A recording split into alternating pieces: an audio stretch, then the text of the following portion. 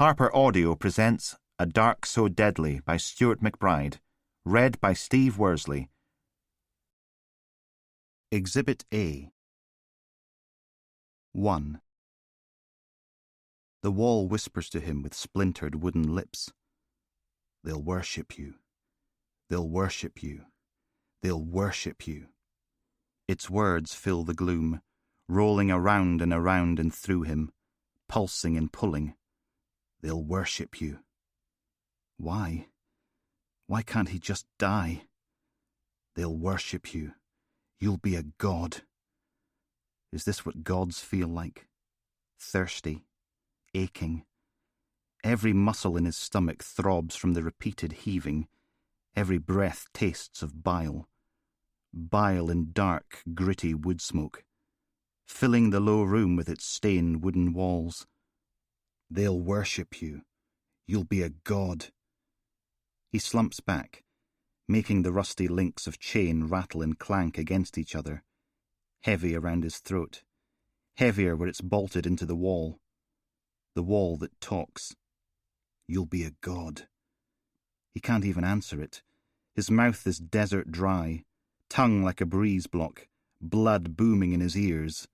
Boom, boom, boom. So thirsty. But if he drinks the foul brown water in the jug, he'll be sick again. A god. He turns his face to the wall, finds a silent crack in the wood, and stares through into the other room. They'll worship you. They'll worship you. Through there, it's bright, a mix of light and shadow as someone stands on their tiptoes to slot another pole of fish into the rack. Herrings splayed open, tied in pairs at the tail, their flattened sides like hands, praying. Help me. He opens his mouth, but it's too dry to make words, too burned by the bile. They'll worship you. Why can't he just die? Up above, high above the poles of praying fish, 8 fingertips brush a blade of sunlight. They run their tips along its sharp edge as the body they belong to sways in the darkness, caught in the breeze from the open door. Head down, like the fish, arms dangling, skin darkened to an ancient oak brown. You'll be a god. Then the person on the other side disappears, comes back with a wheelbarrow piled up with sawdust and small chunks of wood, dumps the lot in the middle of the room, stoops to light it, stands back as pale tendrils of smoke coil up into the air, backs away and closes the door. Now the only light is the faint orange glow of the smouldering wood. You'll be a god. He slides down against the wall, too tired and thirsty to cry, too tired to do anything but wait for the end to come. They'll worship you. Why can't he just die? Bodies of the lesser god. Then the little girl with the lizard's tail jumped into the air with a whoosh. "I've got it!" she shrieked. "We can make an enormous pie out of all the bits of hair and beard." Ichabod scowled at her. "That's a horrid idea," he said, because it was. "No one wants to eat a cake made of hair." "Ah, but the hair of the Giganticus moleraticus is magical and tastes of everything you like in the whole world. Gumdrops and sausages, baked beans and chocolate biscuits, custard and ham." She scooped up a big handful of hair and shoved it in Ichabod's mouth. "See?" But to Ichabod, it just tasted of hair. The little girl was clearly insane. R.M. Travis, The Amazing Adventures of Ichabod Smith, 1985. And if some motherfucker gonna call the police, I'ma grab my 9mm and I'ma make him deceased. Donnie Sick Dog McRoberts. Don't Mess with the Sick Dog. Copyright Bob Speed Trap Records, 2016. 2. "Police! Come back here, you wee sod!" Only that wasn't really right, was it? Ainsley Dugdale wasn't a wee sod. He was a dirty, great big lumping hulk of a sod, hammering his way along Manson Avenue, ape long arms and short legs pumping, scarf flittering out behind him, baldy head glinting in the morning sunshine. Callum gritted his teeth and hammered after him. Why did no one ever come back when they were told to? Anyone would think people didn't want to get arrested. Squat grey council houses scrolled past on either side of the street, lichen-flecked pantiles and harled walls, front gardens awash with weeds, more abandoned sofas and washing machines than gnomes and bird tables. A couple of kids were out on their bikes, making lazy figure eights on the tarmac. The wee boy had sticky-out ears and a flat monkey nose, a roll-up sticking out the corner of his mouth, leaving coiled trails of smoke behind him. The wee girl was all blonde ringlets and pierced ears, swigging from a tin of extra-strong cider as she free-wheeled. Both of them dressed in baggy jeans, trainers and tracksuit tops, baseball caps on the right way around for a change. Rap music blared out of a mobile phone. "Cops can't take me 'cause I'm strong like an oak tree, fast like the Grand Prix, I'ma still fly free." The wee girl shifted her tinny to the other hand and raised a middle finger in salute as Callum ran past. "Hoi, piggy! I shagged your mum, yeah?" Her wee friend made baboon hoots. "Hoo, hoo, hoo! Piggy, piggy, piggy!" Neither of them looked a day over 7 years old. The delights of darkest Kingsmeath. Dugdale skittered around the corner at the end of the road. Almost didn't make it. Banged against the side of a rusty Renault, righted himself and kept on going, up the hill. "Run, piggy, run!" Little Miss Cider appeared, standing on the pedals to keep up, grinning as she flanked him. "Come on, piggy, put some welly in it!" Her baboon friend pedalled up on the other side. "Fat piggy, lazy piggy!" "Bugger off, you little sods!" Callum weaved through the turn, into another row of grubby houses. Low garden walls guarded small squares of thistle and dandelions, ancient rusty hatchbacks up on bricks. The twisted metal brackets where satellite dishes used to be. "Come on, piggy!" The gap was narrowing. Dugdale might have got off to an impressive sprint start, but his long game wasn't anywhere near as good, puffing and panting as he lumbered up Munro Place, getting slower with every step. "Hoo, hoo, hoo!" He crested the hill with Callum barely 10 feet behind him. The street fell away towards a grubby line of trees and a grubbier line of houses, but Dugdale didn't stop to admire the view. He kept his head down, picking up a bit of velocity on the descent. The wee kids free-wheeled alongside him, little Miss Cider swigging from her can. "Run, Baldy! Piggy's gonna get you!" One last burst. Callum accelerated. "I'm not telling you again!" Dugdale snatched a glance over his shoulder, little eyes surrounded by dark circles, a nose that looked as if it had been broken at least a dozen times, scar bisecting his bottom lip. He swore, then put on another burst of speed.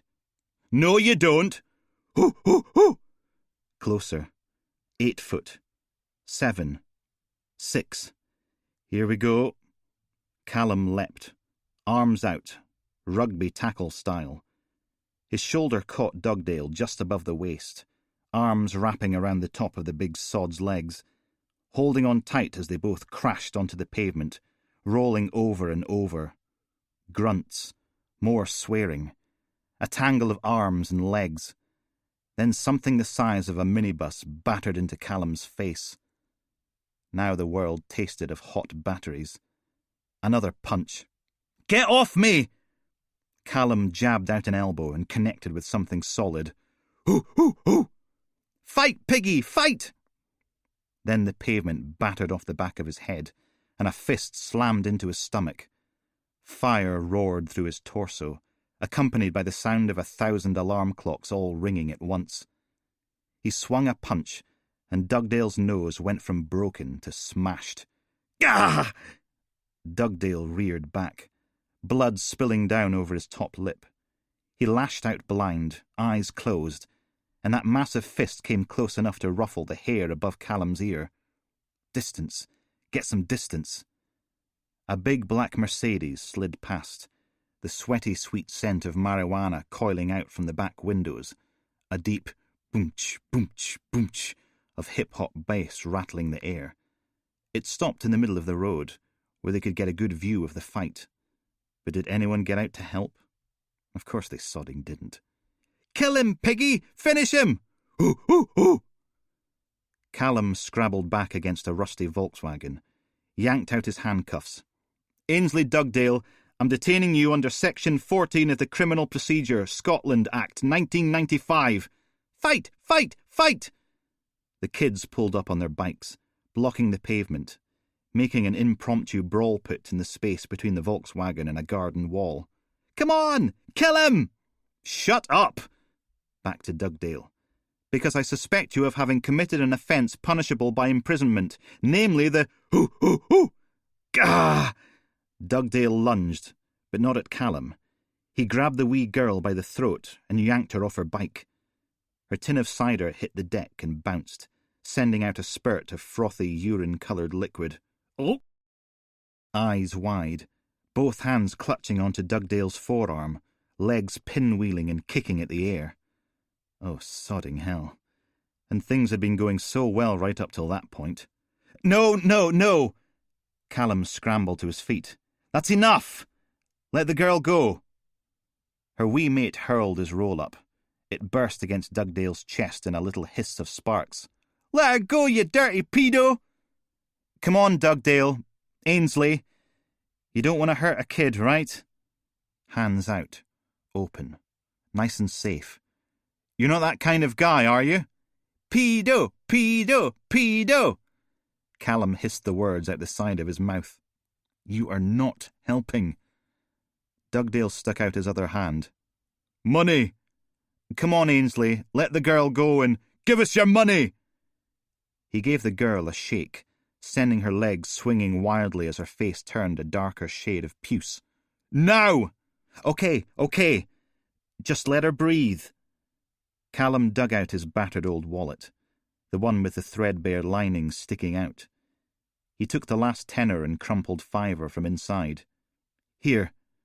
He placed the cash on the floor. "Is that it?"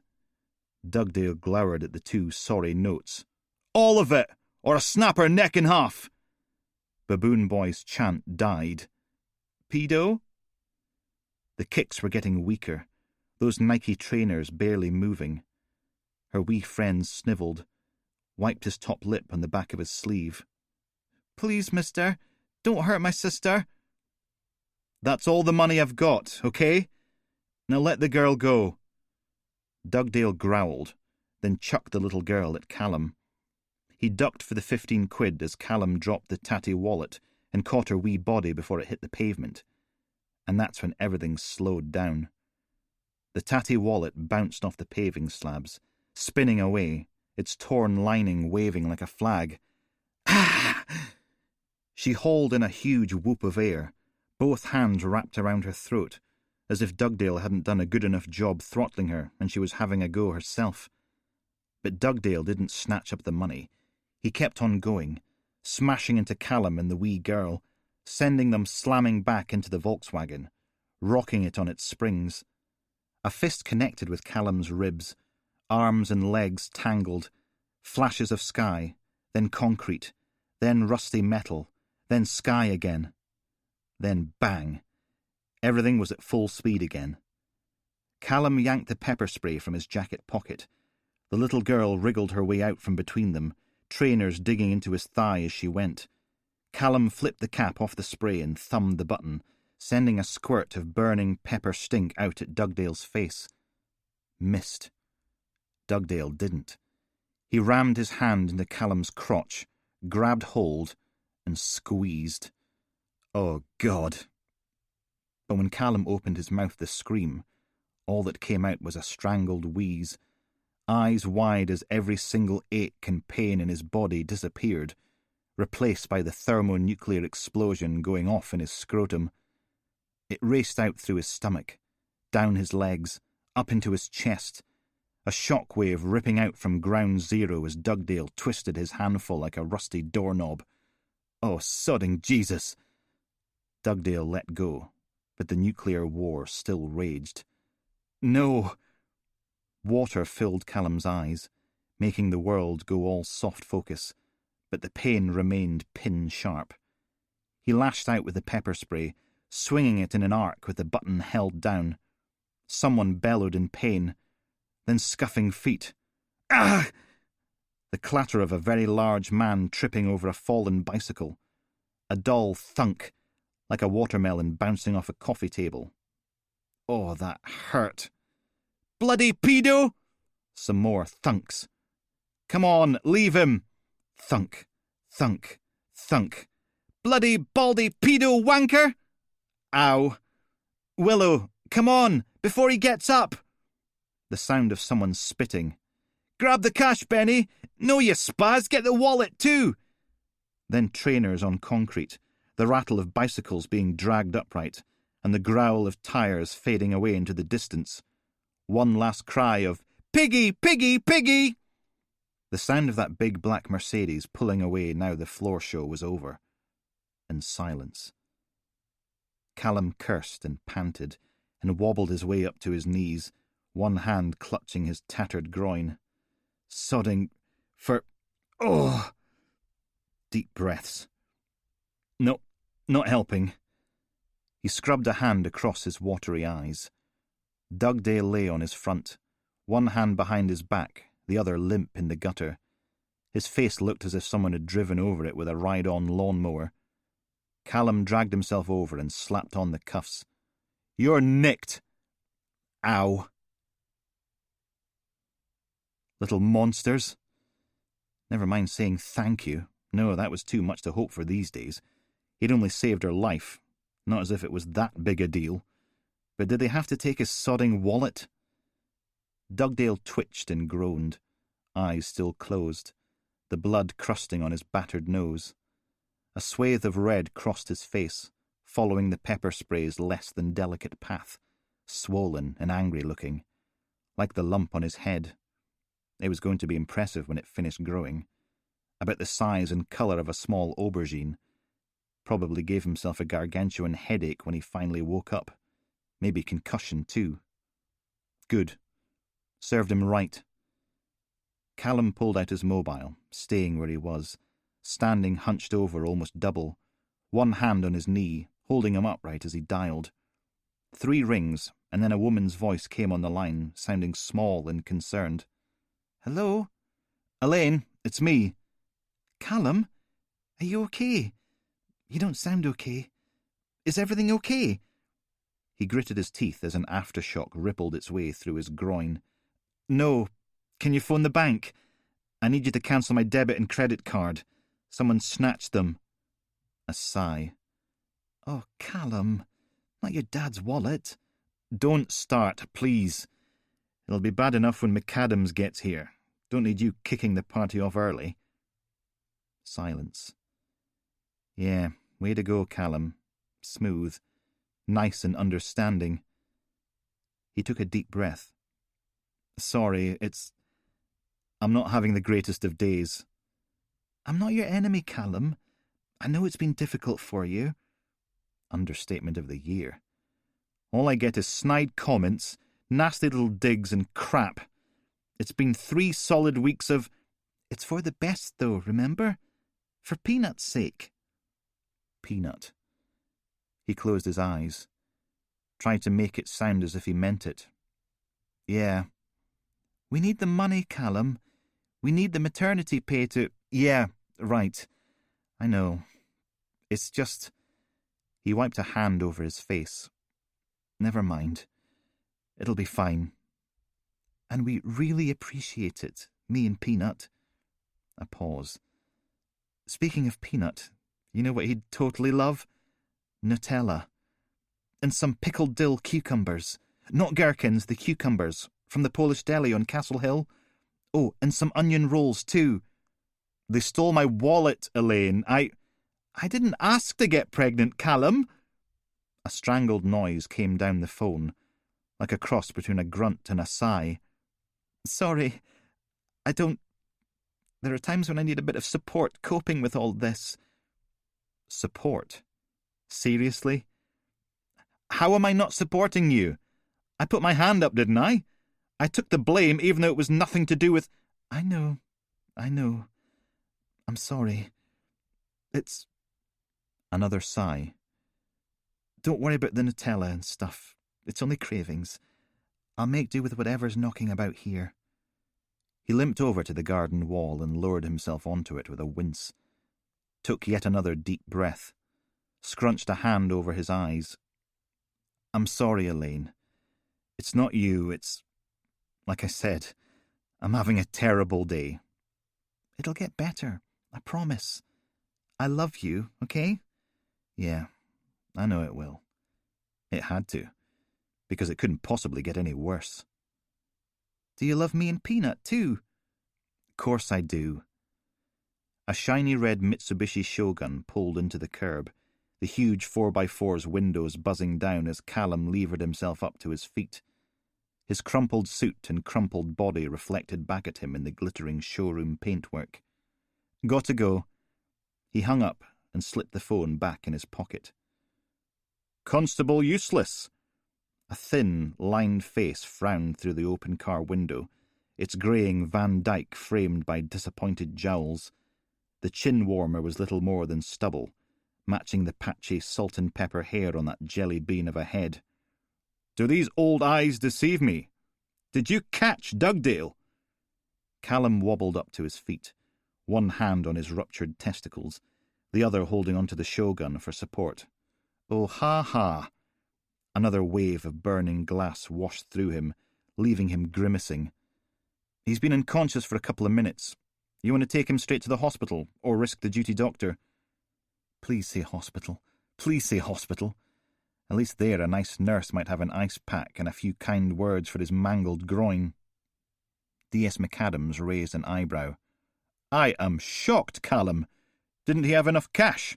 No nice bribe for you? Sod off, Sarge. He let go of his crotch for a moment, pointing off down the hill. Winced, then cupped his aching balls again. Pair of kids got my wallet. We need to get after them. If I had to guess, the reason you're hunched in pain, you have met the Claw. He held up one hand, the fingers curled into a cruel hook, then squashed an invisible scrotum. Dugdale's claw attacks. Crush and squish. The pain is great, bringing hard men low. Callum stared at him.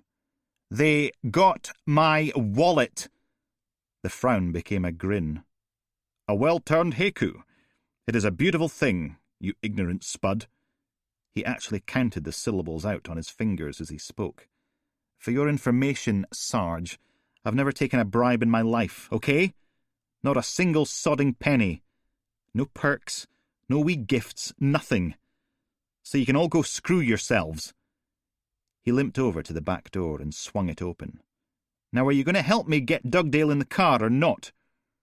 That's the trouble with your generation. No poetry in your souls. No education. No class. And no moral fibre. Thanks for nothing. He bent down, winced, clenched his jaw, then hauled Dugdale's huge and heavy backside across the pavement and up onto the back seat. He better not bleed. On my new upholstery. I just had it cleaned. Tough. Some wrestling, a bit of forcing, a shove, and Dugdale was more or less in the recovery position. Well, except for his hands being cuffed behind his back. But at least now he probably wouldn't choke on his own tongue. Or vomit.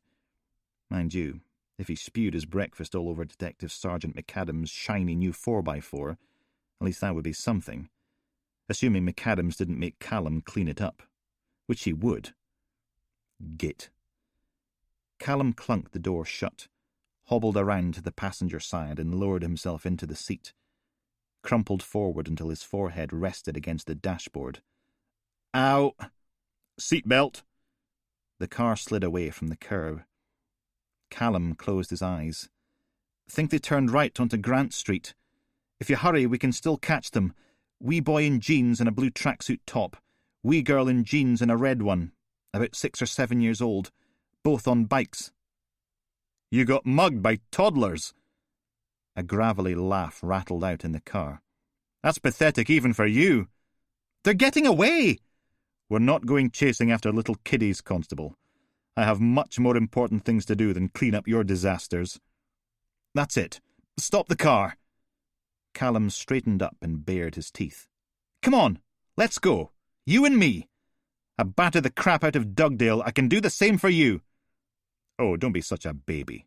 I'm not kidding. Stop the car. Really, DC McGregor? You don't think you're in enough trouble as it is? How's it going to look if you assault a senior officer who's dying of cancer? Think it through. The car jolted and bumped, then swung around to the left, heading down towards Montrose Road. And any time our workplace badinage gets too much for you, feel free to pop into Mother's office with your resignation. Do us all a favour. He slowed for the junction. Until then, try to behave like an actual police officer. Callum's hands curled into fists, so tight the knuckles ached. I swear to God. Now put your seatbelt on and try not to say anything stupid for the next 15 minutes. I'll not have you spoiling my remarkably good mood. He poked the radio, and insipid pop music dribbled out of the speakers. You see, Constable Useless, sometimes life gives you lemons, and sometimes it gives you vodka. Today is a vodka day. The jingly blandness piffled to a halt, and a smoke-gravelled woman's voice came through. Not sure about that one myself. You're listening to Mid-Morning Madness on Castlewave FM with me, Annette Peterson, and today my extra special guest is author and broadcaster Emma Travis Wilkes. McAdams put a hand over his heart, as if he was about to pledge allegiance. Today is a caviar day. Glad to be here, Annette. A champagne and strawberries day. Now, a little bird tells me you're writing a book about your dad, Emma. Of course, he created Russell the Magic Rabbit, Ichabod Smith, and Imelda's Miraculous Dustbin, but he's probably best known for the children's classic Open the Coffins. A chocolate and nipple clamps. All right, I get it. Everything's just sodding great. Callum shifted in his seat, setting his testicles aching again. One of us got thwacked in the balls here. That's right.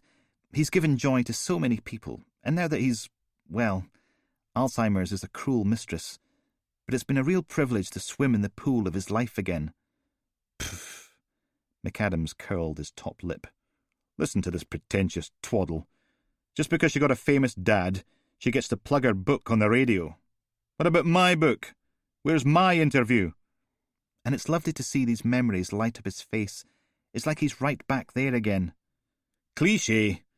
And by the way, unless his face is actually glowing like a light bulb, that's physical hyperbole, you hack. Callum glowered across the car. We should never have chipped in for that creative writing class. McAdams grinned back at him.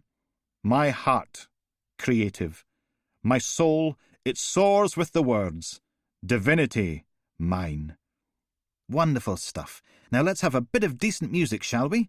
Here's one of the acts appearing at Tartantula this weekend, Catnip Jane and Once Upon a Time in Dundee. A banjo and cello launched into a sinister waltz over a weird thumping rhythm as McAdams pulled out of the junction, heading left instead of right. Silly old sod. Callum sighed. You're going the wrong way. He pointed across the swollen grey river, past the docks and the industrial units, towards the thick granite blade of Castle Hill. Division headquarters is that direction. We need to get Dugdale booked in and seen to. Nah, he'll keep. That skeletal grin had widened. It's a vodka day, remember? We, my useless little friend, have finally got our hands on a murder. 3. The first drop of rain sparkled against the windscreen, caught in a golden shaft of sunlight as McAdams' huge 4x4 slid past the last few houses on the edge of Kingsmeath. A second drop joined it, then a third, then a whole heap of them. McAdams stuck the wipers on, setting them moaning and groaning their way across the glass, smearing the rain into grubby arcs. He pinned his mobile phone between his shoulder and ear, freeing his hand to change gears, accelerating up the hill. Yeah, Dugdale was there. No, not a word of a lie, Mother. The new boy actually caught him. That's right. His anonymous tip-off paid off. He cast a glance across the car at Callum. I know! Ha! That's what I said. Callum folded his arms and pushed back into his seat, stared out of the window at the dull green fields and their dull grey sheep. The ache in his groin wasn't a full-on testicular migraine anymore. It had settled to more of a dull throbbing, each pulse marking time with the groaning windscreen wipers. Oh, you're both so hilarious. What did we say about you keeping your mouth shut? Back to the phone. No, not you, Mother. Constable Useless here. Yeah. Exactly, an actual murder. How long has it been? Probably never see his wallet again. McAdams put his foot down, overtaking a sputtering Minnie. You on your way? Uh-huh. Yeah, I couldn't believe it either. Since when does the great Detective Chief Inspector Ponce Powell hand over a murder investigation to the likes of us? Exactly. More fields. More sheep. Okay, so it was just a scruffy, tatty lump of leather and the lining was falling apart. But it had sentimental value. Bloody kids. Did he? No.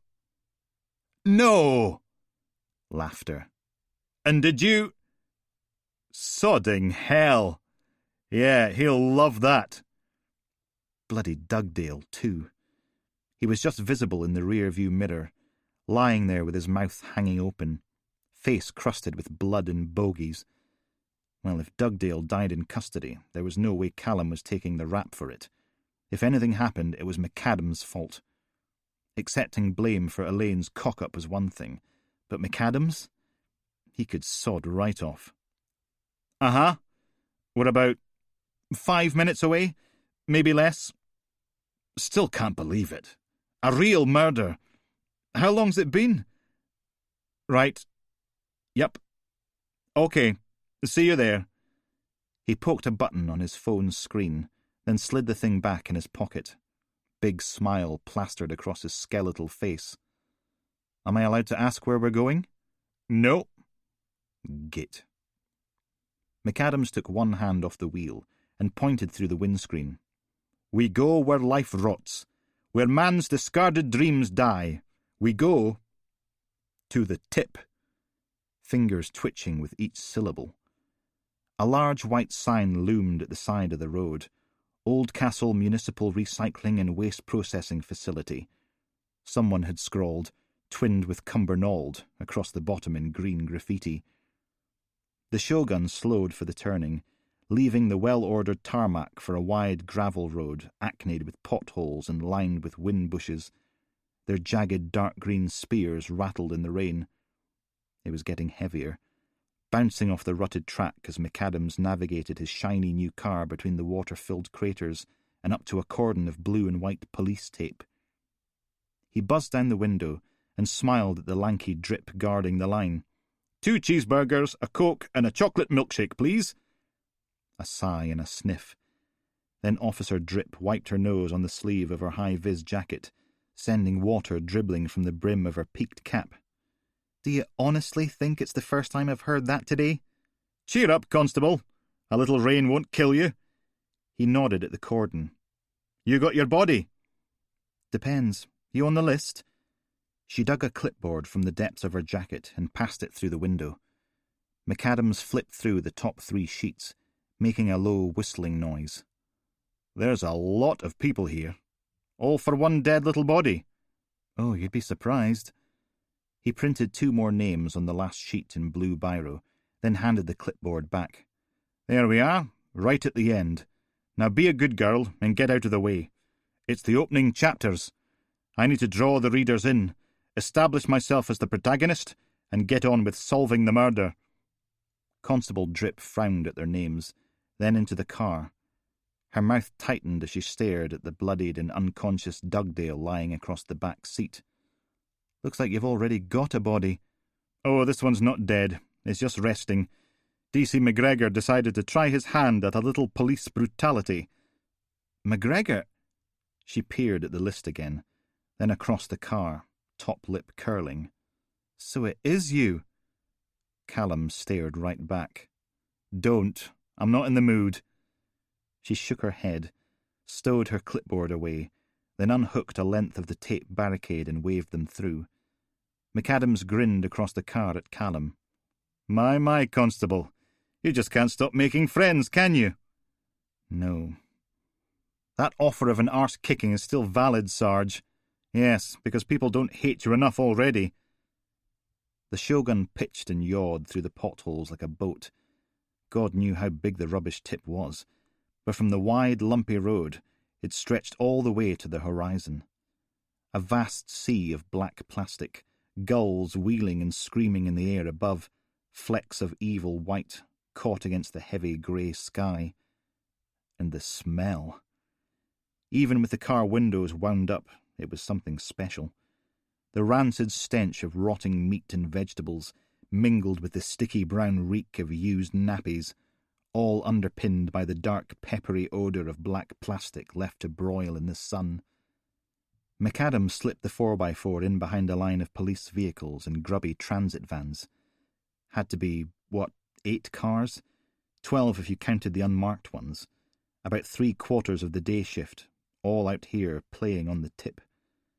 The sarcastic, half-arsed poetry spouting git was right. This was an awful lot of people for one dead body. McAdams hauled on the handbrake. Right, Constable. Make yourself useful for a change and go fetch us a couple of Smurf suits. Extra large.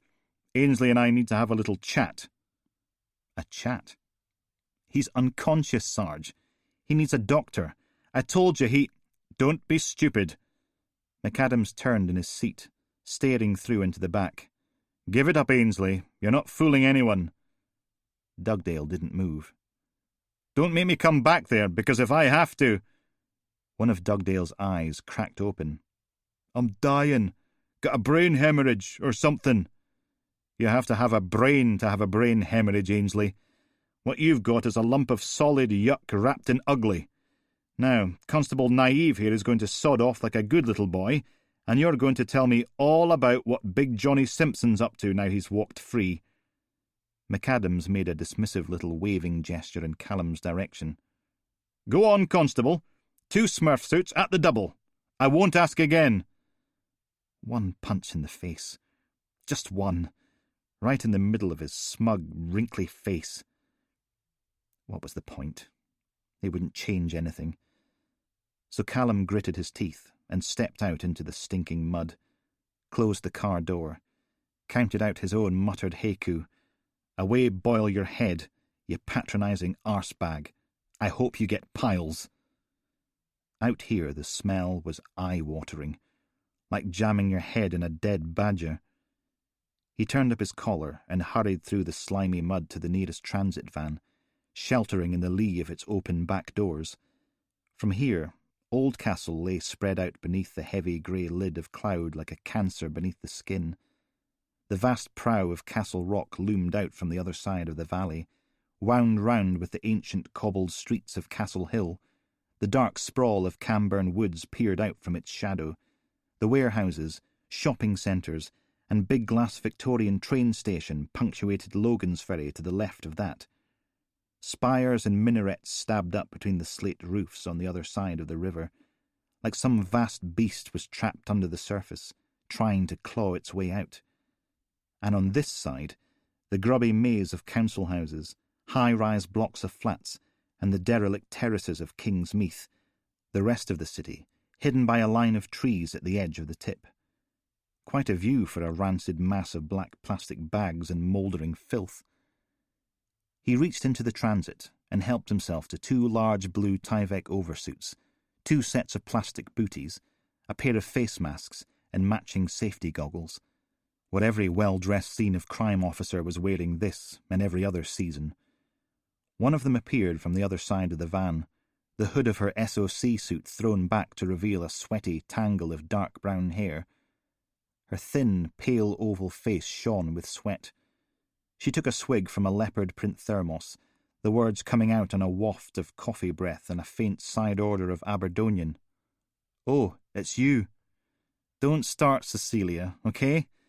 I get enough of that from McAdams. Don't need the scene examination branch chipping in. He tucked the suits under his arm. We're here for the body. She curled her top lip. Which one? Started digging at 9 this morning, and we've already turned up 4 of the things. 7 if you count those. She nodded in the vague direction of a red plastic cool box and helped herself to a wad of paper towels. 3 left feet, severed just above the ankle. Well, maybe their owners aren't dead. Maybe they're limping about somewhere, wondering where their other shoe's gone. Ugh, I'm melting in here. Cecilia scrubbed the paper towels across her damp face, turning it matte again. Bet they don't have this problem in G Division. Bet if you go digging in a Glasgow tip, all you turn up is rubbish. Can't open a bin bag in Oldcastle without finding a sodden corpse. A sigh. Have you got any idea how much work it is to process crime scenes for 7 different murder inquiries, all at the same time? She ticked them off on her fingers. 1 stabbing, 1 shotgun blast to the face, 1 God knows what, and I'm pretty sure the body we found over by the recycling centre is Karen Turner. You know, ran that brothel in Shepherd Lane, beaten to death. At least that explained why most of Oldcastle Division was in attendance, picking their way through the landfill landscape. Wow. Callum frowned out at the acres and acres of black plastic bags. Suppose it wasn't that surprising the tip was hoaching with corpses. If you had to dispose of a body, where better than here? Clearly the city's criminal element didn't approve of littering. Maybe we should set up a recycling box at the front gate, so people can dump their dead bodies responsibly. She puffed out her cheeks. We should never have started digging here. Just asking for trouble. So come on then. Which one's ours? Body number 3, the God knows what. That way. She pointed her thermos at the middle distance. Off to the right, where a handful of blue-suited figures was wrestling with a white plastic tent. And Callum? He turned back to her. What? I know it wasn't you. What wasn't? She rolled her eyes. There's no point standing there looking glaikit. You didn't cock up that crime scene. Elaine did. Oh. Heat bloomed in his cheeks. No, she didn't. Yes, she did. Elaine worked for me, so I know it wasn't you. 1 more strike, and they'd have fired her. He tucked one of the Tyvek suits under his arm. I've got no idea what you're talking about. Cecilia shook her head, sending a little trickle of sweat running into the elasticated neck of her suit. You're a daft sod, Callum McGregor. True. Bye, Cecilia. He turned and marched back to the Shogun. McAdams was still in the car, mobile clamped to his ear, so Callum struggled into one of the SOC Smurf suits, zipping it up to the chin, hood up. Stood there in the manky mud, rain pattering off his smurfy shoulders and head. Come on, you lanky git, get off the phone. A rattly green Fiat Panda lumbered its way up the track towards them, bringing a cloud of blue-grey smoke with it, dense in the bonnet, dense in the passenger side, a long scrape along the driver's door and front wing, duct tape holding the wing mirror on. Great, because having to deal with DS sodding McAdams wasn't bad enough. The Panda spluttered to a halt behind McAdams' immaculate Castle View tractor, and its driver peered out through a fogged-up windscreen as the wipers made angry donkey noises across the glass. Mother. She looked right at him, and the smile died on her face. Oh, joy. He gave her a nod, as if that was going to make any difference. Mother struggled her way out into the rain. The sleeves of her black fleece were rolled up to the elbows, exposing 2 large, pale forearms, tattoos standing out like faded newsprint against the doughy flesh. A dolphin, 2 swallows holding up a little banner with "Love Never Dies" on it, a thistle and a rose wrapped around a dagger, what looked like a tribute to the Bay City Rollers, all mullets and tartan scarfs.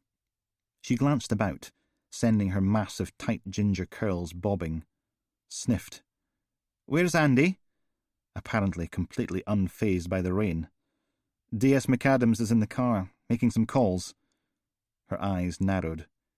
Have you been upsetting him? Upsetting him?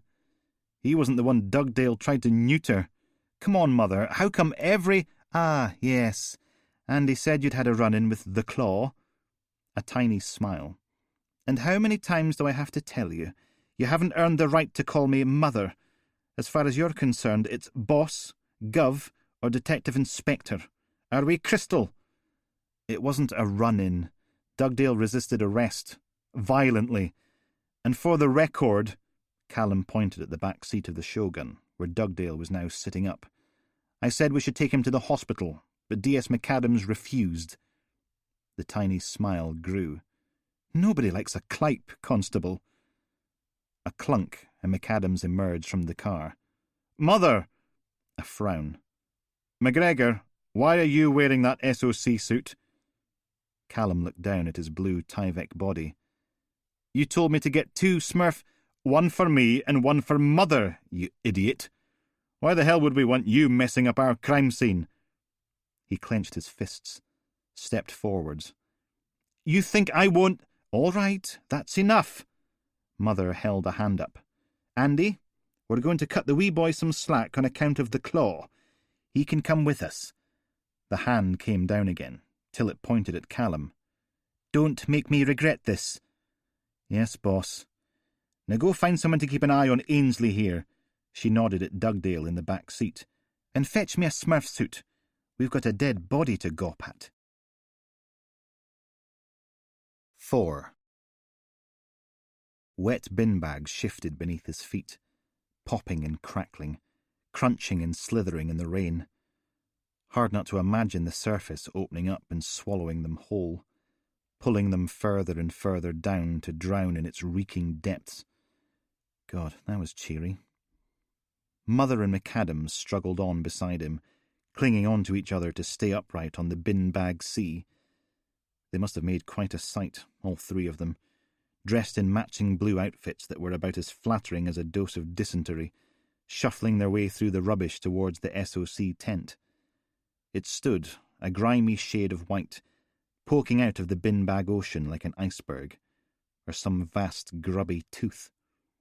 Mother sniffed behind her mask. What do we know about our victim? Nothing. McAdams picked his way past a slimy mass of something. DCI Powell was even more inscrutable than usual. Probably got his nose out of joint because he had to hand it over to us. Poor darling. Still, as long as it's a murder and we're investigating it, I'm happy. McAdams let go with one hand and placed it against his chest, launching into a wobbly but not unpleasant baritone. People dismembered with axes and chainsaws. Someone's been strangled with wire or some string. A stabbing, a beating, a fresh torture victim. These are a few of my favourite things. Oh, very good. I like that. She struggled on a couple of steps. Thought you were on haikus today. Decided to branch out a bit. A cordon of yellow and black tape encircled the SOC tent. The words, crime scene, do not enter, rippling and spinning in the wind. Every gust making the plastic tape growl. Water ran down the tent's walls, dripping off the sagging roof. Mother motioned to Callum, and he held up the cordon so she could duck under and slip inside. McAdams stopped right next to him, voice low, just audible through the face mask. In the 3 weeks you've been here, you've done nothing but moan, whinge, and disappoint. But if you compromise my crime scene, I'll make you wish Dugdale still had your balls in his fist. Understand? Callum just stared back. Good. He turned and pushed through into the tent. Count to 10. Don't let him get to you. Deep breath. Callum pulled his shoulders back and followed McAdams inside. Rain thudded against the tent's roof. The wind moaned through the gaps in the plastic, making the walls shudder. Technically, you could have parked a couple of patrol cars in here and still had room for a police motorbike, but instead it was home to a small diesel generator and 4 workplace lights on 6-foot stands. The stench was something special, so thick it was almost chewy, trapped by the tent's walls and roof, amplified by the warmth of decomposition and soured with diesel exhaust fumes. 4 figures in the full Smurf kit were kneeling around a hole dug into the rubbish, right in the middle of the tent. Mother joined them and clapped her hands, raising her voice over the rain in the generator. "Come on then, what have you got for me?" One of the figures straightened up with a groan, both hands pressed into the small of his back. "Mummy." She pursed her lips. "I don't mind a little informality, young man, but that's going a bit too far." "Not you." He pulled down his face mask, showing off a round, sweaty face with tiny, pursed lips, like someone had pumped a cherub up on steroids and pies. "In the hole. It's a mummy. Your actual Curse of the Pharaohs from the leathery mists of time mummy." "Really?" Mother inched her way to the very edge and peered down. "Or it might be a daddy. Difficult to tell without unfolding the limbs, and I get the feeling they'll snap off if we do that. Teabag tends to frown on our dismembering corpses before he's had a chance to post-mortem them." He dug out a scrap of cloth and dabbed at his shiny face. "Gah! Like a sauna in here." McAdams stepped up beside Mother. "Ah." Callum crept around to the opposite side of the hole, bin bags shifting beneath his blue-bootied feet, and leaned out over the edge. The SOC team had shored up the sides of their excavation with sheets of corrugated iron, which held back the mass of garbage, but did nothing to stop the grey-brown liquids seeping out underneath it. Their body lay on its side at the bottom of the hole, about 8 feet down, where the liquid was deepest, elbows tight in against its ribs, hands drawn up to its chest, knees hard up against them, feet tucked into the body. Its neck was bent hard forward, so the face was completely hidden by the hands and knees. So far, so murdery, but it was the skin that gave it away. Instead of being all blotched with mould and falling apart, it was creased and leathery, darkened to a dirty mahogany. The only ear visible had shriveled up till it resembled a dried apricot, clinging to the side of its bald head. Callum raised his eyebrows. "Now there's a sight you don't see every day." Mother's fists clenched at her sides. "That rotten, two-faced, lying bastard!" The oversized, sweaty cherub in the SOC suit wiped his glistening forehead. "At a guess, it's got to be about, 1,000 years old? I should have known! Thought they'd finally given me a proper murder, but no! I was asking too much, wasn't it?" She turned and stomped out of the tent. McAdams didn't follow her, just shouted over his shoulder instead. "Where are you going?" Her voice faded away into the distance. "To tell DCI Powell exactly where he can stick his 1,000-year-old mummy." The only sound in the tent was the hammering rain and the growling generator. McAdams squatted down, one hand on the bin bag next to him. "The body's naked. Wonder what happened to all the bandages." He glanced up at the cherub. "It's a mummy. It should be all wrapped up." "Don't look at me." Callum eased himself down to his haunches, holding on to the top of a corrugated sheet. No way he was risking an 8-foot plummet into a paddling pool of rancid bin water. "They've got a mummy just like it in Elgin Museum. On display. Naked in a big bell jar. Some Victorian bloke brought it back from Peru. Suppose he unwrapped it so the viewing public could get a good look at a real-life dead body." A small smile shifted against his face mask. "We used to go there when I was a wee boy. Me and Alistair would—" Yes, well, the less said about that, the better. McAdams grunted, then stood, turned to face the sweaty cherub. "Don't suppose we've got any clue who dumped it here, do we?" One of the other Smurfs looked up from the contents of a ruptured refuse sack. "Nah, back in the good old days, there'd be envelopes and letters and newspapers all through this stuff. Dates and addresses in every bag. Now," he shook his head, "recycling, bane of our lives." McAdams wiped his hands together. "Soon as Dr. Twining's seen the remains, get them bagged, tagged, and down the mortuary. And if he gives you any grief about it being a waste of his valuable time, tell him tough. Don't see why we should be the only ones."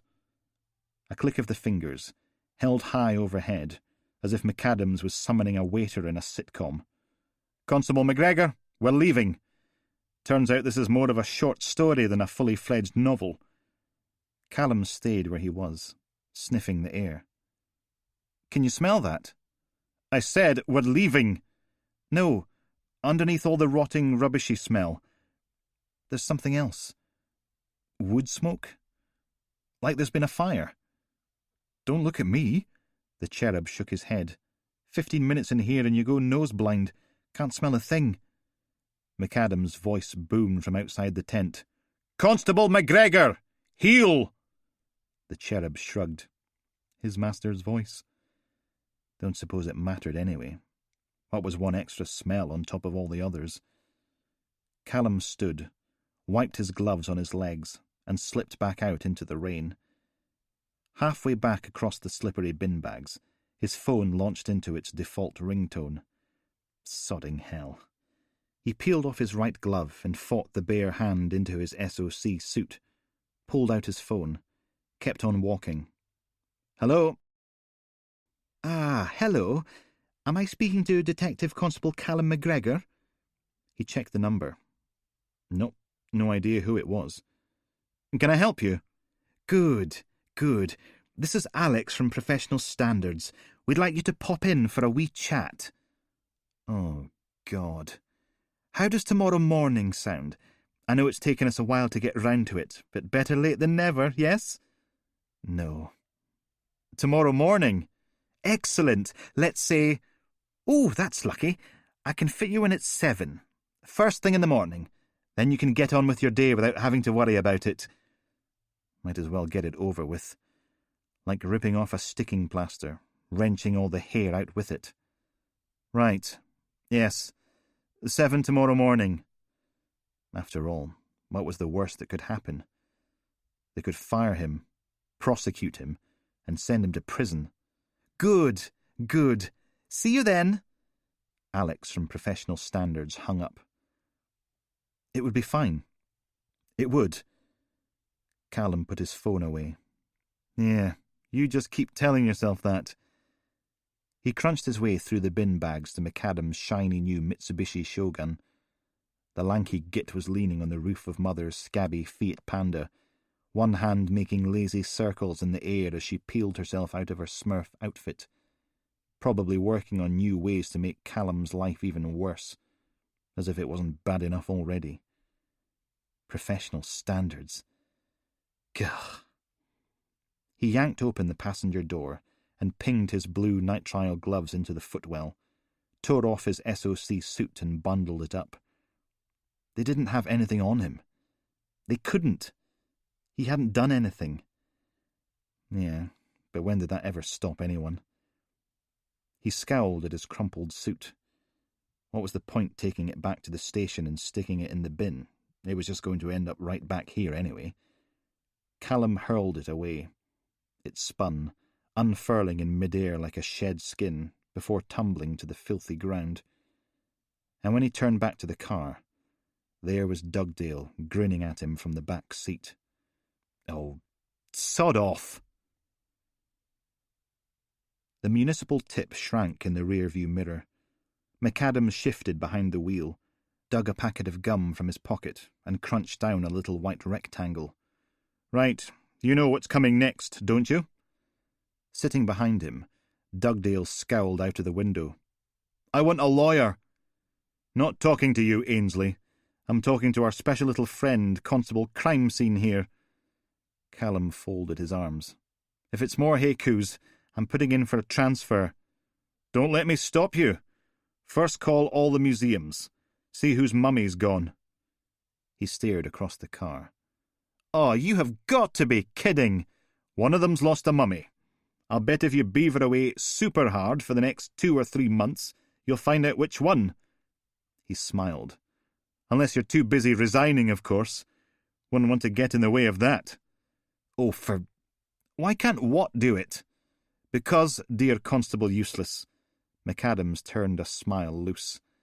I don't like you even more than I don't like him. The smile widened. It'll be good for you. Character building. Callum turned to face the passenger window. I like to build your character with a sodding clawhammer. Did you say something, Constable? I said yes, Sarge. Good boy. And a nail gun. Dugdale was still wearing the same scowl, but he'd swapped his clothes for a white SOC suit, bare toes sticking out of a pair of manky grey flip-flops, and he'd washed the dried blood off his face. That would be a bonus when his duty solicitor finally appeared. Callum stood on the concrete apron and waved him goodbye as a police custody and security officer led him away, steering Dugdale down the corridor and into the cell with M6 stencilled on the thick blue door. The cell block rang with the sound of someone screaming what sounded like passages from the Bible, all thee and thou and that. Raw breeze-block walls painted a tired magnolia, with a blue line all the way around it, straddling the bright red panic strip. A dozen cells in this block, most of them occupied, going by the A4-sized whiteboards mounted next to each closed door. 3 assaults, 2 indecent exposures, a theft from a locked-fast place, a shoplifter, 1 breach of bail conditions, an attempted murder, and Dugdale. "Verily, saith the Lord, for ye shall fear mine wrath." The PCSO stepped back out into the corridor and clunked the cells shut, printed resisting arrest, assault, armed robbery on the custody board, each word smaller than the last as she ran out of space, finishing with a scrawled, "and conspiracy to PTCOJ. "And ye shall be sore afraid in the time of darkness, for lo, it is the word of the Lord that comes for thee." "Oh, shut up, ye fruit-cake." The PCSO stuck her marker pen back in her top pocket and looked Callum up and down. "Something we can do for you, Constable?" "Yea, for he is the darkness, and he is the light." "Can you give me a shout when the solicitor gets here?" "And all shall know his wrath. These are the end of days, and—" She clicked down the viewing hatch on M3, tutted. Then, "Come on, Phil, I thought we had an agreement." A muffled, "Sorry," came from the other side of the door. "Should think so too. Disturbing all our other guests. Poor Ken's trying to sleep." She clicked the hatch up again, turned to Callum. "They picked him up on Chambers Street. The end is nigh placard in one hand, his original sin in the other." "Lovely. So, Dugdale solicitor?" She shook her head. "Now Kenneth, on the other hand, tried to smash his mother's head in with a china dog from the mantelpiece. Spaniel, I think it was. She wouldn't let him go to the pictures. He's 46. "Yeah, but Dugdale?" Eyebrows up, winning smile on. "I can't." A sigh. "Oh, don't look at me like that. It's orders. DC McGregor is not to be given access to custodies or their representatives without a superior officer being present." "You are kidding me." "All contact is to be managed through DS McAdams or DI Malcolmson. I can't talk to anyone without McAdams or Mother holding my hand." "Nothing to do with me. It's—" She turned away. "If you were them, would you want to risk it?" 5. "Yes, I understand that, but I'm asking anyway. Do you now, or have you at any time, had a human mummy in your museum?" The smell of chicken curry pot noodle coiled its way across the office, warring against a taint of cheesy feet and yesterday's garlic. From up here, on the 3rd floor of division headquarters, the view should have been a lot better than it was. The back of a billboard streaked with pigeon droppings. Rusting supports featured a dozen small grey feathered bodies, strutting about and adding to the stains. "A mummy? What, like an Egyptian one?" The young man on the other end of the phone sounded about as bright as a broken light bulb. "Nah. No. Don't think so." Think. "Maybe?" Callum turned his back on the window, one hand massaging his temples, the other gripping the phone tight enough to make the plastic creak, fighting hard to keep his voice reasonable and level. "Can you check for me? It's important." The room was divided up into 6 bits, each one sectioned off with a chest-high cubicle wall, their grubby blue fabric stained with dribbled coffee and peppered with memos from the senior brass and cartoons cut from the Castle News and Post. 6 cubicles for 6 desks, 2 of which were laden with dusty cardboard boxes and teetering piles of manila folders. Almost every horizontal surface was covered in a thin grey fuzz of dust. The top of Dot's head was just visible above the edge of her cubicle, pale brown hair swept up in a weird semi-beehive dew. Slurping noises marked the death of yet another freeze-dried soy and noodle product. A tiny kitchen area sat in the corner behind her, complete with kettle, microwave, and a half-sized fridge that gurgled and buzzed. Throw in a sagging assortment of ceiling tiles, scuffed magnolia walls littered with scribbled-on whiteboards, the kind of carpet that looked as if it had been fished out of a skip, and you had the perfect place to dump police officers while they waited for their careers to die, or were too stubborn to realise that their careers already had. Pfft, suppose. I'll see what I can do. Hang on, got to put you on hold. Click, and an elevator Muzak version of American Idiot dribbled out of the earpiece. Callum printed the word Dick in little biro letters next to the museum's name. It joined a long, long list. Dot wheeled her chair back till she could peer around her cubicle. "Callum, you on the phone?" Her scarlet lipstick was smudged, and a shiny dot of gravy glittered on one rounded cheek. For some reason, she decided it was a good idea to dress up in what looked like a black chef's jacket, only with shiny silver buttons and silvery edging. He held up the receiver. "On hold." "Don't fancy making a chocolate run, do you? Only the machine on the 5th floor's got curly whirlies." "Can't. I'm on hold." He waggled the phone again to emphasise the point. "I'd go myself, but I'm avoiding Detective Superintendent Ness. She found out I scratched her new Nissan Micra with Keith. Please?" His shoulder slumped. "Dot, pretty please? Got the doctor at 3. Need to keep my morale up." A voice growled out from the opposite corner. "For Christ's sake!" Watt stood, glowering over his cubicle wall at them. He'd swept his dark floppy hair back from his high forehead, securing it there with enough product to stick a hippo to the wall. Sunken eyes, squint teeth, a sad excuse for a beard that looked as if he'd made it himself out of ginger pubic hair. "Will the two of you shut up? Some of us are trying to work." Dot narrowed her eyes at him. "Oh, I'm sorry, Detective Constable Watt. Are we disturbing your sulk?" He stuck out his chin in its wispy covering. "I am not sulking, Sergeant. I'm preparing for a deposition, okay? Now will the pair of you shut up and let me get on with it?" All I wanted was a curly whirly. Fine. You know what? Here." He dug into his pocket and hurled a $5 in Callum's direction. It fluttered and tumbled in mid-air, falling to the manky carpet 6 feet short. "Go. Get her some sodden chocolate. Just do it quietly." Callum held up the phone again. "Is this thing invisible? I'm on hold." "Aye, hello?" The Scottish idiot on the other end cut American Idiot dead. "Hello? You still there?" Finally. "Hello, yes." "Right, I've had a word with Davy. He can't remember a mummy, but he's only been here a year longer than me. Marge has been here for donkeys, but she's on holiday till the 12th. Gone to Norwich for a BDSM festival. You want me to give her your contact details so she can drop you an email when she gets back?" Callum folded forward until his forehead rested against his keyboard. Don't swear. "That would be great, thanks." "Yeah, okay." And the line went dead. He hung up. Dot's chair squeaked across the room.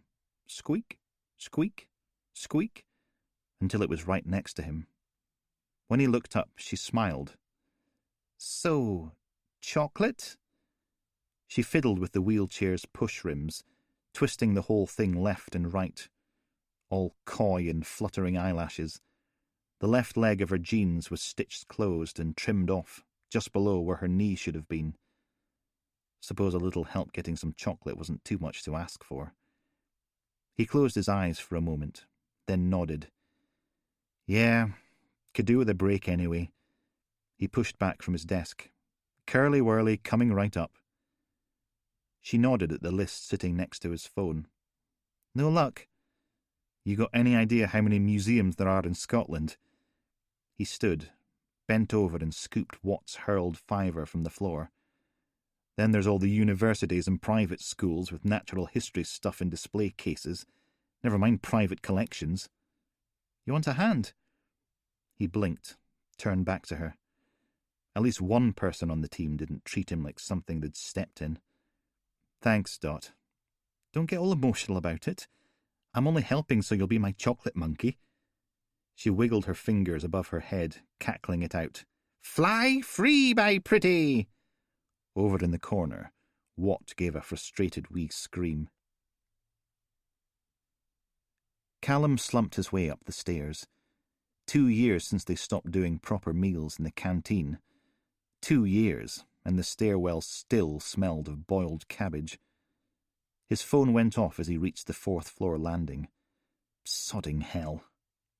He dragged it out. What? There was a pause. Then a high-pitched man's voice squeaked in his ear.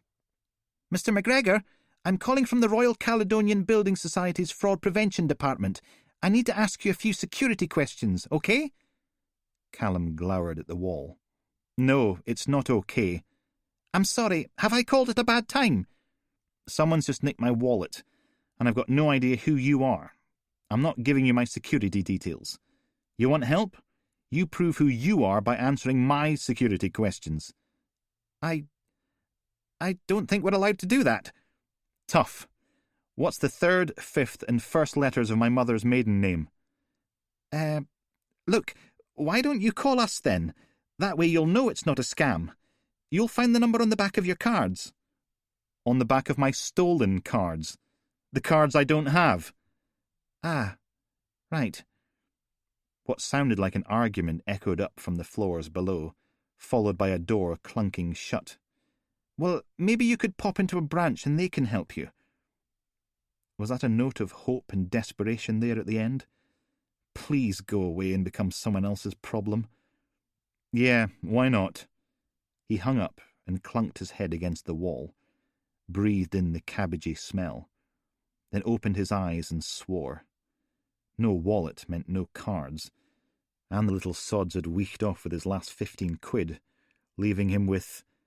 He rummaged in his pocket and came out with £2.56 in change, a button, and a mint imperial that had gone all hairy with pocket fluff. So Elaine could have a jar of Polish pickles or a jar of Nutella, but not both, and forget the onion rolls. Because it wasn't as if he could steal the change from Watt's fiver. Could he? He puffed out a breath. Of course he sodding couldn't. Callum lumbered up the stairs to the 5th floor, pushed open the door, and froze. DCI Powell was standing right in front of him, mug in one hand, manila folder tucked under his arm, phone in his other hand. A big man with ears to match, silver-grey hair swept forward from his temples to cover the bald bits, smart suit with matching tie. He narrowed his eyes. Hang on a minute, Margaret. There's someone I need to talk to. He lowered the phone. Callum backed away, into the stairwell again, but Powell followed him. Well, well, well. If it isn't our very own answer to Mr. Bean, Detective Constable Callum McGregor. Gov? I hear you managed to catch Ainsley Dugdale this morning, Constable. He's one of Big Johnny Simpson's goons, isn't he? That's a first for you, isn't it? Big Johnny won't like that. Don't rise to it. And we all know how much you love Big Johnny Simpson, don't we? A massive finger rose and poked Callum in the chest. Don't think I won't screw you to the wall for that, Constable. I don't put up with dirty cops in my division. Callum curled his hands into fists. Permission to speak freely, Gov? Not a chance. He leaned in closer, bringing with him the stench of aftershave and dead cigarettes. I don't like you, Constable. You hide it well, Gov. Was that a twitch of a smile? Then Powell backed off, turned and marched away down the stairs. Enjoy your meeting with professional standards tomorrow. I'll bring in a cardboard box so you can empty your desk afterwards. Clunk. The door closed, and Callum was alone again. "And screw you too, Gov." Powell's voice echoed up from the landing below. "I'm still here, Constable." Of course he was. 6. Callum logged off his steam-powered computer, stretched, yawned, slumped in his seat for a moment, then hauled himself to his feet. The office's fluorescent lighting buzzed overhead, giving everything the warm and welcoming ambience of a horror film. Shame he was the only one there to enjoy it. One more yawn, a sigh, and a rummage in the bottom drawer of his desk for the paperback-sized Tupperware box he'd stuck in there first thing this morning. He went back in for the dog-eared hardback copy of The Monsters Who Came for Dinner. Checked his watch. Just gone 2. With any luck, the lunchtime rush at the Building Society would have petered out by now, but if it hadn't, at least he'd have something decent to read. Callum pulled on his jacket and stuffed his sandwiches in one pocket, crisps in the other. Right, time to... The office door swung open, and McAdams loomed into the room. Sod. McAdams frowned. "And where exactly do you think you're going, Constable McGregor?" So near, and yet so far. "Lunch, Sarge." "Lunch? Off to hide in the park reading. What is that, a kid's book?" "It's a classic." "Maybe if you're 6 years old." He checked his watch. "And you don't have time. That mummy needs its home found. Get your arse to work." Again with the sodding haikus. "I've been working." Callum picked up the list, all 8 pages of it, and shugled it. "Now I'm going to waste my contractually mandated lunchtime in the Building Society, trying to get them to give me some of my own money so I can buy food for my pregnant girlfriend. That all right with you?" McAdams snatched the list from his hand and flicked through the sheets. Frowned. "Constable, why do these museums have the word Dick written next to them?" "Ah." "I'm waiting, Constable." "Right. Yes. Okay. It's not Dick, Sarge. It's DICK. Database incomplete. Currently checking. Most of them don't have an electronic register of all the exhibits in storage, so they're getting back to me." McAdams raised an eyebrow, making a line of wrinkles climb its way up his forehead. "Checking doesn't start with a K, Constable." Innocent face. "Doesn't it, Sarge? But I appreciate the creative effort." He pointed at the empty desks. "Where's Captain Sulky and the wheels?" "DC Watt's off to a deposition. That school teacher they caught rubbing himself against old ladies in the big Waterstones. D.S. Hodgkin has a doctor's appointment." McAdams' mouth pulled down at the edges. "Ah, well, I suppose it can't be helped." He clicked his fingers. "You, with me. Mother's office. Now." What? They weren't going to fire him, were they? They couldn't. Professional standards hadn't even questioned him yet. They couldn't fire him till after that, surely? Or maybe they could. Callum took one last look around the miserable little office, with all its stains and dusty surfaces, then followed McAdams out into the corridor, across the hall, and in through the door opposite, the one with a small brass plaque on it marked Detective Inspector Malcolmson, Divisional Investigative Support Team. Mother's office was a bit nicer than her team's, but not by much. It was just big enough for a scarred formica desk, a line of filing cabinets down one wall, a whiteboard on the other, surrounded by pictures of cats cut out of an old calendar, and a single chair for visitors. Mother was behind her desk, sooking on the end of a biro, but a uniformed PC stood in the middle of the room, at attention. Black trousers, big black boots, black fleece with her ID number on the epaulets, black police-issue bowler under one arm. Her curly black hair was pulled back in a bun, exposing the dark skin at the nape of her neck. Okay, maybe they weren't going to fire him. Maybe they were going to arrest him instead. Mother wrinkled her mouth around the pen and stared at Callum. "Is this it?" McAdams propped himself up against a filing cabinet. "Everyone else is out." Suppose he'll have to do. She turned. Constable Franklin, this is Detective Constable Callum McGregor.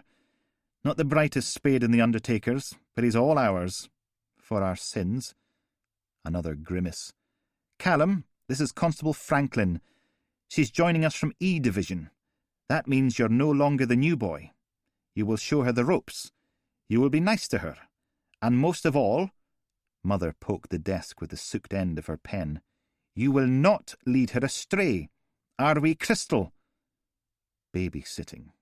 Even more joy. Yes, boss. Good. Mother plucked a sheet of paper from her in-tray and held it out. Now, if neither of you have anything better to do... Callum stuck up his hand. Actually, boss, and I know for a fact that you don't, you can chase this up. Constable Franklin took the piece of paper. Ma'am? The word was forced out, resentment dripping from that one syllable like burning pus. Tell me, Constable, do you have a fighting suit? A fighting... It must have dawned, because she nodded. Yes, ma'am. Good. You're a DC now. Change out of that uniform. You look like you're about to arrest someone. A twitch. A tightening of the hands into fists. A breath. Then, Ma'am? Oh, yeah. Babysitting this one was going to be bags of fun. Off you go, then. Franklin turned on her heel, face all pinched and flushed, narrowed her dark brown eyes and bared her teeth at Callum. Do we have a problem, Detective Constable? Voice like a silk-covered razor blade. Wow. She was just...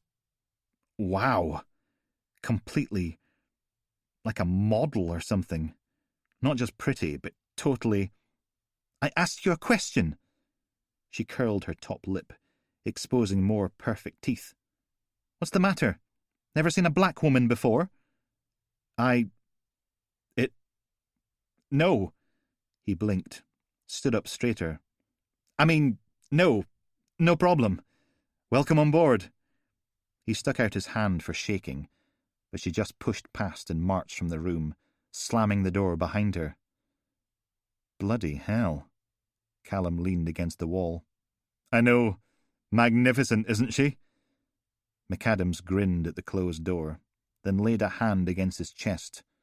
Skin like warm midnight. Her eyes are moonlit rubies. Her heart, frozen steel. A sniff. See if I hadn't already ticked threesome off my bucket list. Mother smiled. Congratulations. Anyone I know?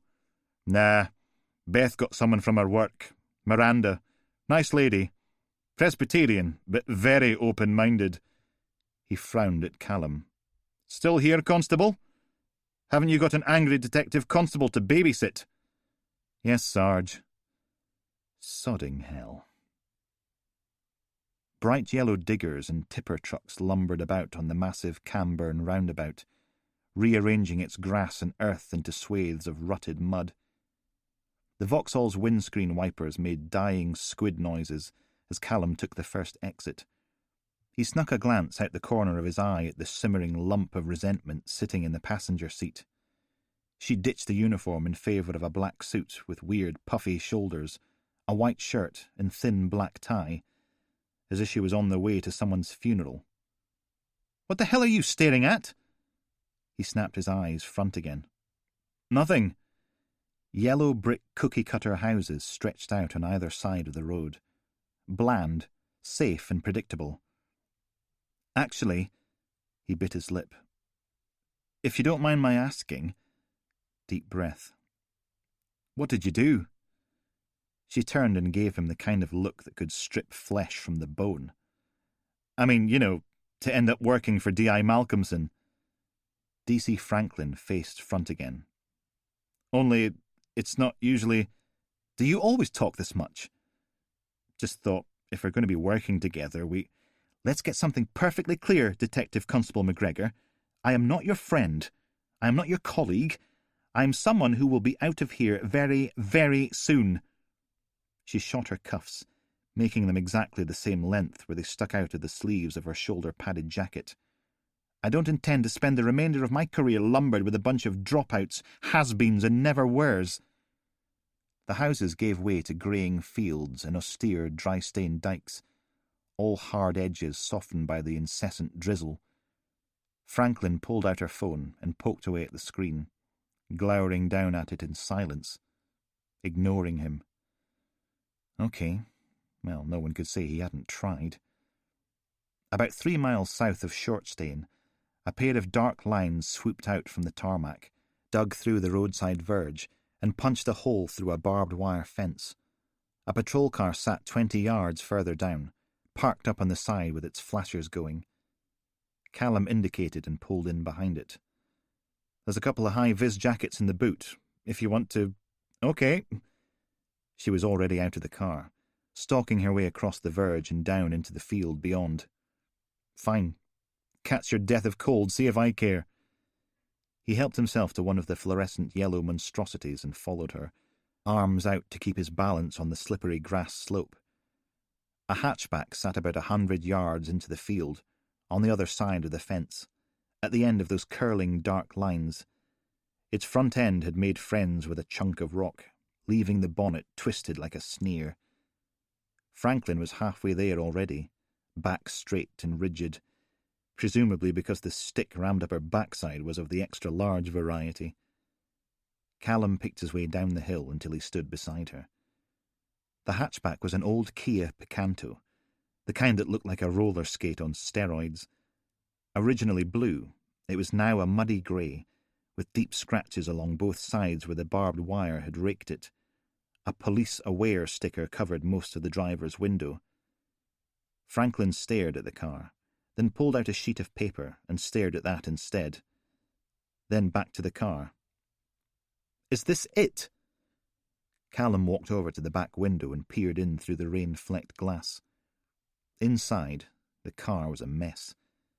Not just the usual burger wrappers and sweetie papers, but splashes of paint and crusts of what looked like plaster dust. A tool bag lay in the rear footwell, next to 2 drums of flooring adhesive and a packet of slate tiles. A voice behind them. "Hoy!" Callum turned.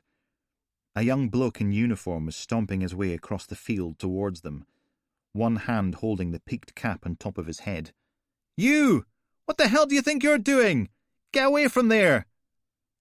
Franklin waited till he was 6 feet away, before hauling out a standard-issue warrant card holder. "Constable, care to explain why I'm wasting my time with a road traffic collision?" PC Shouty peered at her warrant card, then pulled a face. "No offence, but could you not have introduced yourself back at the roadside and saved me a trip down?"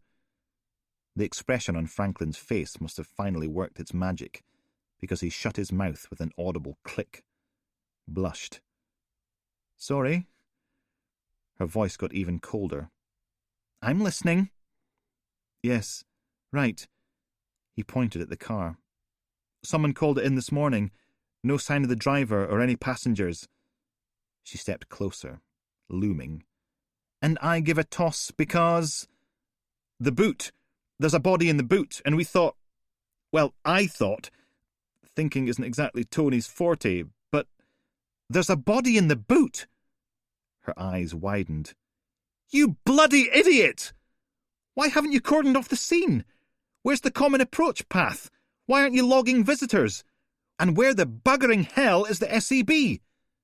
He backed off a couple of paces, hands up. "Whoa! It's not like that. I mean, it's not fresh or anything. It's just, dead. And we—" "There are human remains in that car, you moron! Call the pathologist now!" "No, it's like— Look." He sidled around to the boot of the car and popped the hatchback lid, swung it open with a gloved hand. "See?" Callum leaned forward and frowned. There, nestled in amongst the dust sheets and a bucket full of plasterboard fragments, was a human body. It lay on its side, arms folded so the hands were pressed against its chest, knees hard up against the hands, feet hard up against the bottom, head bent forward sharply, so the face was almost completely hidden by the knees, skin shrunken and wrinkled, the colour of ancient leather. he groaned. Not another one. Franklin bared her teeth. Is this supposed to be a joke, Constable? She poked Callum in the shoulder with a rock-hard finger. A bit of a laugh at the new girl's expense, gearing up for a good bellow. Well, is it? And there it was again. That smell. So much stronger here than it had been back at the tip, where it had to fight with the stench of 100 million rotting bin bags. The rich, warm, but slightly bitter tang of wood smoke, so strong you could taste it at the back of your throat. Constable! Constable McGregor, I'm talking to... Will you shut up a minute? He snapped on a pair of blue nitrile gloves, reached in and prodded the body. Solid, as if it had been carved from a chunk of oak, then dipped in the peatiest whiskey in the world.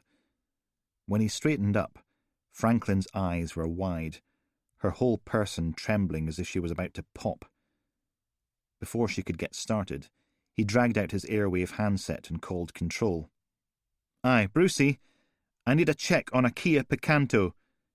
He rattled off the registration number and colour, then clunked the boot shut in the intervening silence.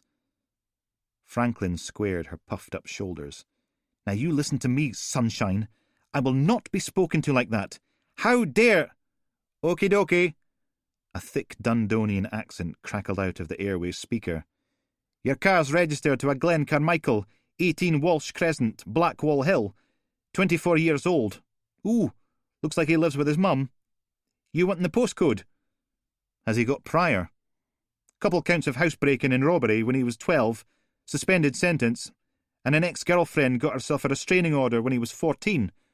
Sounds like a lovely wee lad. OK, thanks, Brucey.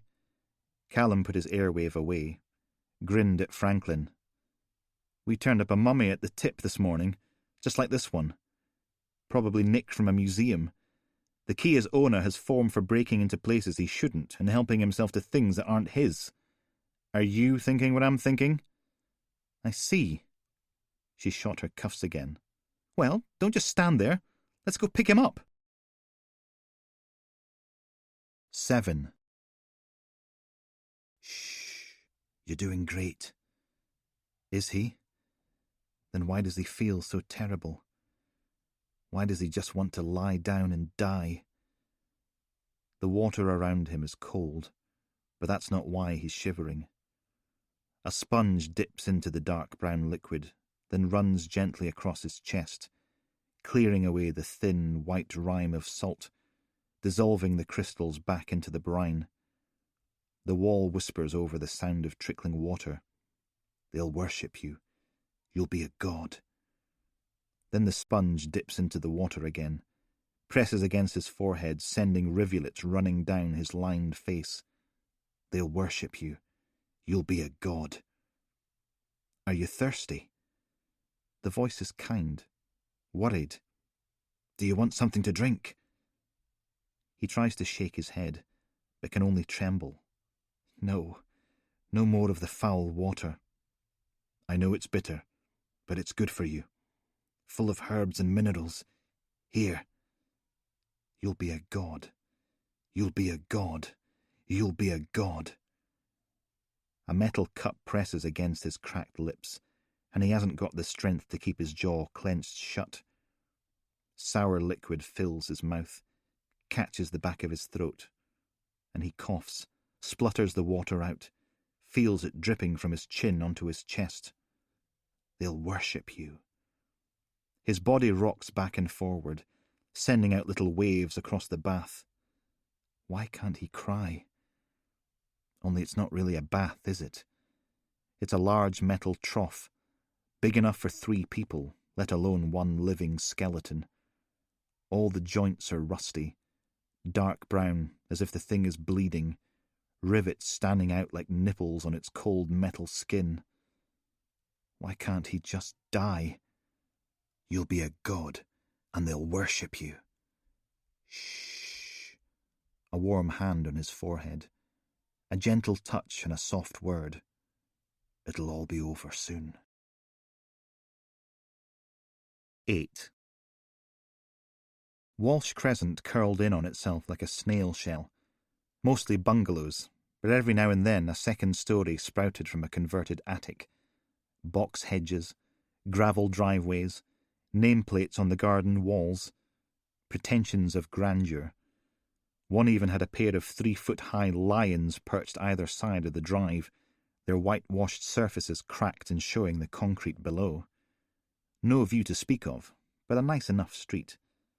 Sitting in the passenger seat, Franklin scowled out at the suburban enclave. Callum pulled up outside number 18, killed the engine, sat there with his wrists draped over the steering wheel.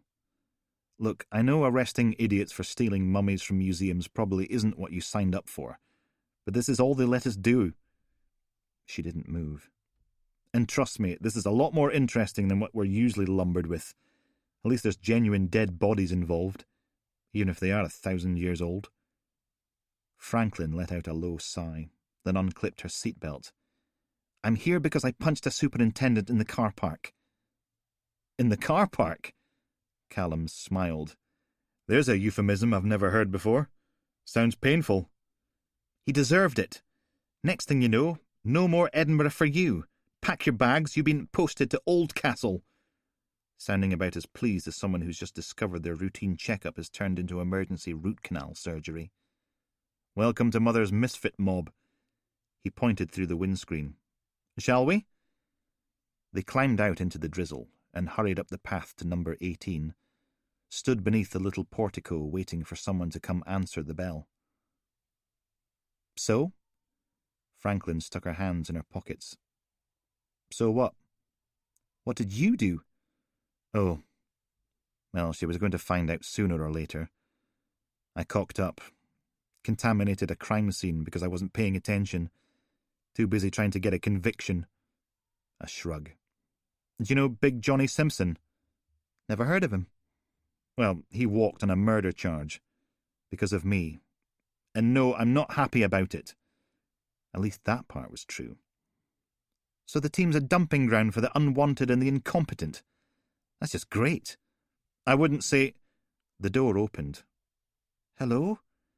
A middle-aged woman squinted out at them, hair piled on top of her head, a red penny smeared with grey stains covering polo shirt and cords. She wiped her hands on a dish towel. Sorry, I was in the studio. Can I... Her shoulders dipped as she looked them up and down.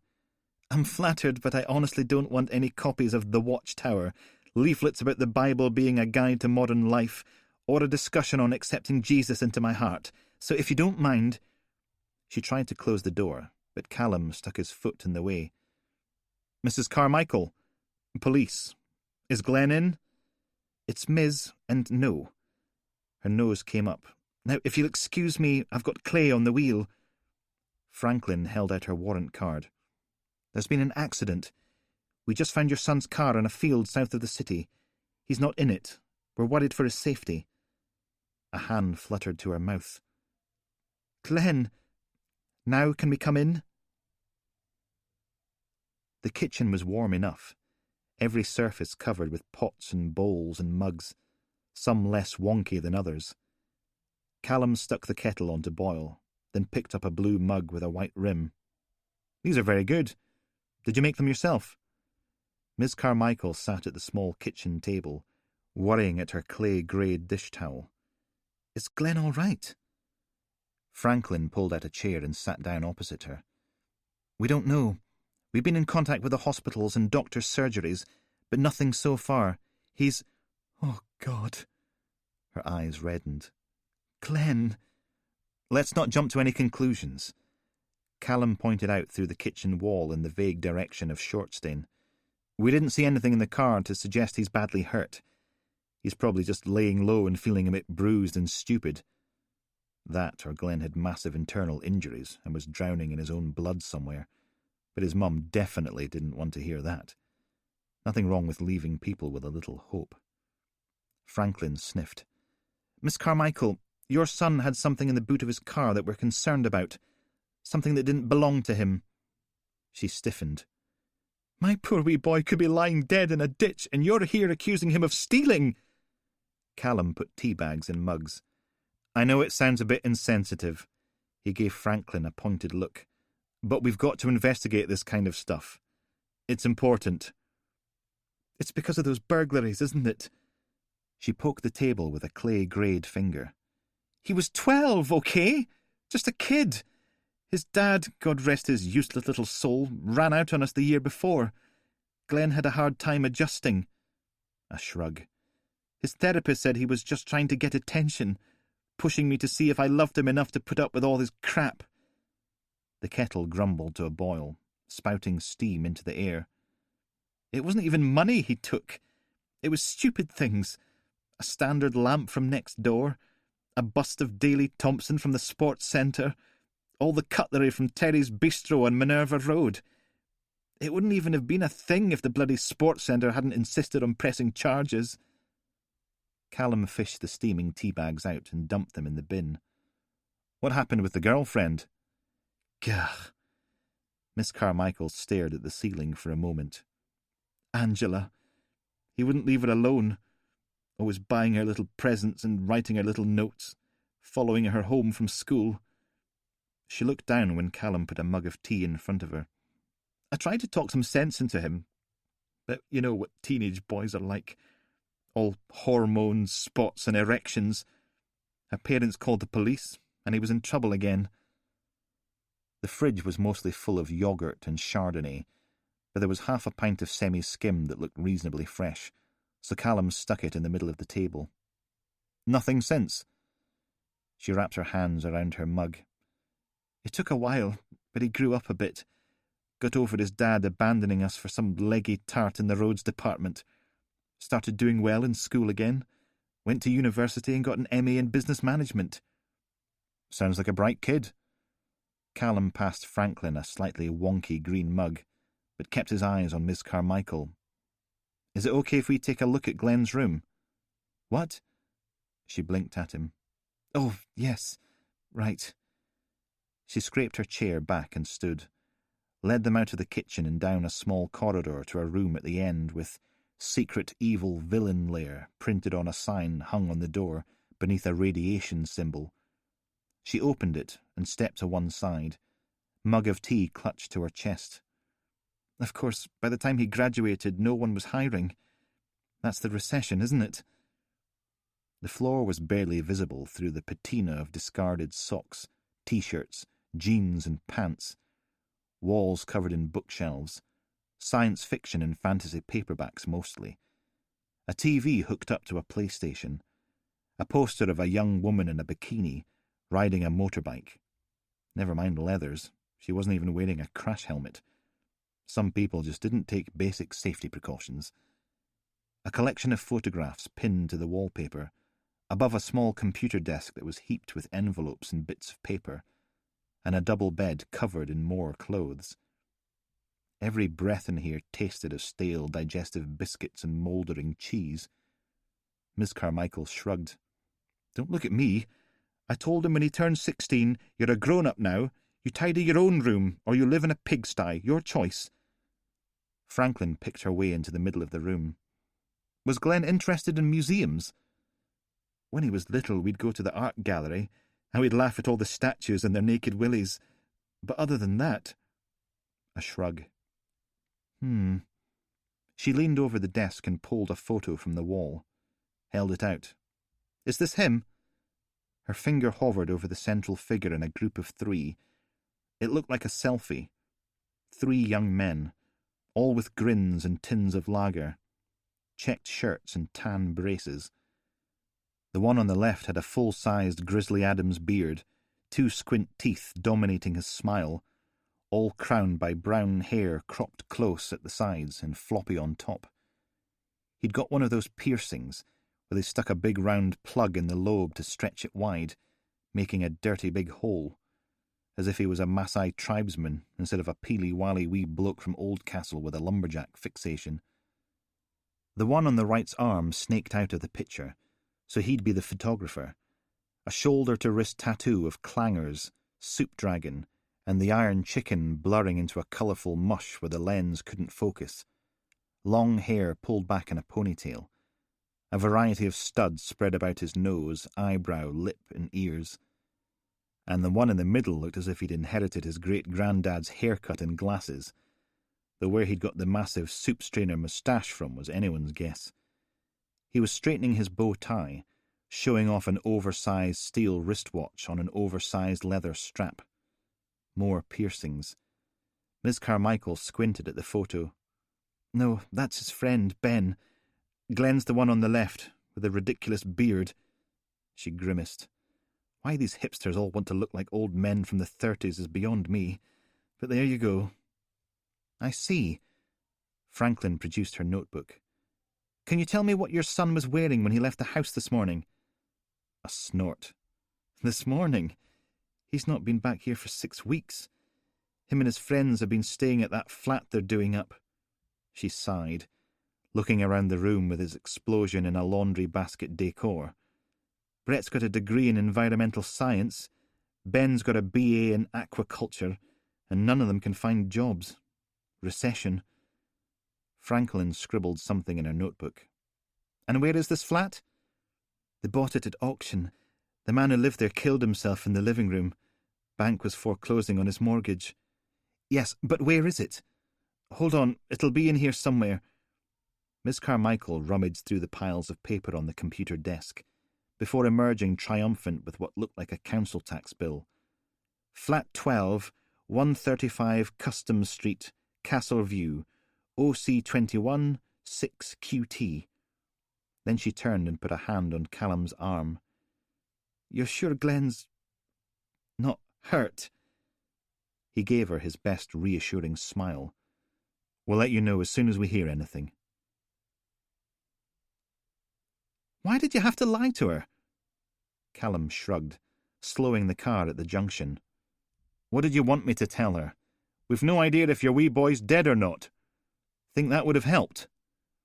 The bridge over the river Wind made a graceful cobbled arc above the water, marking the border between Blackwall Hill's twisted knot of housing estates, the Wind's well-ordered Georgian streets, and Castleview's functional industrialization, all of it grey and miserable in the drizzle. He took a left at the next roundabout, down a long, drab street, blocks of terraced flats, punctuated by shopping centres with more boarded-up windows than new shops. "What if Glenn Carmichael turns up dead from a punctured lung or a ruptured spleen?" "Then he'll still be dead whether she's panicking about him or not. Let her have— Oh, hold on." He slammed on the brakes and pulled their manky Vauxhall into a space between a delivery truck and a skip. "What the hell do you think you're—" "I'll only be a minute." He scrambled out of the car. "Honestly, 5 tops." Callum clunked the door shut, waited for a bus to grumble past, then hurried across the street and into one of the few shops still open. The Royal Caledonian Building Society's carpet was going threadbare in the middle, drawing a straight line from the door to the counter. A large middle-aged lady sat behind the bulletproof glass, reading a copy of the Castle News and Post. She looked up as he reached the counter and pulled on a smile about as natural as a porn star's breasts. "How can I help you?" Callum thumped his warrant card on the countertop. "Someone stole my wallet, and I need you to give me some money from my account." She made a face, as if he just slapped a used nappy down in front of her. "I'll have to speak to the manager." The sharp-faced woman pulled on her glasses and peered at her computer screen. "Well, Mr. McGregor, you'll be glad to hear that we appear to have recovered your cards. Someone tried to use them to redeem a number of items at— let me get this right— at a Little Mike's pawn shop in Kingsmeath." Little sods were probably trying to get hold of samurai swords, crossbows, and ninja throwing stars. Callum crossed his fingers. "Did they find my wallet?" "Please, please, please, please." She poked at the keyboard, frowned. "I'm sorry, I don't actually have that information, but the proprietor has destroyed the cards, and as there's been no successful purchase made on the account, there won't be any excess to pay." The frown turned into an expectant smile, as if she was waiting for congratulations and a round of applause. "We'll get new cards issued to you in the next couple of days." "A couple of days? But I need to buy—" "I'm sorry, but the cards have to be reissued from head office. I flag it as urgent, but it'll still take a couple of days. Now, is there anything else I can assist you with, Mr. McGregor?" Yes, I need to take some money out of my savings account. Ah, I see. She made the same face as the woman behind the counter. Franklin glowered at him as he lowered himself into the driver's seat. What happened to 5 minutes tops? Don't start. He hauled on his seatbelt and started the car, pulled away from the curb. Just been bent over a bank manager's desk for the last quarter of an hour, being shafted without lubricant. And do you know what for? £53.72 sodding pence. He held up the tiny handful of notes and coins. Because that's all the money we've got. Down to the end of the road, and right onto the main road. It's my sodding money. Why do I have to beg for my own 53 quid? How is that fair? Franklin shook her head. Do you do anything other than moan?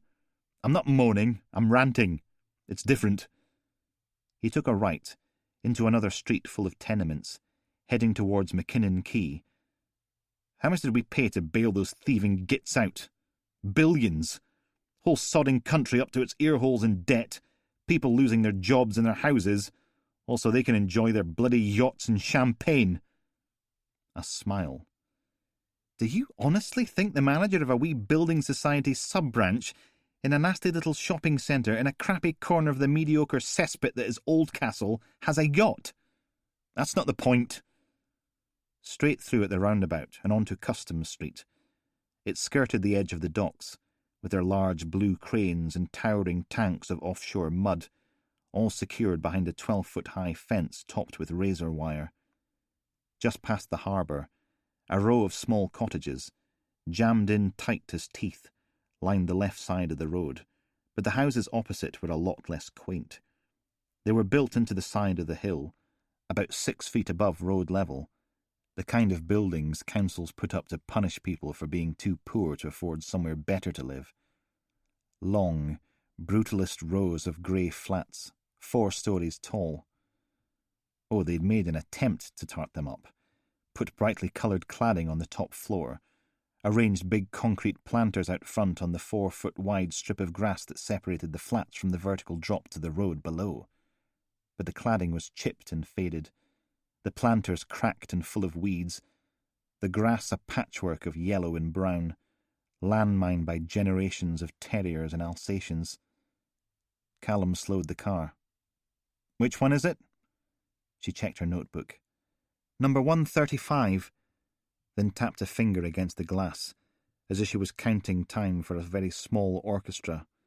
115, 116, 117. Glenn and his mates had 3 university degrees between them, and they bought a flat down here.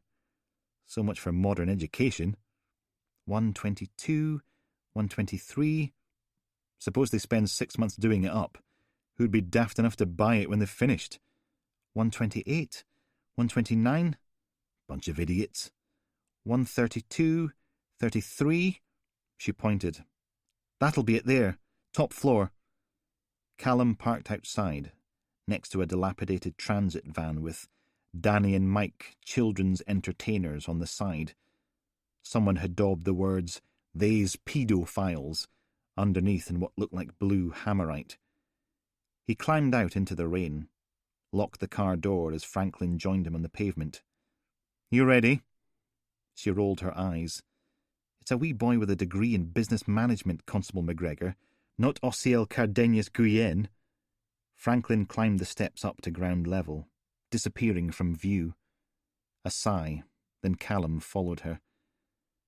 Down at road level, the cottages opposite acted as a windbreak, but up here the drizzle came down sideways, driven in on frigid gusts. McKinnon Quay sat off to the left, then the grey water of King's River, then the green line of Dalrymple Park, with its big granite monument on the other side. Castle Hill lost in the low grey mist. On a good day, it was probably quite some view, but this wasn't one of them. Franklin jabbed a finger at the intercom, then grimaced and pulled it clear. She sniffed the end of her finger and grimaced again, wiped it on the rough grey wall. Callum took out a biro and used it to press the button marked Services. holding it down until someone inside finally got tired of the noise and let them in. He smiled at her. Trick of the trade. Inside, the corridor was lit by a single flickering bulb in a fly-blown fitting. Concrete floor, walls painted magnolia above waist height, and a grubby green below it. The smell of frying onions mingled with the hospital stink of disinfectant. An open stairwell led up into the gloom. Yeah, Glenn and his mates were definitely kidding themselves if they thought anyone was going to buy their flat. Franklin led the way upstairs, and Callum tried not to stare at her backside. He really did, but heat rose up his face, making his ears tingle. Yeah, probably better not to ogle his new teammate's rear end. But it was magnificent. Across the first-floor landing and up another flight of stairs, and there it was, right in front of him, again. Stop it! Pregnant girlfriend, remember? Even if she had been off sex for the last 5 months. Yeah, but no staring. He cleared his throat, stared at the wall instead. The second floor was almost identical to the first. 2 pairs of red doors, some with welcome mats, some with browning spider plants and dying ferns in pots. Numbers on the doors, plastic or brass nameplates. A little old man cracked his door and glowered out at them. You from the council? About time. Tell those bloody hooligans to turn their music down. Can't hear myself thinking here. He slammed the door shut again. Okay. Callum hurried past, trying very hard not to ogle Franklin's bum as she climbed the last 2 flights and stepped out onto the 3rd floor.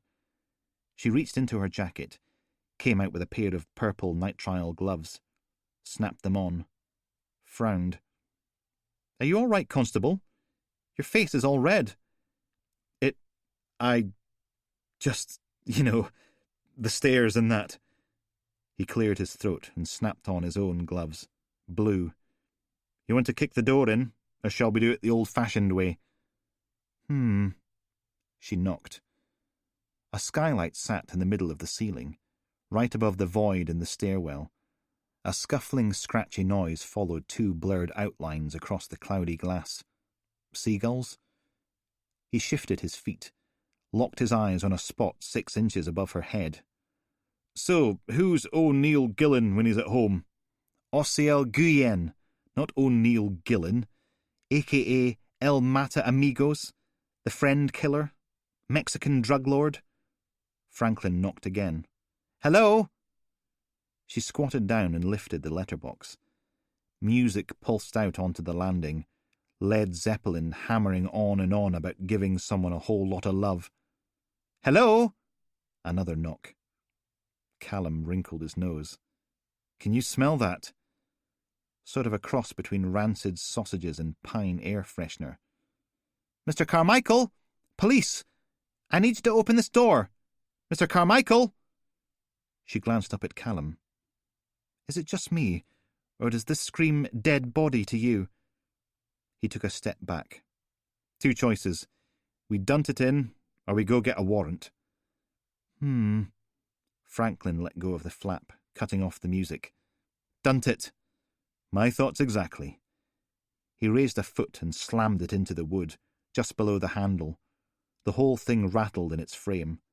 1 more, then a 3rd, and the door sprang open, battering into the wall. It didn't bounce back. The smell got 100 times worse. The music got a lot louder too, thumping away from somewhere deeper inside the flat. Oh yeah, there was certainly something rotten in there. Percussion solo. Franklin gritted her teeth and stepped into the hallway. This is the police! I want everyone in the flat to stay where they are! Gloom filled the hallway. A sheet of plasterboard slouched against the wall, the bottom edge bowing under its own weight, anchored there by 2 big 10-litre tubs of magnolia paint. She crept through the door at the end of the hall. Callum followed her into a reasonably sized living room. 2 windows should have been given a view out across the harbour and the river. Instead, they were completely covered with... Yep, That was hardcore pornography. What little light filtered through it picked out the shape of a platform ladder, a collection of hand tools, and a stack of paint pots. A wallpaper table in the corner bent slightly under the weight of a tool belt, 3 electric drills, and a small portable CD player, not quite turned up full volume, but close to it. Franklin switched the thing off. Now the only noise was the droning buzz of fat, lazy blue bottles making drunken circles in the rancid air. The little dead bodies of their fallen comrades crunched beneath Callum's feet. "Glenn Carmichael!" She reached into her jacket and came out with an extendable baton. Christ knew where she'd been hiding that. A flick of her wrist clacked it out to full length. "Hello?" Callum pulled out his pepper spray. "Come on, guys, let's not play silly buggers." 2 bedrooms led off from the living room, their windows similarly coated in bits of porn mag. One of them looked almost finished, the walls smoothly plastered and painted a neutral beige. The other was stripped back to the bare breeze blocks. The kitchen was awash with pizza boxes and takeaway containers. A bong, half full of dirty water, sat on the unit by a sink mounded with dirty dishes.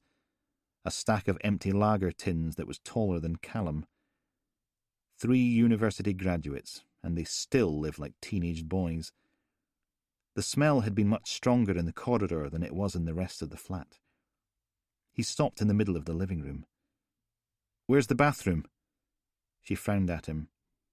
"These flats didn't go up in Queen Victoria's time, did they? So where's the bathroom?" Back into the hall, where that big sheet of plasterboard leaned up against the wall. He hefted the paint pots out of the way, then grabbed the plasterboard and pulled, dragging it over to the other side. A flat panel door. That would be the bathroom. Callum turned the handle, and it swung open inwards. Oh, dear God, the smell! It crashed out into the hall like an avalanche, the dark, sweet taint of rotting meat riding on a wave of cloying pine. Behind him, Franklin made little retching noises.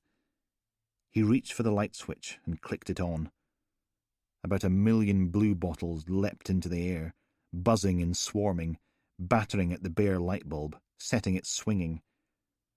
The room was just big enough for a white bathroom suite, which looked brand new, with a shower above the bath. Dark water filled the tub, the surface flecked with floating mats of white and orange mould. A crust of brown made a tide mark around the rim, tiny crystals that glittered in the swaying light. There was someone in the bath, lying face down, skin all blackened and swollen, crawling with little white things where the body's shoulders protruded from the water. Franklin stepped up beside him. Christ! Yeah, and then some. 9. Callum stuck his notebook back in his pocket, stepping out of the stairwell and into the drizzle. The view hadn't improved. If anything, it was worse. Low cloud and mist hid everything on the other side of the river, reduced the McKinnon Quay to little more than a collection of random shapes. The whole world rendered in shades of grey. Getting dark, too. Oh, no. He checked his watch. Just gone 6:30. The Polish deli would be closed. No pickled cucumbers, onion rolls, or anything else. So much for Elaine's cravings. Yeah, he was going to be popular when he finally got home. He scuffed along the path, then down the stairs to road level, made his way past patrol cars and manky transit vans. Someone had finger-painted a big willy in the dirt across the back doors of one, complete with hairs. McAdam's shiny red Shogun took pride of place in front of the Willymobile, engine running, inside lights on. Callum limped over to the thing and slid onto the back seat, closed the door on the cold, dreich evening. God, it's perishing out there. Sitting in the passenger seat, Mother took a sip of something in a large wax paper cup. Well, well, well, if it isn't Detective Constable McGregor. He sighed. What am I supposed to have done now? Her sidekick turned the blowers down and turned in his seat. You kicked in the door. Didn't call for permission. You should know better. You're very welcome, Sarge. Callum cupped his hands over the heater mounted between the seats, trying to get some feeling back in his fingertips. If it wasn't for me, you'd still be investigating odds and sods. I brought in a murder, okay? Mother still hadn't turned around. What makes you think it's a murder, Callum? Man falls over in the bath, drowns, happens all the time. And did he accidentally drown in the bath before or after dragging a big sheet of plasterboard and 2 tubs of paint in front of the bathroom door? Callum poked at the heater. Can you turn this thing up? McAdams fiddled with the dashboard and warmth flowed. What about the door-to-doors? He produced his notebook. 63 flats in the immediate vicinity. 24 of them did nothing but complain about their neighbours. 31 wouldn't answer the door or weren't in, and 9 want their hats re-tinfoiled. Not one of them had a single thing to say about Glenn Carmichael or his mates. Shrug. Well, other than the downstairs neighbour complaining about Led Zeppelin playing on a loop, full blast for the last 2 days. Interesting. Mother tapped her fingers along the wax paper cup. Officially, I should reprimand you for breaking into a crime scene without authorization, Callum. But our new girl put her hand up to it. Said you were dragged along against your better judgment. McAdams snorted. I didn't even know you had one. So you, my little man, may have a sweetie. Mother dug into her pocket and produced a bag of jelly babies, held them out. Callum helped himself to a green one. Thanks. She put the bag away. I always love this bit. Forensics are going through the scene. We don't know who the victim is. There's a killer on the loose. Excitement, adventure, and... She frowned. Can't remember the end of the quote, but you know what I mean. McAdams nodded. The main plot is unfolding. What we need now is a flashback from the killer's perspective, then some sort of investigative montage to show how much research the writer's done. He clicked his fingers again. Constable McGregor, get yourself and your new best friend D.C. Franklin back to the lair. I want a murder board ready to go by... I'm in the mood for pizza, so call it an hour and a half. And get a lookout request on the go for Glenn Carmichael and his 2 mates while you're at it. Most people stick to rubber duckies in their bathtub. A dead body requires a bit more explaining. Ah. Sarge, I was kind of hoping to go home and... Ooh! Mother made a sucking noise. And you were doing so well, Callum. I even gave you a jelly baby. Time to be a team player, Detective Constable. His shoulders slumped. Yes, boss. Yeah, Elaine was going to kill him. The wet road hissed beneath the pool car's tyres. Franklin frowned out of the window. I thought division headquarters was that way. Technically, yes. Callum took a right at the roundabout, heading back along the boundary between Castle View and the Wind. Just got a quick errand to run first. Oh, for God's sake! She closed her eyes. Is this what it's going to be like, Constable? All moaning and wee errands? 5, 10 minutes tops, I swear. After all, the traffic wasn't too bad for a Tuesday. Someone stole my wallet this morning. A guy might have it at a shop in Kingsmeath. A sigh. A shake of the head.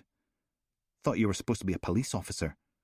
I was trying to save a little girl's life. That okay with you? Up and over the Newton Bridge, and back into Blackwall Hill again, with its modern sprawl of cul-de-sacs and middle-class housing estates. By losing your wallet? Past the lights, the road opened up into dual carriageway, everyone sticking to the outside lane to avoid Oldcastle City Council's award-winning collection of potholes. I didn't lose it. It was stolen.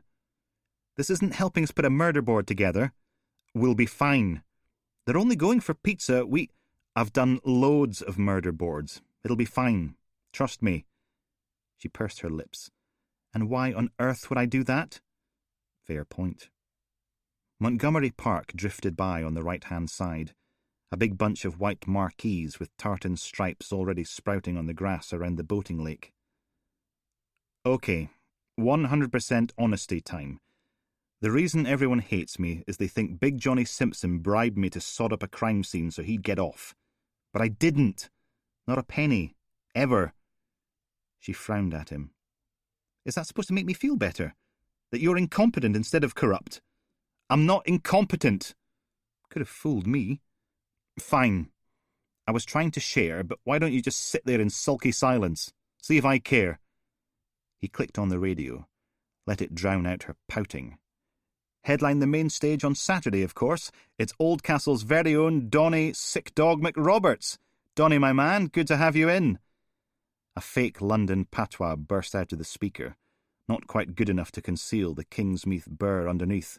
Yeah, it's Sick Dog, right? Donny's what me and foster mum called us, and you ain't my mum, bro. Ha ha, right, yeah, I got you, man. Respect. Sick Dog it is. The massive Blackborough roundabout loomed before them. Borough Library sat on a hill in the middle, all lit up like a 1960s idea of a spaceship. Glass and concrete, curving walls and wonky rooflines.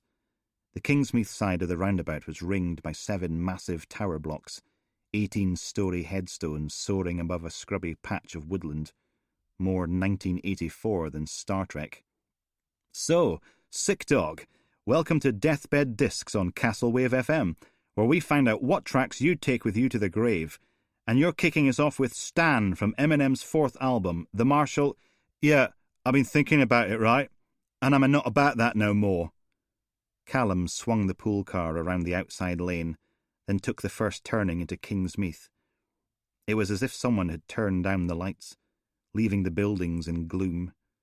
Rows and rows of council houses, tenements, grey faces and grey buildings. You're not? Nah, man. I go to my grave. I'm not going to be surrounded by stuff from the old-timers. You know what I'm saying? Nah, I'ma play my own stuff, bro. You know, from the heart. Okay. An old couple stood on the pavement, screaming at each other, a wee dog cowering on its lead as they yelled. Well, why don't we just play the song anyway? It'll give us time to completely abandon all the music your publicist told us you wanted to talk about and reprogram the whole show. Fake rain clattered out of the speakers, followed by Dido singing over a heavy bass line. Franklin made a little growling noise, then jabbed her hand out and turned the radio off. Bloody rap music. After that, she kept her mouth firmly shut all the way through the bleak housing estates, past a dilapidated playing park, the swings and roundabouts reduced to slumped blobs of fire-blackened plastic, past Douglas on the Mound, with its scaffolding-shrouded spire and vandalised graveyard. It wasn't until Callum pulled into a potholed car park that she opened it again. Is this it? The car park was bordered on 3 sides by what was probably billed as single-storey retail units with excellent potential, but looked more like something off the news when a riot's just passed through. 3 of the 8 were boarded up. All were covered in a tattoo of graffiti. All had the kind of metal grills over the window that were meant to roll up out of the way, but probably spent all their time firmly locked in the down position. A newsagent's, a chip shop, a convenience store that looked about as welcoming as a shallow grave, a charity shop, and right at the far end, Little Mike's pawn shop. The sign above the frontage boasted, "We buy and sell all manner of things, cash for gold, payday loans at excellent rates, established 1995. Callum parked in front of it. Won't be long. Oh, you're here to redeem some manky family heirloom. 5 minutes, promise. He climbed out into the rain, ducked his head, and hurried inside. The door made an electronic bleep-blonk noise as it swung closed behind him. Shelves lined the walls, packed with other people's things. Freestanding display units turned the shop into a labyrinth. Old video game consoles, a collection of musical instruments, microwaves, hair dryers, boxed cutlery, vases, what looked like a brass urn with "In memory of Agnes May, beloved mother," engraved on it, all of it marinating in the gritty stench of dust and mildew. Callum picked his way through the maze to the counter, where a wee fat man was bent over a copy of the Castle News and Post. His white shirt was just a bit too big for him, the collar and cuffs stained and frayed. A maroon waistcoat with buttons missing and brown stains down the front, bald head glinting in the shop's dim lighting. "You, little Mike?"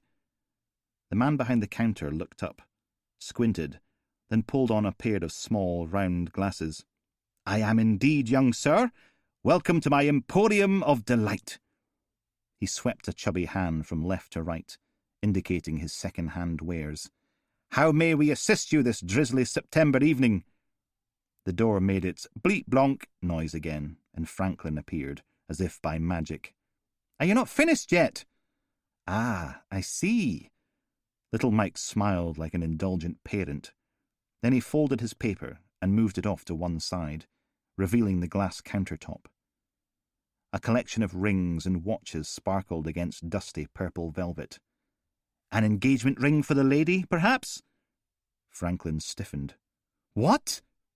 "Definitely not." Warmth bloomed in Callum's ears. "Someone tried to use my credit and debit cards in here today. You destroyed them." He sighed. "A shame. You make such a lovely couple." A finger poked the glass. "Are you sure I can't tempt you? Did they leave my wallet behind? Or, how about this?" He grabbed something from beneath the counter and stuck it on his head, then went back up and fiddled a clip-on bow tie into place. "See? It's a fez and bow tie. You can dress up like Doctor Who for parties. Isn't that fun?" "Have you got my wallet?" "No? Ah, well." He covered the glass top with his newspaper again. "The young lady and gentleman concerned did have a wallet with them. A rather tatty affair, with the lining hanging out." "Oh, thank God." "That's it. That's the one." "I see. Well, perhaps I can help." He disappeared through a door in the back. Franklin picked the urn from its shelf. Who pawns their mother's ashes? "Here we are." Little Mike was back, holding a shoebox. He set it down on the countertop and pulled out a couple of wallets. "Real leather. Look at that stitching. Have you ever seen anything so magnificent?" "What? No, I don't want another wallet. I want the one those little sods stole from me." A pained smile. "I'm sorry. The young lady and gentleman only handed over the cards, not the wallet. But I can do you a very good deal on a new one if—" His eyes went wide behind the little round glasses, and he bustled out into the shop. "If I may?" He held his hands out in front of Franklin. She gave him the urn. "Thank you. Mr. May would be most distressed if I allowed his mother to leave the shop without him." Little Mike polished a speck of dust from the urn with a hanky, then returned it to its shelf. "Now, is there anything else I can interest you in while you're here? An electric guitar, perhaps? Or how about the sensual delight that comes with an electric foot spa?" Callum held out his hand. "Where are the bits of credit card?" "Ah, of course. You wish to make sure I haven't indulged in anything illicit. Quite proper." He pulled out a carrier bag and tipped the contents of his wastepaper basket onto it. "Don't worry. As it's loose items, I don't have to charge you for the bag. Now, if I can't tempt you with my esoteric pre-loved wares, I think I might close up for the night. So, if you don't mind—" He swept a hand towards the door. They shuffled through the maze to the exit. Callum stopped with one hand on the handle, frowned back into the shop. "The building society said they were trying to redeem something when you cut up the cards." "That is correct, yes." "What?" One of little Mike's eyebrows made a break for freedom. I'm afraid I can't—" "If you're about to invoke pawnbroker-client confidentiality, don't bother. What did they try to redeem?" "Very well." He shook his head, then turned and led them back through the stacks and display cases to a collection of brightly coloured plastic. Items F23 to F46. There was a sandpit, a collection of squeaky toys that looked as if they belonged in a bath, a Wendy house, a kid's tricycle far too small for either of the little monsters to ride, an off-grey teddy bear with only one ear, scuffed button eyes, and stuffing poking out of his side. There were other bits and pieces, but nothing suitable for anyone over the age of 3. Franklin gave little Mike one of her finest scowls. "You pawn wee kids' toys?" He sighed. "Some people, this is all they have. If they can't pay their bills, their rent, if they can't buy food for their children, what do? You want them to go to loan sharks? They're kids' toys. I know. But what can I do? Turn them away hungry? Let them get thrown out on the street? So I pawn their children's toys, and I know they'll never come back and redeem them, and I know they're worthless, but I do what I can. He took off his glasses and polished them on the frayed edge of his shirt. This is what real life looks like from down here at the bottom, officers. Food banks and pawn shops. Who else is going to help these people? Callum frowned down at the collection of plastic tat. A hand on his arm. Come on, we need to get that murder board done. He puffed out his cheeks.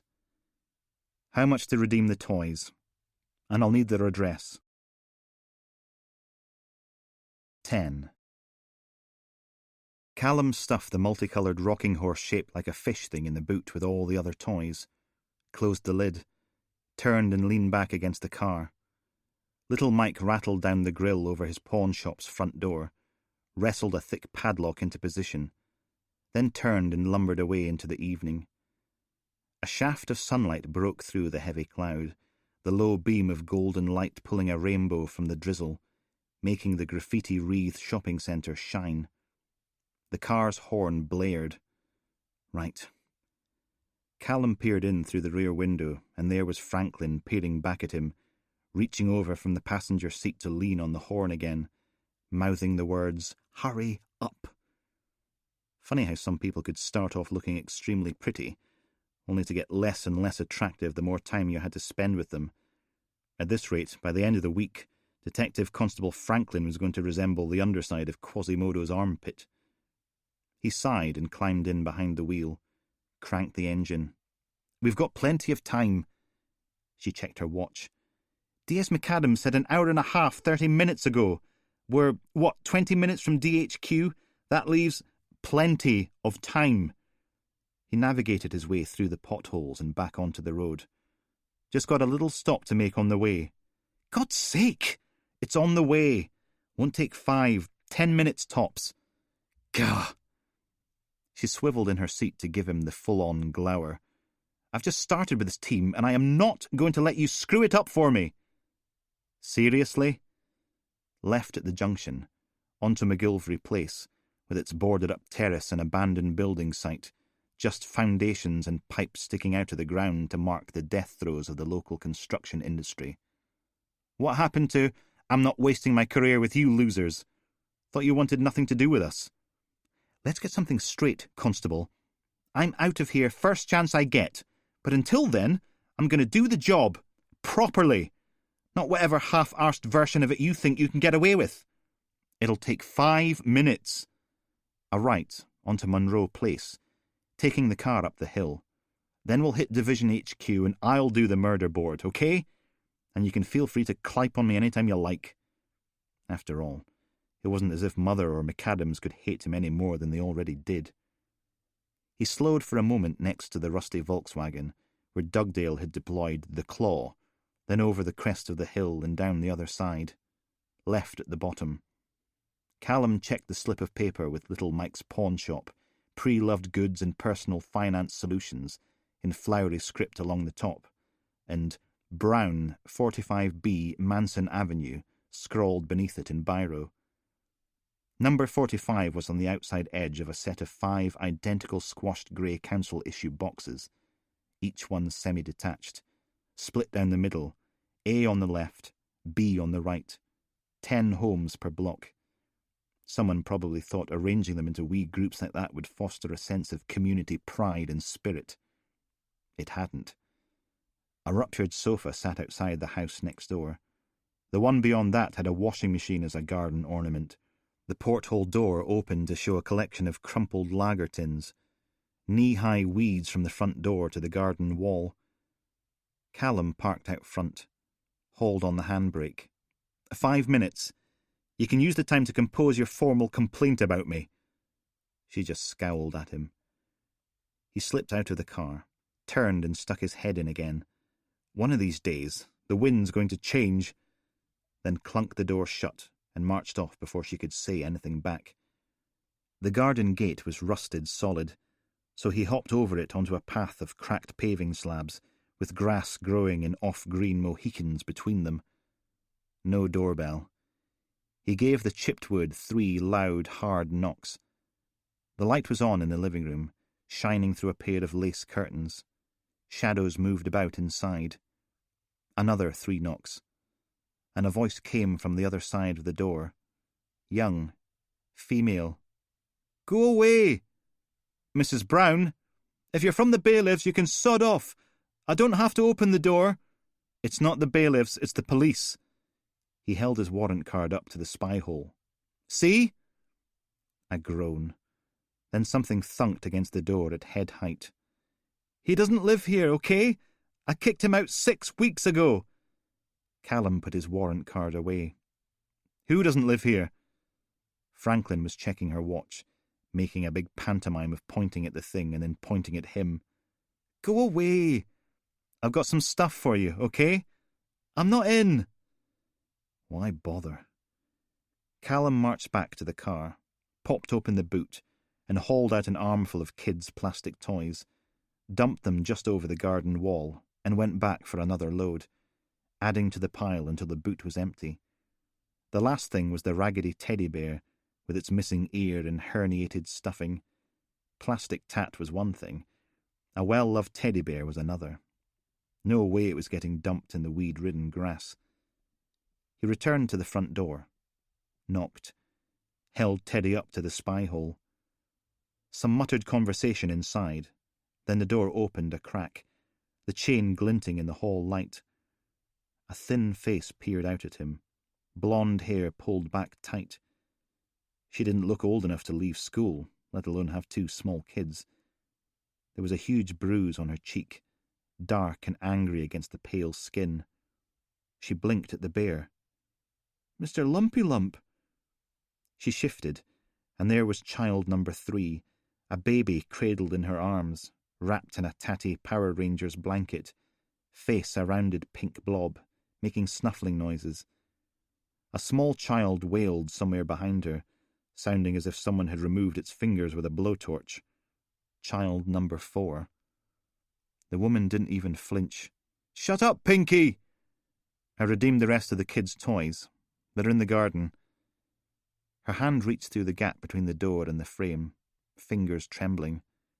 "Can I have him, please?" She licked her lips. "Look, all I want is my wallet back, okay? There's no money in it anyway. It's just a tatty old wallet that's falling apart. Like the bear." He gave Mr. Lumpy Lump a wee shuggle, making him dance. "It's important to me." She blinked up at him. "I don't have it. I don't have any wallet." "You could check, though. Ask your children." Behind her, the toddler wailed some more, as whoever it was turned the blowtorch on their toes. "They're not here." She reached out until the frame and door dug into her arm, straining for the manky teddy bear. "Please?" What was he going to do? Hold a kid's teddy to ransom? Callum passed her the bear, and she snatched it from him, yanking it back inside the house and slamming the door. He knocked again. "Hello?" Rested his forehead against the door. "Hello?" Silence. Not even the wailing. Great. What was the point of trying to help people? Why did everyone have to be so selfish and nasty and horrible? One last try. He pulled an official Police Scotland business card from his pocket, wrote, "If you find my wallet, please let me know," on the back, and slipped it through the letterbox. Probably be sod all use, but what other option did he have? Callum trudged back along the path, clambered over the rusted gate. "Hi, mister!" A young girl's voice, hard with defiance and a broad Oldcastle accent. He turned. The little monster from this morning, the one who'd swigged cider from a can, the one Dugdale had used as a human shield, the rotten wee sod who'd stolen his wallet. She'd ditched the baseball cap and tracksuit top for a T-shirt with a vampire womble on it, but not the attitude.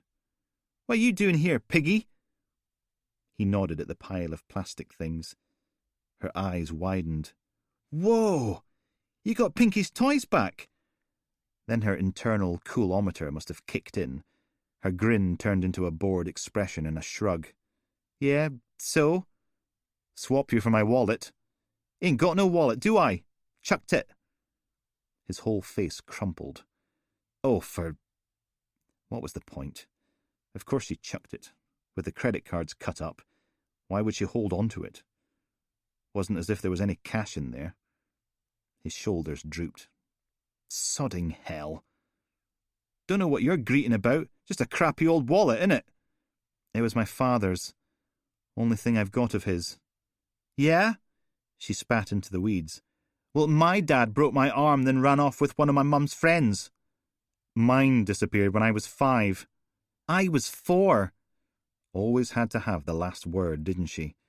A competition for who had the crappiest childhood. Well, I grew up in a care home. Beat that. Aha, she couldn't, could she? At least she had a mother. Though going by the bruised face, her mum's taste in men hadn't improved any. He narrowed his eyes. It's Willow, isn't it? At least that was what her wee brother had called her when she was kicking 3 shades out of Dugdale's head. Any idea who's been hitting your mum? Willow's back stiffened. I ain't no snitch, piggy. Course not. He produced another business card, stuck his mobile number on the back, and laid it on top of the wall. But if you're worried about her or anything... A shrug. You know. The lace curtains twitched open, and there was Willow's mum, standing with a toddler on one hip. She had the tatty old teddy bear clutched to her chest like a Bible. Not the kid's bear, hers. Pawned to pay for food or rent. How depressing was that? Callum climbed in behind the wheel, frowned, shook his head, then started the car. Franklin stared at him. Well? No idea. He pulled away from the curb, keeping one eye on the rear-view mirror. The little girl stood and watched them all the way to the corner, then disappeared from view. This was all for your stupid wallet, wasn't it? He pulled out his airwave, poking at the buttons with one hand as they navigated their way back towards the real world. Control? Can you do a PNC on a Ms. Brown, 45B Manson Avenue, Kingsmeath? See if anyone's been bothering her. Aye, will do. Hang on. Thanks. He stuck the handset on the dashboard, took them out past a dilapidated community centre, doors and windows boarded up with damp, swollen chipboard, and onto Montrose Road, pottering along behind a Fiat Punto barely doing 20 miles an hour. For God's sake, at least put the blues and twos on. Franklin reached for the button mounted on the dashboard marked 999. Callum slapped her hand away. Are you off your head? We're going to be late. You press that button and the dashboard camera comes on. He pointed at the little rectangle of plastic mounted against the windscreen, hidden by the rear view mirror. And the GPS starts recording, and it all gets stored for the courts, or in case there's an accident while you're weaking through traffic. Lights and sirens are for emergencies only, not because you're in a hurry. She curled her hand against her chest, as if he'd stabbed it with a fork and scowled at him. Where is it then, this magical wallet? A stone settled in his stomach, cold and heavy. They threw it away. Waste of sodding time. She checked her watch again. 36 minutes to get back to division headquarters and make up a murder board. Will you stop moaning on about... DC McGregor from Control, safe to talk? He picked up the handset and pressed the button. Go ahead. Aye, right. Your woman's a Miss Irene Brown, 23 years old. Done for possession 4 years ago. Got off with a caution. Looks like that's the last known address for one Jeremy Barron, Jezza to his mates, a.k.a. Jerome Barton, James Broughton, and Jimmy Bishop. Bit of a scummer from the look of it. Assault, robbery, assault, aggravated assault, possession with intent, serious assault, 2 counts of sodding about in public with a knife. A clicking keyboard rattled out of the speaker. Looks like she's got a bit of a history with violent scumbags. Poor woman couldn't pick a nice bloke out of an empty room if you sellotaped a balloon to his forehead. 23 years old, with 4 kids, and a dirty big bruise on her face. No wonder she clung onto her teddy bear like that.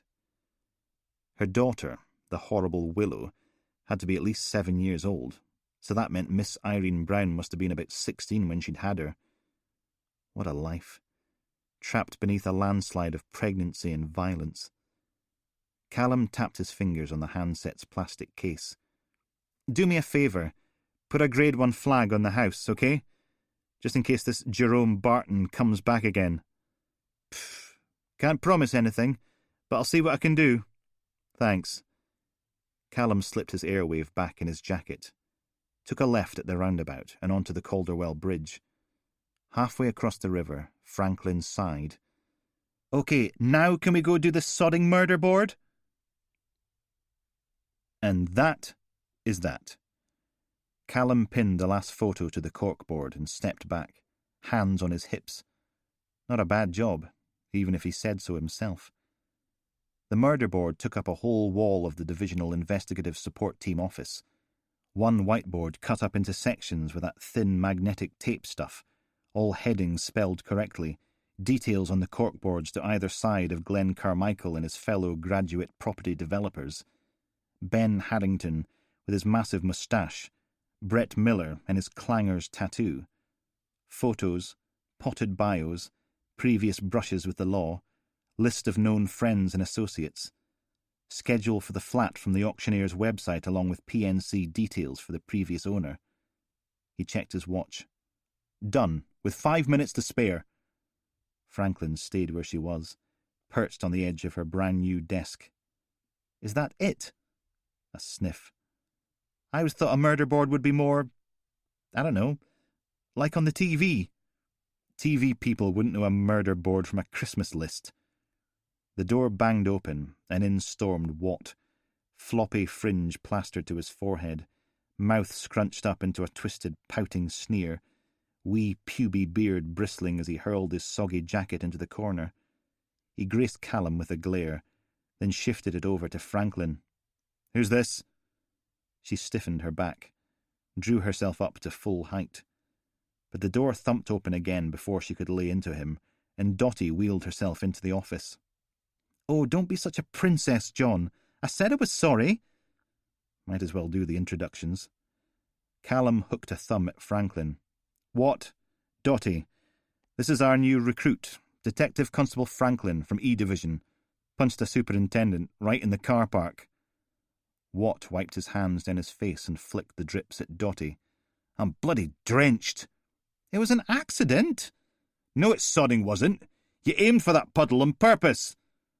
Franklin, the soggy tip with the beard, is Detective Constable Watt.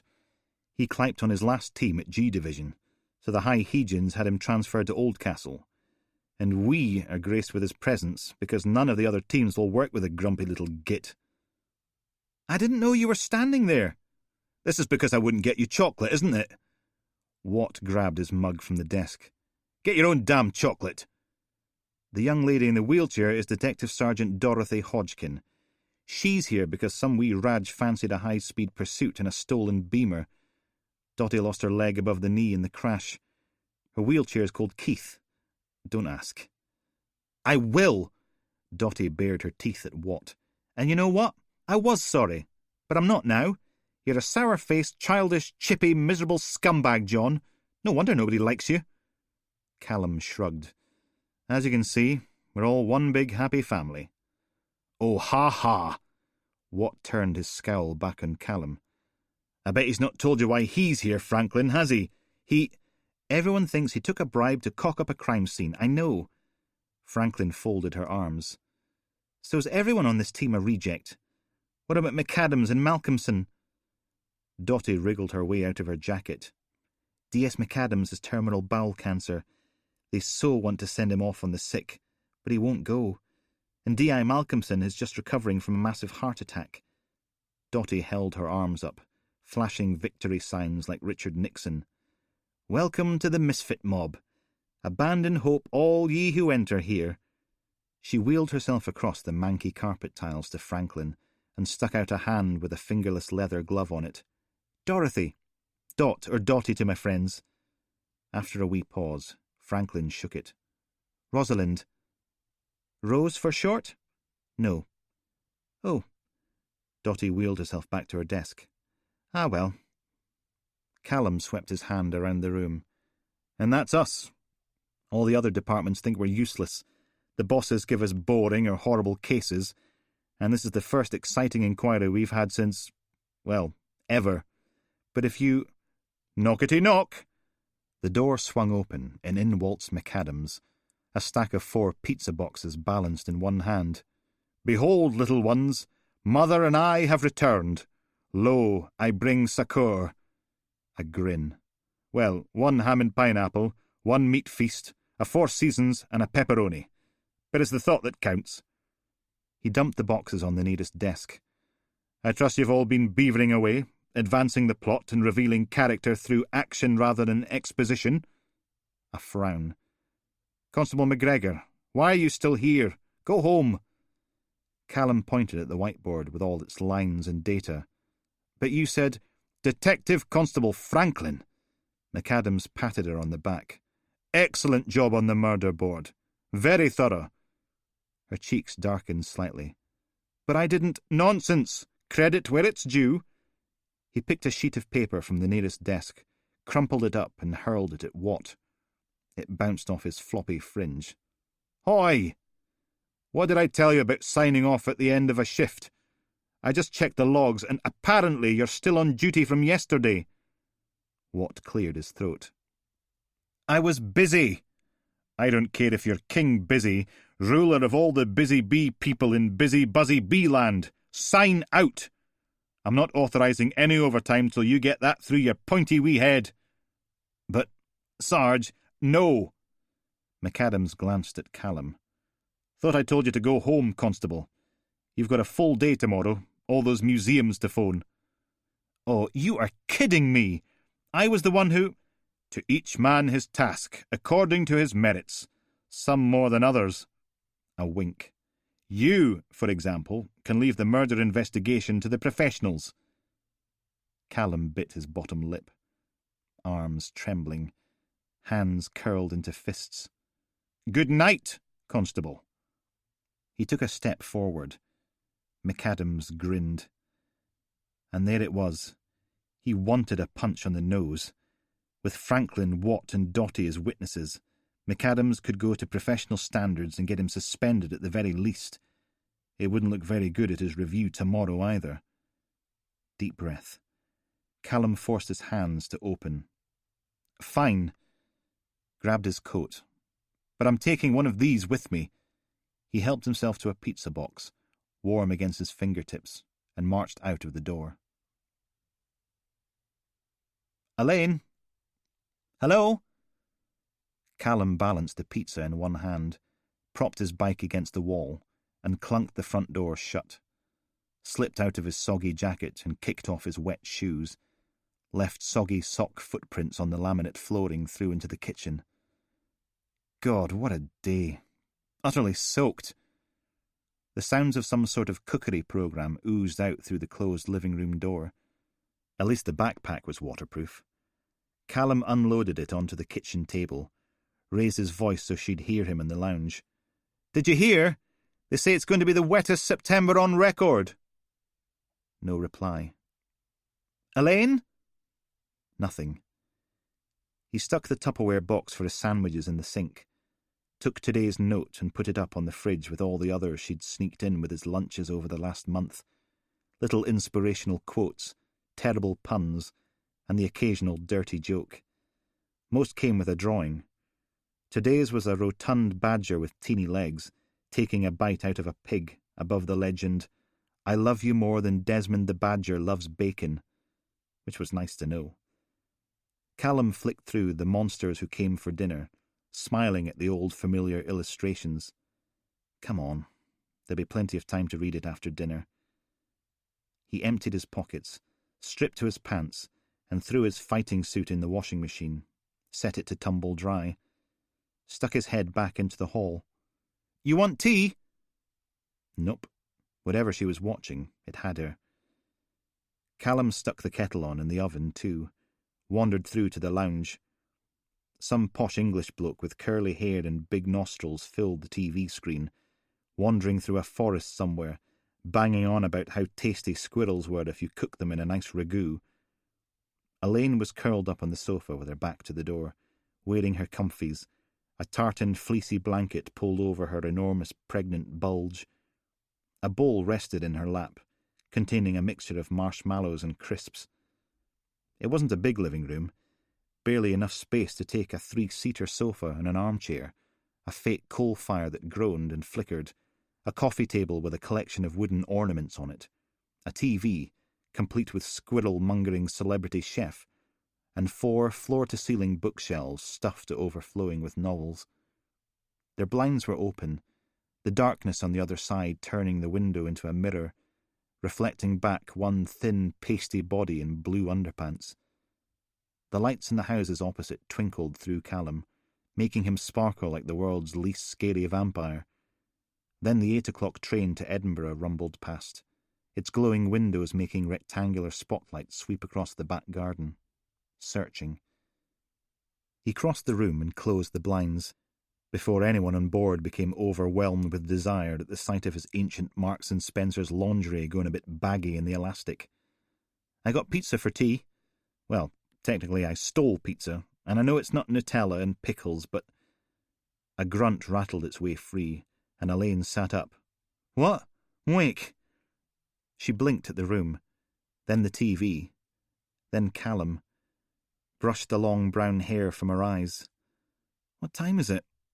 Cracked a huge yawn, showing off a proper Scottish set of fillings. "Why are you in your pants?" The corners of her eyes wrinkled. "What happened to your face?" "It's just gone 8. You look like someone ran over it with a washing machine."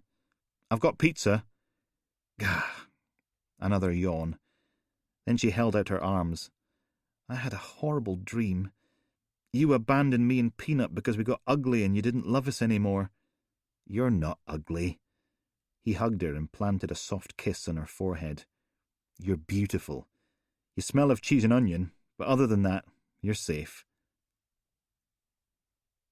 Callum picked one of Elaine's discarded mushrooms and put it on his own slice, adding to the pepperoni, sat back on the couch and stuffed in another mouthful, trying not to get any on his tartan t-shirt and joggy bottoms. "Ugh," she grimaced at him. "You eat like a wheelie bin." "You're only jealous." The words all mushed up as he chewed. Sitting on the bookshelf, the flat's phone launched into a tinny rendition of the South Bank Show theme tune. Elaine curled her top lip. "Sod off!" She pointed at the plate resting on top of her bulge like a makeshift tabletop. "We're eating!" "If it's your mum, I'm telling her we're not in." "Let it go to voicemail. They..." "Can't. What if it's important?"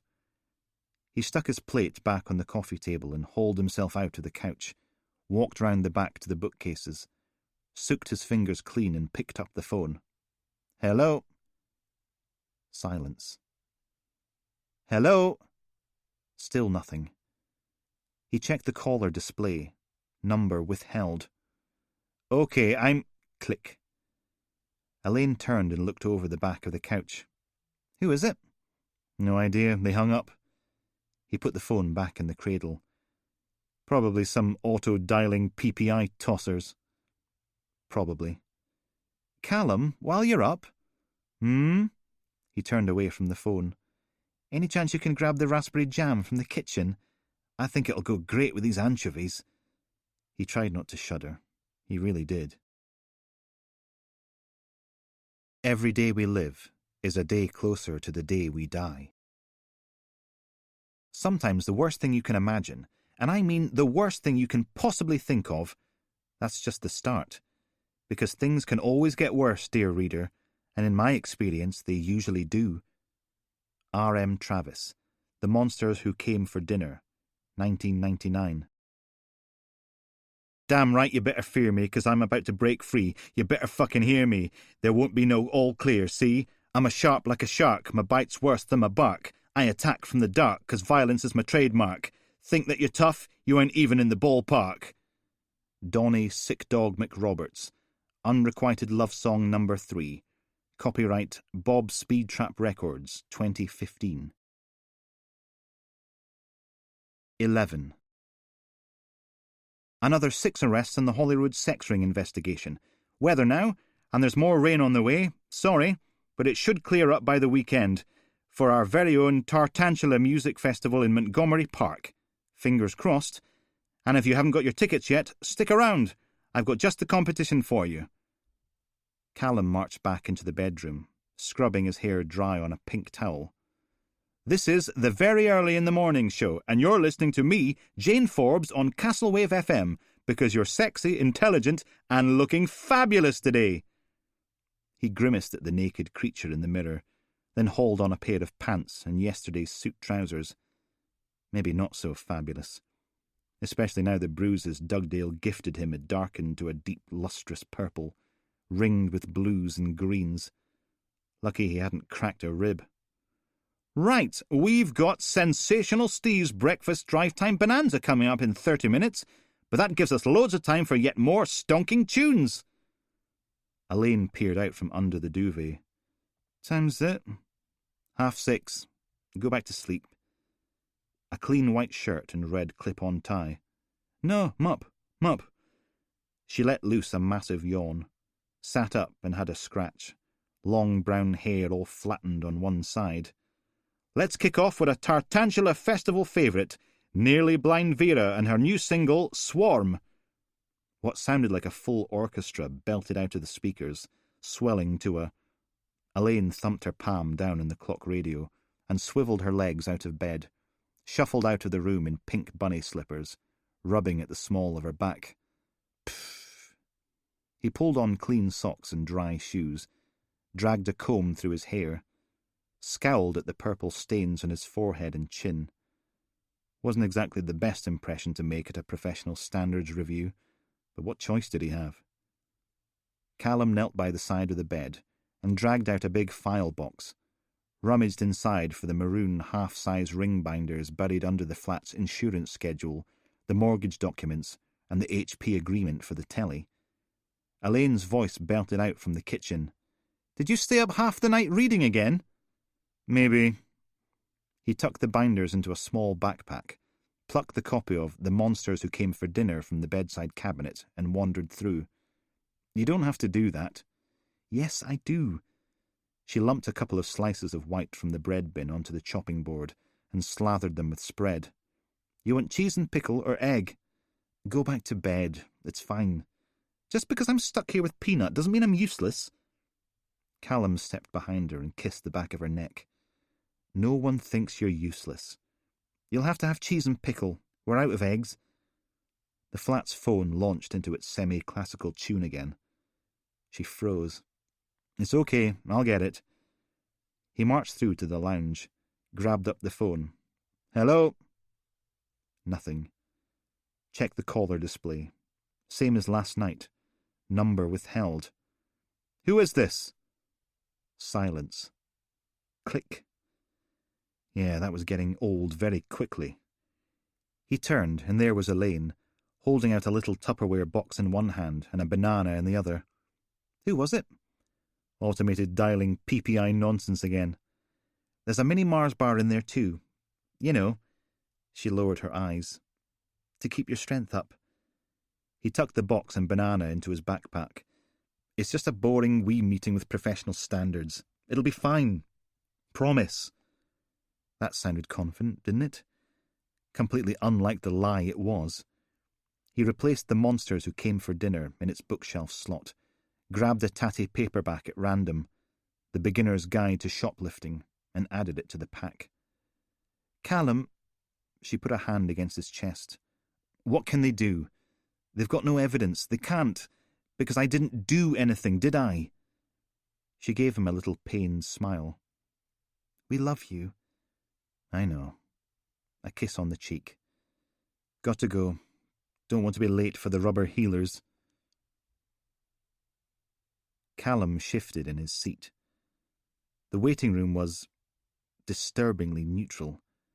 Blue carpet, magnolia walls, a row of 4 softish chairs along one wall, a sideboard-sized filing unit thing on the other, complete with the obligatory pile of well-thumbed ancient magazines, a water dispenser in the corner, a framed painting of Oldcastle's skyline rendered in all manner of bright and unnatural colours. He checked his phone. 0713. Oldest interview technique in the business. Leave your victim to stew for a while. Let them work themselves into a state of nervous exhaustion worrying about what you knew. Well, tough. They knew sod all. Because there was sod all to know. The only thing up to date on the sideboard was a copy of that morning's Castle News and Post. The banner headline, "Body Found in Castle View Flat," above a photo of the craphole Glenn Carmichael and his mates were doing up. There was an inset pic of 3 figures standing outside the main entrance, while SOC Smurfs shuffled past in the background. McAdams, Franklin, and right in the middle, staring straight at the camera, his own face, looking tired and fed up. So they were right. The camera didn't lie. All 3 of them got a name check, though they'd managed to spell McAdams' name wrong, which was nice. Right underneath the main story was "Drug Den Upstairs Made Life a Living Hell," a shocking exclusive with Murder Flat's downstairs neighbour, continued on page 6. There was always someone. Callum dumped the paper and dipped into his rucksack instead, pulling out The Beginner's Guide to Shoplifting. Settled back to read the first short story. A bit heavy on the adverbs, but other than that, it was okay. He was just starting the second one when the door through to the office opened and a middle-aged man in uniform poked his head out. His hair had abandoned its post, retreating to a defensive position around both ears, a set of jowls lightly blued with stubble, a pair of evil scientist glasses, all narrow with silver frames. He smiled. "Ah, Callum. Good. In you come. Sorry about the wait." He held the door open and gestured inside. "No, it's fine." Callum stood, stuffed the book in his backpack. "Gave me a chance to catch up with my reading." Good. He moved aside, then closed the door behind Callum. "I know we should have done this weeks ago, but you know what it's like. Busy. It was a smallish office, with a desk on one side and a round table in the middle, some filing cabinets, a coffee machine, a small digital video camera on a tripod. Please, take a seat. Coffee? I'm having one anyway." "Thanks. Just milk." "Perfect." He wandered over and started pushing buttons and inserting cartridges. "So, Callum, I understand you're going to be a father in 2 weeks' time. How exciting. Most fulfilling thing you can do as a man. Well, there you go. 1 white coffee." He sank into the chair next to Callum's. "I can't abide all this flat white nonsense, can you? Oh," he stuck his hand out. "Chief Inspector Gilmore. We spoke on the phone yesterday, but you can call me Alex." "Okay. Chief Inspector?" "Ah, almost forgot."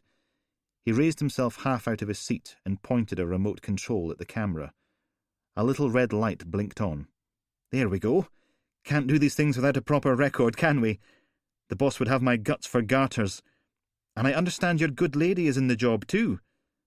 Callum closed his mouth, then opened it again. "Well, yes.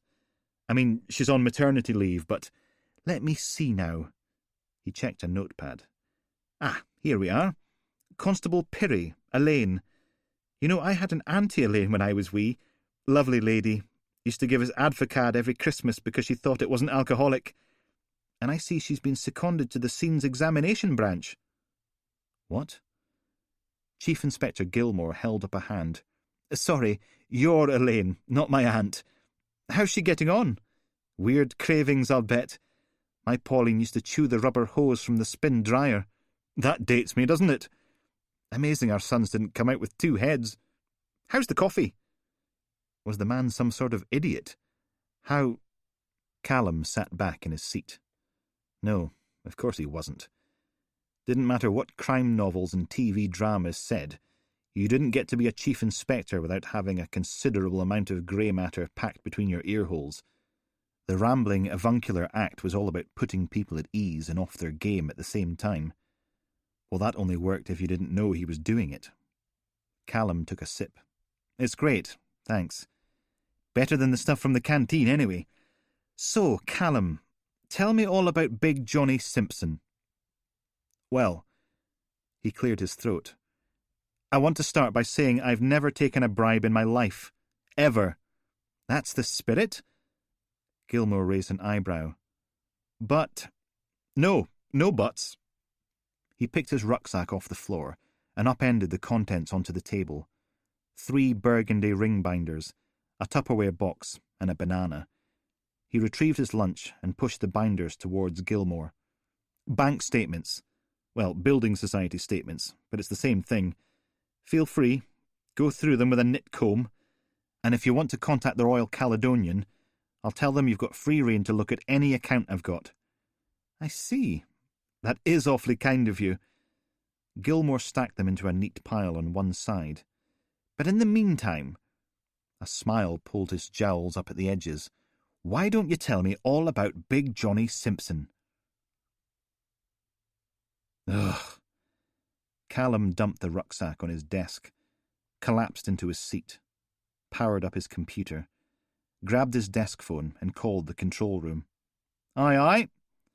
Brucey, any word of my lookout requests? Hold on, I'll check. The office was empty. No sign of Dotty or Wat the Moaning Dick. They'd been at the murder board, though, no mistaking Wat's drunken spider scrawl. Didn't look as if they'd made a whole load of progress.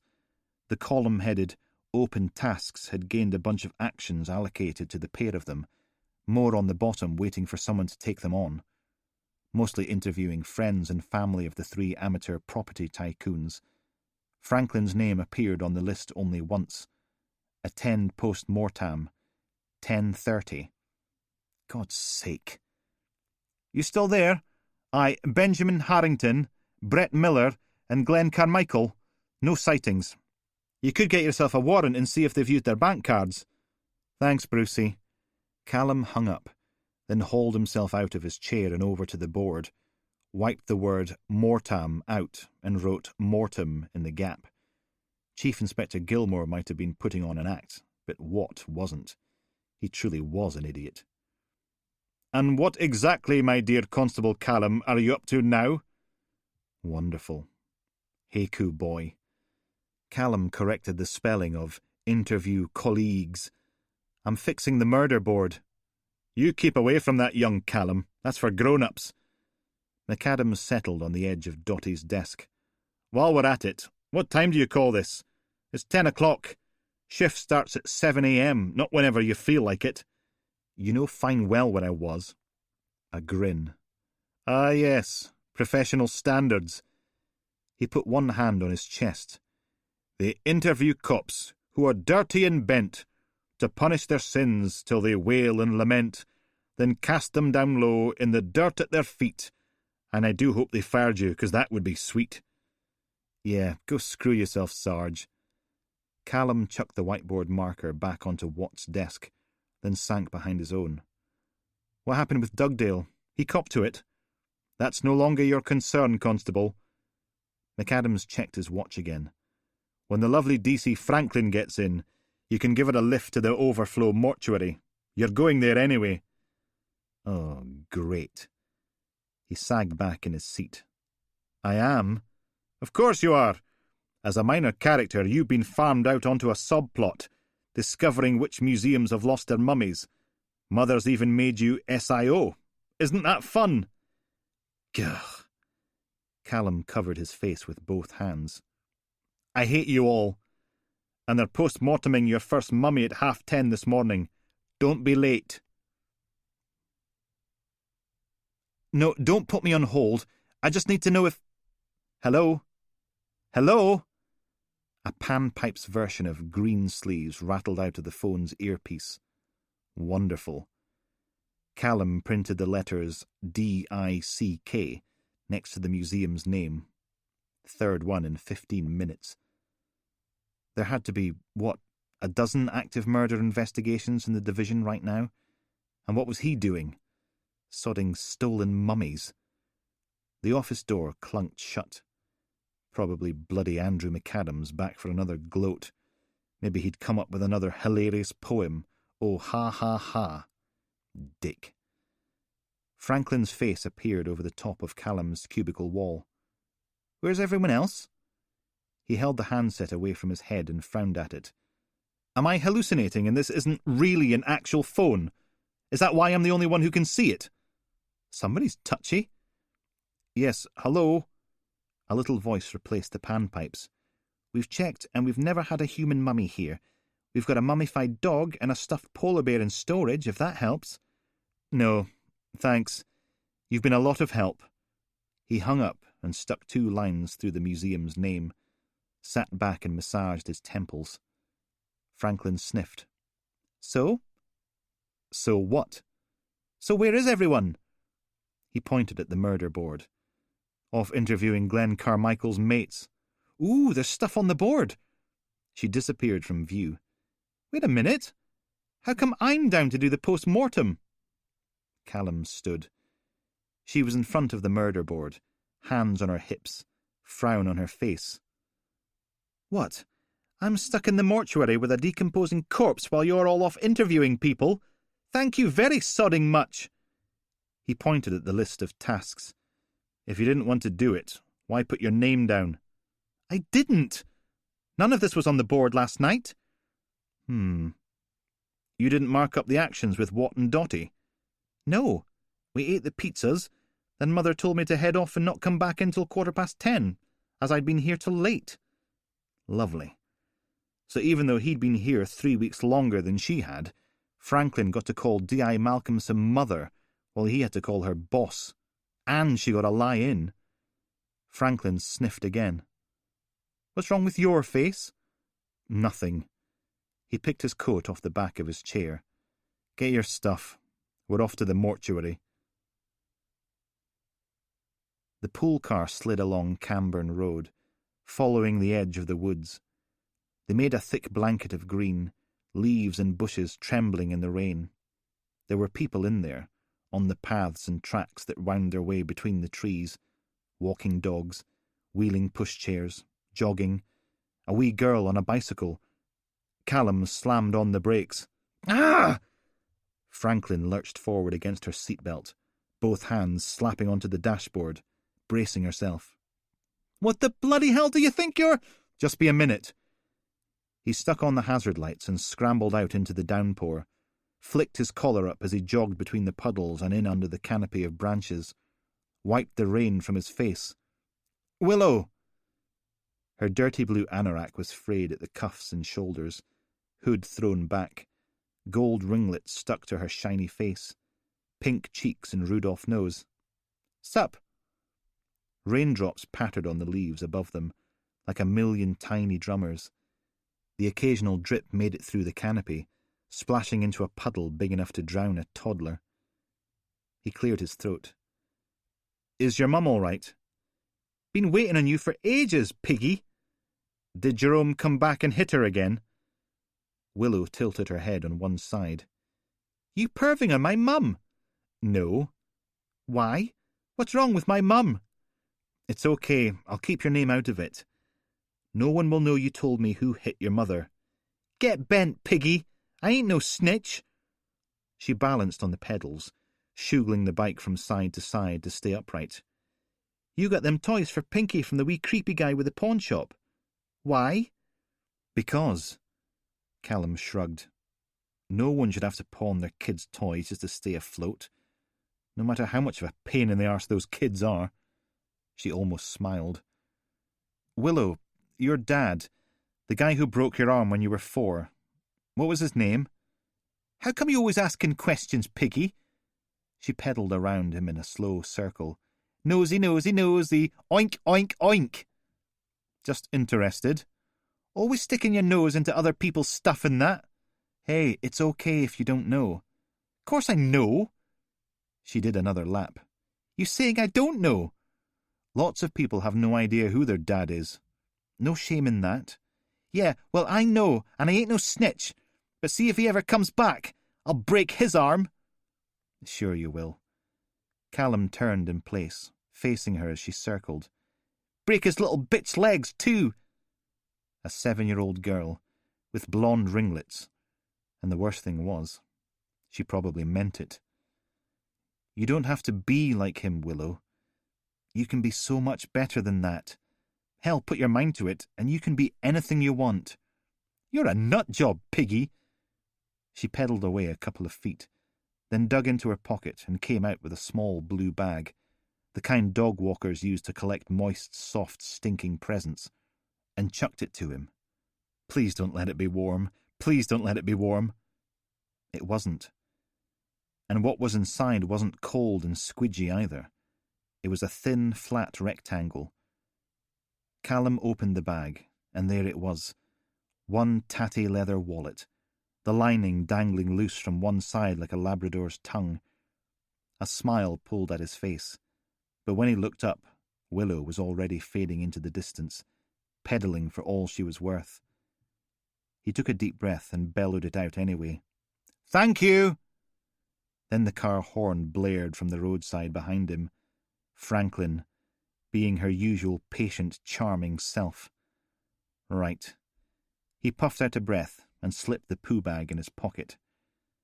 Time to visit the dead. 12. Thanks. Thanks a lot.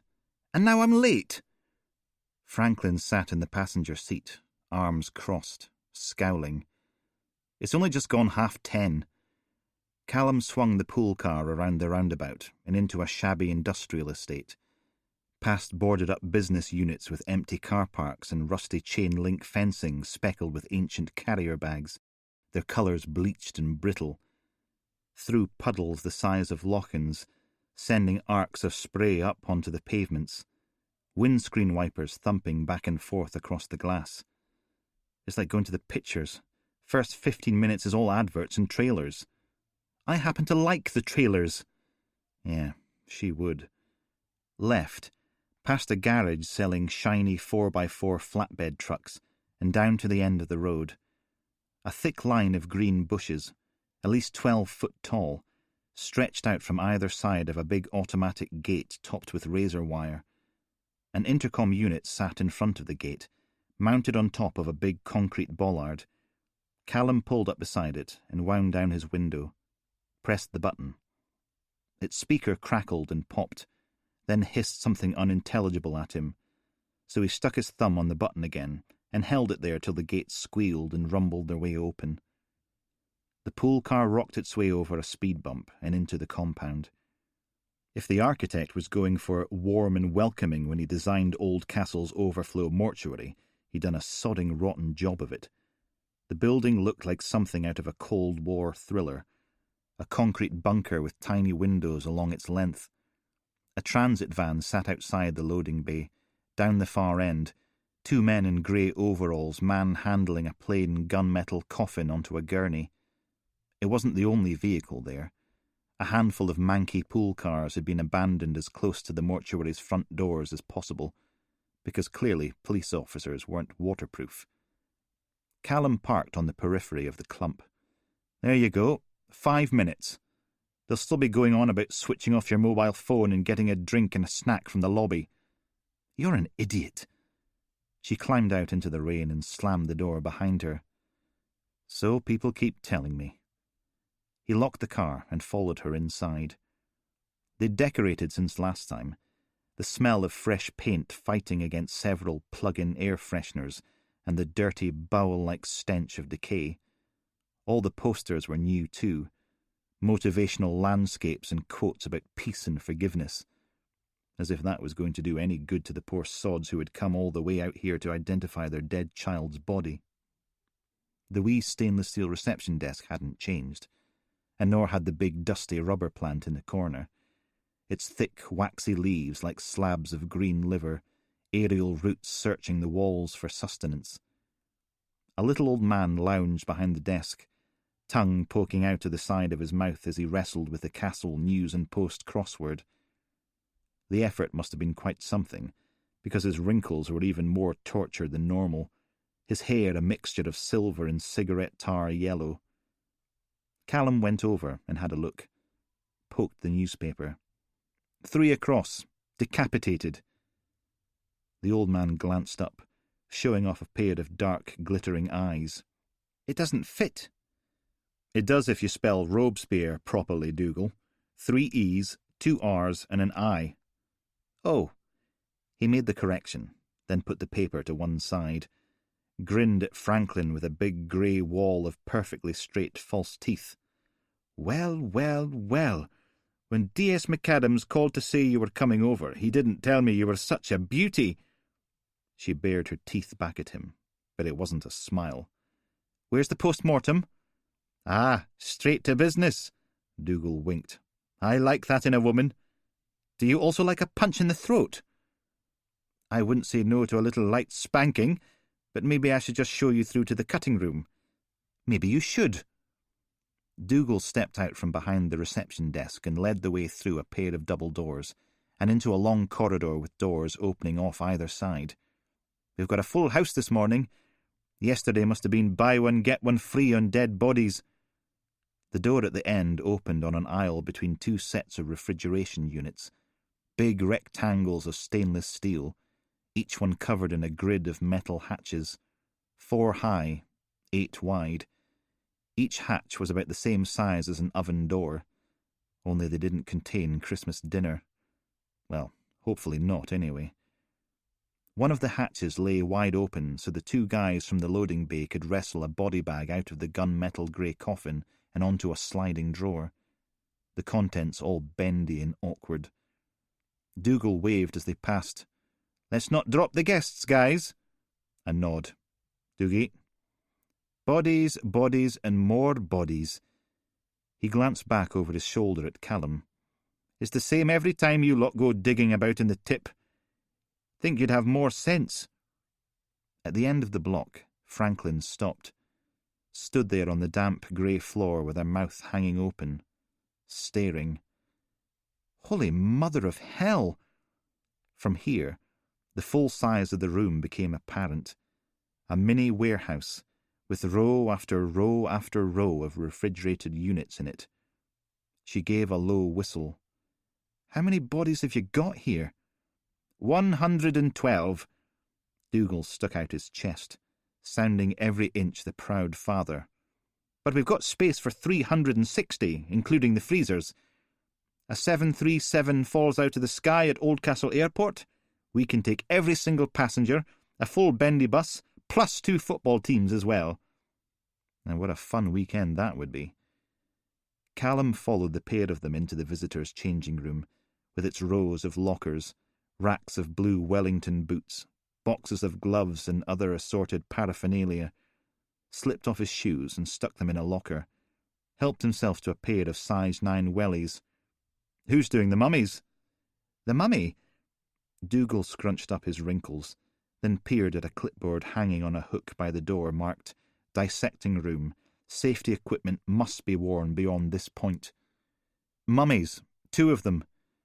Callum pulled a plastic apron from the roll by the door and unfurled it, slipped it over his head and tied the ties. "Came in yesterday?" Right. Well, okay, you've got Lucy Compton." "Never heard of her."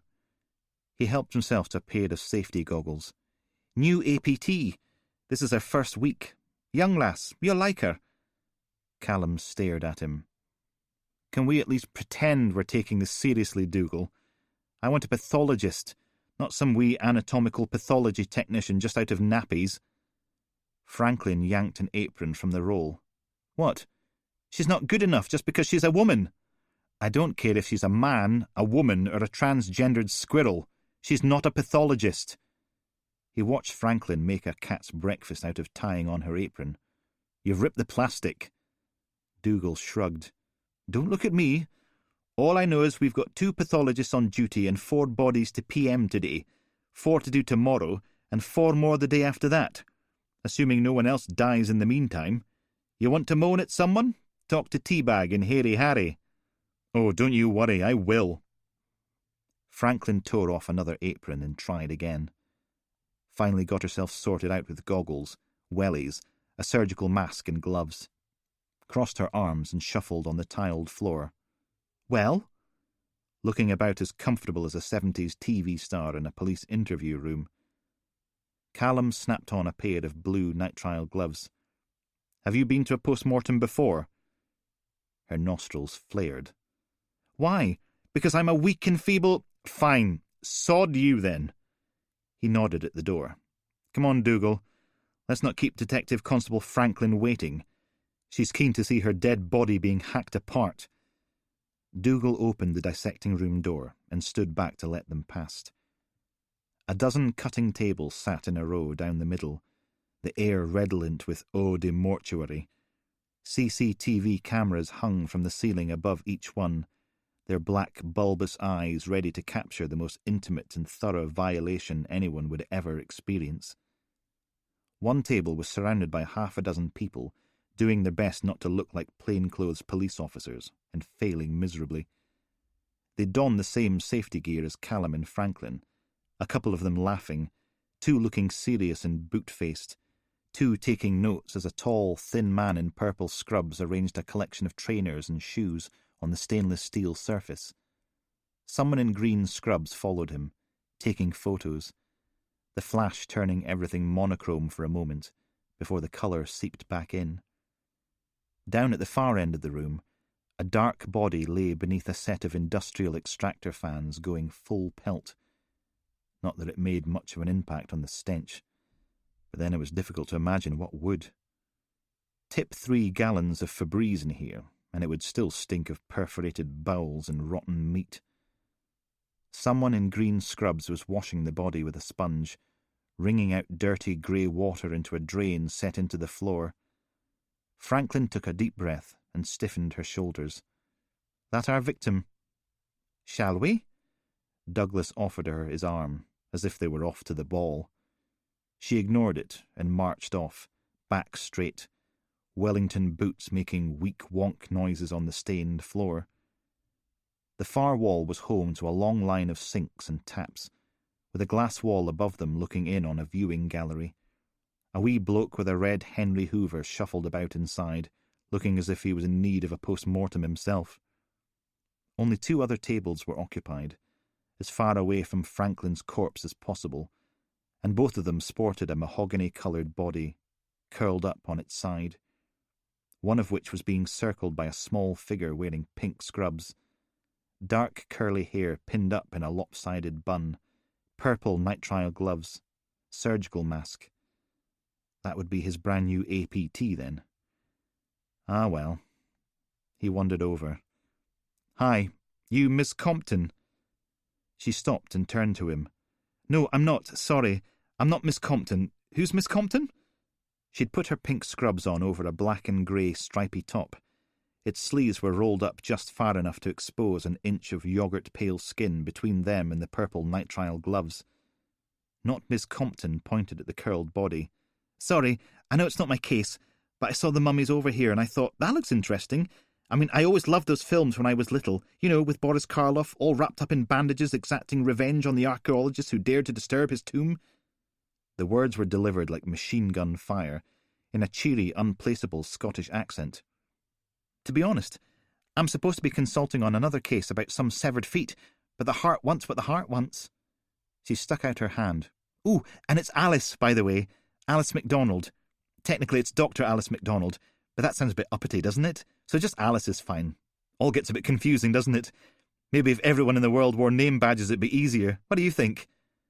Yeah, this one was a freak. He shook her hand, warm and slightly sticky through his gloves. "Detective Constable Callum McGregor." "Right, yes, great, good name. Couldn't get much more Scottish, could you? Not with a name like that. Well, I mean, it could be, if your middle name was Angus or Hamish. Is it? You said you're consulting on a case. You're not a pathologist, are... Oh, no, not a pathologist at all. I'm here doing behavioural evidence analysis, which is what we call profiling now, because if we call it profiling, people think it'll be just like the movies where the forensic pathologist says, whoever killed all these women and ate their uteruses was a white middle-aged man with one leg shorter than the other and an unnatural affinity with the music of Johnny Cash. Because it doesn't work like that, and lots of people like Johnny Cash but never kill anyone, though I'm not a fan myself. Do you see? No. Wait a minute. Forensic psychologist. Alice. Rambling. He lowered his own surgical mask and the dirty brown smell of the mortuary swelled in his nostrils. Dr. MacDonald. It's me, Callum. I was on the birthday boy investigation. 5 years ago. You were consulting. No reaction. I was on DCI Weber's team. She lowered her own mask and shared a slightly painful smile, as if she'd got something bitter caught between her back teeth. Sorry, it's nothing personal, but I tend to just see a big sea of faces when I'm up giving presentations, and then there's all the different investigations all over the country, and there must have been at least 3,000 police officers over the years, probably more, and I would love to be able to remember them all, but I haven't got that kind of brain, and I get a bit nervous when I'm up there, so I'm picturing you all in your underwear if that's— Dr. MacDonald! A figure appeared at Callum's shoulder, green plastic apron pulled on over a smart dark grey suit. Half of his face was hidden behind a surgical mask, but there was no mistaking the voice or the sticky-out ears. Detective Chief Inspector Powell. They're ready for you. Alice the weirdo waved at him. Hello, Reese. I was just admiring Callum's mummies. Aren't they great? Did you ever watch Boris Karloff when you were little? He barely inclined his head. D.S. McGregor. I thought they were supposed to fire you this morning. Nope. Callum leaned against the cutting table. You'll just have to try a little harder next time you fit me up. Powell cricked his head to one side, then back again, like a boxer getting ready to fight. Then turned back to the professional nutjob in pink. Professor Twining's ready to begin, so if you want to come have a look before we take the feet out of their shoes— Yeah, of course, the feet. Duh. Sorry, got distracted. Do you think we should all have name badges? Because I think we should all have name badges. Her voice faded into the distance, swallowed by the background growl of the extractor fans as Powell led her away. Callum stuck 2 fingers up at the DCI's back. I thought they were supposed to fire you. Dick. And how could she not remember him? He remembered her. Mind you, she did stand out a bit, what with her whole day passed from the asylum shtick. Still, it was nice she'd been interested in his mummies, because no one else seemed to give a sod. Callum folded his arms, searched the room for Franklin and her amazing exploding temper. She was standing in the corner, scribbling away in her notebook as the APT finished washing down the swollen corpse. So, could be worse. At least he wasn't marinating in the marmite stench of a decomposing body like Franklin. No, his remains just smelled of— what? Callum leaned in and took a sniff, but it was just the usual, ever-present stink that permeated the mortuary. Bleach, bowels, and decay. Which was odd. When they'd opened the car boot yesterday, there'd been a distinct smell of wood smoke, and a hint of it back at the tip, with Mummy number 1, too. Unless this was Mummy number 1. Kind of difficult to tell them apart. He inched closer and tried again. The scent was still there, lying under everything else, like the old armchair his granddad used to smoke his pipe in, puffing away, getting the scent of sandalwood and cherry deep into the leather. Someone cleared their throat behind him. "Can I help you?" He flinched up, smoothed down his thin plastic apron. Just— warmth tingled in the tips of his ears, as if he'd been caught snogging the remains instead of just sniffing them. "Callum McGregor. I'm Senior Investigating Officer." "Oh, aye." She was a large woman, compact and powerful looking, the kind of person that could pick up a fridge and beat you to death with it. Her green scrubs looked fresh out of the packet, but her arms looked fresh out of Barlini, covered in DIY tattoos. She leaned on the chunk of machinery she'd been wheeling across the mortuary floor. "You sure?" "Yes." "Are you Miss Compton?" She flexed her muscles. "Lucy." "Okay, Lucy." He pointed at the body. "Does this smell of wood smoke to you?" She pulled down her mask, revealing a mole at the corner of her mouth. Sniffed. "Oak, and—" another sniff. "I'm going to go with beechwood." "What about the other one?" Lucy shifted the machinery over to the other cutting table, bent over the curled body, and filled her nostrils. "Definitely beechwood and oak. This one's a lot stronger." That would be the one from the car boot. Maybe lying about in the tip for God knew how long masked Mummy number 1's natural smell.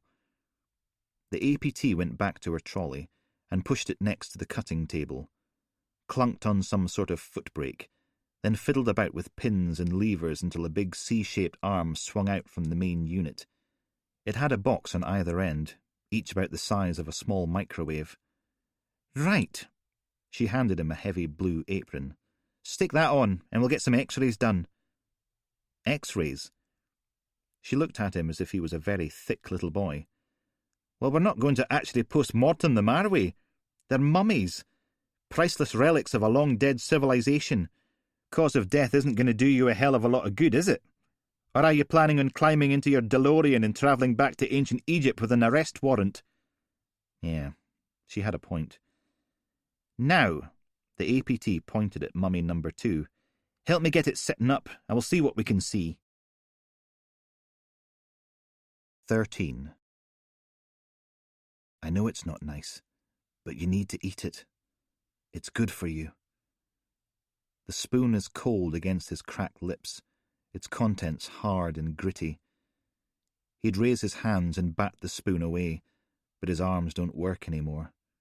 They don't even float in the water, just sink into its filthy depths to lie against a steel tank. Nothing works. Can't even hold his own head up. So the priest holds it up for him, a warm hand on the back of his neck. "Don't worry, I'll help." The other hand forces his mouth open, then pours the grit inside. It sits there, in his mouth, like tiny stones, sticking to his tongue and cheeks, making him gag and cough. But there's not enough breath left to shift anything. The walls are louder now, singing at the top of their splintered lungs. "They'll worship you. You'll be a god. They'll worship you. You'll be a god. They'll worship you. You'll be a god." Their voices send a tremor rattling through him, shaking his teeth, making his ribs ache. "Shh." A hand strokes his forehead. "Shh." Then a kiss. "I think it's time, don't you? Oh God, please let it be time to die. Time for the pain to go away. Please." "They'll worship you. They'll worship you." "Come on." The water falls away, and he's been carried, arms and legs swinging in the cool air, rivulets of brackish water falling to the floor. There's almost nothing left of him now. Nothing but skin and bone. "They'll worship you. You'll be a god." The swinging walls swim and pulse around him, worshipping, and finally he makes the transition into the other room, the one where the fish hang in silent prayer. Even the walls are quiet in here, reverential, waiting for the blessed relief. Soon he'll be dead, and all this will be over. Here we go. Gentle hands lay him on the stone floor. High up above, a sliver of grey sunlight dances with dust motes, spiralling and swirling. There's a pressure on his ankles, but not much more than that. Then the squeal of wood on wood, and his legs raise themselves off the ground, then his hips, his back, and finally his head leaves the earth. He sways gently, ascending to heaven with his arms dangling either side of his ears, swaying and rising, up and up into the darkness, up and up into death's comforting embrace. He opens his mouth to say thank you, but all that comes out is a cascade of little gritty pellets. The priest smiles up at him, a thick rope held in one hand. "You'll be a god of skin and bone." 14. "And one more." Lucy stepped back, and the machinery buzzed again, then clunked. "Okay, all done?" The muscles in her arm rippled as she pushed the portable X-ray machine's arm out of the way, making the tattoos dance. "Now all we have to do is download the data, format it, and you'll get your glimpse into the ancient past. Might take a while, though." He puffed out his cheeks. "Thanks." A grin. "Who did you piss off?" To get lumbered with this? No one asks for a PM on a 1,000-year-old mummy unless they're being punished for something. She flipped off the footbrake. So who did you piss off? Callum forced a smile. Pretty much everyone. I thought so. Lucy took hold of the handles and shoved, setting the X-ray kit rolling. You can wait here in the smell, or you can come through to the IT lab. It'll be warmer, with seats. Yeah. Wise choice. Oh, and on the way, there's a drinks machine in the APT's lounge. I'll have a hot chocolate. Cheeky sod.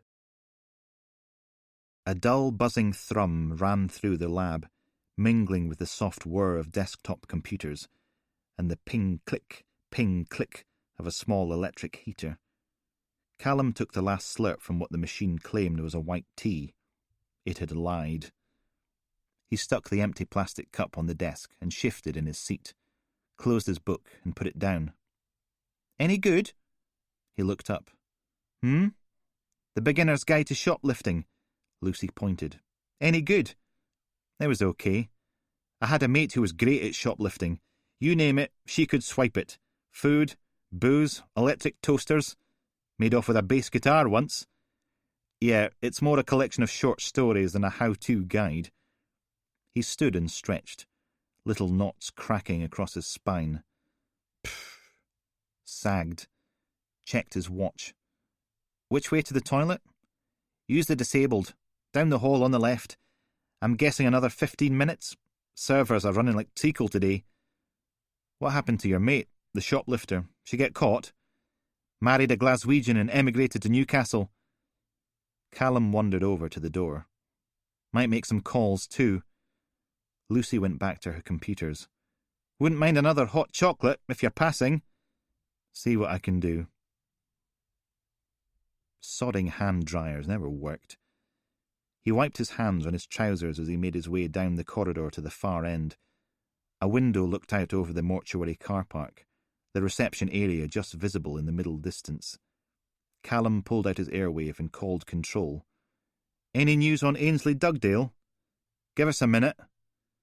The rain hadn't let up any. It still hammered down from a slate-coloured sky, trying to batter the earth flat. It sparked back from waterlogged potholes, bounced off the parked cars, and a big man staggered out of the reception doors, both hands clutched over his face. Was that blood? It was. It poured through his fingers, staining the white shirt above the disposable green apron. Aye, Ainsley Dugdale, released on bail pending trial in 6 weeks' time. What? How the hell could they let him out on bail? The big man lurched against one of the pool cars and stood there, shoulders hunched in the rain, blood turning his shirt dark pink. How should I know? You want details? Speak to the officer in charge, D.S. McAdams. Anything else? Yes, I got a PNC on one Irene Brown yesterday. I need a list of all known associates going back about 7, 8 years. You're kidding, right? No. A sigh battered out of the speaker. Then silence. Out front, another man joined the first, picking his way between the puddles with a newspaper, or maybe a file folder held over his head as a makeshift umbrella. He stopped beside Captain Bleedy and patted him on the back. There, poor thing. Ah well, wasn't Callum's problem. You still there? No, I've jetted off to Barbados for pina coladas and a barbecued lobster. He headed back down the corridor. Well? I've got 8 different names on here, and according to the flags, there's about another 3 that aren't on the system. 1 armed robber, 2 drug dealers, 1 got done for raping a nurse, 1 unlawful remover, 1 attempted murderer, and 2 aggravated assaulters. Well, they've all got charges for that, but 2 of your women's mates didn't branch out into anything else. Or they never got caught. 11 violent scumbags, and Irene Brown was barely in her 20s. Little Mike was right. This is what real life looks like from down here at the bottom. Can you email me the details? Names, dates, convictions, everything you've got. Ugh. Another big put-upon sigh. Fine. Anything else, Your Majesty? Or can I go back to working my fingers to the bone? Yes. Away boil your head. No, thank you. Callum stuck the handset back in his pocket. Why did everyone have to be such a prima donna? He paused at the entrance to the technician's lounge. There was no point getting another tea from the machine, once poisoned, twice shy, but the hot chocolate couldn't be all that bad if Lucy was having another, so... The door leading through to the dissecting room burst open, and DCI Powell stormed into the corridor with his monkey ears bright red. He turned and jabbed a finger at his own feet. "In here, now!" Franklin stepped in after him, shoulders back, chin up, jaw clenched. Powell's voice dropped to a growling whisper soon as the door shut behind her. "I do not care what you got away with in Edinburgh, but you do not assault members of my team without serious repercussions. Do you understand?" She glared back at him. "With all due respect, sir—" "I said, do you understand?" Bellowing it out, spittle flashing in the overhead lighting. "Yes, sir." There it was again, that burning pus tone. "Now you will wait here, and you will not move a muscle while I go check on the man you assaulted. And while I'm gone, I want you to have a good hard think about how screwed you are." Powell barged past her and back into the dissecting room again, slamming the door on his way. Franklin bared her teeth. "I will rip your bloody balls off you—" She must have realised she wasn't alone, because she clicked her mouth shut and turned her glare on Callum instead. "What the hell are you looking at?" He wandered over, hands in his pockets. "Let me guess. The guy with the busted face? I don't answer to you." "Never said you did." She paced the width of the corridor in 2 steps, then turned and did it again. "What is wrong with you people?" "Me people?" "He grabbed my arse. Of course I hit him." "Ooh."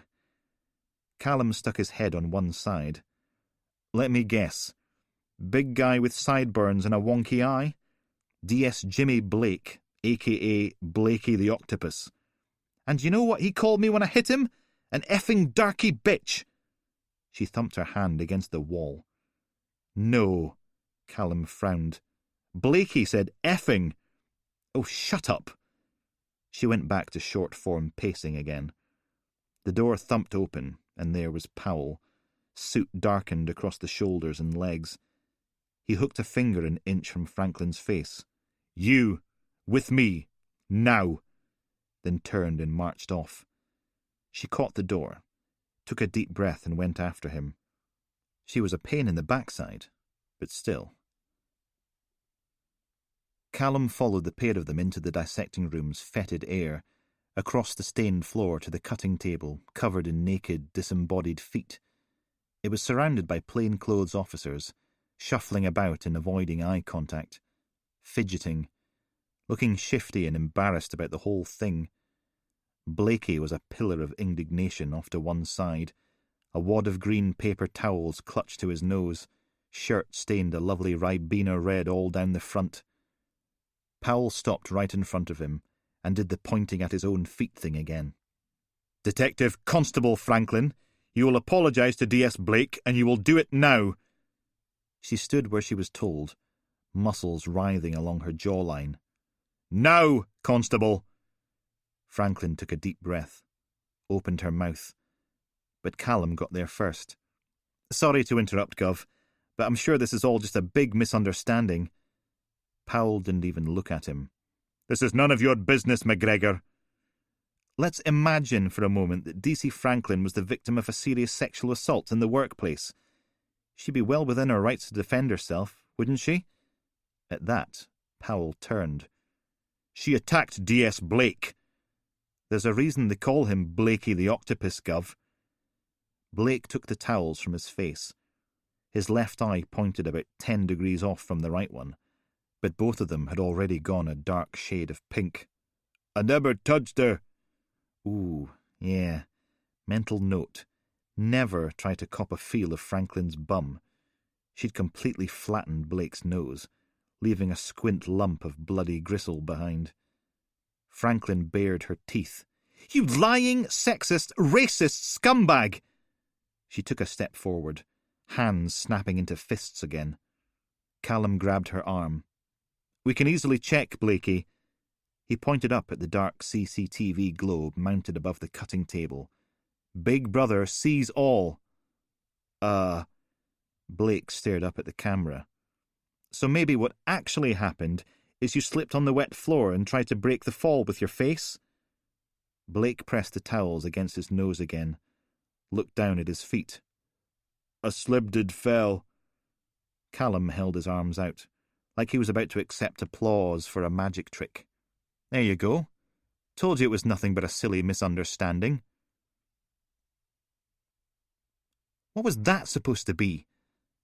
Franklin paced the length of the APT's lounge, between an off-grey sofa and a coffee table covered in tabloid magazines, one arm jabbing in the general direction of the dissecting room. Callum poked buttons on the vending machine, setting it whirring and clunking. "You're welcome." "I'm welcome? Well, thank you so much. He grabbed my arse." Oh, joy. A plastic cup clunked down in the dispenser. Then the hissing and gurgling started. "He grabs your backside. That's sexual harassment. If you'd reported him, that would have been it.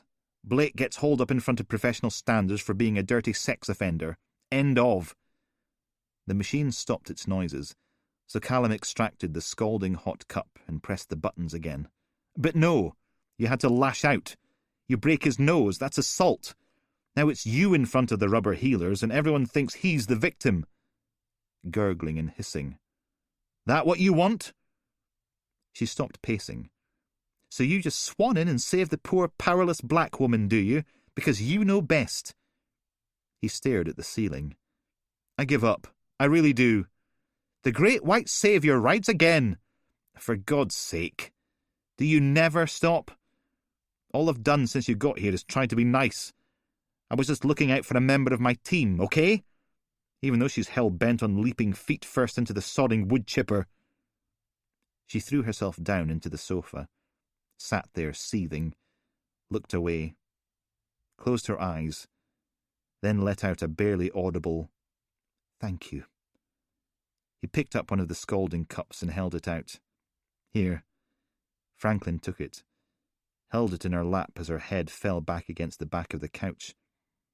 "Why do so many white guys see a black woman and think she's going to be an easy shag? You think it's hard being a police officer? Try doing it when you're a woman, you're black, you're attractive, and everyone thinks you're gagging for it." She ran her spare hand across her forehead. "If I'm sleeping my way to the top, how come I'm still a sodding constable?" Callum smiled. "If it's any consolation, I don't think you're in the least bit attractive." He took a sip of burning hot chocolate.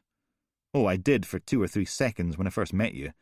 As soon as I got to know you, not a chance." She gave a little laugh. "When I was 14, my geography teacher tried to feel me up in the stationery cupboard. Said he'd always wanted to try a black girl. Wasn't the first to chance his arm, and he wasn't the last." "Did you break his nose too? Or—" Callum sniffed. "Wait a minute." He sat on the other end of the couch. "That's why you got lumped into Mother's misfit mob, isn't it? You said you punched a superintendent. All hands, was he?" Franklin held up her cup in salute. "Welcome to the world of hypersexualization." "Yeah, they can't fire us. They want to, but they can't.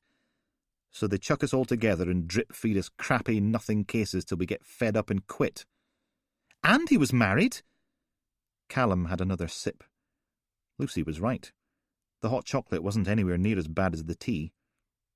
"How are you getting on with our body in the bath?" "You know what I should have done? I should have agreed to go to that hotel with him and recorded him being a sleazy git, then sent the tape to his wife. Let's see Superintendent Neil Lambert slither his way out of that one." "Nice to know your first thought was revenge instead of blackmail." She gave her forehead a little slap. "Blackmail! Damn! Why didn't I think of that?" Franklin sagged in her seat. "Our body's a Caucasian male, 5'11", difficult to tell how old. Turns out the water in the bath was a very heavy brine solution, with leaves and flowers and herbs and spices thrown in, little bits of bark. His lungs are full of it too, so he was alive when he went in. You think you're a bit wrinkly after half an hour in the bath? Our victim looks like he's about 90. At least all that salt will have preserved the tissue. Only the outside layers. Didn't stop his stomach bursting in the water. Ugh. She had a little shudder. God, I hate post-mortems. Shouldn't have transferred to Oldcastle then. We're up to our ears in them. He punched the buttons for a third hot chocolate. What do you reckon to Glenn Carmichael and his mates being responsible? 3 of them killing the guy in the bath together, holding his head under till he stops struggling.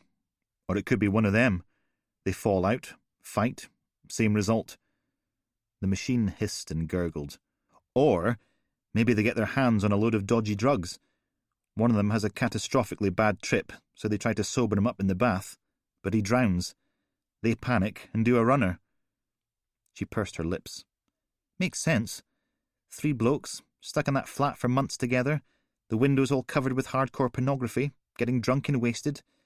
Can't expect sensible decisions from... The door battered open, and Lucy staggered to a halt on the carpet tiles. Callum! A bit out of breath, but grinning too. You are not going to believe it! She hooked a thumb over her shoulders, tattoos rippling. Digital x-rays have finished processing. You've got to see this. Okay. He peeled himself out of the couch and followed her down the corridor to the lab. Lucy pointed at a large computer monitor sitting on a desk covered in empty Quality Street wrappers. Look! He hunched over and squinted at the screen. It was filled with human bones, the skin reduced to pale wisps of grey around them. The X-ray had been taken from the side, showing the body curled up with its elbows in, hands against its chest, and knees against them, neck bent so far forward that the front of the skull was obscured by the kneecaps. Definitely one of the mummies. And, this is so cool! She clattered her fingers across the keyboard, and the image zoomed in on the jumbled monochrome mess where the face met the kneecaps. See? No. I thought it was an artifact in the machinery. Some of the APTs X-ray all sorts of crap for a laugh, and if they damage the equipment, it shows up on the digital prints, so I checked the anterior plates. The tip of her tongue poked out between her teeth as she typed, and the picture changed to a close-up that was little more than a mess of white lines and grey masses. Now do you see? Callum squinted, forcing the image out of focus, letting it... There. Okay, those were the eye sockets. There were the cheekbones. Difficult to pick them out from the leg bones, but not impossible. That made those the nasal cavities, and they would be the teeth. Oh. He sank into the office chair. Of course. It was obvious now. The hard white blobs in the mouth. Yup. Lucy grinned at him, eyebrows way up her forehead. I'm no expert on ancient Egyptian burial rituals, but I'm pretty sure Tutankhamun didn't go to his grave with a mouthful of NHS fillings. 15. Are you actually hiding in here? Franklin stood in the doorway, holding the door to the disabled toilets open with her foot. Callum gave her a grunt, then went back to the sink, stuck a folded paper towel against the open neck of the disinfectant bottle, and upended the thing till it soaked into the off-grey paper. I'm not hiding, I'm busy. He dabbed the damp tissue against the wallet, blotting away a stain. Mother's here? Of course she is. More blotting. The stuff was working even better than Lucy had promised. Okay, so his dad's wallet would never look new again, but at least it didn't stink like the inside of whatever bin Willow Brown had fished it out of. Callum? It was covered in cigarette ash and something I'm hoping was mayonnaise. She's told Dr. Jenkins she wants both mummies post-mortemed ASAP. Our bath body's gone back into the fridge till they're done. He's starting the first one in 15 minutes. Good for you. Callum dumped the paper towel in the bin and moistened another with disinfectant. Well, aren't you coming? Thought you were SIO. What's the point? He opened the wallet and started on the inside surfaces, wiping the square of clear plastic covering the faded photo that took up the whole left-hand side. A happy family, all 4 of them grinning away at the camera, those bright summer colours faded to autumn tones of brown, orange and yellow, not quite in focus, posed around a picnic table, blue sky, sea, and white sand just visible behind them, So you're sulking? Like you can talk. He dabbed away at the other side. They're never going to let me be senior investigating officer for a triple murder. A detective constable running down a serial killer. No chance. Franklin shook her head. You've been inhaling too much of that disinfectant. There's only 2 murders, not... The mummies have been smoked. That's probably to dehydrate and preserve them. And what do you do before you smoke something? You salt it to draw out excess moisture. You brine it. He wiped off a crusty smear of red that looked more like tomato ketchup than blood. And what did we find floating in a bathtub full of brine? When he looked up, Franklin was standing there with her mouth hanging open. One last go with the soggy paper towel. Exactly. He wiped the wallet dry with a fresh sheet, then dug into his pocket for the cash he'd begged out of the building society yesterday, slipped it into the slit where the lining was hanging out. Our victim was a work in progress. Sodding hell! And God knows how many more bodies he's got out there. The plastic window was cool beneath his fingertips, its surface scratched in a few places, enough to blot out small sections of the photo beneath. All 4 of them, just out of focus, smiling their last recorded smile together. Mother's going to have her work cut out holding on to the case, never mind me. The fly-in in MIT from Strathclyde, and we'll be back where we started. Low-level drug dealers, loan sharks and pimps. Franklin peered over his shoulder.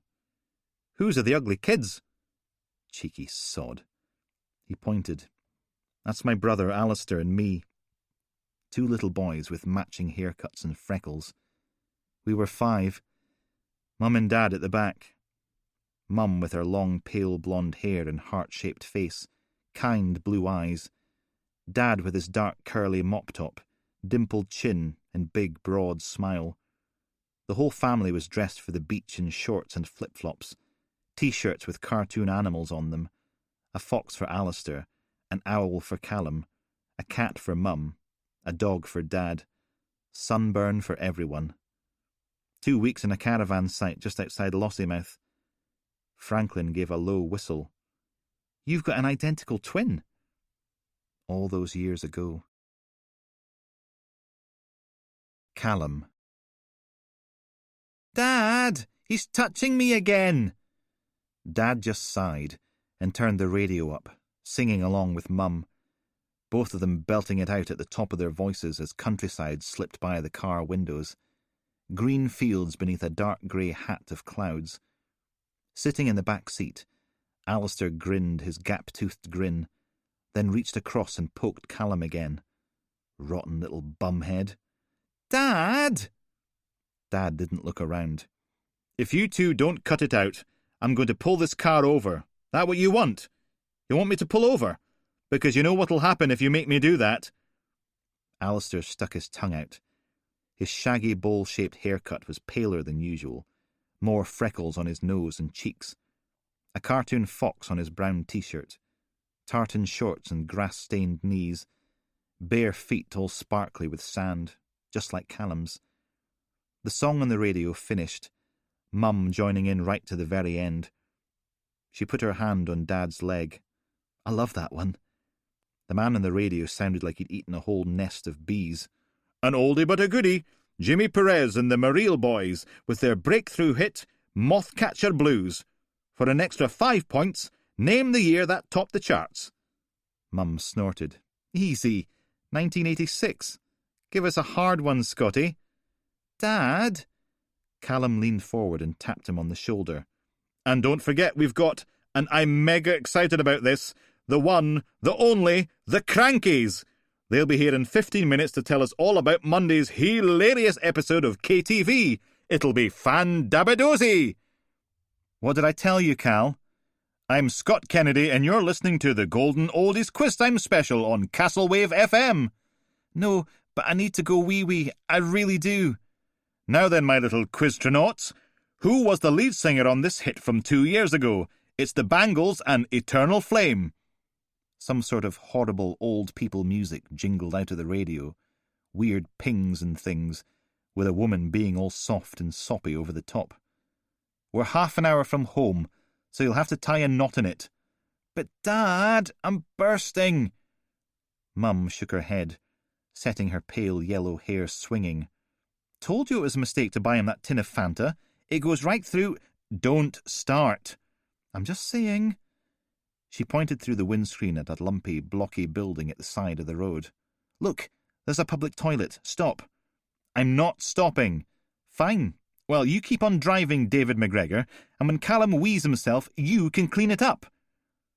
The lady on the radio sang about easing the pain, which would have been nice, because right now there was a big balloon of pee swelling up in Callum's insides, sending stabby twinges all through his tummy right down to the end of his willy.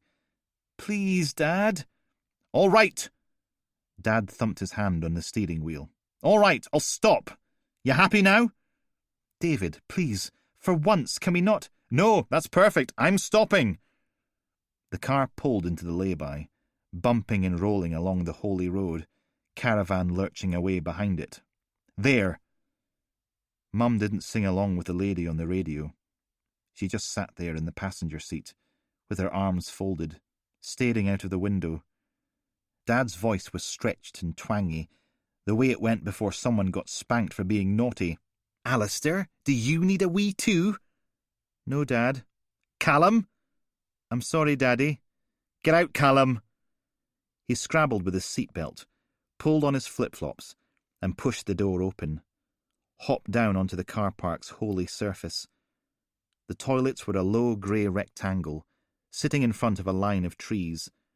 Filth streaked the walls and the guttering sagged in the middle.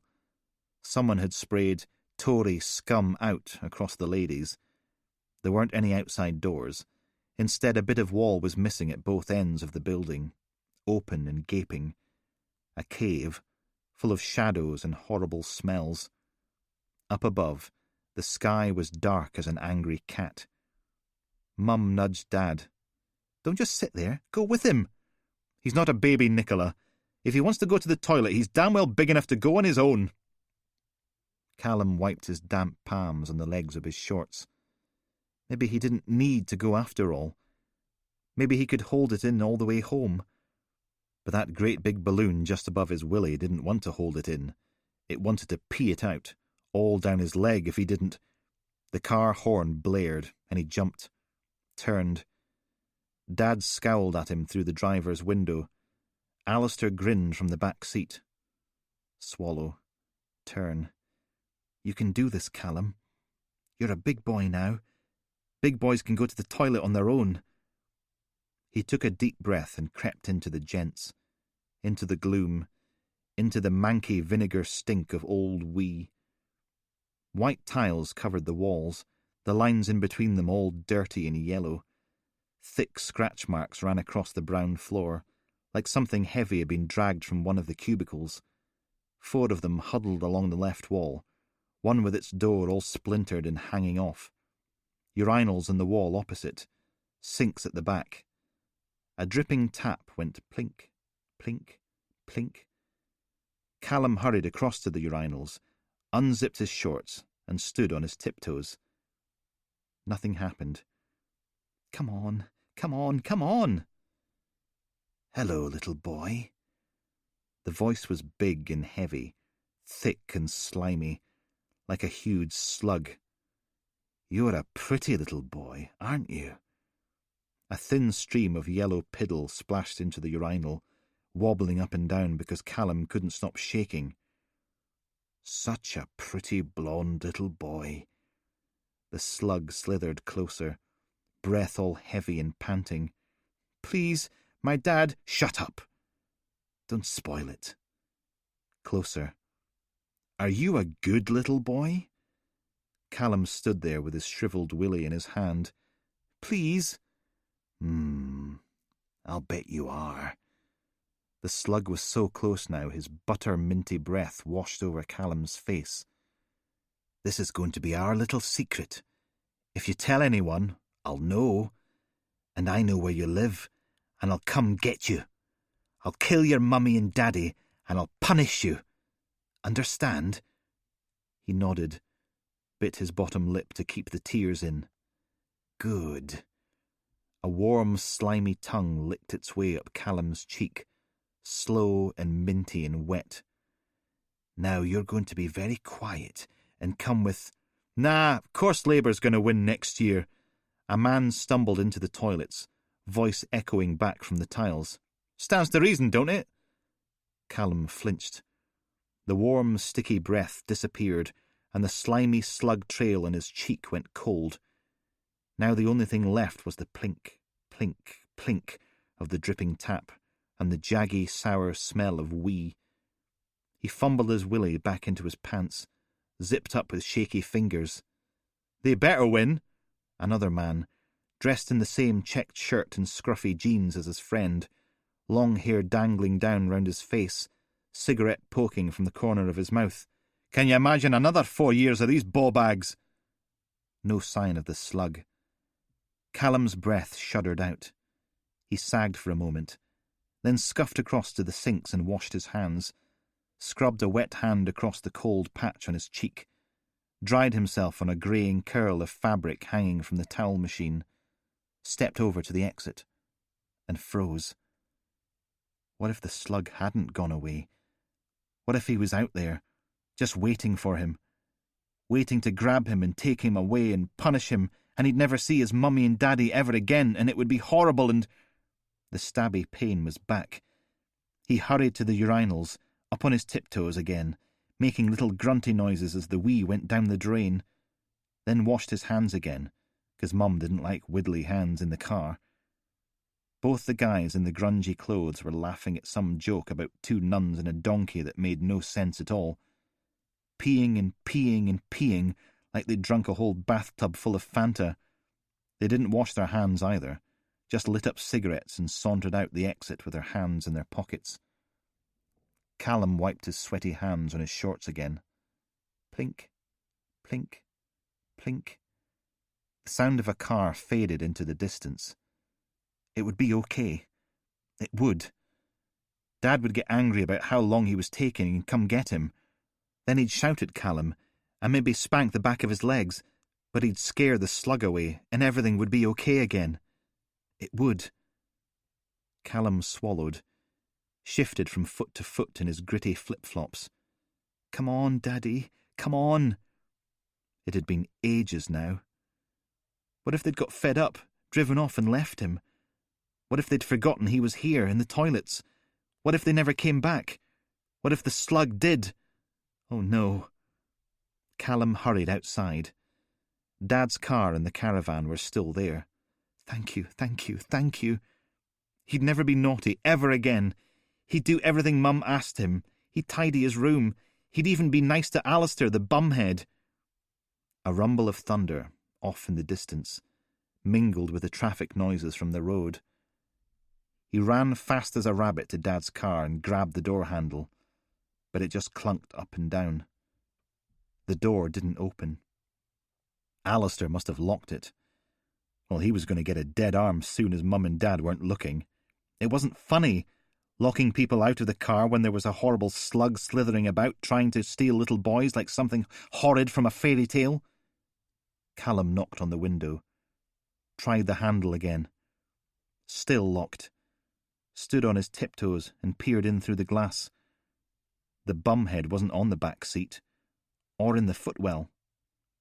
"Mum!" She wasn't in the passenger seat, and Dad wasn't behind the wheel. The car was empty. "Hello?" Another boom of thunder, loud enough to make him jump. They'd left him. They'd run away and left him. How could they leave him? Callum's bottom lip trembled. He backed against Dad's car. "Dad!" They couldn't have left him. They couldn't. It wasn't his fault he needed a wee. "Mum!" But what if the slug came back? A drop of rain burst against the lumpy tarmac. What if the slug was waiting for him? "Please!" Another drop. Then another. And another. Thumping down on the car roof like the feet of a tiny monster, soaking through his hair and his t-shirt. Maybe they'd all gone for a wee too, but then he'd have seen Dad and Alistair, wouldn't he? In the gents. Or maybe they were in the caravan. The breath rushed out of Callum, replaced by a smile. Yeah, that was it. They were in the caravan making cups of tea. What an idiot. Of course they were. Boiling the kettle on the little gas cooker. He ran to the caravan's door, twisted the handle and climbed inside, clunked the door shut behind him. Only there was no one there. The smile died. Callum checked under the table, checked the loo, he even checked the cupboards. No one. "Mum!" A flash of white turned the caravan's insides black and white. Then the thunder roared, rain clattering against the roof. Callum blinked, rubbed a hand across his eyes, stared out through the window at the front of the caravan, where the folding table and the benches that turned into Mum and Dad's bed were. Someone was out there, a figure in the rain, big and hunched, moving with slow, lumbering steps. The slug. Callum ran for the caravan door and hauled the handle up, locking it, backed away. Another flash, followed by a deafening crash, like someone had jammed a metal dustbin over his head and battered it with a hammer. He dropped to his knees and scrambled under the table, curled up against the wall. Don't move. Don't make any noise. Quiet and still as a mouse. Outside, something scratched along the caravan's walls. It started over by the chemical loo, grinding and squealing across the metal, working its way slowly around, behind him, and past to the caravan's door. Stopped. Callum stared.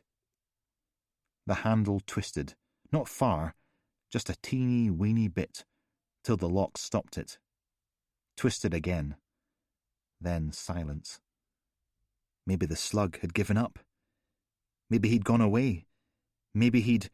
The whole door shook, banging and clattering in its frame. "No!" Callum wrapped his arms around his head and bit his bottom lip till he could taste pennies. "Go away! Go away! Go away!" Then the noise faded, leaving nothing behind but the battering drone of rain on the caravan roof. The slug had given up. He had to. The caravan was locked. He couldn't get in. A trembly sob rattled its way out of Callum. Safe. And then that dark, slimy voice crept through the caravan wall, as if the slug's lips were right up against it. "Your mummy and daddy don't love you anymore. They say you're ugly and stupid and useless, and they don't want you. So they've given you to me." No, they wouldn't do that. They wouldn't leave him. They couldn't. "You're mine now, little boy. You belong to me." Scratching noises against the wall. "Now open the door and let me in." A hand on his arm. "Gah!" Callum flinched. Franklin frowned at him. "Are you okay?" He let out a shuddery breath, looking down at the photo of the four of them in their holiday clothes. "What?" She pointed at the photo. "I said you've got an identical twin." He clicked the wallet closed and slipped it into his back pocket. A long time ago. 16. Hairy Harry loomed over the wrinkled body on the cutting table, humming away to himself. A huge breeze-block of a man, with rounded shoulders and a bit of a gut on him. He tucked the last 6 inches of his Victorian-style beard into the top of his apron. A blue camouflage bandana covered the top of his head, his long furry ponytail poking out the back of it. Hairy Harry's voice was surprisingly soft and warm for someone who looked as if they ate live badgers. "Now that's interesting." He reached into the open body cavity, coming out with a chunk of shriveled black, holding it aloft like the baboon did at the start of Disney's The Lion King. "Have you ever seen a liver look like that before? All dried out and wrinkly?" Lucy shook her head and made another note on her clipboard. Fascinating. They'd laid the body out on its back, not so much uncurling the limbs as snapping them off at the dry, brittle joints, legs and arms, positioned either side of the smoke-coloured ribs. Franklin had her own arms folded, voice so low it was barely a whisper. At least this one doesn't smell as bad. Hairy Harry went back in, coming out with what looked like a dehydrated snake. Well, well, well. Mother and McAdams stood off to one side, heads together, McAdams poking away at his mobile phone as she talked in hushed tones. Every now and then, she'd look up and stare at Callum, then go back to conspiring with her poetry-spouting sidekick, probably trying to figure out what crappy job to punish him with next. Amazing when you think about it. Hairy Harry stuck his gloved hands on the hips of his purple scrubs. The only internal organs still attached are the heart and the lungs. Everything else has been taken out, preserved, then put back in again. It's almost impossible to tell cause of death from the soft tissue, because there isn't any. It's all like beef jerky. The mummy's ribcage lay on a trolley against the wall, its covering of leathery skin too dried on to remove like in a normal post-mortem.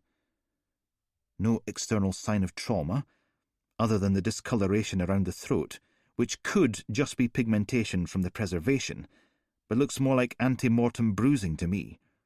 And then there's this. He held up a little jar full of tiny discoloured spheres and gave it a shake, making them rattle against the glass. You'll need to get it tested, but unless I'm very much mistaken, it's silica gel. The kind of thing that comes in those little sachets they stick in bags, shoes and handbags to soak up moisture and stop them going mouldy. His mouth was stuffed with it. More in the esophagus, trachea and sinus cavities. We'll have to rehydrate the stomach to find out, but I'm willing to bet we'll find some there too. Mother wandered back to the table. Excuse me, Dr. Jenkins, I have to borrow Detective Constable McGregor here. Oh, that didn't sound good. Whatever horror she and McAdams had come up with, it was about to spatter down on Callum's head. Please, it's Harrison, and by all means, the young man's a bit of a fidget anyway. Everyone's a critic. She pulled on a smile. Thank you, then headed for the exit. Come on, Constable. Here we go. Callum leaned closer to Franklin. Try not to punch anyone else, okay?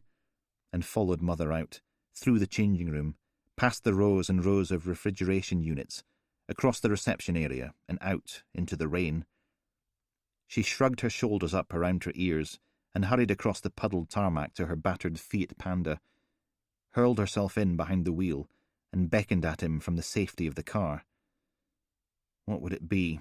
Door-to-doors in the freezing downpour, digging into the archives for some obscure file that hadn't been seen for 3 generations, talking to small children about road safety. Or maybe she was just going to fire him. He high-stepped between the water-filled potholes, collar pulled up against the rain, and clambered in the passenger side. A furry penguin hung from the rear-view mirror, along with a yellow air freshener that smelled of chemical lemons. Inside, the car was a mess. Mud, grit, gravel and old magazines in the footwells, plastic bags, a collection of cardboard wine carriers full of empties, and for some bizarre reason, a quarter-size inflatable sheep with sunglasses littering the back seat. Dust coating the dashboard like a furry blanket. The bottles clinked and rattled as he thumped the door shut. Oh, sodding hell. It was like climbing into a very filthy fridge. Cold air nipped at his ears. Mother stuck her hands in her pockets, her breath fogging in front of her face. Callum, Callum, Callum. What am I going to do with you? Oh, great. She dragged him all the way out here for a bollocking. Could they not have done it inside in the warm? Thought I told you not to lead our new girl astray. And what do I find? She's running around assaulting detective sergeants on DCI Powell's major investigation team. Care to explain yourself? What? How is this I had Powell on the phone this afternoon, and he wasn't a happy hedgehog. Says after the assault you waded in and interfered with the victim, to wit, one DS Jimmy Blake. Got him to change his story and say he slipped and battered his own nose to a wee bloody lump. All I did was point out that the whole thing would be caught on the mortuary CCTV system. A shrug. For some reason, Blakey wasn't keen on anyone seeing it. Right. Mother nodded, then sighed.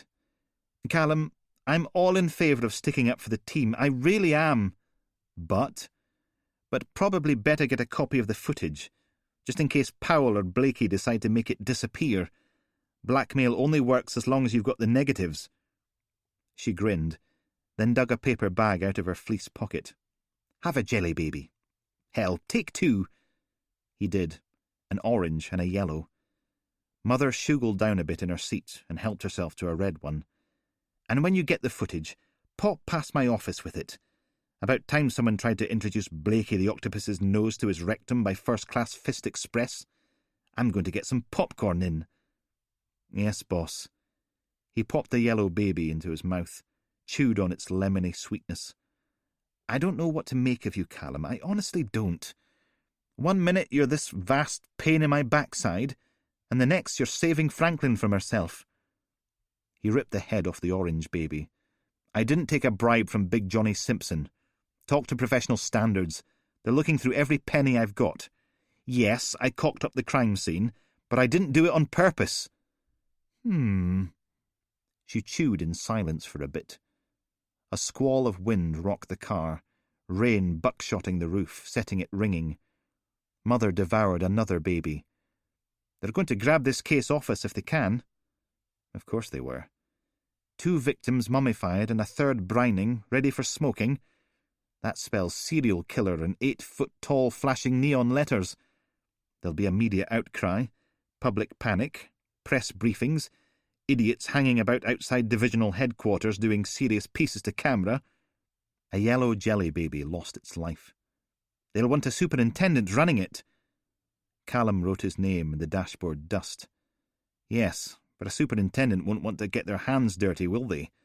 No, they'll want someone else to do the actual police work, in case it all goes horribly wrong. Plausible deniability. Oh, goody! A poisoned chalice, my favourite. She held the paper bag out again. We're fighting for this one, Callum. It'll probably be the last chance Andy gets to put a killer away. I won't let them take that away from him. We should run a dental records match on Glenn Carmichael and his 2 mates, just in case. He popped a green jelly baby in, feet first. And Powell's got a forensic psychologist down to consult on his severed feet, Dr. MacDonald. She was the one they brought in to work the birthday boy case. We could tap her on some behavioural evidence analysis. What's that when it's at home? They're not allowed to call it profiling because of the TV. Might help. Not if it's Glenn and his mates who are the killers. A shrug. But what the hell? We'll get DNA and a facial reconstruction on the go too. I'll fight with our esteemed masters about the budget later. She put the sweeties away. Anything else? Callum wiped the dust from his fingertip onto his trousers. When you dragged me out here, I thought you were going to fire me. Did you? A shrug. I just fancied a jelly baby. They always taste funny in the mortuary. Like death.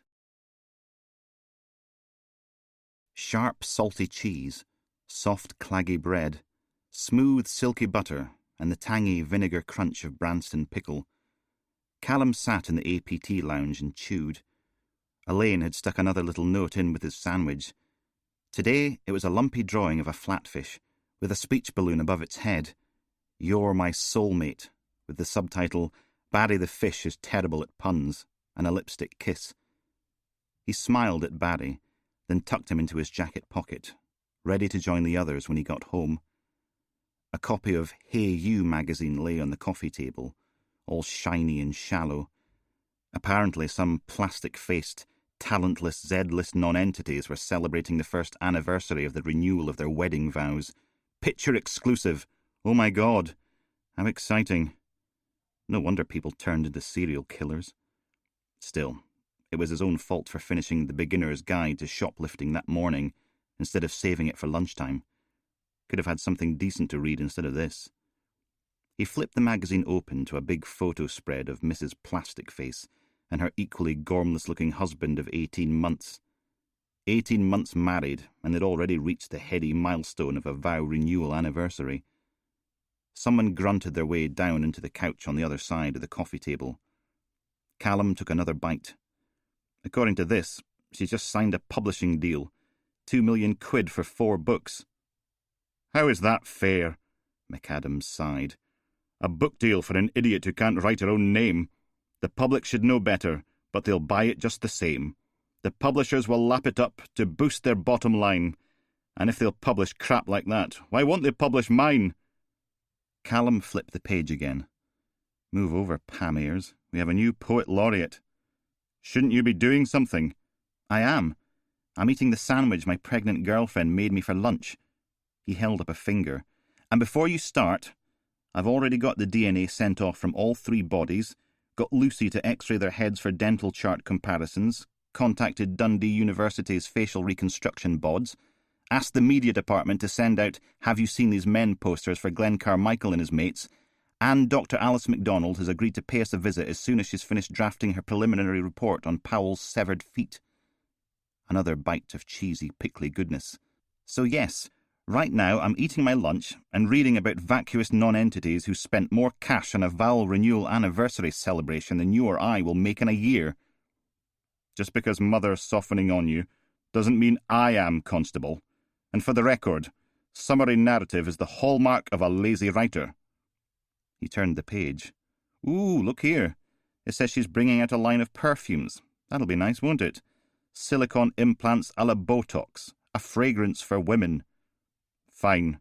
McAdams stood. When you've finished your meagre repast, I want those dental records checked. And find out who they bought the flat from.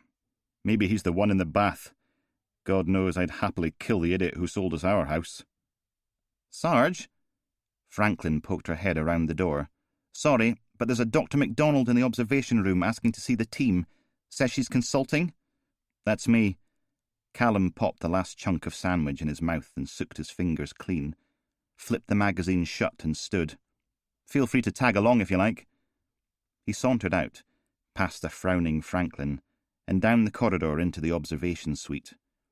It was subdivided into booths by a series of half-height partitions, each area looking out over one of the dissecting room's 12 cutting tables.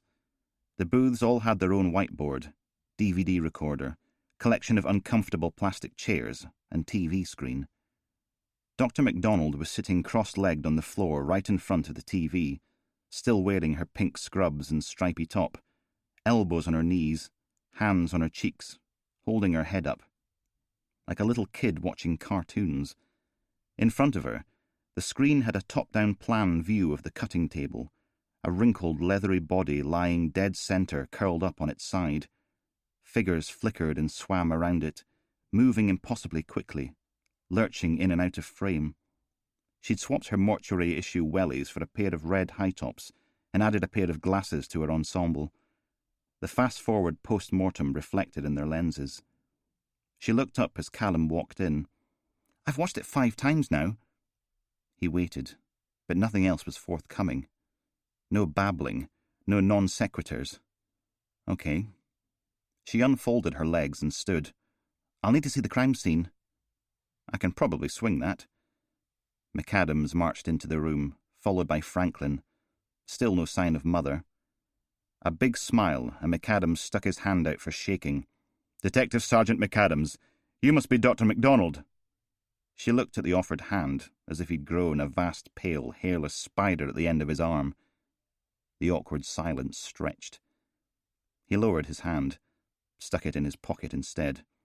This is D.C. Franklin. Before we start, here's how this works. MacDonald walked to the whiteboard and wrote victimology on it in red marker. I give you a series of educated guesses based on the information you give me. If I don't know anything, I'll mark it as an assumption, and you have to take anything based on that with a whole carton of salt. Agreed? You're going to profile our serial killer. Offender behavioural indicators went on the board next. No, I'm going to give you educated guesses, remember? Crime scene indicators. McAdams leaned back against the partition wall. Go on then, guess away. Psychological geography / boundaries. From what we know right now, our victim is probably a goal-orientated killer. It's possible preserving the victims turns them into some kind of fertility totem, but I don't think he kills them for sexual release. He kills them so he can mummify their bodies. That's his goal. It means something to him. What is the bigger question? I'll settle for who. Statistically, it's going to be a white male, mid-20s. He'll have access to a facility for smoking meat and or fish and experience in using it. You don't jump right into this kind of thing without practice. McAdams snapped his fingers at Callum. I want a list of every smokehouse in a make it 50-mile radius. Dick. Callum made a note anyway. What about Glenn Carmichael, Brett Miller and Ben Harrington? Any chance the three of them are killing as a team? Dr. MacDonald looked back at the TV with its flickering ghosts. There's a chance, but it's not very likely. 2 of them, maybe. 1 dominant, 1 submissive. But 3 would be very unusual. It's hard enough getting 3 men to agree on what pizza toppings to order, never mind how to select, kill and preserve their victims. Fair enough. She leaned in closer to the screen. Our offender's an artisan and an artist. This kind of work takes time, care and skill. He's probably unattached, lives alone where no one can interfere with his work. He'll drive a big car or a van. He needs to be able to transport the bodies. Franklin shook her head. We found one of them in the boot of a wee Kia Picanto, small 4-door hatchback. You don't need that much space. Not when they're mummified, but while they're still alive, you need more room. And Franklin explodes in 3, 2, 1. But she didn't. She just nodded. His post-murder activities are highly ritualized too, removing the organs and preserving them separately, then stitching them back into the body cavity. She wrapped the fingers of one hand into her hair, fiddling with the curls as her eyes narrowed and her voice dropped off to a murmur. You don't just mummify people for fun, do you? No, you don't. You do it because you want them to live on in the afterlife. You deify them. She let go of her hair and straightened. I wouldn't be surprised if there was some sort of religious upbringing. She pointed at the whiteboard where psychological geography/boundaries was written. I need to know where the victims came from before we can work out where he's likely to live. Callum nodded. We're working on it. Also, McAdams took a marker from the shelf beneath the board and uncapped it. We need to decide what we're calling our boy. Can't have a serial killer novel with an unnamed antagonist. He printed Imhotep right in the middle, before the tabloid newspapers come up with something more lurid. Dr. MacDonald bit her top lip. It's a nice thought. I mean, I know we've got to call him something, but Imhotep doesn't actually work, does it? Because Imhotep was Egyptian, and Egyptian mummies are always preserved lying flat, and the curled body posture our suspect uses to pose as victims is more reminiscent of ancient Peruvian burial techniques, which results from a completely different cultural and religious background. She shrugged. Paddington would probably be more accurate, strictly speaking, because of the Peru connection. I think we should definitely call him Paddington. It just makes a lot more sense. And one final thing, McAdams smiled. Aren't you going to say it? Dr. MacDonald wrote Paddington on the board. Aren't I going to say what? It's a cliché of the genre, but the profiler always says it at the end of the briefing. A frown. Nope, you've lost me. He will kill again. Of course he will. MacDonald stuck the lid back on the marker pen. He's a serial killer. It's what he does. Imhotep. Well, well, well, the God-wolf growled. If I've not just caught the tastiest little morsel in the whole dark world. You can't eat me, gasped Imelda. I'm made of bones and stones and glass and groans, and if you eat me you'll get a terrible tummy ache and die. The God-wolf smiled at her. I'll take my chances, he said, and swallowed Imelda whole. R.M. Travis, Imelda's Miraculous Dustbin, 1999. Stay away from my bitches, they ain't down with no snitches. I got me my riches, giving punks like you stitches. Donny Sick Dog McRoberts, Livin' Free or Dyin' Tryin'. Copyright Bob Speed Trap Records, 2014.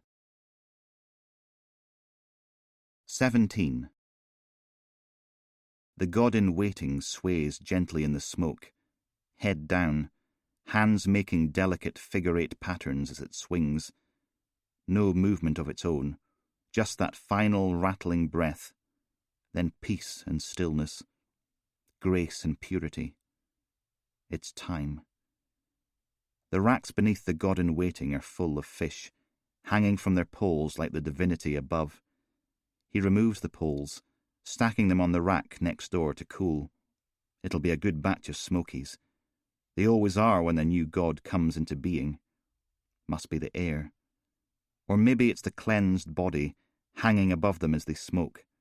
Maybe it's the juices that drip like tears from the body as it takes on its final form. Whatever it is, the result is excellent fish. Next is the scraper, just a plank of wood fixed on the end of a broomstick. He uses it to push the smouldering embers away, heaping them up against the far wall, then stands beneath the god in waiting. It's beautiful.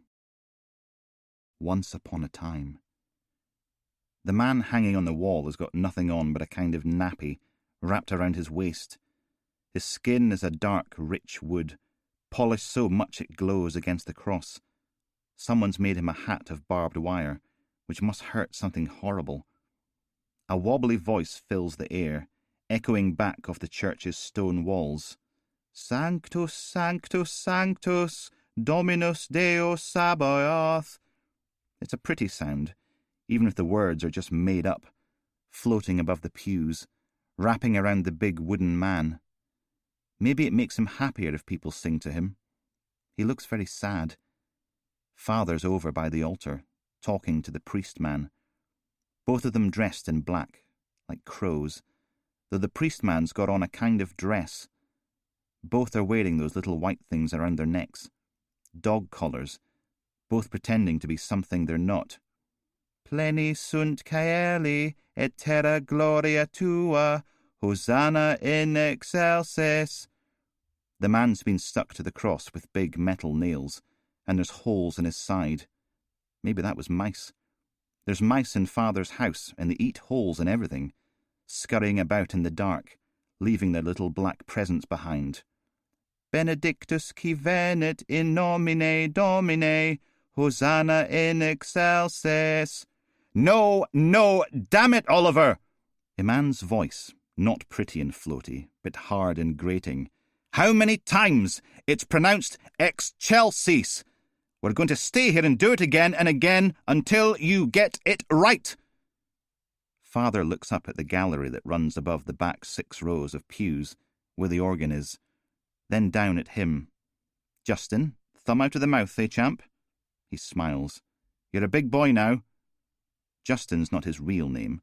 It's from Father's favourite album, about a little boy who turns into a rabbit and has to save the world from the king of dead things. And Justin's as good a name as any. He takes his thumb out of his mouth and wipes it dry on his t-shirt. Sorry, Father. That's my boy. Then Father shakes hands with the priest man and wanders down the apse, ruffles Justin's hair. Come on, slugger. Time to go home. He turns and waves at the priest man as they leave the church. Sanctus, Sanctus, Sanctus, Dominus Deus Sabaoth. Down the steps in the warm sunshine, one hand on Justin's shoulder, steering him to the car with its little Scottish flag fluttering on the end of the aerial. In you get. Justin does what he's told. Gravel scrunches and crunches under the wheels as they leave the church grounds. Did you hear the singing, Father? Wasn't that... The slap is as hard as it is quick, snapping his head to the side, the sound like a gunshot going off. Don't you dare embarrass me like that again, sucking on your thumb like a baby. That what you are? A baby? He blinks the tears back, bites his lip, lets the burning needles sink into his cheek. Don't cry. Feed off the heat. Don't cry. It'll only make it worse. You want to wear nappies and sit in your own filth again? Is that what you want? Little flecks of spit settle against the dashboard. Answer me, damn you! Justin takes a deep breath. Don't cry. Feel it burn. Own it. He stares down at his hands, curled in his lap. No, Father. Sorry, Father. Good boy. And just like that, the storm passes. The cloud shadows slip away, and Father smiles at him again. Come on. Why don't we go get some ice cream? We can bring back some for Mummy. She'll like that, won't she? Justin nods, even though it's not true. New Mummy doesn't like anything. She just cries all the time. And Slugger? Father ruffles his hair again, the fingers warm and hard where they dig into his scalp. You stay away from church music. It's nothing but lies. See these? He lets go of Justin and unhooks the white band from around his throat, shakes it like a dead mouse. They call them a dog collar for a reason. They choke you. There's a chain that clips onto them, so you can go walkies. Because it's all lies. The churches, the hymns, the Bible, the whole God-bothering, holier-than-thou, deviant, filth-mongering lot of them. Lies and liars. Justin doesn't move. This can go one of two ways, and one of them ends with screaming and bruises and getting locked in the naughty cupboard, peeing blood for a week. Father clicks on the car stereo, and the album picks up where it left off. A hissing of drums, then the man's voice comes over the top, quiet as treacle. You have to hide right here, right now. You have to stay so still. 'Cause Justin, little rabbit boy, the nighttime means you ill. There's monsters here, there's monsters there, and they're prowling through the gloom. Stay still and oh so quiet, or these woods will be your tomb. Father squeezes his shoulder. Come on, champ, let's go get that ice cream. But not this time. Now. He stares up at the god in waiting. It's not as beautiful as the wooden man on the cross. Not yet. But it will be. It'll be better. So much better than a dead thing carved from a dead tree, hanging in a dead building. It'll be a god. He unhooks the rope from its cleat on the wall and takes the strain, lowers the body, hand over hand, until it rests on the freshly cleared floor, picks it up off the hot stone slabs. It isn't hard. The cleanse remains weigh almost nothing. The weight of sin is gone, purged, purified. The god in waiting is pale and soft, but that will change. Everything will. 18. Callum shuffled the printouts together, then slipped them in a plastic folder. Thanks. Lucy shrugged. No probs. A grin widened her face. Tell you the truth, I thought this was going to be a waste of time, but no way. My very first serial killer. He tucked the folder under his arm. Don't worry, there'll be plenty more where that came from. Franklin was in the hallway, outside the lab, standing with her back to the world, forehead resting against the wall, phone clamped to her ear. No, because I don't... How am I supposed to know, Mark? I'm not a mind reader. No, I didn't. Ugh, just forget it. Doesn't matter. A sigh. Okay, I'll call you when I find out. She hung up and stayed where she was. Callum cleared his throat. You ready? She stiffened, put her phone away, turned. Do you eavesdrop on all your colleagues? He shook his head and marched off down the corridor. Don't know why I bother. Franklin didn't catch up to him till the car park, weaving her way between the puddles and the rain. She came to a halt in front of Mother's manky Fiat Panda. Is her face normally that colour? Mother was on the phone, eyes scrunched up, cheeks all flushed. Her mouth kept starting in on sentences, but never seemed to get more than a word or two into them before shutting again. Her other hand dug its fingers into her forehead, as if she was trying to force them through the skin into the bone beneath. Yeah. Callum sidled towards the pool car they'd arrived in. Whatever that is, there's going to be repercussions and fallout. Don't know about you, but I want to be long gone before then. Franklin pushed past him to the pool car's driver's door. Keys? Sorry? Keys! Give me the keys, I'm driving. He raised an eyebrow. You want to drive? Just give me the damn keys.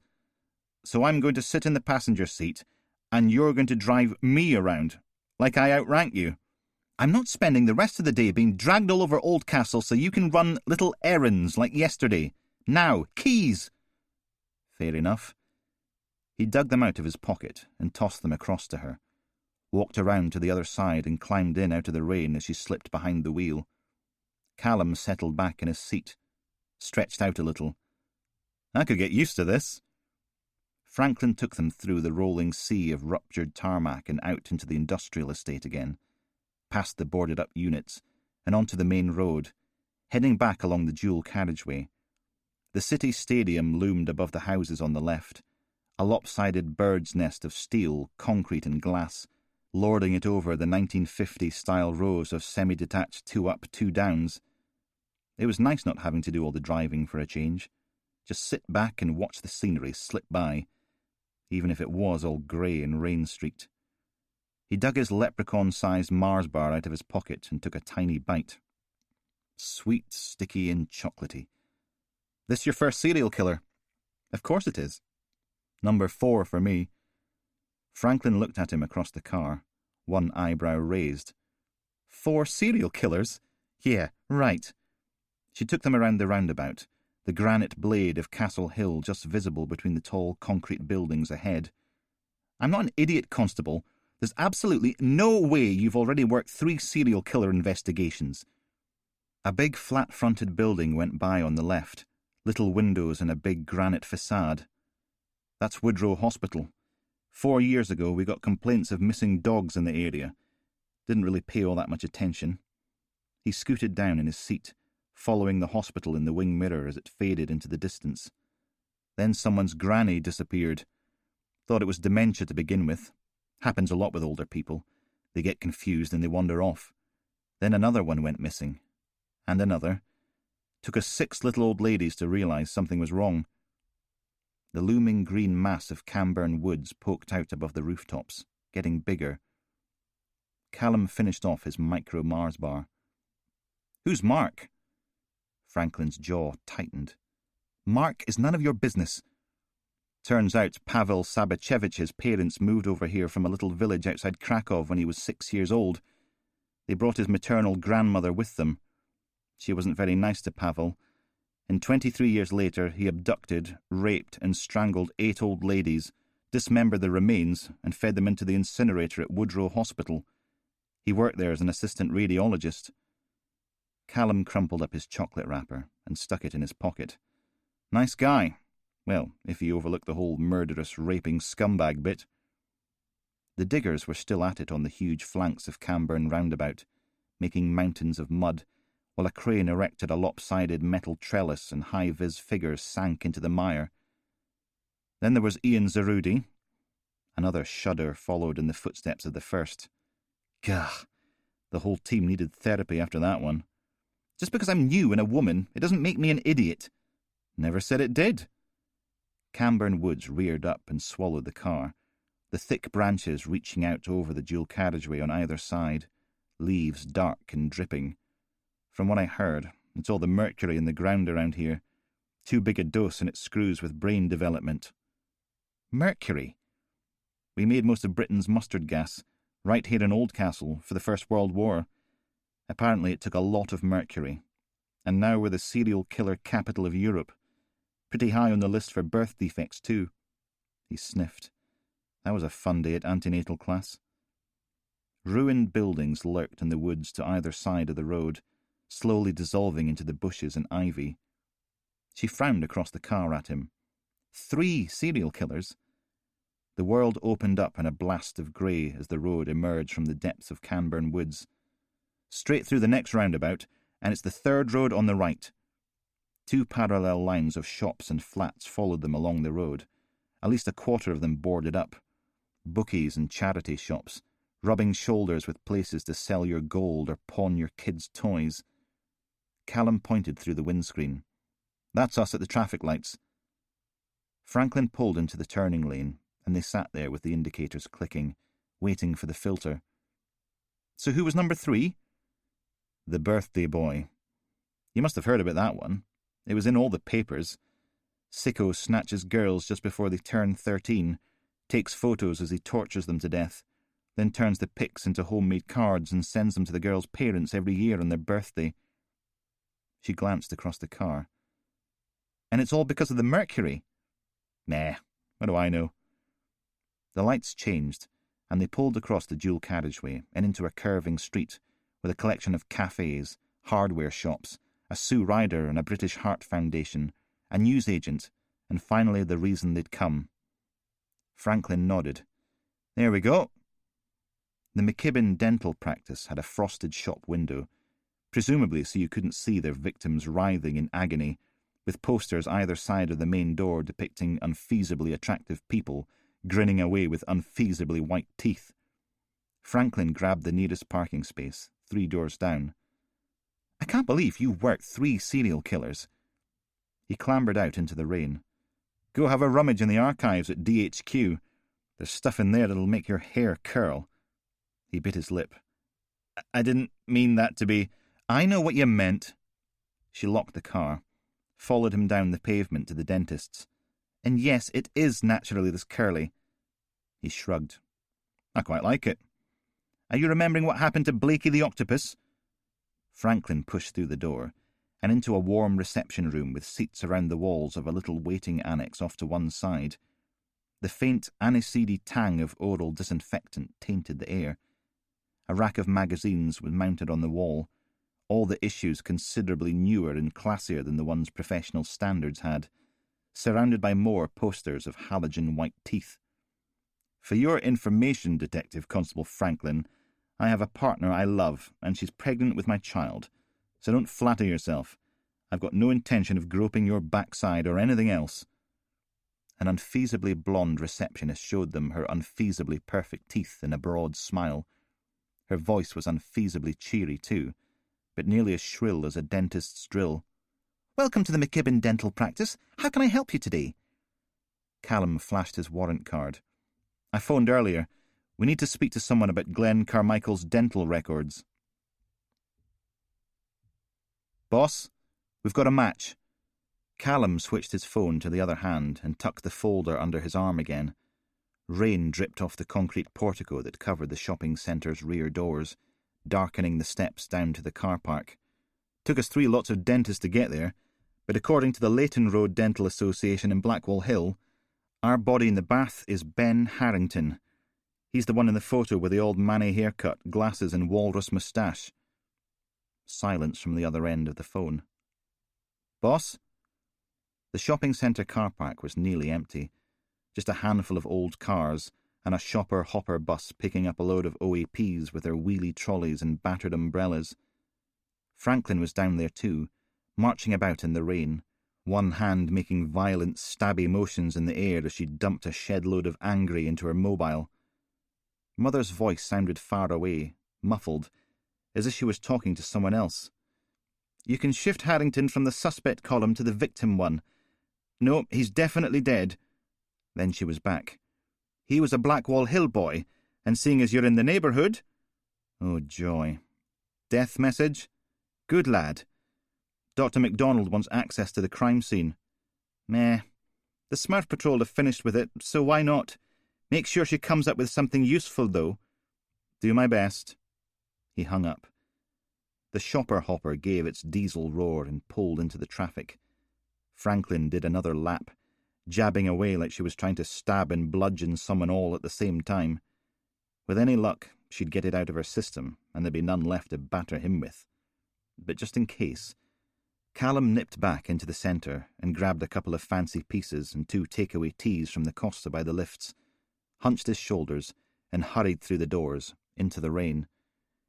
By the time he reached the pool car, she was behind the wheel again, dripping and glowering.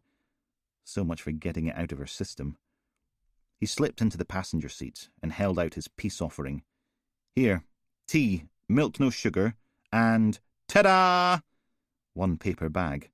Got a billionaire's shortbread and a Rocky Road brownie. You choose." The frown didn't shift. "What's billionaire's shortbread?" "Like a millionaire's, but there's bits of broken up crunchy in there too."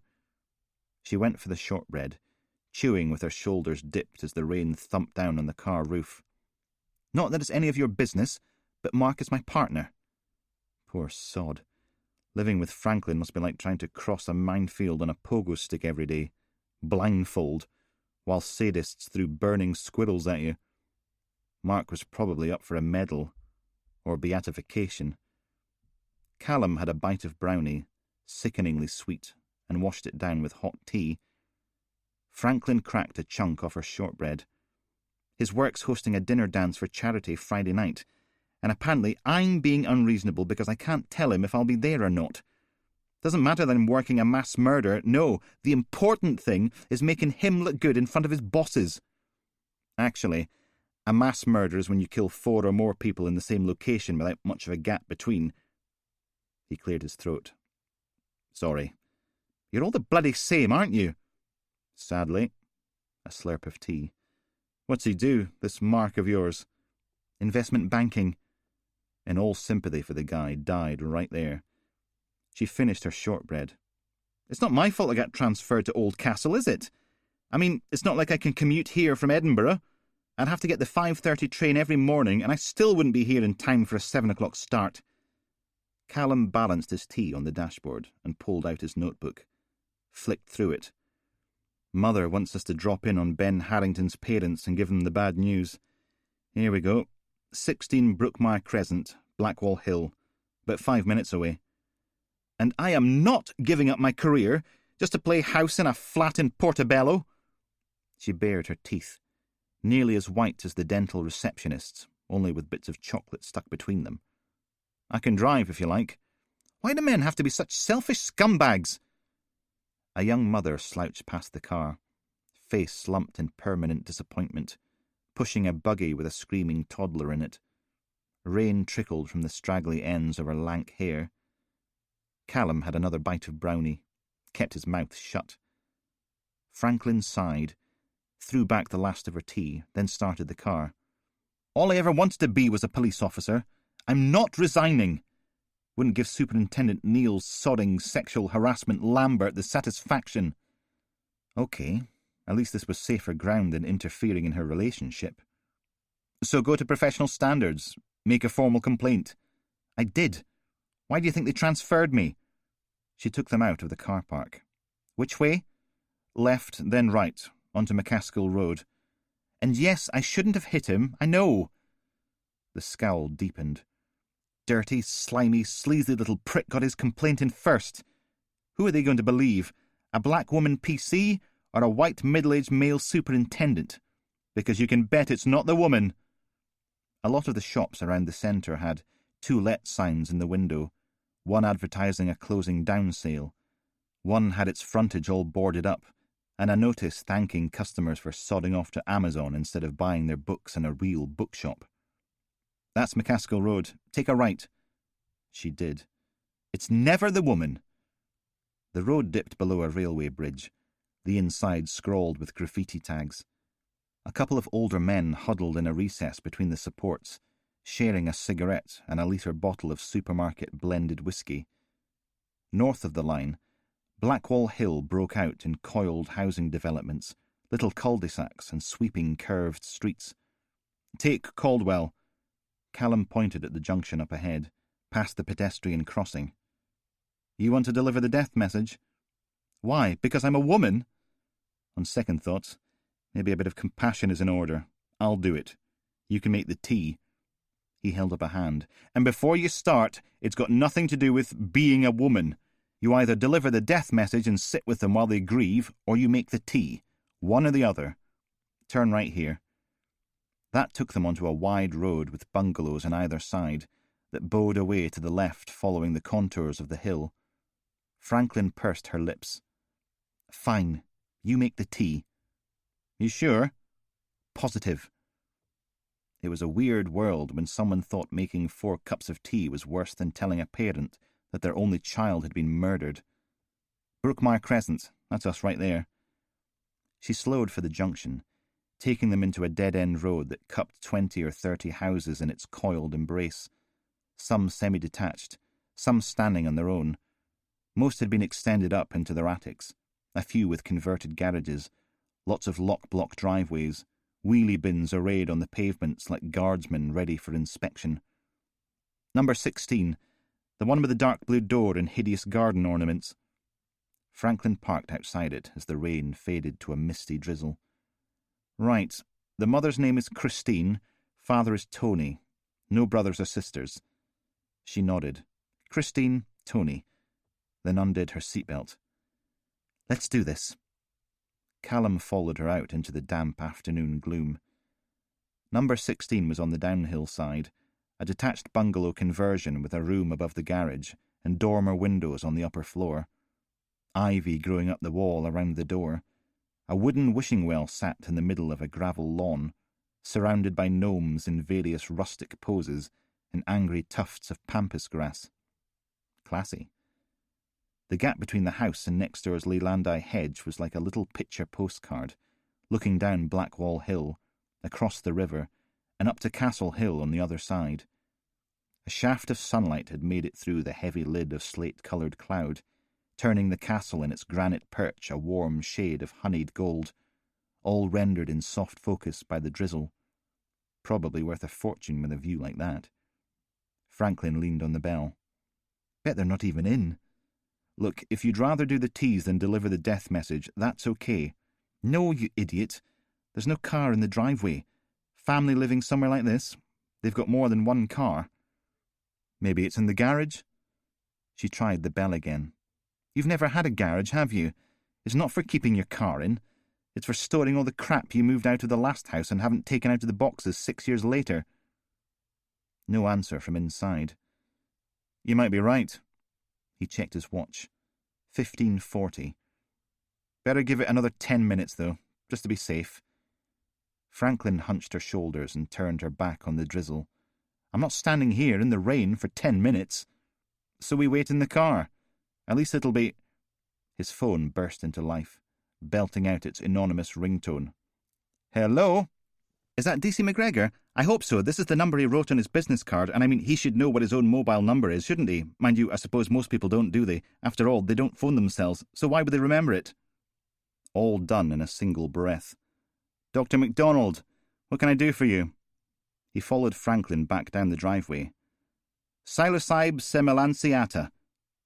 Okay. What's that when it's at home? Liberty Cap mushrooms, a.k.a. magic mushrooms, a.k.a. shrooms. We're halfway through Benjamin Harrington's post-mortem, and his stomach's full of them. Well, not full, but there's quite a lot of them, and they've not dissolved all that much because he must have died not long after taking them, which isn't surprising because it's still a lot of mushrooms to take in one go. But there's heaps of herbs and things in there as well, only they're going to take a lot longer to identify than the mushrooms, because magic mushrooms always look like magic mushrooms, don't they? Callum settled into the passenger seat, clunked the door shut. Did he eat enough to kill him? I don't think you can overdose on magic mushrooms. They've got an emetic effect, so you're more likely to vomit them up if you take too many. Well, I suppose you could choke on your own sick, but that's not actually overdosing, is it? Anyway, they're running toxicology on the tissue samples from the two mummies to see if they've got any psilocybin in them. Did you know they've got their own mass spectrometer here? It's amazing. I've never seen a mortuary with these kind of facilities before. But Dr. Jenkins says they are spending so much money sending samples away for testing that it made a lot more sense getting... Doctor! A bit rude, but at least it stopped her. There's a bong in the flat where the body was found. The shrooms might be Ben's. He takes too many, dies. Glenn and Brett are too stoned to help, so they panic and board him up in the bathroom, then do a runner. Franklin frowned across the car at him, mouthing the word, what? That's why they're rushing through the tox screen on the mummies. If there's psilocybin in the tissue samples, then we've got a link, and that's exciting. But I'd still like to see the flat if I can I? Yeah, it's fine. Sokos have finished with it anyway. Okay, I'll see you there. When's good? Is now good? No. We've got to tell Ben Harrington's parents that he's dead. And you're in the middle of a post-mortem, remember? Franklin's phone launched into what sounded like Gilbert and Sullivan's ode about policemen being a poor put-upon bunch of sods. Yes? What now? Oh, right, well, if you can give me a call when you've done that, that'll be great, and we can get on with the geographical side of things, and I suppose it won't hurt to spend a little time dealing with the severed feet case. And did I tell you we post-mortem the other mummy? Is that the one from the tip, or the car? The tip, and I think I know why it was thrown away. Franklin started the car again. Yeah, we'll be there as soon as we can. Silence from the phone. Dr. MacDonald? Sorry, dropped my chocolate biscuit. The mummy from the car was eviscerated, and the internal organs preserved separately, then stitched back inside. The body in the tip wasn't so lucky. He tried to preserve it whole, and mummification only works if you can dry out the remains faster than the microbes inside can decompose it. The gears made complaining, grinding noises as Franklin performed a hurried 3-point turn. She stuffed her mobile into a pocket. Put your seatbelt on. He covered the mouthpiece. Where are we going? Someone's just broken into Brett Miller's house. When was this? Now, right now. Neighbour just called it in. Abdominal cavity is full of slippery, moist organs, and they go off incredibly quickly if you don't preserve them. That's why undertakers inject everything with preserving fluid when you die, because otherwise you'd probably burst during the eulogies, and that wouldn't be very nice for the mourners, would it? Any idea who broke in? Did the neighbour recognise them? How should I know? So my educated guess is that Paddington is 100% committed to the end result. He's venerating these bodies by mummifying them, but they have to be perfect. This one wasn't, so he disposed of it and started again. That also means he's learning. Franklin put her foot down, sending pantile boxes whizzing past the car windows. Where am I going? And how do we put on the blues and twos in this thing? Callum pulled out his notebook and flipped it open, bracing his knees against the door in the dashboard. Walderswell Court, right at the end, then left. He reached out and poked a switch, setting the sirens wailing and the lights flashing. DC McGregor? Still here, Doc. Please don't call me Doc. It always makes me feel like I'm meant to be one of the 7 dwarves, and I know I'm not the tallest person in the world, but I like to think I'm a bit bigger than that. And if you think about it, okay, sorry, not Doc. You're definitely not one of the 7 dwarves.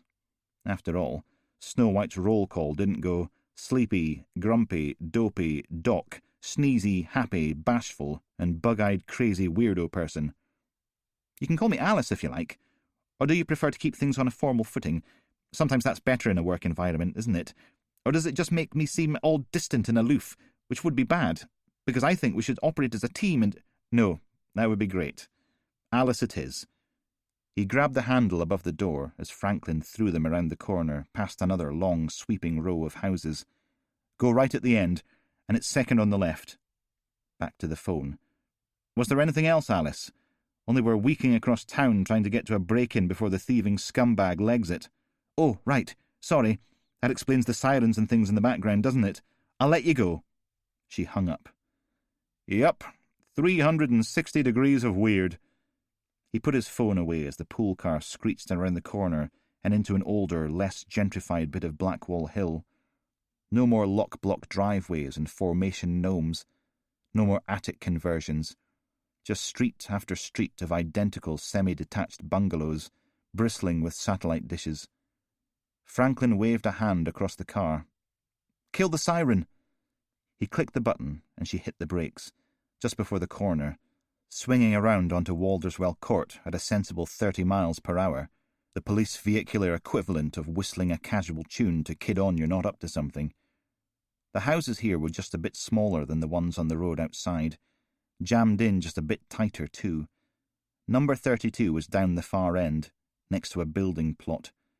From the signage fixed to the site fencing, someone was chucking up 2 blocks of luxury starter flats, where a wee pair of bungalows used to be. Yeah, good luck selling those, stuck on the border between Blackwall Hill and Kingsmeath. You could see the dual carriageway from here. Wonder if that was where Brett and his mates got the idea to do up their flat on Customs Street. Franklin coasted the last 20 feet, engine idling. How can we be first on the scene? You drive like a maniac, what do you expect? Callum popped open the glove compartment and took out the box of nitrile gloves, pulling 2 from the slot in the top like rubbery blue tissues, tossed the box across to Franklin. Well, come on then. He climbed out into the drizzle and snapped his gloves on, pulled out his pepper spray. Across the road, a little old man peered out from between a pair of net curtains, walking stick in one hand, phone in the other. That would be their informant. Callum half crouched, half ran across the pavement and up the driveway to Brett Miller's house. No sign of forced entry on the front door. The handle was cold in his fingers, and it wouldn't budge. Locked. Franklin flattened herself on the other side of the door, extendable baton extended. Well? Doesn't look like he got in the front way. She nodded at the other side of the road. Then how did nosy Norman see it to call it in? Good point. Callum pointed. Round the side. A 6-foot wooden fence marked the boundary between number 32 and the building site, leaving just enough space for a narrow gravel path and a full-height gate. It was hanging off its hinges. On the other side, a bush was flattened, as if someone had fallen into it. A smear of blood on the harling, probably left by sticking their hand out to break their fall. Oh yeah, this one was a master criminal. With any luck, they'd be in the kitchen making themselves a bacon butty. Round the back, the kitchen door was wide open, the glass in the bottom section smashed into regular safety-sized cubes. Franklin held up a fist, then stuck one finger up and swept it in the direction of the back door, clenched her fist again. Callum stared at her. "Are you off your head? This isn't the A-team." A sigh, then she slipped in through the broken door, bent almost double. God help us. He followed her inside. The kitchen was ground zero for a whirlwind of tins and smashed mugs, jagged shards of plate covering the lino floor, blood spatters of tomato ketchup on the tiles above the cooker, a shattered jar of mayonnaise lying spent against the dented fridge. Callum crunched through a drift of Special K. Wow, someone's behind on their housework. Franklin did the ridiculous SWAT team sounds again, then crouched her way out into the hall. He wandered after her. The hallway was a mess of thrown coats and hurled boots, the plasterboard dented where they'd hit the walls. Franklin did a slow 360, then froze and pointed down the hall. 4 doors, 3 shut, 1 wide open, bangs and crashes thumping out of it. Then a computer monitor bounced off the hall carpet, the display a spider's web of fractured glass. She crept down the hall, baton raised and ready. It would be a druggie, off his proverbials on coke or crack or jellies or smack. Sees the house is empty and bingo, tries his hand at a bit of DIY bargain hunt. Or maybe it was someone who knew Brett, Ben and Glenn. Someone who knew they might have a stash lying about, or going by the destruction, someone they owed money to. Callum flicked the safety cap off his pepper spray. "Shall we dance?" Franklin raised an eyebrow, looked at him for a moment, then smiled a nasty smile. "Foxtrot or tango?" "Good." He smiled back. "Let's see where the music takes us." She barged in through the open door. "Police! On your knees, now!" He thumped through less than a breath behind her, into the heart of a disaster. The wardrobe doors were ripped off their hinges, clothes everywhere. A computer desk smashed almost beyond recognition, single bed overturned, the slats cracked and splintered like broken ribs, a disemboweled games console, spilling its electronic innards across the floor, posters torn from the wall. And there, in the middle of the hurricane, was a man. Long, greasy hair dangling down his back, sunken eyes, cheekbones you could carve granite with, wrists like 2 bones wrapped in pink cling film, skin so pale every vein popped out like a blue-green worm, a solid ring of love bites around his neck, filthy hoodie, filthy tracksuit bottoms, bare, filthy feet speckled with blood, full-on junkie chic. He had both hands above his head, probably not helping with the rotten cabbage stink of sweat and that stale, spicy bass note of old marijuana, holding a desktop computer covered in stickers, cables and a keyboard dangling from the ports in the back. Captain Filthy just stood there, staring at them. Franklin whipped the baton back into first strike position. "Put the computer down and get on your knees!" He bared his brown-grey teeth. "I'm not telling you again! Knees, now! Ah!" The computer went flying, hurling full force at Franklin's head. She ducked left, but it still caught her on the shoulder, spinning her one way while it went the other, cables flapping. Captain Filthy lunged for Callum, arms out, hands like claws, so he got a face full of pepper spray. Oh, crap. Might as well have sprayed him with lavender floor polish, because Captain Filthy just kept on coming. Ah! Sodding hell. A claw whipped past Callum's face, close enough for every dirt-caked fingernail to stand out in perfect focus. And then Captain Filthy was on top of him, snarling, little flecks of stinking saliva spraying against his face. "Get off me!" He grabbed the guy's ear and twisted. Nothing. A dirty hand raked down Callum's cheek. The stench of pepper spray was like a mask, choking off the air, blurring his vision as the tears started. Captain Filthy wrapped his manky fingers around Callum's tie and pulled, trying to throttle him. He must have got a bit of a surprise when the whole thing just pinged free of its clips and came off in his hand, because he reared back, staring at it. Maybe he was distracted by all the pretty colours. So Callum took a leaf out of Dugdale's book and grabbed Captain Filthy's crotch, digging his fingers into the tracksuit bottoms and crushing the contents, twisting them. Still nothing. Then Captain Filthy threw the tie away and lunged. Oh, dear Jesus, this was it. He was going to die. Those brown-grey teeth flashed in front of his face, dirty fingers digging into his cheeks.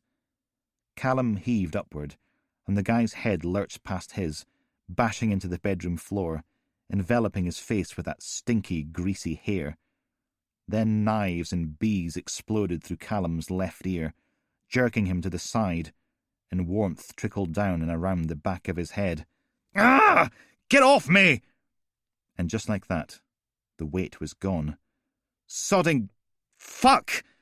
He sat up, one hand clasping his left ear, the fingers slippery and sticky all at the same time.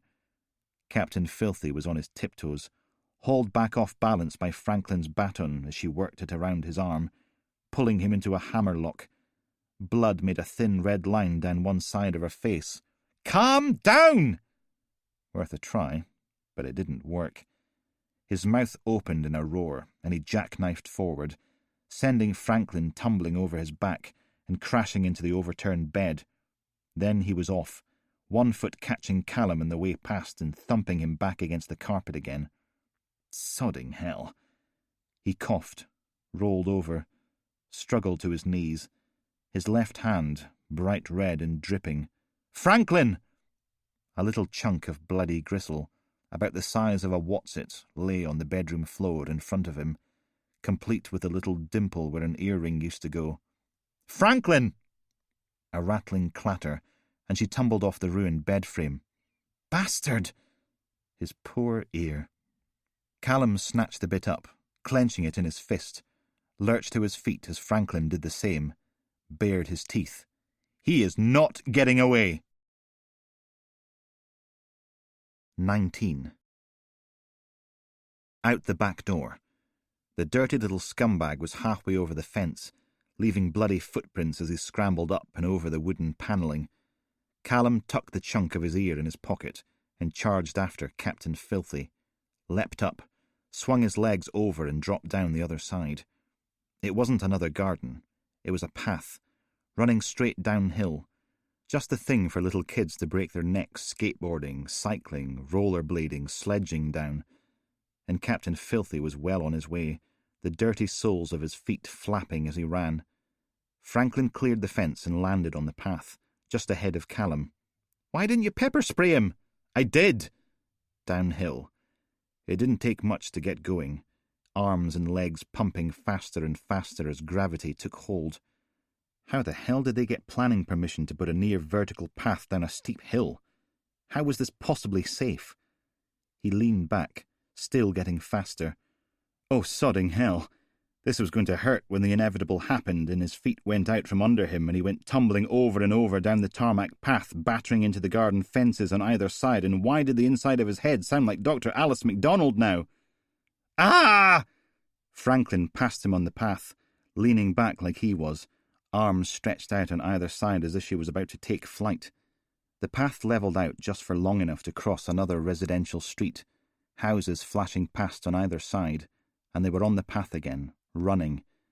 Captain Filthy was lengthening the gap. Cannibalistic little sod was probably used to the thing, especially if he grew up here. Badumph! Another residential street. More bungalows. More path. Then a set of bollards. Oh, no. No wonder there were bollards. That was Branton Street at the bottom of the path. Not a quiet cul-de-sac full of family homes, but a main road lined with shops, which meant all three of them were now hurtling full pelt towards the traffic. A transit van whizzed past the gap between buildings at the end of the path. Callum hauled in a breath. "Don't be an idiot!" But Captain Filthy wasn't listening. He shot between the bollards, still going strong, There was a squeal of brakes, then a terrible metallic crunch. A horn wailed, accompanied by a car alarm. More screeching tyres. Callum shifted his weight forward, leaning into it, gathering up a little extra speed, then snatched at the back of Franklin's jacket and skittered and slid on his feet about a dozen yards. "Get the hell off me!" They lurched out between the bollards and onto the pavement, still going fast enough to carry them out onto the road. A tricked-out hatchback slammed on its brakes, slithering sideways, just missing Franklin as they stumbled to a halt 6 feet out from the pavement. Wow! A Scotia brand chickens van was parked halfway inside an Audi estate, its grille cracked and steaming in the Audi's crumpled interior. Curls of black were scrawled across the tarmac, ending in a Peugeot facing the wrong way with its rear wheels up on the pavement. And right in the middle of the road was Captain Filthy, just standing there, arms dangling at his sides, head tilted, staring at the front end of a number 18 bus, stopped about 6 inches from his nose. The bus driver still had both hands wrapped around the wheel, his eyes wide, mouth hanging open, shaking. Franklin shook off Callum's hand. The hatchback's driver door opened and a young man clambered out, all spots and sideburns. His car's spoiler was bigger than he was. "Hi, you stupid bitch! What the f—" He pursed his lips into a perfect little bow as Franklin shoved her warrant card in his face. Callum pulled out his cuffs, marched over to Captain Filthy, slammed him face first into the bus and snapped the cuffs on. "Go on. Resist arrest. I dare you." Callum washed 2 paracetamol down with a swig of tepid water from a plastic cup. Shuddered. Slumped. The treatment area wasn't huge, just big enough for an examination table covered in a white paper strip, a plastic chair, and a short section of work surface with cupboards above and below it. A little sink with advice on how to wash your hands, complete with diagrams. Oh, the sodding joy. A pair of nasty green plastic curtains separated the treatment area from the waiting area. Well, they called it a waiting area. It was really just a line of 7 plastic chairs up against the corridor wall, underneath a sign saying Non-Emergency Treatment Zone, and one of a mobile handset with a line drawn through it. The curtains hadn't been closed properly, so it was all on show, including Franklin, sitting right in the middle as if laying claim to the whole thing, exerting her dominance by ignoring the "please turn off your mobile phone" sign. Callum sniffed, curled his top lip. Why did disinfectant have to smell so bad? And why did it have to sting so much? The whole left side of his face throbbed, bleeding into the sharp, stabbing, grating pulses from what was left of his ear. Bloody Captain Filthy. Franklin stuck the phone against her chest and stood, wandered over to his intimate cubicle of doom and stepped inside. The blood on her face had gone. Instead, a wad of white gauze about the size of a post-it note was taped to her forehead above her right eye. What happened to the doctor? You tell me. Little git slathered me in Dettol and iodine, said something about consulting someone, sodded off with a chunk of my ear, and I've not seen him since. Callum shifted on the examination table, making it creak. How's the head? She pointed at the phone. I've got DS McAdams on. Custody sergeant took one look at our boy and refused to take him into the cells till the hospital say he's not going to die from drugs or choking on his own vomit. We should be so lucky. So they took him up to A&E, where they stripped him to do a full medical, and guess what? He's off his nipples on cocaine. Nope. They found a tattoo. From here, she tapped her shoulder with her other hand, to here, then did the same to her wrist. Some sort of kids' cartoon characters. Clangers, whatever they are. You don't know who the Clangers are? Some people had no appreciation of the classics. When Peanut gets born, he's been raised on a diet of Bagpuss, the Clangers, and Danger Mouse. Callum scrunched his face up. Sod. Of course it was. The tattoo, it's Brett Miller, isn't it? He was breaking into his own house. Got it in one, and when they pumped his stomach, out came magic mushrooms. Lots of them. No wonder the pepper spray didn't work. Could have dumped him in a bath of the stuff and he still wouldn't have felt it. There were other things in there too, leaves and flowers, so they've sent it all off for testing. Just like Ben Harrington. Callum massaged his temple, wincing as it pulled at the scratch marks. So much for Glenn and Brett ganging up on him. Might still be down to Glenn Carmichael. He gets the other two stoned, eggs them on to eat more mushrooms than they can handle, then... Her forehead creased. Still doesn't explain the herbs. Unless they thought they could get high from them too? Then a couple of blinks, and she snatched the phone back to her ear. "Sorry, Sarge. I was checking on DC McGregor." "Yes, Sarge. I appreciate that, Sarge, but..." "Sorry." A young man in creased blue scrubs hauled the curtain back and joined them in the treatment area, making it crowded. He cleared his throat and glared at Franklin. "No mobile phones." She stuck 2 fingers up to him and wandered out into the corridor again. "Yes, Sarge." "Thank you, Sarge." Honestly, some people think the rules apply to everyone but them, don't they? He checked a clipboard. "Now, Callum McGregor?" A nod. "Right. I'm afraid we've got a bit of a problem with your ear." Of course they did.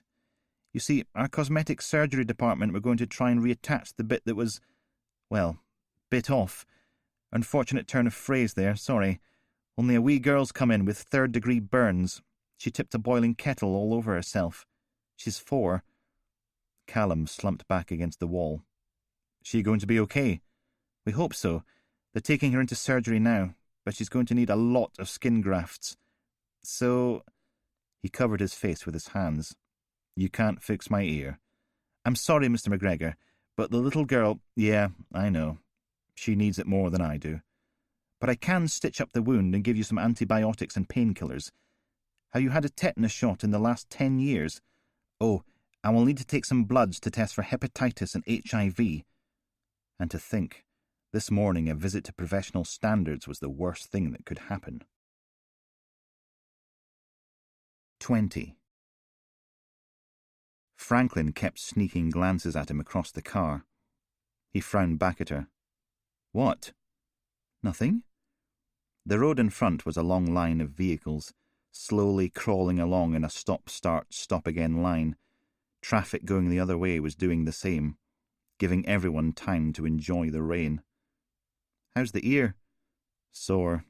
How's the head?" She shrugged. "I dodged the tower unit. It was the keyboard that got me." Then they listened to the windscreen wipers for a bit, until Callum reached out and clicked on the radio. "Should be about time for the news. Unless you mind." "No?" Something bland and unthreatening filled the car, the beat just far enough out of time with the wiper's weak wonk to be annoying. "I can switch it off if you like." "Nah, it's okay." She was looking at him again. "Look, there's obviously something, so..." "Why didn't they send you home?" His fingers drifted up to the wadge of bandage covering his poor, tattered ear. At least it didn't hurt. Not right now, anyway. Amazing what a wee injection of local anaesthetic could do. Going to be nearly 6 before we get there at this rate. The song on the radio dribbled to an end. "Wasn't that spectacular? You, my friend, are listening to Crazy Colin's Rush Hour Drive Time Club, right here on Castlewave FM, and we're counting down the days to Tartantula. Oh, yes, indeedy-doody." Franklin curled her top lip. Why do they always have to be wankers? "Going to be wind up o'clock in 15 minutes, but first here's Gorgeous Gabby with the naughty news." I think they grow them in special septic tanks. "Thanks, Colin. Police Scotland refused to comment on claims that a new serial killer is operating in Oldcastle, following the discovery of 3 mummified bodies yesterday." 3? Callum let his head fall back against the rest. "Didn't anyone tell you? Oldcastle Division leaks like a chocolate condom. At least it wasn't anyone on the team. We all know how many mummies we've got. Appeal for calm. A house fire in Logansferry this morning was probably arson, according to fire brigade sources. A mother of 4 was rushed to hospital suffering from smoke inhalation. Unless whoever leaked said there were 3 mummies instead of 2, so no one would think the informant was on the team." "You're very cynical, Detective Constable Franklin." "Announcing road closures for this week's Tartantula Music Festival. Diversions will be in place from Friday lunchtime. Add in all the planned roadworks south of the river on Saturday, and we can expect significant delays." In Dante's Divine Comedy, hell was divided into 9 circles. each devoted to punishing a particular group of sinners. But up here, in the land of the living, it was roadworks and rush hour. And speaking of the festival, we managed to track down Oldcastle's very own Leo McVeigh earlier and asked him about Sunday's grand finale performance of his 1980s concept album, Open the Coffins. Franklin turned up the radio, and a dark, warm voice gravelled out of the speakers. "Yeah, it's going to be great. I mean, we've got some great acts joining us on stage. Lucy's Drowning, Mr. Bones, Halfhead, Clothes for Refurbishment, Catnip Jane, Donny's Sick Dog McRoberts, and loads of others, you know. Great." The car crawled forward. Callum puffed out his cheeks. "It'll pick up a bit when we get onto the dual carriageway. And we're not just doing highlights, right? We're doing the whole album, start to finish." Let's face it, the traffic couldn't get any slower. A line of tail lights, glowing like the fires of hell, flaring in the falling rain. The public reaction's been great. It's kind of humbling that they still love it after all these years. And I'm loving strutting about like king of the jungle again. Makes me wish I'd come out of retirement years ago. A laugh, black as treacle. Franklin smiled. "I loved Open the Coffins. We listened to it non-stop when I was at university. Drove the woman downstairs mad. And all the money's going to charity, right? Which is great. Everyone's giving up their time and their talent to raise money for Alzheimer's research. 'Cause of Ray, you know? Haven't heard it in ages. A terrible shame. I mean, the book's genius, yeah? My kids loved it. My grandkids love it. I still love it. Open the Coffins, best children's book ever written. That's what I think. Leo McVeigh there, and you can catch him this Sunday at Tartantula, but tickets are going fast, with all proceeds." She turned and frowned across the car at him. "You didn't answer the question. Why didn't they send you home? Diagnosed with Alzheimer's last year. Weather now, and it looks like we're stuck with this rain till—" He clicked the radio off again. "What's the point of going home early? Won't bring my ear back. Besides, if he went home, he'd have to explain what happened to Elaine. My earlobe and that gristly bit above it? Oh, nothing much. They were bitten off by a junkie. But at least my HIV test came back negative. Elaine? Hello, Elaine?" He shrugged. "At least this way I get the overtime. Need all we can get with Peanut on the way. Do you have any idea how much it costs to raise a kid these days?" Finally, the roundabout onto the main road crawled into view. Buses and 18-wheelers sending up huge drifts of spray, drenching the smaller cars. Ugh. Franklin crawled the car forward, bumper inches away from the people carrier they'd been stuck behind since leaving the hospital. All it ever does in this sodding town is rain. Sometimes. He drew a frowny face in the mist that crept up the passenger window. Did they get any sense out of Brett Miller? Still off his face on mushrooms. Franklin tapped her fingers against the steering wheel, syncopating with the windscreen wipers. They even tried giving him a shot of Narcan. Didn't make any difference, though. Yeah, well, magic mushrooms aren't opioids, are they? Not surprised it didn't work. At least they tried. He drew angry eyebrows on the frowny face. So we've got Ben Harrington dead in the bath, Brett Miller so high he can orbit the International Space Station, and Glenn Carmichael is missing. You know what I think? I think the three of them aren't serial killers. They're victims. You saw how emaciated Brett Miller was. He's been starved. When did you ever meet a fat junkie? Maybe he's... Franklin closed her eyes and swore. Benjamin Harrington.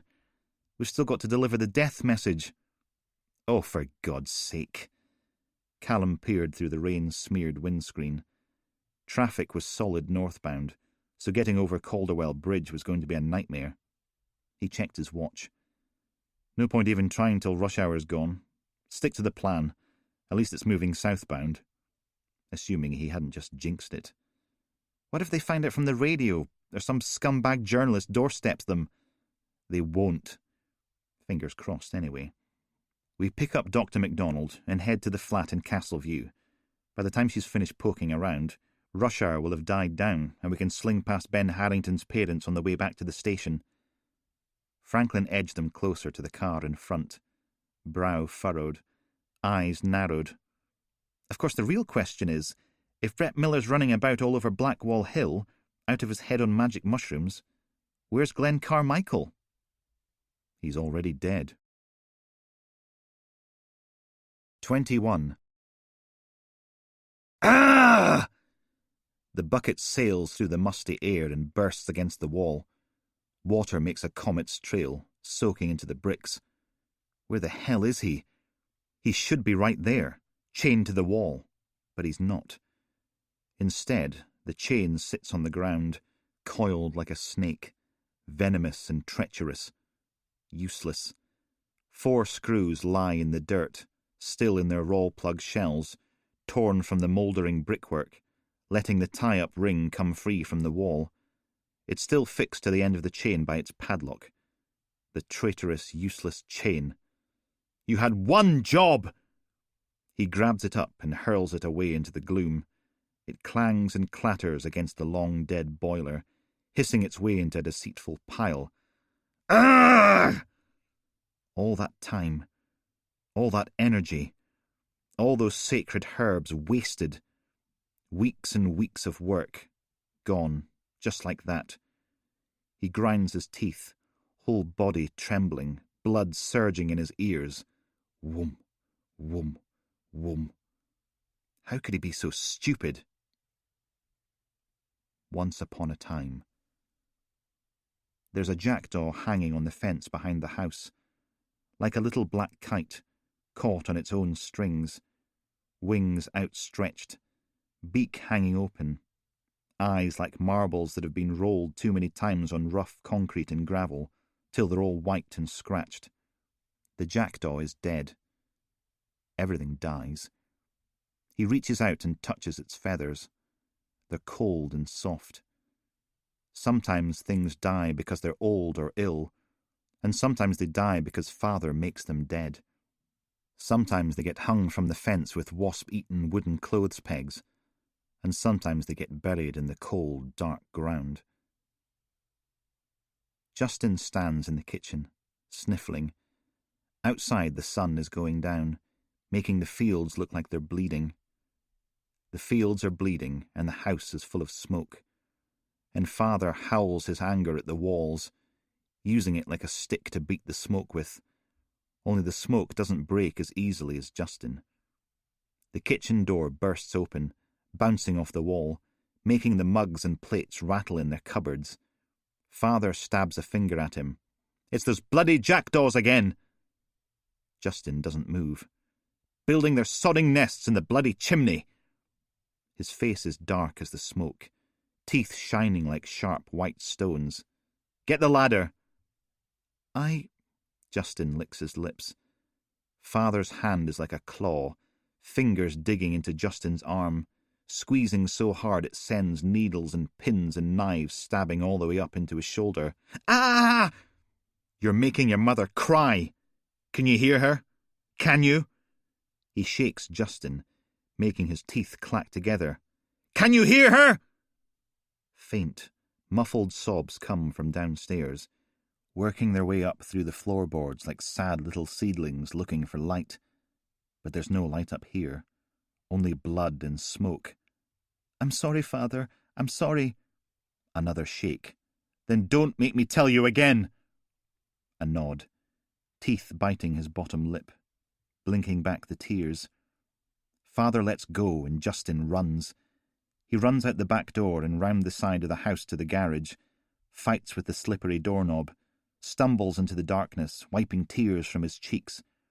The ladder is bigger than he is, but he gets it down and hauls it out into the back garden, sticks it up against the wall so it reaches way up to the guttering, shuffles his feet on the damp grass, his breath pink and cloudy in the fading light. Father steps out onto the path, looks at the ladder, then looks at him. Well? Justin stares at his trainers. Up you go! But the jackdaws hate me. Of course they hate you. You're destroying their home and killing their babies. Father smiles his nastiest smile. Why would they like you? They'll peck my eyes out and I'll fall off the roof and I don't want to. The fist is nearly too fast to see, but it smashes into his cheek like a hammer, snapping his head away, making him stumble and fall across the damp grass. The world sounds like cymbals and drums. Then all the air whoops out of him as father's boot smacks into his tummy, lifting him off the ground and spinning him over onto his back. Rats gnaw through him, their little pink tails burning his insides. He rolls over and curls up into a ball, cries, and finally, father squats down beside him. "Hey, come on, slugger. Dry your eyes, champ." Gentle hands wipe the tears away. "There we go. All better."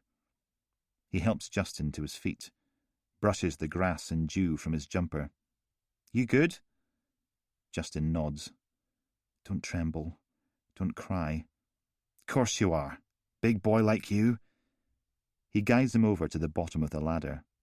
"Now up you go, and don't forget to kill the babies, okay?" "Okay." He stands at the top of the stairs. Father must have left the basement door open again, and a bare light bulb casts sharp shadows on the rough brick walls. Justin's not allowed to step on the stairs. If he puts one foot on the stairs, something horrible will happen. Father will make sure of it. So he doesn't. He just stands there, with his face all swollen on one side and bits of stinky bird droppings and sticky blood on his hands, looking. New Mummy is there. She's sitting on the dirt floor with her back to an old radiator, all rusty and lumpy edges. She's got her knees drawn up to her chest, arms wrapped around them, face buried in her yellow hair, shoulders quivering as she cries. New Mummy must have been bad, because she's got no clothes on. She has to be naked and cold, because she's been bad. It's like a lump of coal in the middle of his chest. You have to do what Father says. That's the number one rule. Justin moves his foot, and the floorboard groans beneath him. Mummy flinches, like she's been slapped, then stares up the stairs, eyes wide and soggy, ringed with red. The gag in her mouth has darkened to a deep blood red where the tears and bogies have soaked into it, and the chain around her neck sparkles like no diamond necklace ever did. She makes noises, all muffled by the gag, strangly, angry, pleading noises, as if he's the one who can help her, as if he isn't every bit as trapped as she is. Justin reaches out and swings the door closed. He's never making that mistake again. There's only one thing for it. The God-in-waiting is gone, and he's not coming back. Oh, he'll regret running away soon enough. Come crawling back, pleading to be released from his impurities. But as Mummy always found out, pleading never worked. Once you broke the rules, you had to take your punishment, because that's how it works. He had his chance at being a god, and he threw it away. Of course, there's very little chance of him being able to find his way back. The purification ritual is mind-expanding, but often makes the gods-in-waiting confused, as if their brains have been rewired to run on a foreign voltage. The signals from the real world get scrambled until they finally achieve divinity, and all becomes clear again. He won't be able to lead anyone back here. Probably. But probably isn't definitely, and that was one of Father's many lessons. You never trust a probably, because probably can't be trusted like definitely can. A thing is either dead or it's not. Probably dead isn't good enough. So yes, there's only one thing for it. He unscrews the cap of the petrol canister and pours it down the basement stairs. It cascades like a little waterfall, making the air swim and wobble in front of him, the sharp, heady scent of pear drops and sweet vinegar. The living room smells of cloves and smoke, with its open fireplace full of twigs and bones. The jackdaws always win in the end. But they won't be back this time. He covers the mouldering furniture in unleaded, sploshes more on the dusty carpet, pours what's left across the bathroom floor and into the kitchen, upends it and gives it a little shake, getting the last dribbles out. Steps out of the back door and into the rain. Father would not be happy if he could see the garden. His precious vegetable plot disappeared under a war zone of brambles and nettles, battling it out for the last scraps of nutrients from the dark, thick earth. The trees heavy with unclaimed fruit, rotting and wasp-riddled on the branches. The garden shed, where so many nights were spent learning not to be a bad little boy. He dips a strip of fabric into the empty plastic container, strikes a match, and puts it to the hanging end. Still enough petrol in there to soak through the scrap of t-shirt and turn it into a torch. Then the whole thing goes in the kitchen door, tumbling over and over, making the same fluttering roar as baby jackdaw wings when they're caught in their nest. It bounces off the wall and lands halfway between the kitchen and the living room. Blue flames rush across the floor in both directions, eating their way into the house, popping and crackling like a baby jackdaw's bones when you hold one of their fluttering little bodies in your hand and squeeze. 2 minutes later, the basement goes up, growling out its decades of pain. He waits until the fire has taken hold, then goes back to the van. It doesn't matter if the ex-god-in-waiting leads them back here.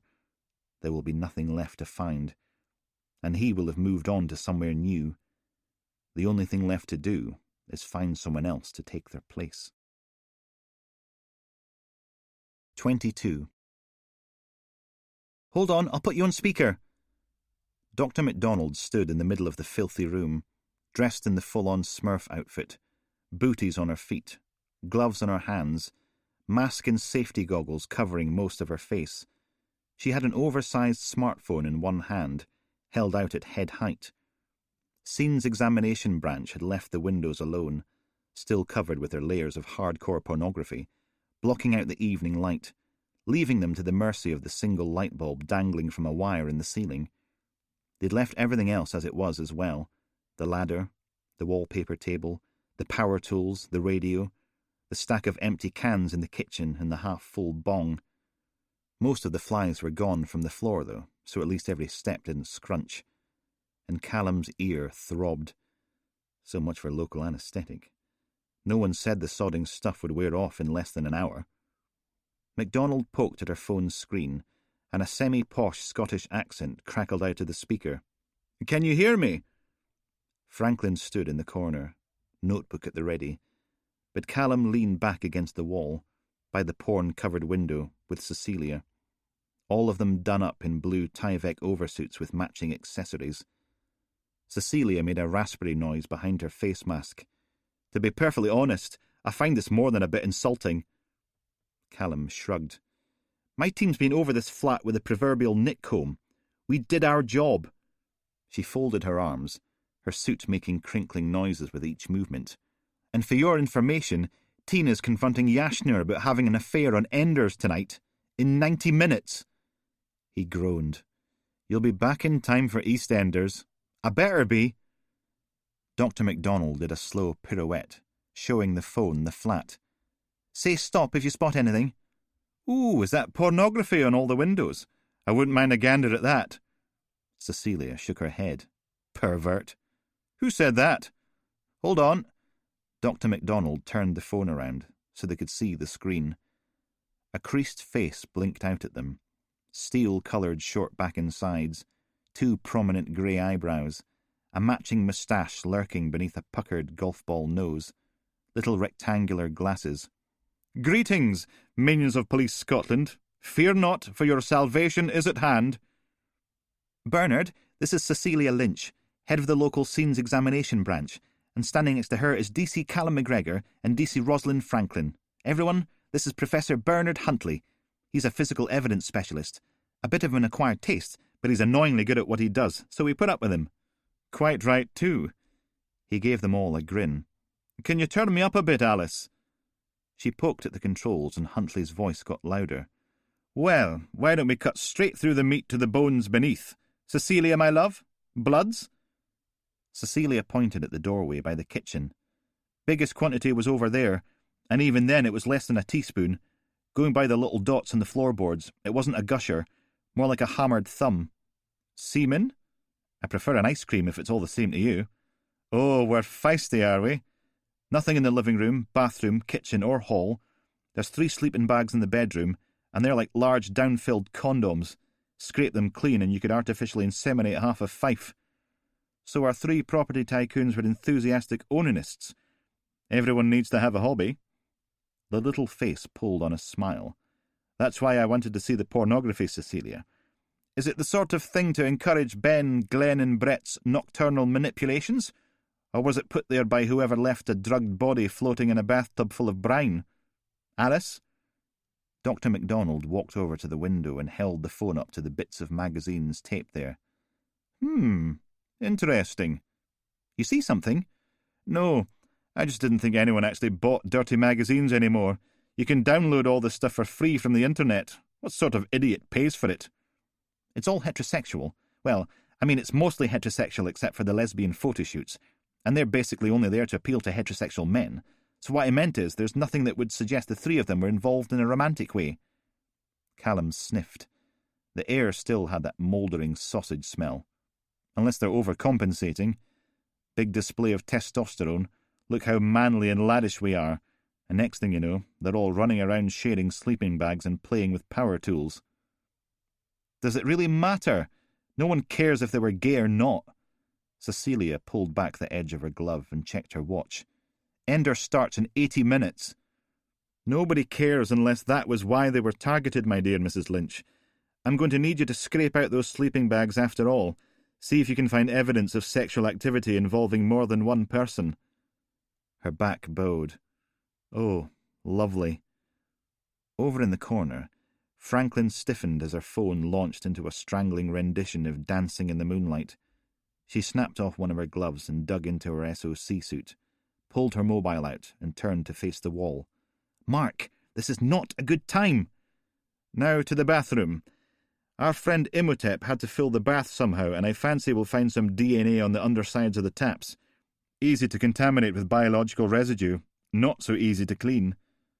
Dr. MacDonald carried Professor Huntley out through the door and into the hall.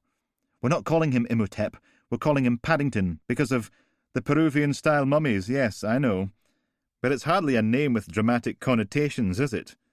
Paddington isn't someone who abducts people, drugs them, drowns them in a bath of brine, then smokes them to a fine wrinkly jerky. Not unless those marmalade sandwiches of his were laced with psilocybe semilanceata, and he wears a duffel coat. What self-respecting monster does that? But the team agreed. Paddington's a stupid name for a serial killer, Alice. At least Imhotep has a bit of gravitas about it. Bernard, you can't just waltz in and rename our killer. Cecilia hooked a thumb at the doctor in her phone. Are they always like this? I have no idea. She slouched into the hall after them. Your boy on the phone's a dick, but he's right. Paddington is a stupid name. Jack the Ripper wouldn't have got where he is today with a name like Paddington. There was no room for them in the bathroom, so they stayed in the hall. So why are you really here? Callum leaned back against the wall where the sheet of plasterboard used to live. Mother said SEB had finished with the crime scene ages ago. Nothing left for us to contaminate. Ah. Cecilia rubbed the tips of her gloved fingers together, making them squeak. Don't take this the wrong way, but... Oh, you have got to be kidding. You're here because of me. The powers that be said you couldn't access the scene unless someone from my team made sure you didn't get up to anything. And I can see you making faces at me behind your mask, so don't. She shifted her feet, fiddled with her gloves some more. I know you didn't cock that last scene up, but everyone else thinks you're a liability. Of course they did. He let his head fall back until it thunked against the wall, winced as 1,000 bees sank their stingers into his ear. Ow! So tell them the truth, Callum. I can't. He lowered his voice, even though Franklin was still muttering angrily into her phone in the living room, and there was no one else to hear. You said it yourself. One more strike and they'd fire Elaine. We need the money.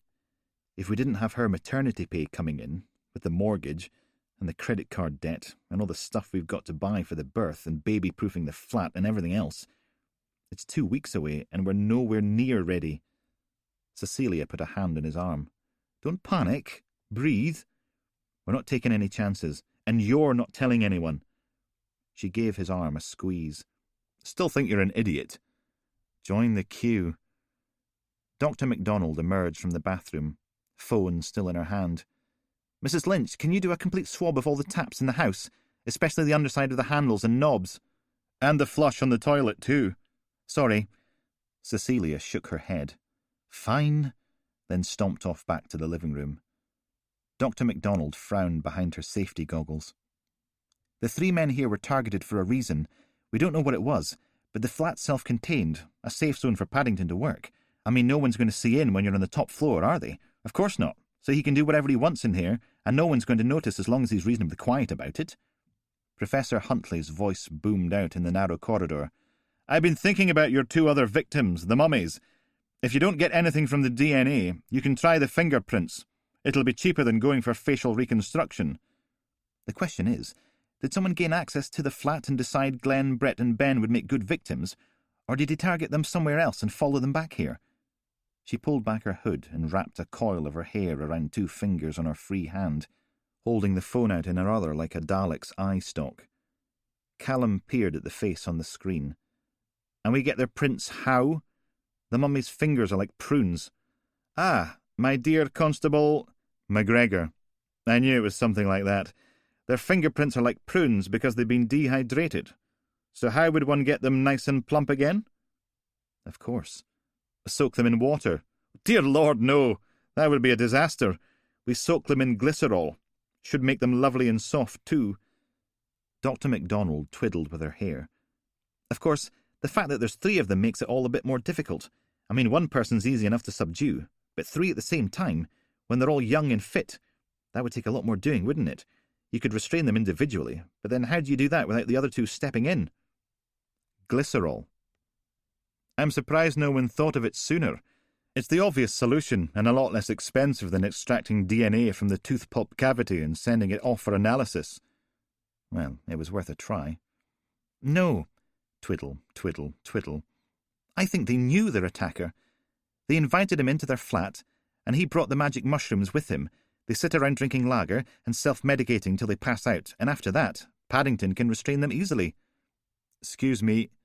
Cecilia squeezed past and into the bathroom, carrying a large square metal case. OK, so we get the hands steeping in glycerol. What then?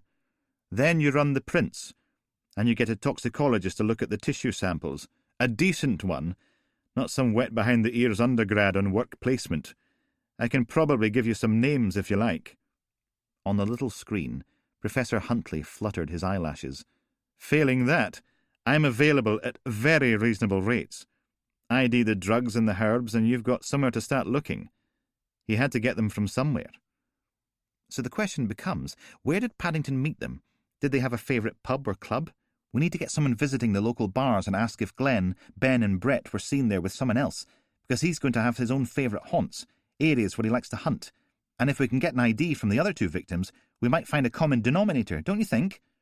She pulled down her face mask. Do you think we could leave here? Because the smell is beginning to make me feel a bit sick. Wimp. Goodbye, Bernard. She hung up and put her phone away. My arm was getting sore anyway. Callum lowered his face mask. You know, we can just wait for Brett Miller to come down from his trip and ask him what happened. We can, but what if he doesn't know what happened because he can't remember? Or maybe the drugs he's been on have caused permanent brain damage. Can you imagine what being force-fed magic mushrooms for days would be like? What it would do to your sense of perception? Dr. MacDonald struggled her way out of her gloves. We have to work on the assumption that he's not going to be any help. That way, if he does remember anything about the man who attacked them, it's a bonus. Yeah, she had a point. OK, well, what if they didn't meet the guy in the pub? He could work for the bank, if they're financing the refurbishment, or a local estate agent, if they're looking for a valuation. That's certainly worth exploring. And the list of people needing interview just ballooned to about 3 times its previous size. Mother would love that. He took out his notepad. So, come on then. You've seen around the flat.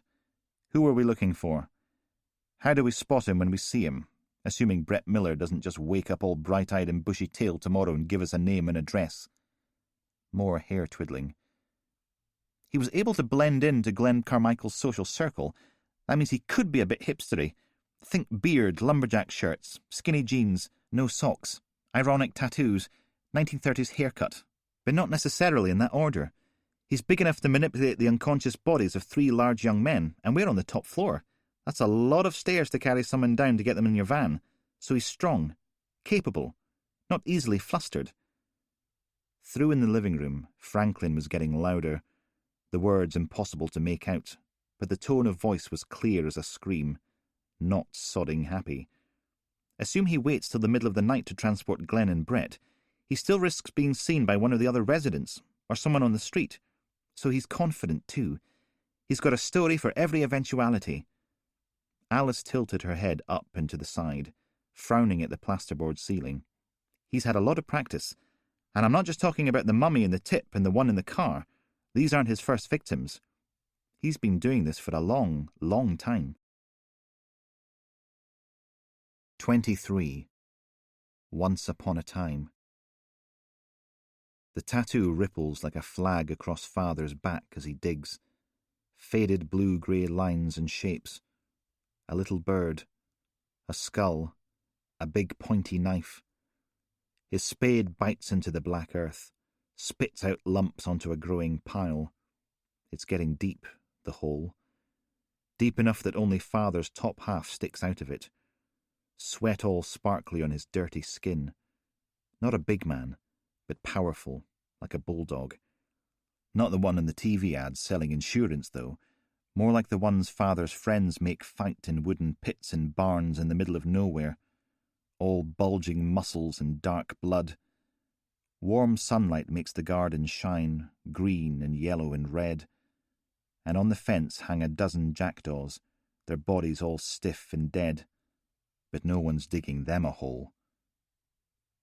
Come on, champ, out you go. Father holds the car door open. He's wearing his dog collar again, all white and crisp against his freshly shaved neck. Justin jumps down onto the sticky black tarmac. The whole street smells like coal and treacle as the sun batters down like a fist. It sparks off the parked cars, so bright it's painful. He makes sure not to get any tar on his new shoes. Father has been very clear on what'll happen if he does. Now, slugger, you know what to do. A nod. Then he bites his bottom lip and looks both ways, up and down the street, before skipping across the road, like he's a little baby instead of a grown-up 6-year-old. Normally it would earn him a beating, but not this time. This time it's what Father wants, and if today goes well, Father will be happy, and if Father's happy, Justin's happy. So he skips. The shops are boring, full of stuff no one could ever want, like pots and pans and carpets and things for cleaning dishwashers. But right at the end, by the bus stop, there's a sweetie shop. It does other stuff, like boring newspapers and magazines, but the wall behind the counter is the best thing ever. Rows and rows of old-fashioned plastic jars full of brightly coloured sweets with funny names like Dirty Tatties, Pokey Fingers, and Sour Plumes. The air tastes of excitement. And perfume, which is sort of like soap, only stronger and a bit choky, and Father doesn't like it. The smell's coming from a lady with yellow hair, standing with her elbows resting on the counter. She smiles down at him with shiny white teeth. Hello, little man. How can we help you today, then? She's pretty. Yellow hair, heart-shaped face, little nose, sticky-out boobies, the kind Father always picks. Justin blinks up at her. Oh, are you an angel? As if he doesn't know that angels aren't real. They're all made up by liars, like Father says. Well, aren't you the wee charmer? My mummy was pretty like you, but she had to go live with Jesus in the heaven. He sticks his bottom lip out and makes it wobble, like he's about to burst into tears. Oh, sweetheart. The lady's face goes all wrinkly between the eyebrows, and she hurries around the counter to hug him. It's lovely and warm, and she doesn't really smell soapy and choky. She smells like sunshine. Where's your daddy? Sniff. I don't know. He went into a shop, but there was a doggy, and I went to look at the doggy, and I can't remember which shop. Justin works the sniffles into a tiny sob. Nothing too wet and snottery. Father didn't raise him to be a whiny little bitch. She gives him another hug, soft and warm.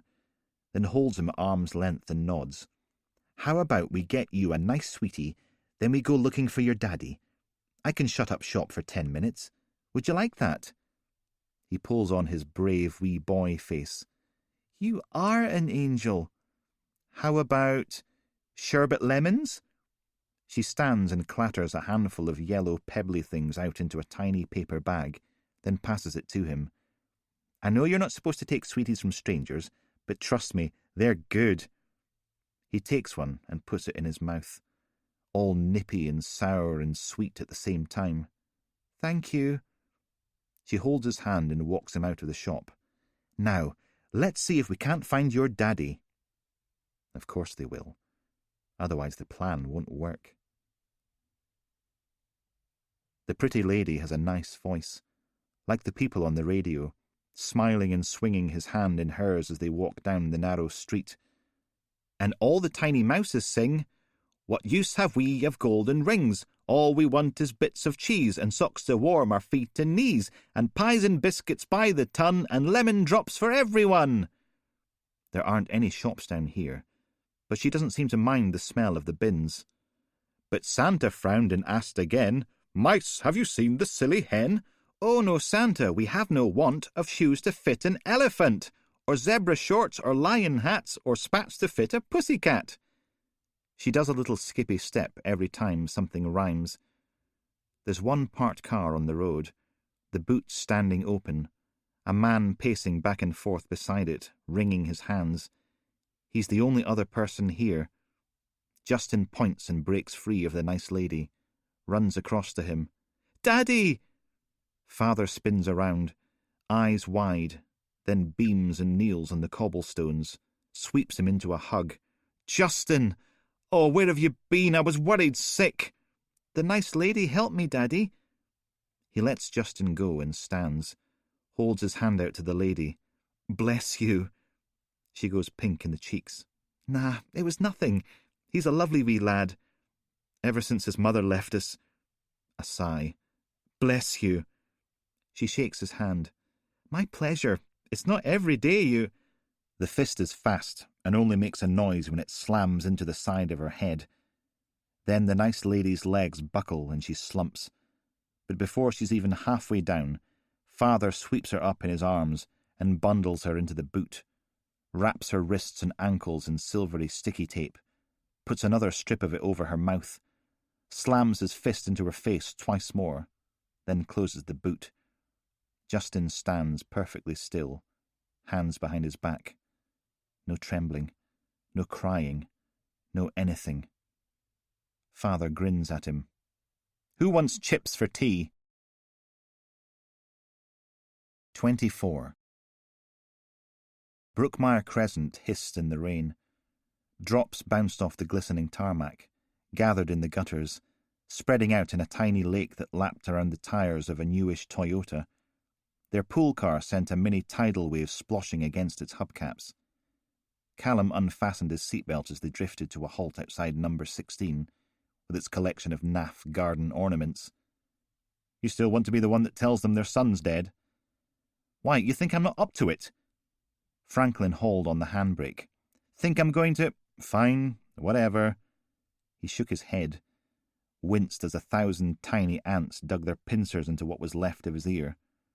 "You know, sometimes, just occasionally, maybe you could try not treating everything I say as some sort of insult to your gender, ethnicity, professionalism, or dress sense."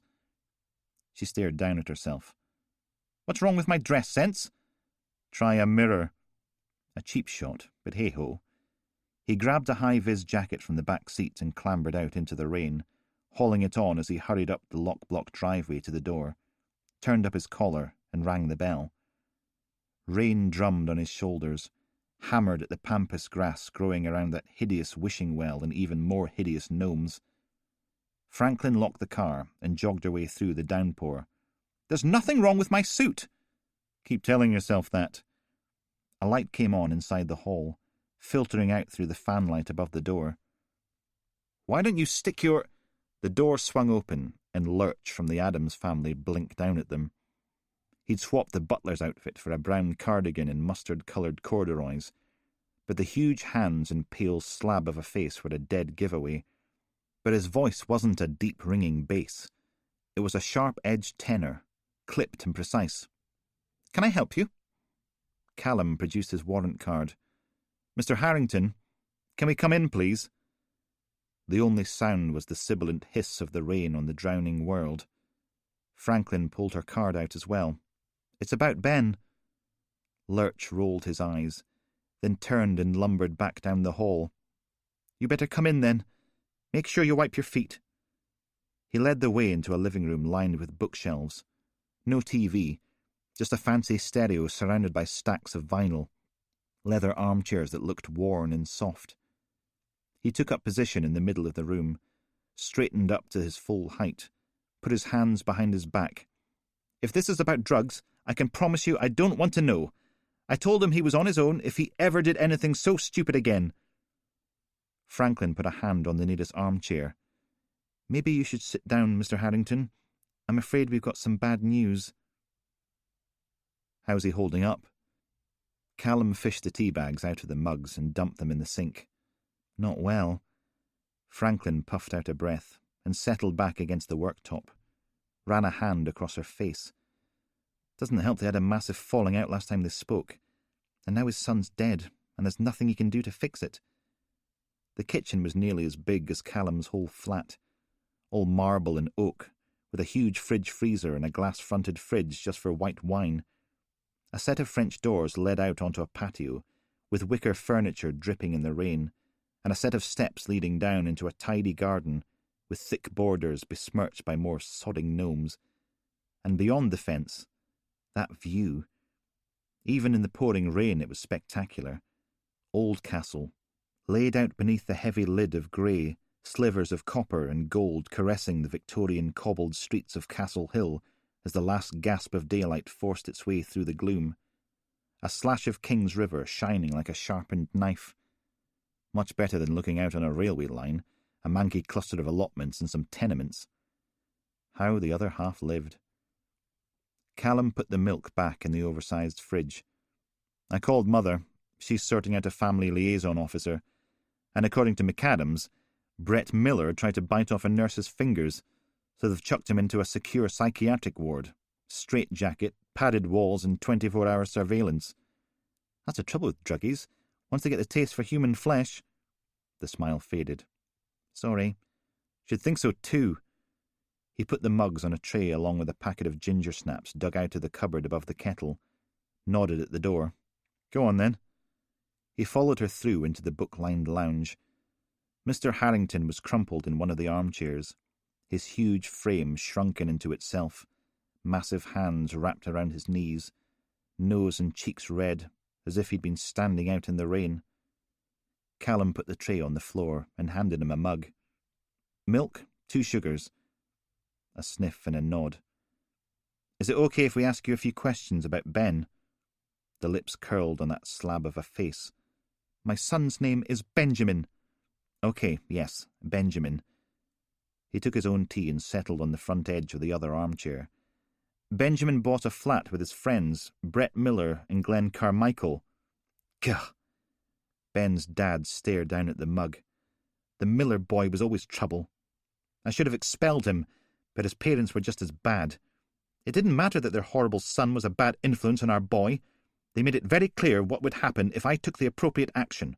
Drugs, on school premises." He made himself smaller in his chair, knees coming up against his chest. "Of course they were the Miller boys' drugs. Benjamin didn't do drugs. We brought him up better than that. And now these jumped-up little nobodies are standing in my office, telling me they'll go to the papers and say it was all Benjamin's fault." Ben's dad grimaced into his tea. "I should have expelled them, Brett and Benjamin. I should have expelled them both. A headmaster has to have principles. He has to be uncompromising. He has to be the rule of law." Callum nodded. "But you didn't." "How could I? Christine would have died from the scandal. So I made the whole thing go away, and the Miller boy continued to be a bad influence. It's amazing Benjamin got into university. A BA in aquaculture. It should have been law or medicine. And does he use his degree? No. He buys a worthless flat in a horrible part of town with his 2 useless friends and thinks he's going to be the next big property magnate. And did Benjamin mention anyone else? Maybe someone he'd met recently, someone new to their circle. What, a woman? Ben's dad shook his head. We should be so lucky. Oh, don't get me wrong. He isn't gay or anything like that. He's just too busy being a conceited, selfish little child to have a proper relationship. Franklin cleared her throat. Can we have a look at Benjamin's room, Mr. Harrington? He wrapped his arms around his knees. It's upstairs, down the hall, at the end. Then he laid his forehead on them and cried. Getting dark out there. Franklin stood at the window, one hand on the Star Wars curtains, looking out at the rain. The bedroom was immaculate. No oil slick of socks and pants on the floor. All the books in neat little rows on the bookshelf. A fancy workstation with a big monitor, printer, and ergonomic keyboard, all lined up perfectly square. Bed made, with the Pokemon duvet cover tucked in tight like they did in hotels. You think he tidies up himself, or does his mum do it for him? Callum snapped on a pair of blue nitriles and tried the bedside cabinet. Socks, pants, hankies, Mickey Mouse watch. His father's lovely. Franklin put on a slightly deeper voice, mimicking the clipped accent. He's not gay or anything like that. Homophobic dick. Check the wardrobe. She opened the doors and squatted down in front of it, rummaging through the neat rows of shoe boxes arranged in the bottom. Do you buy that whole everything was Brett Miller's fault act?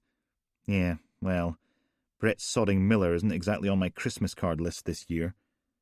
Callum pulled the drawers all the way out and checked the undersides. Nothing sellotaped there, but there was a pair of socks in the gap beneath the bottom drawer. Probably fell out and popped down the back. Wasting her time here. Probably. He pulled the socks out, frowned. There was something hard in the middle, something stuffed inside them. They got turned inside out on the bedspread, covering Pikachu's smiley face. Or maybe not. You got something? Flash drive shaped like a Lego man, and a wee Ziploc baggie of pills. He held the bag up. The contents looked like small green jelly beans. I'm guessing Benjamin was into temazepam. Don't know about the flash drive, though. She pointed at the tower unit sitting under the workstation. Could find out easily enough. And compromise the chain of evidence. No thanks. Whatever's on there, I want it admissible in court. He pulled an evidence bag from his pocket and slipped the flash drive inside. Scribbled down the time, date, location, case number, and both of their names. Did the same with the pills. Probably won't go anywhere, but you never know. Callum stuck the bags in his pocket. Frowned at the room. The Pokemon duvet cover. The Star Wars curtains. The shelf covered with little SpongeBob SquarePants figurines mounted above a row of kids' books. The framed Finding Nemo print on the wall. It's all a bit childish, isn't it?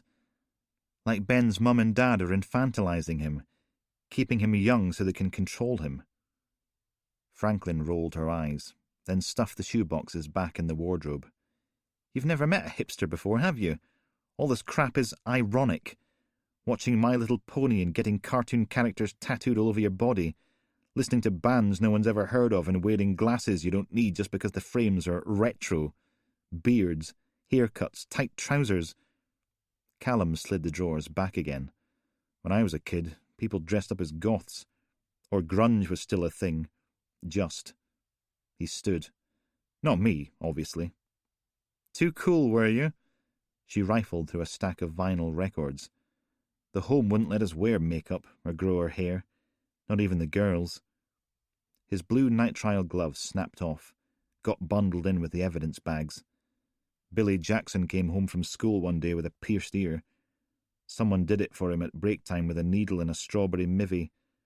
Mr. Crimmin beat the living hell out of him and made him sleep in the bath for a week. Couldn't stand up straight for ages. I mean, look at these bands. Suey Psychedelicide, The Burning Yesterday Collective, Gerbils from Saturn, Stalin's Wardrobe. Who listens to stuff like this? He runs a garage in Kingsmeath now. Still got a bit of a hunch on him. Ooh, spoke too soon. Franklin held up an album with a woodcut illustration of a rabbit and a cat dancing in a graveyard on it. Open the coffins. Mind you, Harrington's probably only listening to it ironically. The book was better. And speaking of which, Callum pointed at the bookshelf with its collection of textbooks and YA novels. How about we give this lot a quick rummage, then head? Might as well. She plucked a thick book from the middle shelf. Ugh, listen to this. Adaptive Governance, the Dynamics of Atlantic Fisheries Management, Global Environmental Accord, Strategies for Sustainability and Institutional Innovation, Sounds fun. She turned it spine side up and riffled through the pages. Nothing fell out. This home you grew up in, did you have to spend nights in the bath? If you were really bad, they half filled it with cold water first. He flicked through something about a teenage spy. I guess some people just love working with kids. She dumped the textbook and tried another one. You report them. You think no one listens to women? The next book was about the same teenage spy. How was an 11-year-old boy supposed to disarm a nuclear weapon? Try being the kind of kid that gets labelled challenging. Another textbook. R.M. Travis came to our school once, signed my copy of Ichabod Smith and the Circus of Doom, and drew a little picture of a rabbit, too. I was so nervous I nearly wet myself. In the next one, Junior Super Spy was foiling a global plot to wipe everyone out with Ebola. Of course, I was too stupid to keep my mouth shut when I got back to the home, all puffed up and proud and showing the book off to all the other kids, so Mr. Crimin confiscated it. Never saw it again. Think we should seize the computer? Can if you want. But the IT lab won't do a thing with it till someone bigger than you or me sets a flamethrower to their backsides.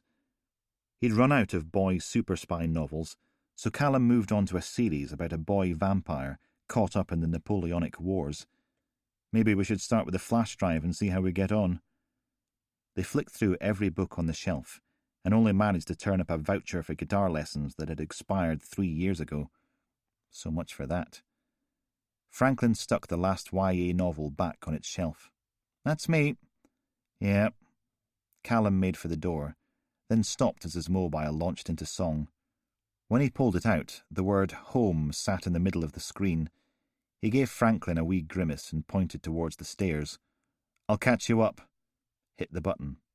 Elaine? Hi. Peanut was wondering what time you'd be getting home. No idea. Late, probably. You know what it's like with a murder investigation. Well, don't binge on kebabs and pizza. I made tuna casserole for tea. Just make sure you call me when you're heading home so I can pop it in the oven. Yes, boss. And while you're obeying my every whim, can you pick up some pickles and Nutella on your way home? Doesn't have to be the fancy ones with the white and green label. Any dill cucumbers will do. Anything else, Your Imperial Majesty? Love you. Me too. He hung up and headed downstairs. Through in the living room, Ben's dad was still in his seat, all curled up with his forehead against his knees. A living mummy. Callum cleared his throat. Mr. Harrington, is there someone who could stay with you? Maybe a neighbour or a friend. It's probably... The front door rattled and a voice boomed out in the hall. Oh, for God's sake, Anthony, what have I told you about leaving your muddy shoes on the carpet? Honestly, it's bad enough I have to clean up after idiots all day without coming home to it too. A small woman appeared in the doorway, peeling off a leather jacket. You can come help me with the shopping, it's... She stopped, stared at Franklin, then did the same to Callum. Anthony? Anthony, what's going on? Who are these people? Franklin held out her warrant card. I'm afraid we got some bad news, Mrs. Harrington. 25. No, Marlene, I don't. And I'll tell you why I don't, because I never did nothing with him, okay? Honestly, Marlene was such a bitch. If he says I did, he's completely a liar. No noise from the other end of the phone. Stupid Central. Ashley slumped back on her bed and scowled up at the posters on the ceiling. All 4 members of Mr. Bones, shirtless and smiling perfect smiles in some sunny beach somewhere way nicer than crappy old Oldcastle. The 3 guys from 4 Mechanical Mice in a swimming pool, all glistening in muscles and that. Sick dog, posing on a motorbike in leather jacket and jeans, all those tattoos on his naked, hairless chest. Sexy and mysterious, with a superhero mask and utterly cool-shaped moustache goatee thing, even if he did have a load of completely thin bitches in the background, posing in their bikinis and showing off. Skanky cows. He said you did. What did I tell you? Completely a liar. He was too. As if Ashley would ever touch Marlene's sloppy seconds. Wasn't even that good looking, and he was a crap kisser. All fat, slimy tongue and weird little grunting noises. Freak. He said you snogged him outside the chipper Sunday. Who are you going to believe, Marlene? Peter, who utterly dumped you on your birthday, or your best friend in the world, a.k.a. me? More silence. Taylor from Mr. Bones was definitely the hottest guy on her ceiling. He had these lovely teeth, and a way of singing into the camera that made you know he was doing it just for you. Of course, she wouldn't say no to Zeb from 4 Mechanical Mice either. Not with that lovely long hair. It was nicer than hers. Mind you, that wasn't difficult these days. Hers was like straw. God, she was so disgusting. Why would Zeb or Taylor want to go out with a fat pig like her? Didn't matter how little she ate, or how many times she did sit-ups and squats and went jogging and everything. Here she was, practically living on rice crackers, sneaking off to throw up after every one of Mum's disgusting fatty meals of slop. And she still wasn't thin. Not properly thin. She risked a look down at the lines where her ribs poked out beneath the tank top, the hip bones making twin rails through the boxer shorts, the gap between her thighs. There was completely a roll of fat around her middle, like a beer belly or something, and she never even drank beer. How was that fair? I'm sorry, Ashley. I know you'd never do that to me. A long, low "Pring" rang out from downstairs. Ugh. She sat up. Yep, that was massively a roll of fat. Someone's at the door. He's such a liar, isn't he? Always was. You were utterly too good for him, Marlene. Not true. But that was what you were supposed to say, wasn't it? Not, you were a matching pair of bookend freaks. She yanked open her door and stuck her head out into the dark hall, put her phone against her fat cow chest and shouted down the stairs, Door! Brrring! For God's sake, did she completely have to do everything round here? Door! Her mum's voice came up from the kitchen. Well, answer it then. I'm busy. Probably making more lardy yuck for tea. I'm on the phone! So call them back. Ah! God, it was like North Korea or something. Fine, whatever. Don't bother yourself. I'll just stop what I'm doing, shall I? Back to the phone as she stomped down the stairs. Marlene? Everything okay? Yeah, if you think my mother being an entire bitch is okay. Nice and loud to make sure she could hear it. You want to get wasted for my birthday next week? I can utterly rob a bottle of voddy from my gran. Yeah, why not? You only turned 14 once, right? The hall, of course, was completely Arctic Circle, because being an entire bitch means you're too tight-fisted to put a radiator in the hall. Not like it's chucking it down winter outside or anything, is it? No. Ashley shuffled her feet into a pair of Mum's furry slippers, then grabbed a raincoat from the rack of hooks by the door and pulled it on, hiding her disgusting fat body. My stepdad wants to have a party down the bowling alley, laser quest, dodgems and burgers, like I'm, 6 years old or something.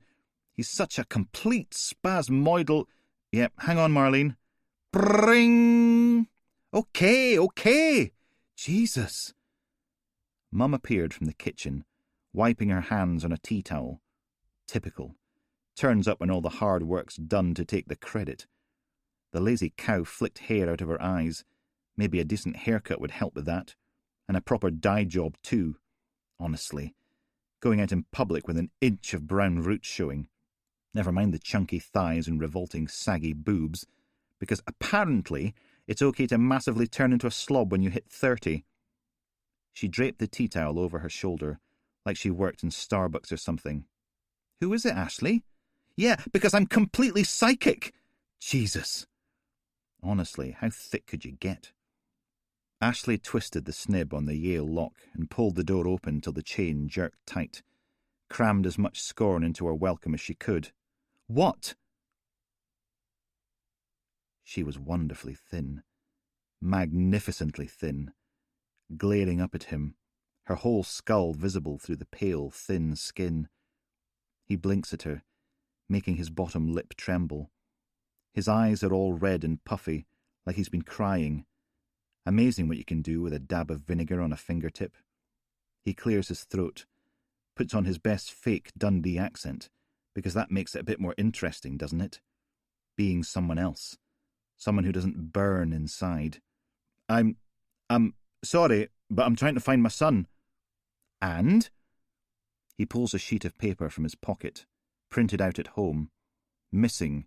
Have you seen Samuel? 4. Underneath the headline is a photo of a wee boy. Dark hair and freckled cheeks. A dimple in his chin. Please, his name's Sam. He's only 4.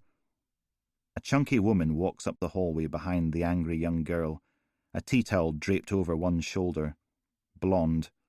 Curvy. Maybe a bit curvier than father would have liked, but still pretty with it. Ashley, don't be rude to the nice man. She reached past her and unclipped the chain. Is he missing? Some woman picked him up from play school. They said she had dark hair and glasses. Oh, you poor man.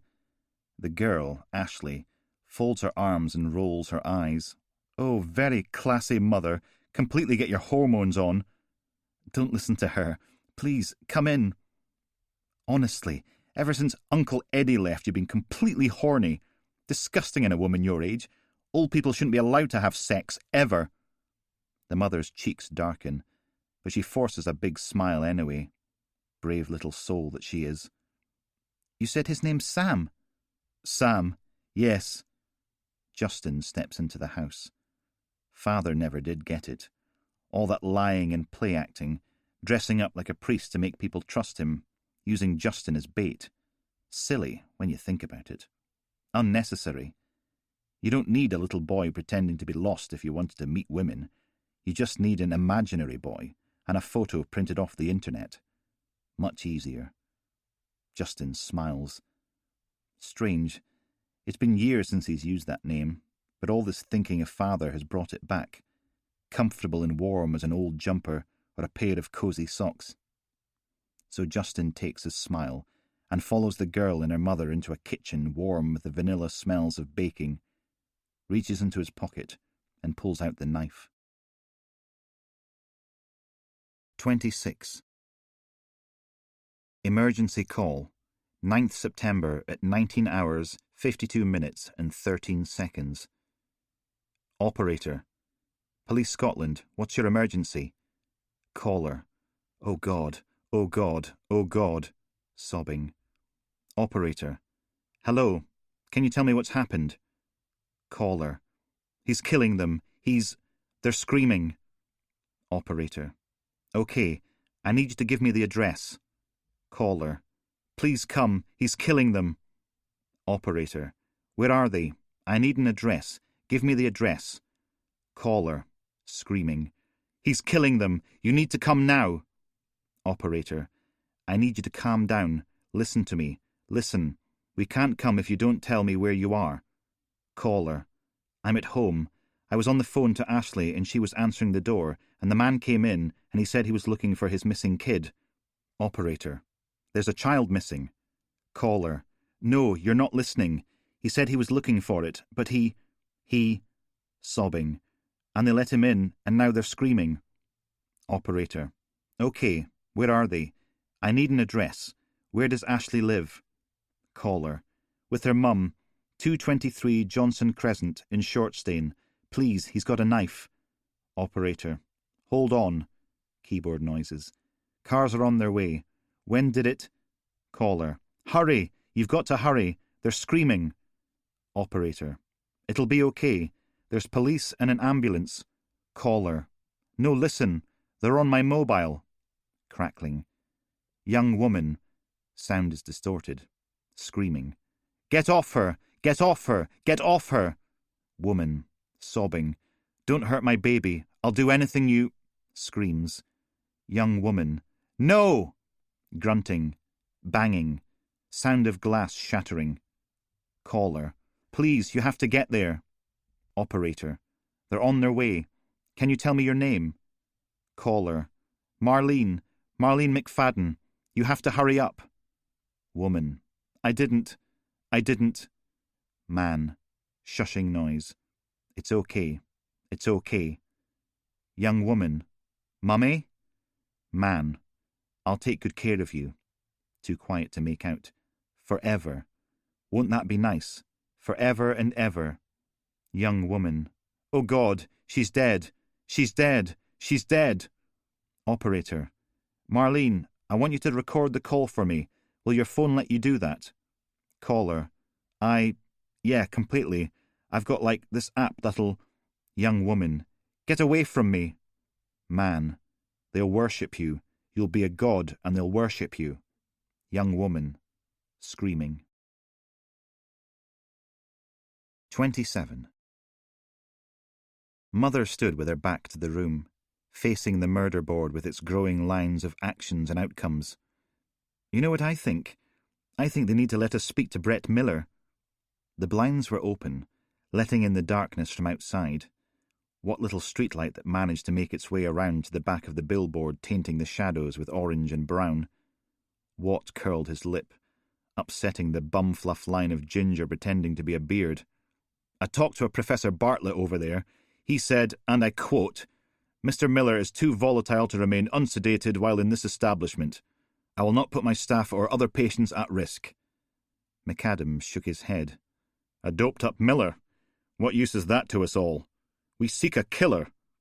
"Then we'll just have to go around there tomorrow and give this professor the opportunity to change his mind, won't we?" Mother turned to face them. "Right, home time. You can all go get yourselves a good night's sleep and come back bushy-tailed and bright tomorrow morning. Briefing will be at 7 o'clock sharp." Callum stuck his hand up. "What about the flash drive?" "The IT lab have got it, so we should find out what's on the thing by..." She checked her watch. "About the dawn of the next millennium." Then Mother stared at them all.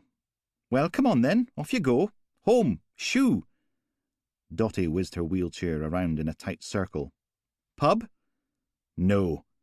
Watt marched out of the room, pulling his jacket on. McAdams cupped his hands into a loud hailer. "And remember to sign out this time!" Then a shake of the head and a sigh. Finally a smile pulled at his stubbly grey Van Dyke. "Come, fair maiden Dot, let us go from here to a bar, there to drink much beer." He took hold of the handles in the back of her chair and steered her out into the corridor, throwing a parting shot over his shoulder. "Dumbarton Arms, last one there buys the crisps." "Boss?" Callum powered down his computer. "If it's all the same, I'm going to stay and see what's on the drive." "Don't be daft. The IT lab won't even start looking at it for weeks. Dorothy's right. Pub o'clock. It's about time Rosalind here did some team bonding." Mother stuck her hands in her pockets and sauntered out of the office. "And it's karaoke night down the Bart. How more team bonding can you get?" Franklin watched the door close behind her, then groaned. "I am not singing karaoke." Callum crept his way between the empty tables, balancing 2 pints of Stella, a half of Guinness, a pint of Old Jock, a gin and tonic, and a packet of dry roasted on a wee tray. The Dumbarton Arms wasn't exactly bustling at 9 o'clock on a Wednesday night, which was probably why they turned the PA system up to a near-deafening roar. The only other patrons were an old Manny and his Labrador, and a pair of students, young men that were more spots than skin, all of them blinking up at the little stage, where a shiny-faced Franklin and Dottie were belting out an old Meatloaf standard about shagging in a car. Doing a decent job of it, too. Callum lowered the tray onto the table and slipped back into the booth, passed McAdams and Mother their drinks, then gave Mother her change. McAdams took a sip of Guinness, raised his voice over the musical onslaught. "I'd count that if I was you." "Oh, don't be such a misery guts, Andy. Callum has been in the wars and deserves a bit of sympathy." "Thank you." Callum helped himself to one of the Stellas. She nodded at the stage. "Rosalind's settling in nicely, isn't she?" Up there, Franklin was getting to the bit about sleeping on it. Mother glanced at him. She says you probably saved her life earlier. Could have died running into traffic like that, but you stopped her. A shrug, then a gulp of cold lager. We need to find out what's on that flash drive. Really, Constable McGregor? McAdams let his mouth hang open. I hadn't thought of that. You must be some sort of genius. Andy, what did I tell you? McAdams chewed on his face for a moment. Then, sorry, Mother. Better. The problem, Callum, is that there's a backlog of stuff waiting to be processed by the forensic IT people. A huge backlog. You can probably see it from space. A nod from McAdams. I took a laptop off a dealer 6 months ago, and they haven't even powered it up yet. Yes, but this is a serial killer investigation. Surely we can bump it up the priority list. Mother grimaced. Easier said than done. I've got no favours left in the IT lab. How about you, Andy? Do you think I'd wait 6 months for a laptop if I had? Callum scooted forward in his seat as Franklin and Dotty got to the finale. How about we call a press conference and tell the world we can't catch this guy because Police Scotland won't give us the forensic resources? Mother and McAdams shared a look, then burst out laughing. The last triumphant chord battered through the bar. Everyone clapped. Franklin and Dotty took a bow. Then the two spotty students scrambled for the stage as Oldcastle's finest made their way back to the table, grinning. Dotty wheeled herself in next to McAdams. Phew, I'm roasted. Is that mine? She grabbed the pint of Old Jock and gulped at it. Mother beamed at her and Franklin. That was lovely. Up on stage, the young men launched into ABBA's Dancing Queen. You see, my dear Constable McGregor, if it was that easy, everyone would do it. McAdams took a deep draught of Guinness, getting himself a little white moustache. Police Scotland do not give a toss about being showed up at press conferences. All that'll happen is they'll send some bigwigs up from Tullyallen to take over the case, kick us off it, then kick us. Hard. Probably in the genitals. Mother patted him on the shoulder. He's right. I know it might feel like your career's halfway down the chunty right now, but they'll pelt it with used toilet paper and flush like madmen. Oh. Well, Callum had a good long hard look at his pint. Can we put pressure on the chief superintendent instead? He's not going to want an unsolved serial... Sodding hell. It'll be the same with him, won't it? And the penny finally drops. McAdams gave him a slow round of applause. Not telling you again! Mother slapped the sarcastic Git's hands. Callum, Andy and I had to fight like wounded badgers so they'd let us keep this case. Any excuse, and it's gone. The whole team slumped a bit at that. Up on the stage, the boys danced and warbled their way towards the end of Dancing Queen. Dotty gulped down the last of her beer, stuck the empty back on the table with a diaphragm rattler of a belch. So sod them, we find another way. Franklin, Mother, and McAdams just shrugged. Come on, are we the misfit mob or aren't we? McAdams sniffed. Suppose. I can't hear you, soldier. He rolled his eyes. Ma'am, yes, ma'am. Could you be more enthusiastic, Andy? I've done jobbies with more life in them than that. Enthusiasm brings me out in a rash. McAdams downed his Guinness. It probably doesn't matter anyway. Unless Brett Miller is our killer, whatever's on the flash drive has nothing to do with Imhotep. He stood. Same again? But it might. Franklin was barely halfway down her pint. Anything that helps has to be a good thing. Ah, the naive enthusiasm of youth. He grabbed the empties and lumbered off towards the bar. Dancing Queen finished with a lot of fist-bumping and whooping. Franklin rubbed her hands together. Who's up for a bit of grease?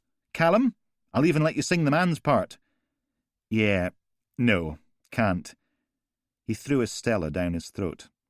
I've got a pregnant girlfriend to get back to, and Nutella and pickles to buy. He pulled on his coat. You kids have fun, though.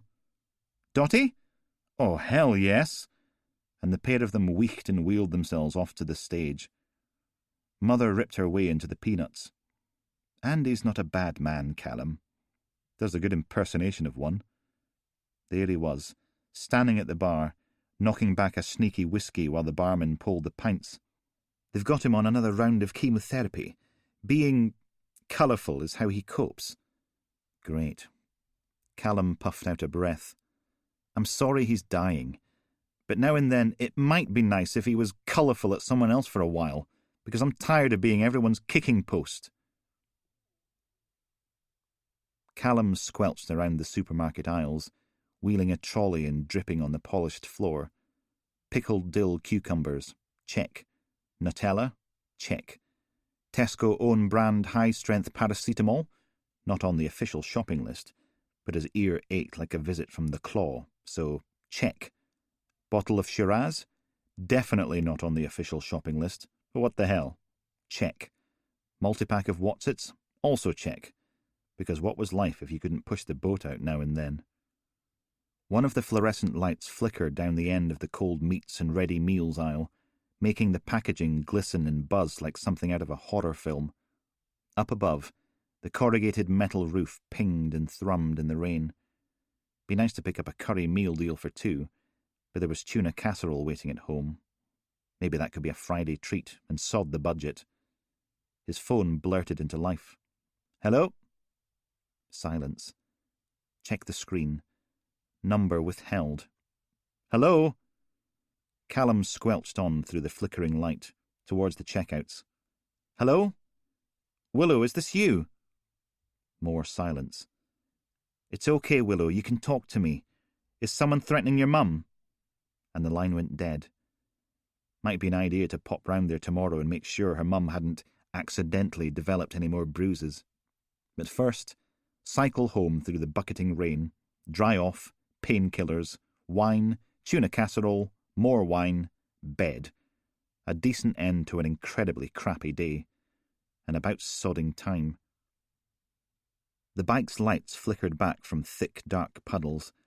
The reflections swept across the dark canopy of leaves overhead, like tiny spotlights, caught the drips of rain that worked their way through the canopy and made them shine before disappearing again.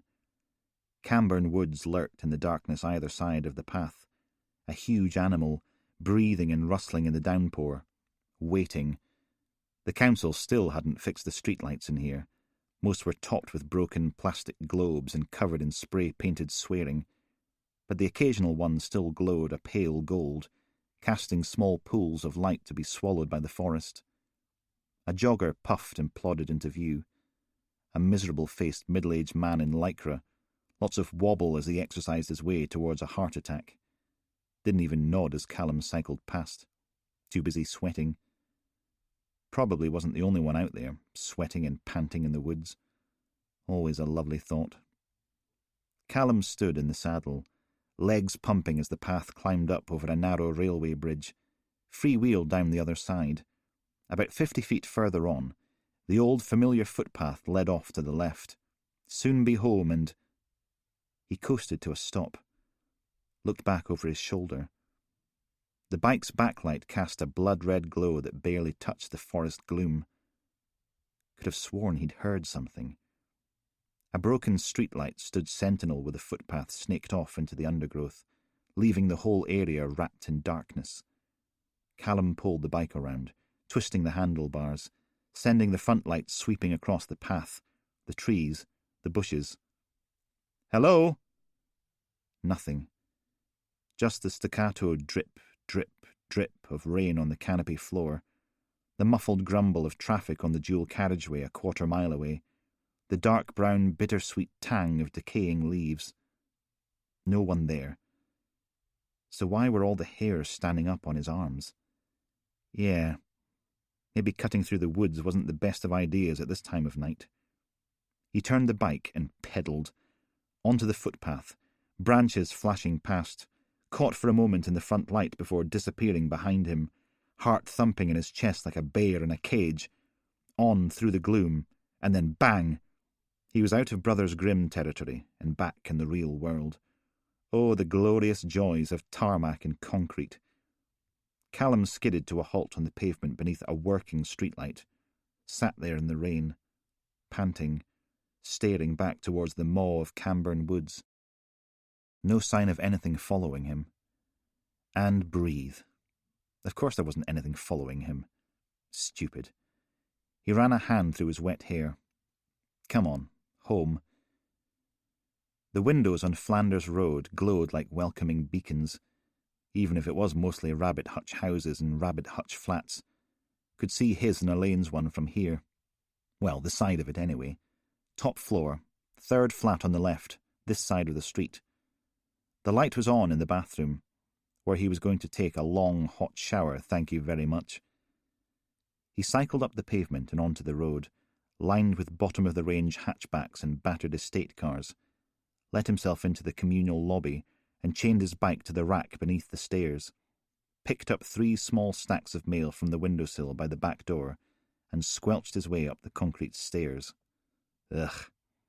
Socks were like sponges, water oozing out of his lace holes with every step.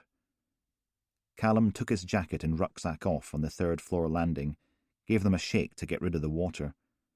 Mrs. Gillespie's cats had been at Toby's pot plants again, kicking soil in a fan shape across the concrete in exchange for a little brown present. No wonder his spider plants looked half dead as they sprawled their way up and around the far corner of the landing. Well, if he didn't want them piddled and crapped in, he shouldn't leave them outside, should he? Callum poked Toby's mail through the letterbox, then did the same for Mr. and Mrs. Robson, and at long last unlocked the door to his own sodding flat. Light caught the little brass plaque they'd screwed to the wood above the letterbox. Callum, Elaine and Peanut, the McGregor Pirrie clan. He slumped inside and thumped the door shut behind him, sagged in place, and dripped on the laminate flooring for a moment. Puffed out a breath, worked his way out of his shoes and left soggy footprints all the way to the bathroom. Raised his voice. "Elaine!" Dumped his wet jacket in the corner and stripped off his shirt. "We have got to get ourselves a car. It's like trying to cycle through a swimming pool out there." Trousers, socks and pants in a damp little pile. Then he cranked on the shower and stepped inside as soon as steam curled up from behind the curtain. Ah, blissful heat. Should probably keep his bitten ear out of the water, but the taped-on wadding was already drenched from the rain, so too late now. A clunk as the bathroom door opened. "Callum? I know it's not top of our priority list, but a car would make life a lot easier when Peanut comes. Nothing fancy. You remember Billy Jackson? Bet he could get us a wee second-hand hatchback on the cheap." The curtain clattered back a couple of inches on its metal hoops, and Elaine peered in at him as he soaked up the warmth. "Where have you—" Her eyes widened. "What happened to your head?" "Want to get in with me? Be like old times, all soapy and slippery." "Callum, your face is all scratched and you've got a bandage on your ear. Come on. When was the last time we took a shower together?" "Get out of there now!"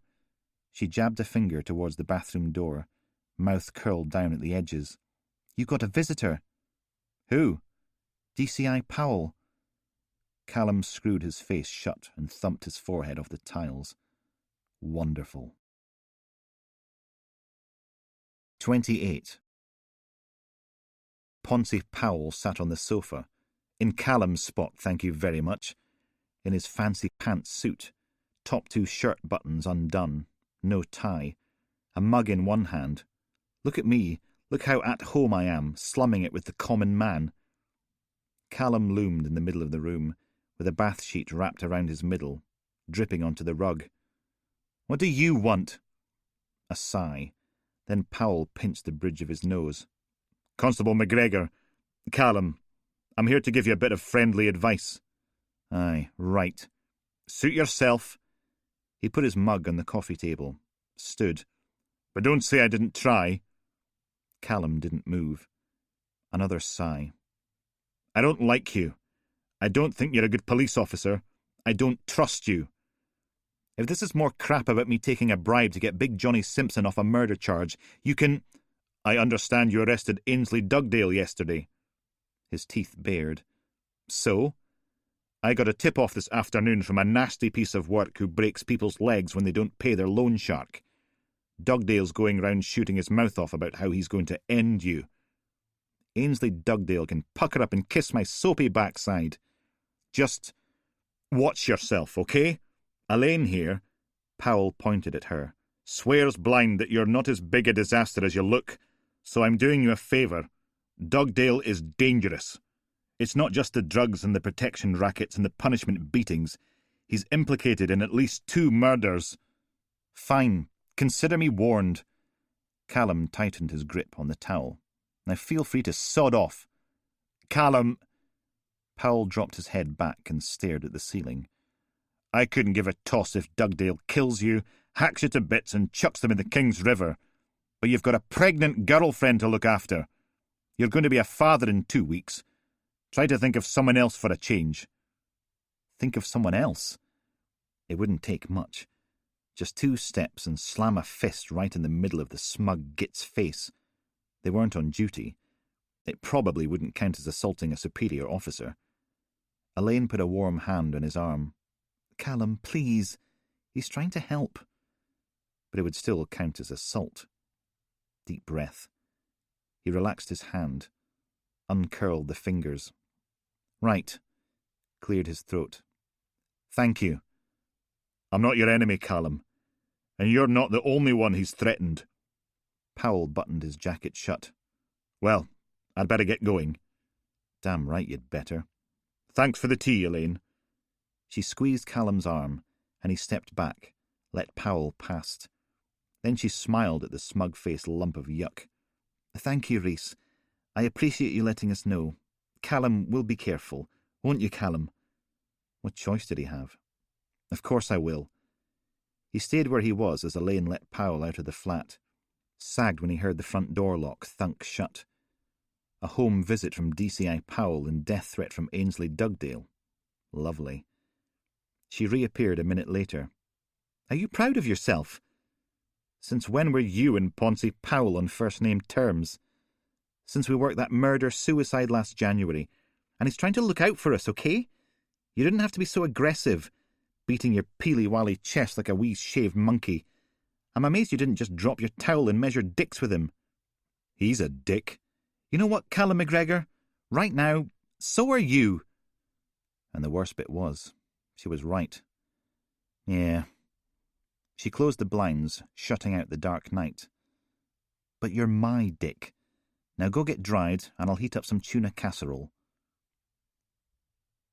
The flats on the other side of the railway line were mostly dark now. Lights off. Time for bed. Wasn't much brighter in the lounge, where only the red glow of the answering machine fought against the night. A faint rattling snore sounded in the bedroom, muffled by the wall. God knew how they were going to manage with a new baby in a one-bedroom flat. Wasn't as if they were rolling in cash here, even with Elaine's maternity pay. But they'd make it work, wouldn't they? Of course they would. Callum toasted the faint reflection in the window and took another sip of wine. Dark in here, dark out there. Powell was such a dick. Dugdale's going to end you. Yeah, right. Unless it was Dugdale in the woods. The noises in the gloom. Following him home. Goose pimples rippled their way up his arms and across the back of his neck. Yes, but it was cold in the living room with the heating turned off. He'd beaten Dugdale once. He could do it again. In a fair fight anyway. Which it wouldn't be. Dugdale wasn't a Queensberry rules kind of guy. He was a jump out of the bushes with a baseball bat, knife, illegal firearm, attack dog, 3 friends with crowbars kind of guy. The kind you never heard coming until it was too late. And what if he came after Elaine and Peanut? What if all those silent phone calls weren't some form of PPI claim tossers? What if it was Dugdale? Something hard and sharp rolled over in Callum's chest. First chance he got, it was off to the B&Q in Cowskillen for some heavy-duty locks. Fit them to the flat's front door. Maybe rig up a panic button or something. They probably wouldn't let him put a Grade 1 flag on his own flat. But Poncy Powell could do it. Worth a try anyway, seeing as he was suddenly all concerned for their well-being. The Callum in the window shifted from foot to foot, licked his lips, blood fizzing at the base of his throat. Dugdale wasn't taking his family away from him, and that was that. He couldn't. Callum drained his glass, picked a book from the bookshelf, and went back to bed. Nothing could. The 4-minute warning. "I'm not sure about this," said Russell. "My nose is twitching like it does when there are goblins around, and goblins are never a good thing." "Don't be silly," giggled Martha, wriggling under the fence. "We're rabbits. No horrible old goblin could ever catch us." But little did they know that the Goblin Queen had sent her minions to the library for books about traps and snares and how to cook silly rabbits who stray into the deep, dark woods. R.M. Travis, Russell the Magic Rabbit, 1992. "My mother didn't love me, so she gave me away. Man, I hate that bitch every goddamn day. If you could see me now, she'd be proud as can be, standing at the stage door with a hand out for my money." Donnie Sick Dog McRoberts, Mother's Day. Copyright Bob Speed Trap Records, 2014. 29. Extensive roadworks for the next 3 weeks, so you're going to want to find an alternative route. Jane? Thanks, Bob. It's competition time, and we're giving away 3 pairs of tickets to Tartantula this very weekend, folks. Stay tuned for how to win those, but first, how about some words from our sponsors? Here. Elaine held out the sainted Tupperware box of lunch. Her pink furry dressing gown hung open, revealing the huge swell of her bulge. It poked out of the gap where her jammies didn't meet anymore, outy belly button on full display. Tuna casserole butty, with cheese and hot sauce. Callum tucked his shirt into his trousers. "You do know I'm not the one who's pregnant, don't you?" "Funny. You're a funny guy."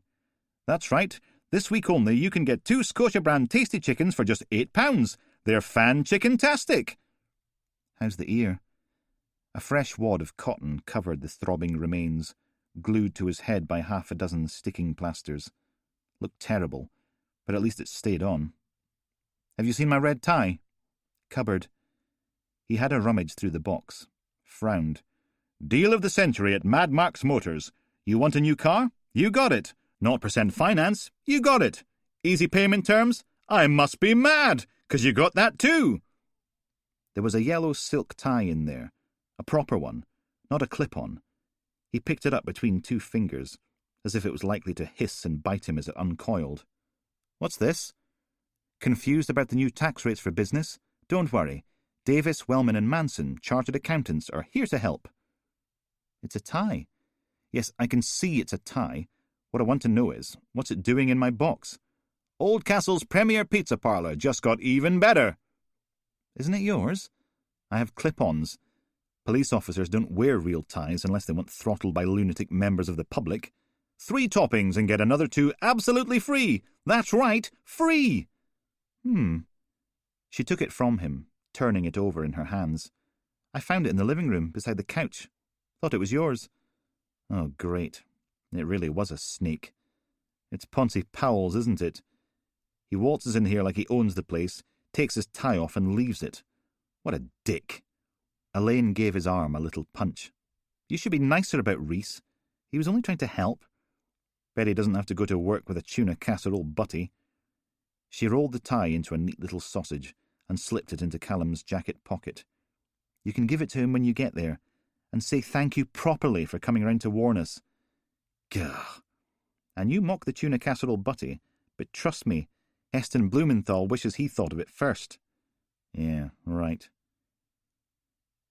Franklin beamed, showing off those perfect teeth of hers. "You look like crap, by the way." "Thanks." Callum settled into his seat and covered a yawn. "And you missed a great night. We got everyone up for We Are the Champions." He wrapped himself around his coffee. "Thought you hated karaoke." "That was before I tried it." She turned as Dottie wheeled herself into the room. "Dot! Am I late? Have we started yet?"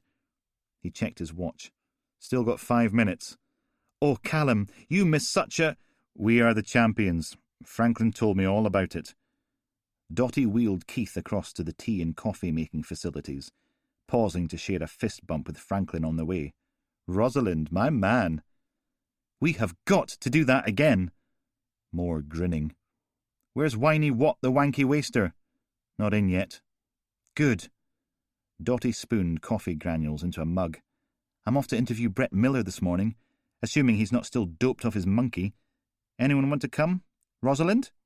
Sounds good. Callum groaned. No, don't leave me with... The office door opened, and in stormed everyone's favourite sour-faced git. Watt glowered out from beneath his greasy, floppy fringe. What? Speak of the devil. Oh, go bugger yourselves. He hung his coat on the rack by the filing cabinets, straightened his nasty brown tie, then thumped himself down in his seat, powered up his computer, had a wee seethe on his own. Ah, the joys of a happy team. He was still sulking when Mother sailed in, towing McAdams in her wake. Gather round, my lovely ones. Time for assembly. She perched on the edge of Dottie's desk. Andy, would you like to lead morning prayers? McAdams pulled some sheets of paper from a folder. Listen up, both young and old, for a tale of woe you must behold. Attention pay, so you may see the path of others' misery. No applause. To wit, other stuff on the O Division books we don't actually care about, but have to pay lip service to. 1. They still not got an ID for any of DCI Powell's severed feet. 2. Someone set fire to an abandoned house, about halfway between Castle View and Auchterarwen. 3rd house in a week, so there's an arsonist on the loose who isn't scared of a bit of graft. 3. Someone ram-raided the Poundland in Logansferry, again. Guess some people just want to reach for the stars. 4. Aggravated assault outside the Paris Casino in Holland Street. A group of young ladies, he made the quote marks with his fingers, attacked a taxi driver and left him with serious internal injuries, a fractured skull, and no sight in his left eye. Ooh, Dottie bared her gritted teeth. Not good. Also not good is number 5. Mother and teenage daughter abducted from their home in Shortstane. Best friend was on the phone at the time and recorded the whole thing. And last, but not least, they got a DNA match from one of the bodies found at the tip on Monday. Turns out Karen Turner didn't run off to Portugal with another man, like her husband claimed. She was too busy being battered to death with a golf club and stuffed into bin bags. McAdams put his papers down. Now, would anyone like to contribute anything to these ongoing cases? No? Didn't think so. Moving on. He pointed. Detective Constable Watt. Watt's eyes narrowed, little gingery beard bristling. What? When I say you're supposed to sign out at the end of a shift, what I mean is, you have to sign off at the end of a shift. Not do whatever the monkey spanking hell you like. Am I getting through to you? Knock once for yes, twice for no. It wasn't, don't even bother. I checked. And I don't care how you did things in G Division. In O Division, you clock off. He pointed. Don't think I won't pull down your pants and spank you in front of the rest of the class. Watt's face went redder than his beard. Exactly. McAdams rubbed his hands together. Now, children mine, police divine, tell me, what do you propose? Our mystery to diagnose. D.S. Hodgkin? Dottie nodded. Rosalind and I are heading up the infirmary to see if we can get any sense out of Brett Miller. Good. Feel free to lean on the medical staff. I want a statement off Miller, ASAFP, emphasis on the F. And that leaves naughty DC's Watt and McGregor to canvass every smokehouse in the district. And not just phone calls. I want boots on the ground and signed statements. Callum sagged in his seat. Why did God hate him? Wasn't sacrificing a quarter of his ear enough? After that, you can start on Dr. MacDonald's list. Pubs and nightclubs where Ben Harrington, Glenn Carmichael and Brett Miller might have met Imhotep. Start from whatever's nearest the flat they were renovating and work your way out. Probably the dockmaster's yard? Let's see if we can't progress the plot a bit today. Watt folded his arms. I work better on my own. Why don't I take the smokehouses and leave the pubs to McGregor? McAdams smiled and fluttered his eyelashes. Because I don't want you to be lonely, Detective Constable, that's why. Now off you trot like a good little boy, and let's not have any nonsense about you two not playing nice. Okay? A nod. Okay. Mother clapped her hands. And that's your lot. Keep me and Andy updated as you go. Class dismissed. As everyone else filed out, Watt folded forward, elbows on his knees, head held in his hands. Thanks for the vote of confidence. If it's any consolation, what? I'm not too thrilled about being lumbered with you either. He stayed where he was. Fine. Callum reached into his jacket pocket and produced a lemon-yellow tie, all soft and slippery. Right, I've got to go see DCI Powell. In the meantime, do what you want to get a list of smokehouses together, or are you just going to sit there wallowing in your sulk? Nothing. Oh, today was going to be lovely. He wandered out into the corridor, down the end to the stairs, clumped his way up to the 4th floor. The major investigation team had the whole level to themselves, complete with multiple meeting rooms, a series of open-plan offices with swish computers and new furniture, their own mini canteen. All right for some. Most of the rooms bustled with uniform and plain-clothes officers, making phone calls and writing things on whiteboards, tapping away at keyboards that didn't look as if they'd fallen off the ark.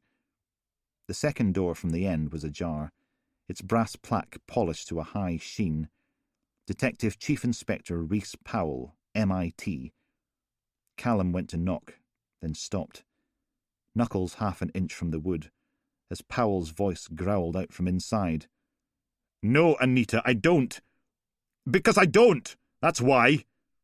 No, you listen to me for a change. Marriage counselling didn't work. The second honeymoon didn't work. Salsa classes didn't work. I've had enough. Enough of your sniping and your complaining and your nasty little comments. I've had enough of you poisoning my own children against me." Yeah, probably shouldn't be eavesdropping on this. Still. "You know what? Cry all you like. It's over, Anita. No, it's over. Because I deserve better than this. I deserve better than you." He had a quick check the corridor was still empty. "Of course I am. Why do you think I packed a bag? I'll be round for the rest of my things in a couple of days, and if you even think of touching anything, I'll do you for destruction of private property. Are we clear?" "You better believe I will. They'll march you out of there in handcuffs. I don't care. My lawyer will be in touch. No, you know what, Anita? You go screw yourself. Christ knows I never want to again." Then a clattering thump. Presumably that would be Mr. Telephone handset being forcibly reconciled with Mrs. Base Unit. Okay. Count to 5 and knock. Silence. Callum pushed the door open. "Gov?" Powell was behind his desk, face a threatening cloud of red and fury, glaring at the desk phone. Hands curled into fists either side of it, as if weighing up the pros and cons of smashing it into tiny little bits. It was a pretty nice office, with a view out across the rooftops and up the hill towards the castle. The spire of St. Jasper's, in the middle distance, jabbing at the low clouds. Big wooden desk, a pot plant fern thing, filing cabinets bereft of dents and scratches, framed certificates and news clippings on the walls, a whiteboard broken up into rows and columns full of neat little letters, a small couch, 2 chairs, and a coffee table. Very swanky. "Gov?" Callum held up the tie. "I think you left this at our house." He pulled his face up and round, clenched like his fists. His cheeks darkened even more. "Constable McGregor." "Elaine thought it was mine." Callum laid the tie on the desk. "I see." He uncoiled a hand and picked the thing up, slipped it into his pocket, looked somewhere else. "And how much of that did you hear?" Innocent face. "How much of what, Gov? I just walked up and saw your door was open. Took a chance on you being in." "Right. Yes." "Can I ask a favour? Not for me, for Elaine." Powell took a deep breath, hissed it out, then sat back in his seat. "I'm listening." "We've been getting silent phone calls, and someone might have followed me home last night. After what you said about Dugdale, I thought, just in case, if we could put a Grade 1 flag on the flat." A shrug. "Probably nothing, but if Dugdale does try anything and I'm not there—" "Yes, of course." Still not making eye contact. "How is—" A knock on the door, and one of Powell's minions stuck his head in, all short back and sides, baggy eyes and sunken cheeks, an Aberdonian accent you could stun a sheep with at 50 paces. "Sorry, boss, but we've got a 999er. Some wee wifey's turned up ahead in a shopping baggie. Powell stared at him. Ahead, in a carrier bag? Aye, hacked off at the neck and dumped in Holborn Forest, afnae far frae ane of the car parks. They've just went to gan out and see it in situ. God almighty. He curled forward until his forehead rested on his desk organiser, talking into the interlocking biro doodles. Get a pool car, I'll be down in a minute. And get the pathologist as well, and the SEB, and a pulsar, and DS Blake, and about a dozen search-trained officers to do a fingertip. Aye, boss. DC Chuchter pulled a face at Callum, then ducked back out into the corridor and shut the door behind him. Powell didn't move. It never just rains, does it? No, he has to sodding bucket down.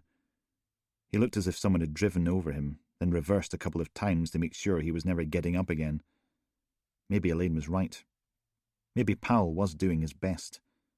Callum cleared his throat. Are you okay? Never better. A sigh. Then he sat up in his seat, made a note on a post-it and stuck it to his monitor. Okay, grade 1 flag on your flat in case Dugdale goes after Elaine. Anything else? Actually... Okay, so it wasn't very ethical to take advantage of the man when he'd just split up with his wife, but nothing ventured. Don't suppose you've got any pull with the IT lab, do you? Mother blinked at him. You're kidding. I'm not. Callum grinned. Probably a once-in-a-lifetime thing, but if we go right now, we might get it done before he changes his mind. She stared at him, then the Lego Man flash drive in his evidence bag, then back to him again. Quick as you like. Her chair juddered back on squeaky wheels, and she was off, out of her office and marching down the corridor, pulling out her phone and fiddling with the screen. Andy, it's Mother. Callum's got Powell to... No, of course I'm not checking up on you. But while I've got you, how's it going? Oh, okay. No, we're fine. You stay where you are. That's much more important. Listen to the nice doctors. Yes. Yes, I will. Okay, bye. They pushed through the double doors to the stairwell, waited for the lift to creak and grind its way down from the top floor. When the doors dinged open, they revealed a filing cabinet and a stack of file boxes abandoned in the middle of the lift, like it was a cupboard. Mother squeezed inside anyway. Room up top for a small one? Ugh. He forced his way in, pressed hard up against the filing cabinet. She thumbed the button for the sub-basement. Does it hurt? Pointing as the doors groaned shut and the lift juddered into life. The ear? Yes. Brett Miller does seem to like biting things, doesn't he? She dug a little paper bag from her pocket. Have a jelly baby. It'll make you feel better. It probably wouldn't, but Callum took one anyway. They stood and chewed in silence, squeezed in like beans in a tin. Yeah, this was comfortable. Now Mother's breath smelled of strawberries. I think it would be nice if we got a card for Andy. Wish him well with his chemotherapy. Maybe get him a cake or something, because that would make all the difference. Mother popped another jelly baby, humming a happy tune as she munched. For God's sake, how long did it take a lift to get to the sub-basement? Callum shuffled his feet, stared at the numbers changing on the display above the doors. Ding! He was first out, popping into the dull grey corridor like a cork from a bottle. Mother marched out through the double doors and into the warren of corridors and rooms that lurked deep below O Division headquarters. He followed her through the maze to a black door with a plastic plaque with Forensic IT Lab on it.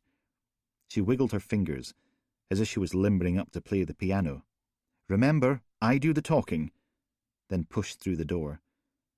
Callum followed her into a room crammed floor to ceiling with metal shelving racks, each one packed with computers, laptops and cardboard boxes with cables poking out of them. More boxes, hundreds and hundreds of them, each the size of a paperback book, were stuffed into the racks 6 or 7 deep. A workbench sat against the wall by the door, with a row of computer monitors mounted above it and more dangling cables. A thin woman in a once-white lab coat was hunched over a netbook, tapping away at the keyboard with purple nitrile fingers, tongue poking out the side of her mouth, glasses balanced on the end of a long, straight nose, Mother knocked on the wall, and she flinched hard enough to make her wheelie office chair trundle back from the bench. "Ah!" Mrs. Thynne turned and scowled. "Don't do that! Ruby, this is DC McGregor. We need you to access whatever's on here." She held up the evidence bag with the Lego Man flash drive in it. The woman in the lab coat raised both eyebrows, then burst out laughing. "You're kidding, right? Of course you're kidding. Do you have any idea how many bits of electronica are in the queue ahead of you? Let me give you a clue, Flora. It's hundreds." She spun her chair around and waved at the little paperback-sized boxes. "I've got nearly 1,000 mobile phones in here, not to mention everything else. And every time you lot arrest someone, another lump gets added to the pile." Mother placed the evidence bag on the countertop. "I know, but we've had the nod from DCI Powell. He wants this bumped up to number 1 priority." Ruby's eyes narrowed. "Oh, yes?" "Yes. It's all been cleared with Cecilia, too. You can give her a call if you like. Check." She reached for the phone on the desk, then froze. "This on the up. Cross my bypassed heart and hope to die." That thin pink tongue slithered out between her lips, and Ruby picked up the evidence bag instead. "Okay, I guess I can spare 5 minutes." She scooted her chair down a couple of monitors and clicked an ancient black laptop into life. "We'll run it on a virtual machine, just in case it's chocker with viruses." She scribbled an entry into a form, copying down all the info from the bag, then pulled the Lego Man's legs off and stuck his exposed connector into the side of the laptop. "Any idea what we're looking for?" "Not a sausage." The machine whirred and clicked. Mother lowered her voice. "I like your hair, by the way. Very nice. Frames your face. I was thinking of going blonde. Oh no, auburn suits you much better." A window appeared on the screen. "Here we go." Ruby fiddled with the mouse. "Looks like it's password protected, so let's see what Auntie Ruby's box of magical tricks can do." More fiddling. Edward Snowden didn't know the half of it. Numbers and dialogue boxes flashed in and out of existence. Mother perched herself on the only other chair in the room.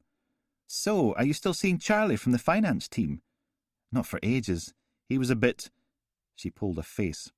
"I didn't mind the spanking so much, but the PVC all-in-one suit did terrible things for my dermatitis." "Spanking?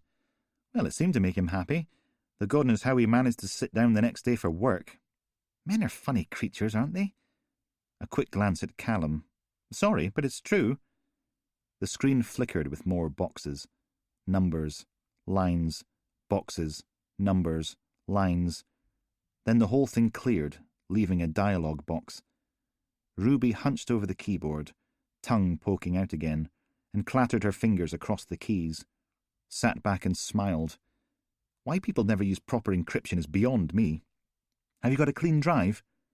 She held out her hand, and Callum dropped a plain grey USB stick onto her palm. "Thank you kindly." It went into the slot next to Mr. Lego. Lights flickered on the stick. "Just take a minute." Mother smiled. "Next time I bake, you're getting brownies." "Brownies are good." The machine pinged and she pulled out the USB stick, handed it to Mother. "You want a quick squint while you're here?" "What's on it?" The mouse clicked. "Looks like we've got a bunch of video files and some Word docs. Let's try this one." She clicked on an icon in the shape of a piece of film, and a new window filled the screen, black as it loaded. Then Mother's eyes widened. "Oh!"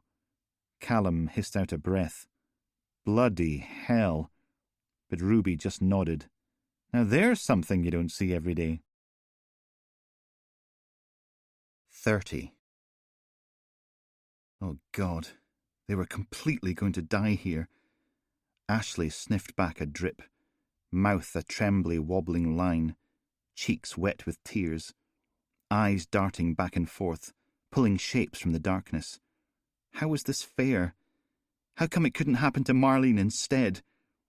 How couldn't she be the one chained up in here? At least Marlene would have deserved it. Another wave of shivers rattled its way through Ashley, making the water ripple. Gah! If it was water. The stuff smelled like piss and vinegar and that manky potpourri Mum brought back from Barcelona on her last holiday with Uncle Eddie before he realised how utterly a slob she was. A metal tank full of cold piss and vinegar and manky potpourri, like the world's crappiest hot tub. Ashley gulped in a big, shuddery breath. "Mum?" Her voice was tiny, high-pitched like a mouse or something. "Mummy?" She craned her neck to the side, pushing it as far as it would go, till the chains dug into her skin. "Mummy, I don't feel so good." But Mum didn't move. She just sat there, with her back against the wooden slats, the chain around her neck tight from there to the wall, because she'd slumped a bit to one side, all naked and pale and bloaty. The bruising was getting worse. It wrapped all the way over the left of her face, dark and purple in the gloom. The bandages around her hands and wrists were spotted with red and yellow, arms dangling loose at her sides. "Mummy?" Ashley's head fell back, making a dull ringing noise when it hit the metal tub. They were completely going to die here, alone and hungry and thirsty, in some crappy wooden room that stank like a chimney fire. Quiet little sobs popped and crackled from her mouth. Why couldn't it be Marlene? Shh! A voice in the dark. Ashley froze, eyes widening till it was like they'd pop free or something. "Please, please don't hurt me." "I'm not going to hurt anyone." He stepped closer, settled his backside on the edge of the metal tub, almost invisible in the gloom, like he was a ghost or something, hands pale as a dead fish, but his voice was all, warm and cheery, like he was a drama teacher or a kindly relative or something, instead of completely a psycho. "I bet you're thirsty, and cold and tired and lonely. You must be hungry." She shrank back, but the chains wouldn't let her go any further. "I'll scream." "That's okay. I've got a few minutes before I head back to work." He put his fingers in his ears. "You go ahead if it makes you happy." So she did, long and loud and hard, over and over till her throat was sandpaper raw and her head rang from the noise. Ashley slumped back in the filthy water, panting. "There we go. Was that good?" "Please don't." "Here. This'll make you feel better." He pulled one of those plastic sports bottle things from his jacket, the kind with a pop-up top so you can drink and cycle at the same time. He held it out. "It's herbal water. It'll clean away your sins. You'll be pure and free." Gave the bottle a shuggle. "You want to be cleansed, don't you?" Ashley stared past him, at Mum with her chains and her bruises. "I want my mummy." "Come on. You need to keep your strength up. You're going to be a god." If you let me go, I promise I won't tell anyone. I swear, just let me go and..." "Drink." "You can keep my mum. Let me go and she'll be completely grateful. Mum's like utterly dirty and..." The slap snapped Ashley's head to one side, leaving her face stinging. "Shh." He stroked her hair with his free hand. "New mummy isn't dirty. New mummy will keep us all safe and warm and loved, with her pretty yellow hair and soft cosy lap. New mummy loves us." "You're off your mental nut. Just let us go, yeah? Please." "Don't you want to be a god?" He pulled the bottle to her lips. "Get off me!" She flinched back, till the chains yanked tight. "You're completely a psycho. You're utterly incomplete. Oh!" He grabbed her face with his other hand, fingers digging into her cheeks, forcing her jaws open, jamming the sports bottle in and squeezing. Bitter cold water flooded her mouth, full of bits and yuck, and no way in hell was she swallowing that crap. The chains clanged and rattled as she grabbed at his wrists, sobbing. The whole front of her face burst into flames, burning from the inside out as that horrible water burst out of her nostrils. He grabbed her nose and squeezed it shut, forced more water into her mouth. "I know it's nasty, but it is necessary. You have to drink it." Held on tight. "You want to be a god, don't you? You want people to worship you?" Her fingertips scrabbled at his forearms. "Shh." He dropped the bottle and forced her mouth shut again, keeping everything inside. It'll all be fine. You just drink up. Ashley bucked and thrashed, sending water slopping over the edge of the tank. Can't breathe. Can't breathe. Can't breathe! So she did the only thing she could do. She swallowed the horrible, bitter water. He let go of her face. There's a good girl. Smiled as she coughed and retched, then scooped the plastic bottle out of the tub. 1 mouthful down, 6 more to go. Oh, God. The walls pulsed and groaned, twisting round through 90 degrees before snapping back into place and twisting again, and again, and again, like hammering back a quarter bottle of Marlene's Grand's Voddy in one go, no coke or nothing. Ashley blinked, screwing her face up tight, bared her teeth. Don't be sick, okay? Not again. The bits were still floating all around her from last time, because the manky bathtub water wasn't bad enough. His voice came from a long way away, echoing and slow. How are you feeling? She could barely turn her head. It weighed so much. Why wouldn't her mouth work? Good. His face swam in and out of focus, pulsing in time with the walls. I envy you so much. You're going to be a god. Isn't that great? Please. Her chest was full of rats and seagulls and bees, scrabbling and flapping and buzzing deep inside her. They'll worship you, and you'll save them, because you'll be a god. Rats, seagulls, and bees. His voice faded away. I have to go to work, but I'll be back to check on you. That'll be nice, won't it? Fading away until there was nothing left but the noises in her chest. Scrabbling, flapping, and buzzing. They'll worship you. You'll be a god. A hole opened up in the base of Ashley's skull, and the whole world fell through it. It's her 8th birthday, and all she wants is a pretty princess cake and the new Nerf Elite Hail Fire Blaster, because you can shoot 144 darts 75 feet, which is as long as a swimming pool. And it would be utterly cool, because Marlene's got an Alpha Trooper CS-18, and that only holds 18 darts. But what Ashley's got is Mum and Dad screaming at each other downstairs in the living room.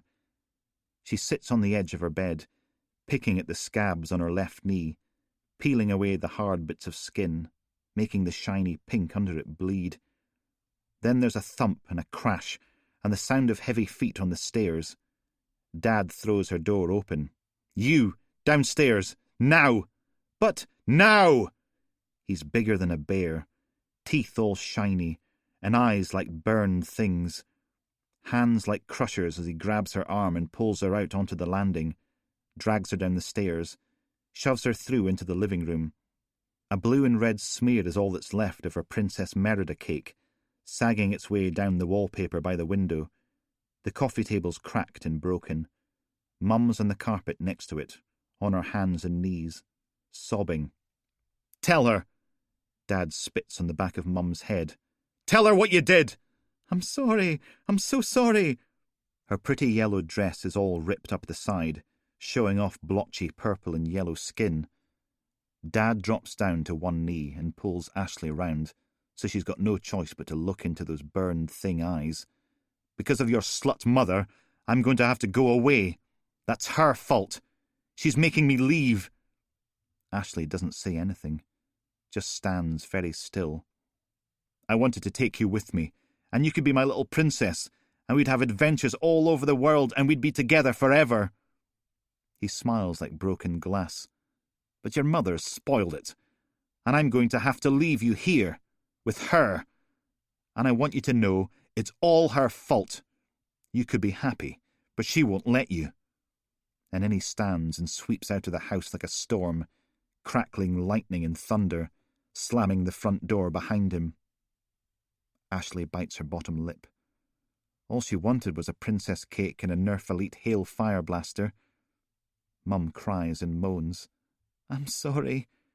Then Ashley blinks away tears, turns and goes back upstairs to her bedroom, slams the door, just like her dad. Marlene swallows, shudders and passes the bottle of voddy, hisses out a breath. Ugh! Ashley takes a swig. God, it's horrible. The stuff makes her teeth itch and her mouth fizz, numbing her tongue before she forces it down, hot and burning. Gah! She shakes her head from side to side as her eyeballs pop and crackle. Then it hits her stomach like burning petrol, spreading its fire through her whole body. Marlene pops one shoulder up till it's pressing against her ear. Smooth. The car park's empty, all the little people headed home for the night. Now there's nothing left but empty spaces and security lights. All the shutters are down on the shopping centre's windows.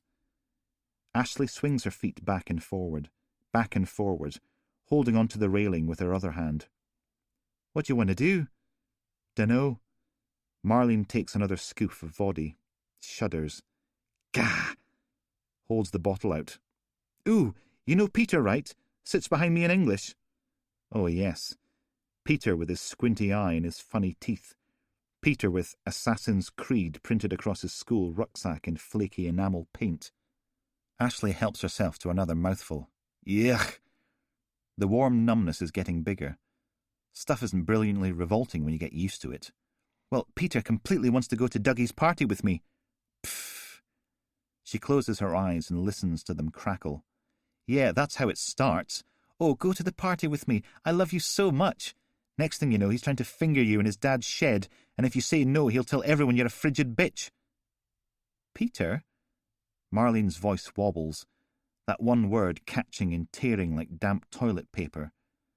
Ashley puts the bottle down and wraps her arm around Marlene, gives her a hug. No, I'm sure Peter's not like that, even though he probably is. They all are. Oh, yes, that's very pretty. Uncle Eddie folds his arms and looks her up and down, smiles like a crocodile. Very pretty indeed. He licks his lips. Now, why don't you try on the red one again? The city's spread out before them, like burning jewels in the darkness. It's not even that cold, perched up here on the edge of the old castle wall, legs dangling over the edge.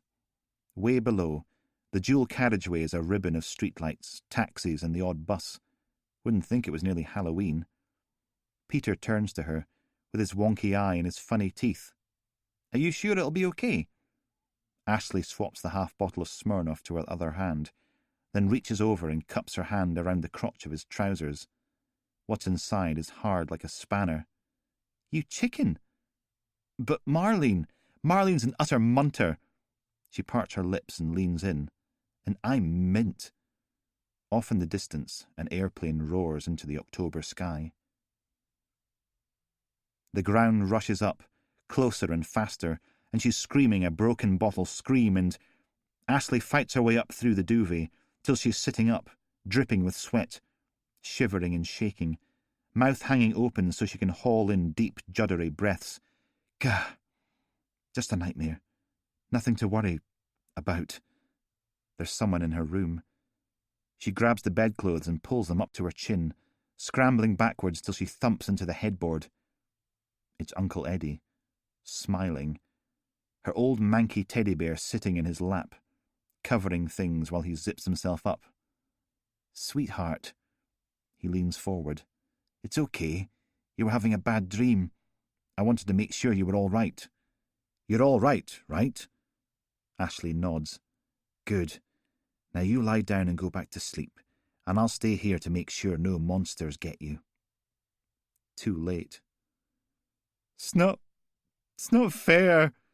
Marlene's back heaves as she spatters out this massive flood of Bacardi, all mushed up with a shared poke of chips. Ashley rolls her eyes, both hands full of her best friend's hair, keeping it out of the way as she chucks away perfectly good rum. You're too good for him, Marley. He's completely a wanker. How could he, with her? Because he was a man, and that's what men did. And he wasn't even all that good at it. I'm not eating this slop, Ashley grabs the plate in front of her and flips it up and off the table, sending it spinning till it clatters against the kitchen floor and shatters into 3 jagged chunks, spraying disgusting spaghetti bolognese everywhere. Like she's going to eat that. Spaghetti bolognese? How much fat and carbs are in that? Millions, that's how much. 110% revolting. Mum just sits there, bottom lip trembling. Look at the lardy cow cry. Big fat tears rolling down her big fat cheeks. Ashley stands. No wonder no one loves you. Little waves lapped the walls of the tub, sloshing the filthy water around as Ashley sobbed. The man with blue eyes lied. She wasn't going to be a god. She couldn't be. She was a monster, and no amount of bitter water was going to change that. Why did she have to be so horrible to Marlene? Why did she have to be so horrible to Mum, to Peter, to everyone? Spoiled and vile and horrible. And now she was alone, in a rusty metal tank, in a manky, smoky room, with nothing but the darkness and the cold and the itchy feeling in the pit of her stomach for company. The seagulls and bees were gone. No more buzzing, no more flapping, leaving her innards full of rats. Any minute they'd wake up and gnaw their way out of her, turning the dirty water a nasty shade of scarlet. When did she eat the rats? Why did she eat them? Ashley craned her neck round again. Mum hadn't moved, still slumped against her chains, arms hanging loose at her sides, bruises ripe and dark. Mummy? Ashley kept her voice down so the rats wouldn't wake up. Mummy, don't let them kill me. But Mum didn't answer, because Mum was probably dead. Selfish cow. 31. So? Watt stared at him from the passenger seat. So what? The pool car thrummed over the cobbles, lurched across a disused set of railway lines, windscreen wipers making a squealing harmony with the screeching gulls. You know very well, Watt. What was on that flash drive? Callum shuddered. I'd rather not think about it. The Logan's Ferry docks probably didn't feature in Oldcastle's tourist brochures. It wasn't quaint and old-fashioned like the Kettle docks across the river, with its gaily coloured wee boats and fishermen's huts. Instead, it was a rigid grid of huge grey slab-fronted warehouses and chandlers' yards ringed with chain-link fences and barbed wire. Hordes of camera-toting tourists didn't come here. Even if they'd managed to get past the security gates, they'd end up squashed beneath a forklift truck, articulated lorry or shipping container. Watt folded his arms even tighter. Don't tell me then. Imagine the most horrible porn you've ever heard of, double it, and add a collection of dogs and farmyard animals. Gah! The shudder worked its way from the back of one hand, all the way across his shoulders and down the other side. I'm never singing Old MacDonald Had a Farm ever again. So absolutely no help on the case. Thanks for making it sound as if that's my fault. Callum took the next turning, along a narrow strip of cobbles. On the left, a waist-high wall separated the road from the river, nothing on the other side of it until the grey lump of Kingsmeath reared up the hill. Ancient stone buildings lined the right-hand side of the road, squat and solid, with rust-reddened corrugated iron roofs and heavy steel doors. He pulled up outside one, 2/3 of the way down. This is us. It had the standard barn-style sliding door, painted a faded blue, with Mearns Fine Fish Products Limited in chipped white paint the width of the building. Watt undid his seatbelt. I'm only going to say this once. You are not going to cock this up. Do you understand? I will lead the questioning. You will keep your mouth shut and don't touch anything. Callum turned in his seat. Tell me, Constable, exactly who the hell do you think you are ordering me about? I'm the police officer who doesn't take bribes to let murderers go free. He climbed out of the car and slammed the door shut. Oh, no, you don't. Callum clambered out and slammed his own door. The air was heavy with the oily reek of raw diesel and rotting fish. Rain bounced off the pool car's roof and bonnet. You know what, you gingery pew-bearded sack of wank? I've never taken a bribe in my life. He marched around the car, closing the distance, balling his hands into fists. "And I am sick and tired of snide, sneery comments from arseholes like you."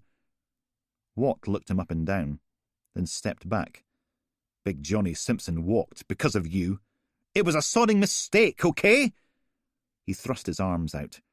"Have you never cocked anything up in your life? Are you so buggering perfect?" The bleep, bleep, bleep of a vehicle reversing cut through the gull's lament. Behind Watt, the King's River was a twisted swathe of pewter, dull grey in the rain. Cars on the other side had their headlights on, and up above the sky was the colour of ash. "Well?" A shrug. "You expect me to believe that you didn't take any money from Big Johnny Simpson?" Callum turned his back. "Go screw yourself." The cobbles were slippery, so he picked his way across them to the big steel door, grabbed the cold metal handle, and hauled it back far enough to let out the deep smoky tang of burning wood, stepped into the gloom. "Hello?" The room was easily big enough to park a couple of buses in. Racks along the walls, pallets of boxes in the middle, what looked like a large walk-in cold room on one side, with another one beside it. Puddles dotted the damp concrete floor. "Anyone in?" He worked his way through the boxes to a small office with a grubby window overlooking the warehouse. A thick-set woman was behind the desk, wearing a hairnet, heavy-duty white plastic apron, and a bright red fleece. She waved at him and pointed to the phone in her other hand. Fair enough. The door rumbled shut. Then Watt appeared at his elbow. "You're a bit touchy, aren't you?" Callum kept his eyes on the woman. "You can talk. All you've done since you got here is moan." No reply. Then Watt puffed out a breath. "I did the right thing and I got shafted for it. Half my team were on the take, and when I went to professional standards, do you know what happened? Suddenly I was the bad guy." He folded his arms tight. "How is that fair?" "Yeah, that's pretty crappy." "Oh, crappy doesn't even begin to cover it." The woman in the office threw back her head and laughed, setting quite a lot of things wobbling. Watt shifted his feet. "And just in case you're thinking this is some sort of bonding moment, it isn't. I'm telling you what happened to make it perfectly clear. I don't like bent cops. I hate them. How many times do I have to say this, eh? How can I make it any clearer? I didn't take any... I?" The office door opened, and she peered out at them through a pair of black-rimmed glasses. "Can I help you?" Watt pulled his warrant card and thrust it under her nose for a second. "Detective Constable Watt, I'm here to examine your premises." She raised an eyebrow. "Oh, aye? And I'll need a list of your employees." "Will you now?" He checked his watch. "Soon as you like. We've got 7 other smokehouses to visit today, so—" She folded her arms, making the fleece bulge. There was a lot of muscle in there, probably all that humping heavy boxes of fish about. "So what?" Watt leaned in close. "So chop chop." Great. Because that was how you got the public on your side. "Actually," Callum produced his own warrant card, nice and gentle. "What my colleague meant to say was, we really need your help. Any chance you can show us around and answer a few questions?" Watt stiffened. "Thank you, Constable, but I'm dealing with this." "Please forgive him. He's been in a bad mood ever since he got back from the doctor. They can't do anything about his frighteningly small penis, and it's upset him a bit." "What?" Watt wheeled around, mouth pinched, eyes bugged, face darkening. The woman in the plastic pinny burst out laughing, then slapped Callum on the back hard enough to send him staggering. "Frighteningly small penis. Aye, he looks the type. Hey! Come on, I'll show you around. You too, wee Willy Winky." Watt hurled himself into the passenger seat and slammed the car door. A bunch of seagulls had taken it upon themselves to respray the windscreen and bonnet with grey and white spatters, all streaked in the rain. Callum got in behind the wheel, started her up and set the wipers going, turning the glass opaque. "Who's next on the list?" An explosion in 5, 4, 3, 2... Watt thumped his hand down on the dashboard. "What the bloody hell do you think you're playing at?" A pull on the scoosher sent 2 streams of blue foamy liquid into the smears, thinning them, Are we having a grump? How dare you tell that woman I have a small penis? Well, you were acting like a massive dick, so I thought I'd even things out a bit. The windscreen was almost clear, so Callum pulled back onto the road, going slow as the wipers made gaps in the seagull's art. You can sodding well... Know what? I don't think people won't work with you because you clyped in your old team. I think they won't work with you because you're crap at the job. You completely undermined me back there. She wasn't going to tell you anything, what? You spoke to her like she needed scraping off your shoe. How was that going to help? You're rubbish at talking to people. I am sodding not! Marching in there like the king of Dickland. Look at me, I'm so important. I'm going to report you. Watt thumped back in his seat. Soon as we get back to DHQ, I'm putting in a formal complaint. You can't treat people like that and expect them to help you, you idiot. They'd barely gone 100 yards before the next smokehouse appeared in the row of ancient buildings. Oldcastle Smoked Seafood Specialities, fabulous fish at its finest, boasted a slick plastic hoarding above a stainless steel set of double doors. I'm a police officer! Callum parked outside the front. I'm sorry, okay? I'm sorry I told her about your minute genitalia, but if you keep on acting like that, people are going to assume it's microscopic anyway. At least this way we get a list of every staff member and their rota for the last month. The smokehouse had a separate glazed door for inquiries and what looked like a wee factory shop inside. He undid his seatbelt. Are you coming, or are you staying here to sulk? Watt scowled at him. God, I hate you. Of course you do. That's because you're jealous of my jumbo-sized penis. Callum climbed out, grinned at the rain-dulled river, then turned and hurried in through the glazed door. After a beat, Watt slammed his car door and thumped after him. Scalloway Haddies, old-fashioned, honest and best. Unit 4, Harbour Road, Logan's Ferry.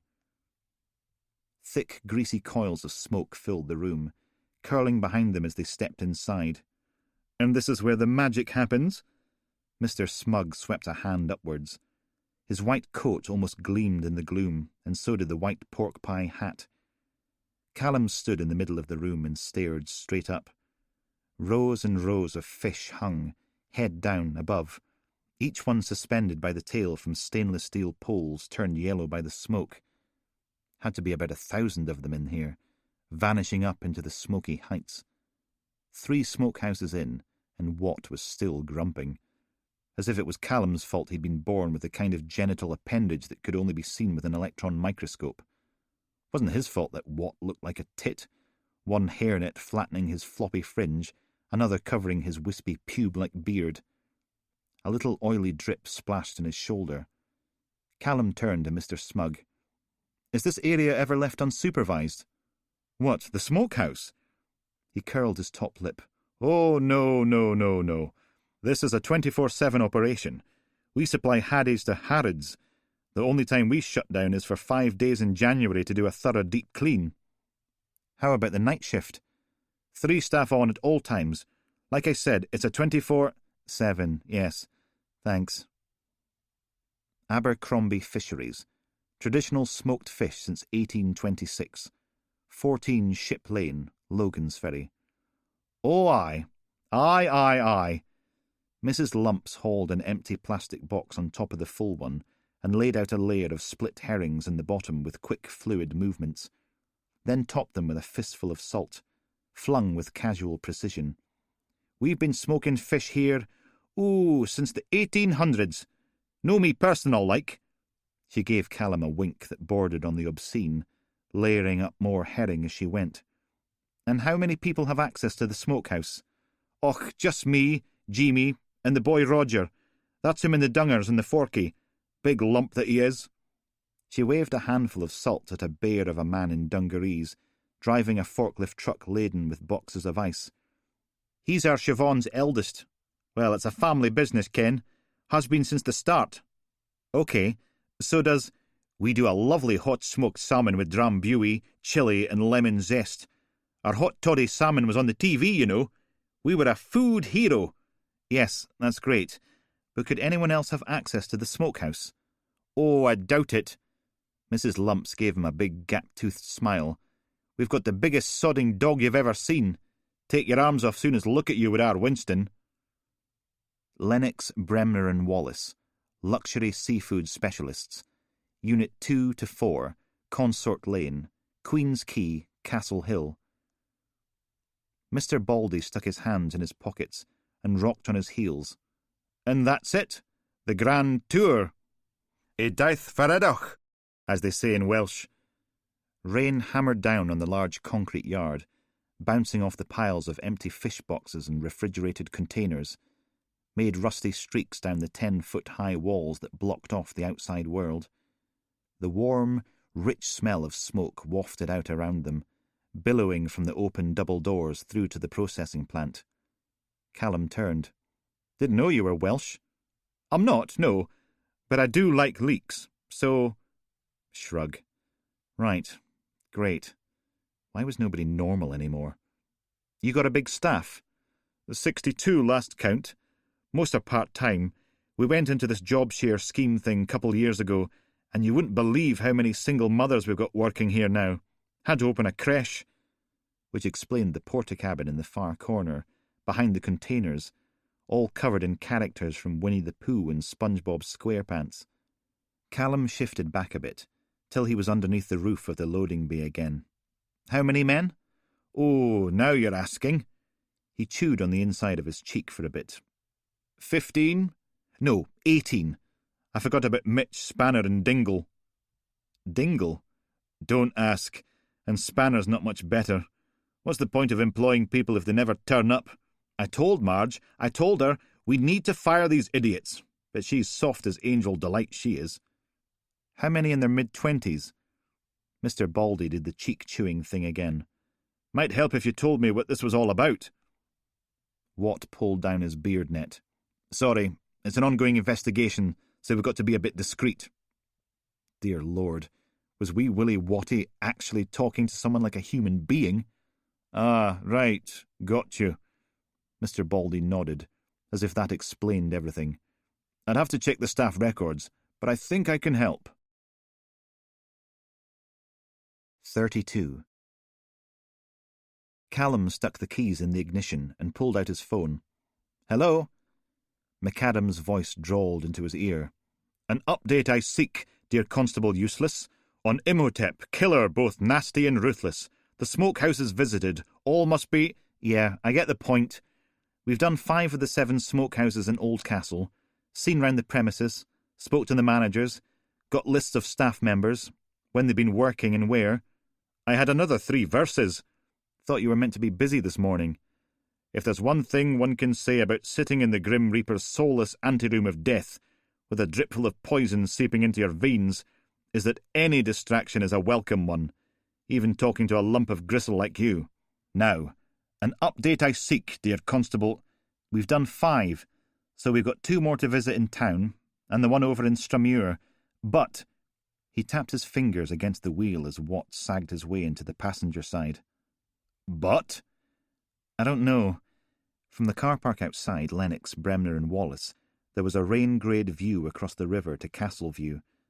Left a bit, and there was McKinnon Quay, with its background of grim council flats.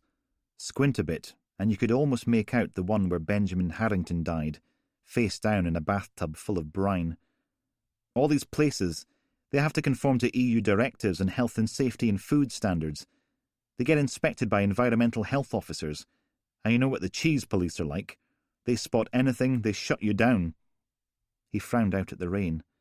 No, these are commercial enterprises working 6 days a week minimum. Someone would notice if you stuck a body in their smoker for a fortnight. It'd get in the way of the kippers. Watt wiped the water from his face and flicked it into the footwell. Who is it? McAdams. What? Not you, Watt. The thing is, I think our boy's built his own smoker. Or he's got access to one that doesn't operate anymore. Somewhere you can smoke a body for weeks without any chance of it being found. And that's supposed to help, is it? Don't know.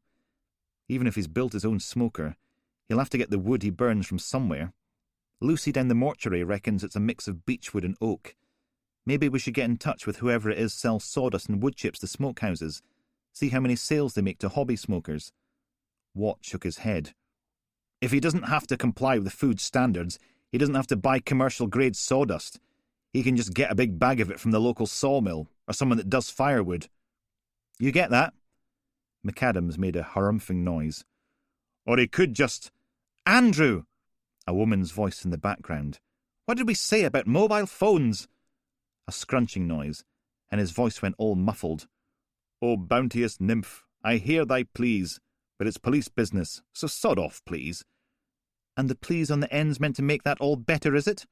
Yes. Now be a good nurse and see if you can rustle up a cuppa and a biscuit. I'm wasting away here. Then McAdams was back at full volume. Where was I? Ah, yes. Imhotep doesn't have to buy sawdust at all. He could just get himself a bunch of logs from the Forestry Commission and make his own. True. Worth a try, though. Callum turned the keys, setting the blowers roaring. How did Dotty and Franklin get on? What am I, your secretary? Finish up with the smokehouses, then the pair of you get back to the shop and start chasing up wood suppliers. But that's what you get for interrupting my poem. And he was gone. Buchan's Catch, the true taste of Scotland's finest fish. Buchan House, Brunel Street, Shortston Business Park. Mr. Soot held out his hand for the printouts. Thank you, Janice. Tell Ted I'd like to see him in the boardroom in 10 minutes, please. Yes, Mr. Telford. She pivoted on her heels and clacked out of the room, no-nonsense Bob swinging in time with her footsteps. He scanned the paperwork, then slid it across the desk to Callum. We have a strict vetting policy and rigorous health and safety training for all our staff. All references are followed up, random drug tests, etc., etc. He made circular motions with his hand, like the Queen waving out of a carriage window, showing off 2 signet rings and a gold bracelet with his name engraved on it, Norman. The view from his office window wasn't really grand enough to justify the floor-to-ceiling glass. It looked out on the factory complex, in all its stainless steel glory. A ballet of forklifts and containers, hoppers of salt and preservatives, a row of industrial units with their processions of raw and smoked fish, and beyond that, a set of grey warehouse buildings with the Scotia brand Tasty Chickens logo on them, a smiling rooster making a thumbs up with his wing, a mini pastoral scene in the circle behind him. Steam coiled up from the slaughterhouse. If you turn to the back, Detective Constable, you'll find Appendix B lists everyone we've had to let go over the last 6 months. Callum scanned the names, then passed the list to Watt. Any absenteeism? Oh, no. Mr. Soot shook his head. We disapprove of that kind of thing. My workforce is highly motivated and dedicated to the task of delivering the most cost-efficient smoked fish and fish-derived products to market. Sounded lovely. Quick question for you. Where do you get your wood from for smoking? For our luxury undyed range? I'll have to check with procurement. Callum forced a smile. Thank you. That'll be a great help. He pressed a button on the desk phone. Janice, get me Charlie.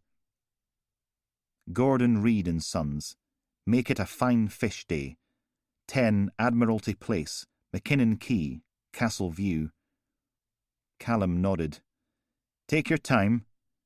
Seagulls screamed on the roof opposite, fighting over something grey and slimy.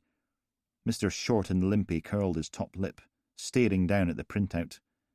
It wasn't a big yard, certainly not compared to Buchan's Catch. Barely room for a stack of empty fish boxes, a couple of Calor gas bottles, a big yellow plastic container heaped with reeking bones, heads and guts, and a garden shed with a set of folding chairs, a wee card table and an overflowing ashtray. The door wide open to let the cigarette smoke out. Rain danced on the shed roof, making it rattle like a drum. Barely room for the 4 of them in here, but it was better than standing out there in the rain. Mr. Short and Limpy shrugged. No idea. He passed the sheet of paper to Mr. Aging Hippie. What do you think, Chris? Recognize any of them? A frown. Mr. Aging Hippie took the fag out of his gob and shook his head, setting the dreadlocks swinging. No, sorry. Well, thanks anyway. Callum took the printout back, folded it so the picture of Brett Miller, Benjamin Harrington and Glenn Carmichael didn't get creased, and slipped it into his pocket. It's okay, you finish your break. We'll see ourselves out. Watt followed him down a dank corridor, past a billowing cloud of bitter wood smoke, and out into the rain again. "You know this is a 5-minute walk from the flat they were doing up in Custom Street, don't you?" "Yup." He ducked his head and hurried across the road to the pool car, flipped open the locks and scrambled inside. Bleak granite buildings loomed on either side of Admiralty Place. Ancient warehouses with boarded-up windows, 5-story terraces with rust-streaked fronts, the slow whirl of evil seagulls.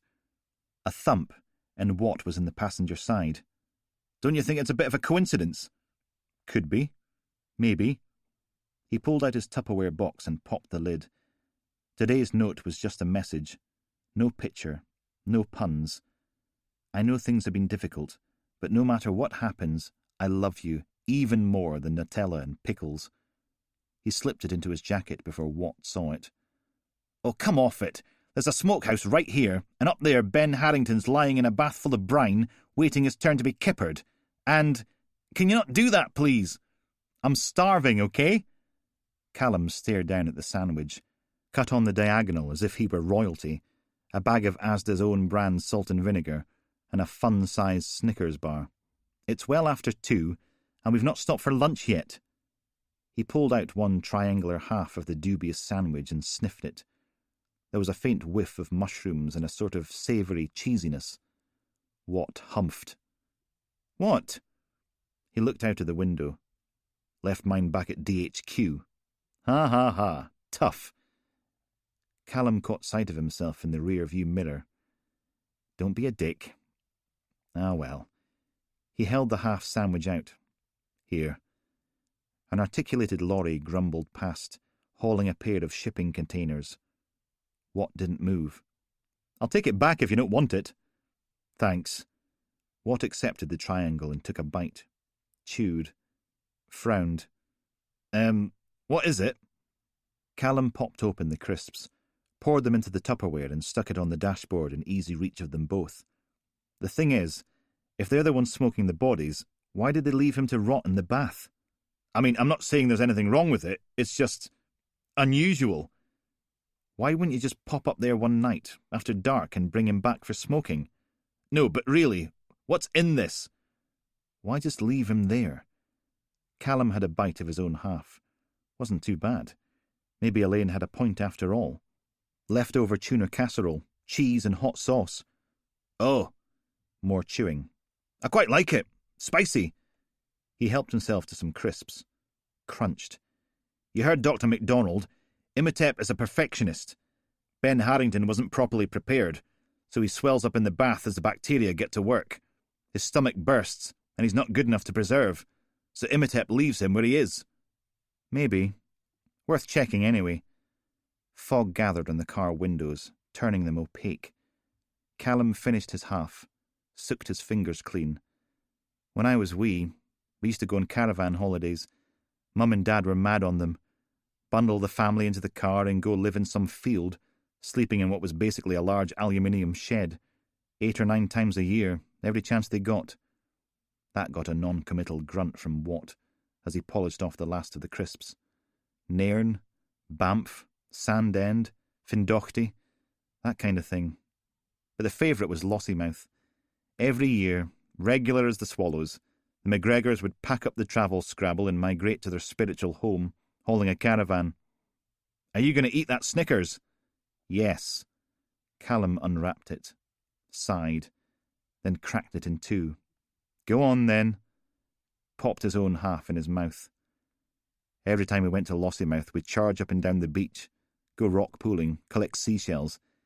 And we always spent at least one day in Elgin. Dad would go see some friends, which was code for the pub, and Mum took Alistair and me to the museum. They've got a Peruvian mummy there. He frowned. All naked and curled up with hands against its chest, and its knees against its hands, and its head bent forward. Used to think it was the most fascinating thing in the world. A real live dead body. Watt let out a long, contented breath and settled back in his seat. "I wonder if it's worth checking with the planning department to see if anyone's put in an application to build a new smokehouse." Then one day, they had a display all about the guy who donated it to the museum. Turned out that in the area where it came from, the mummies weren't just dead people, they were elevated to the position of gods. That freaked me out. Stood there staring at it for ages. And we should cross-check all the staff lists, see if anyone's been doing the rounds. I'll get them rattled into a spreadsheet and we can sort them by name or company or start and end date. Should be pretty straightforward. It wasn't a dead body. It was a god. I was standing there looking at a genuine, 100% real-life Peruvian god, and I couldn't help wondering, what would happen if it woke up? Stramuir Smokehouse and Visitor Centre, From Glen to Sea, Preserving Scotland's Heritage, 19 Chapman Street, Stramuir. Watt coughed, grimaced, leaned towards Callum, keeping his voice low. Is it just me, or are you getting fed up breathing in smoke? Yup. Their guide waved at them to join him in the smoke-room. This is the best bit. Mr. Trendy had to be in his 40s, far too old to be dressing up in skin-tight jeans and Converse trainers. Star Wars characters posed on his right arm, various X-Men on his left, all of them tattooed in bright look-at-me colours. A tweed waistcoat and a T-shirt with a badger on it completed the ensemble. At least he'd hidden his stupid old manny haircut under the obligatory food hygiene white hat. Callum stepped through the big wooden doors and onto the concrete floor.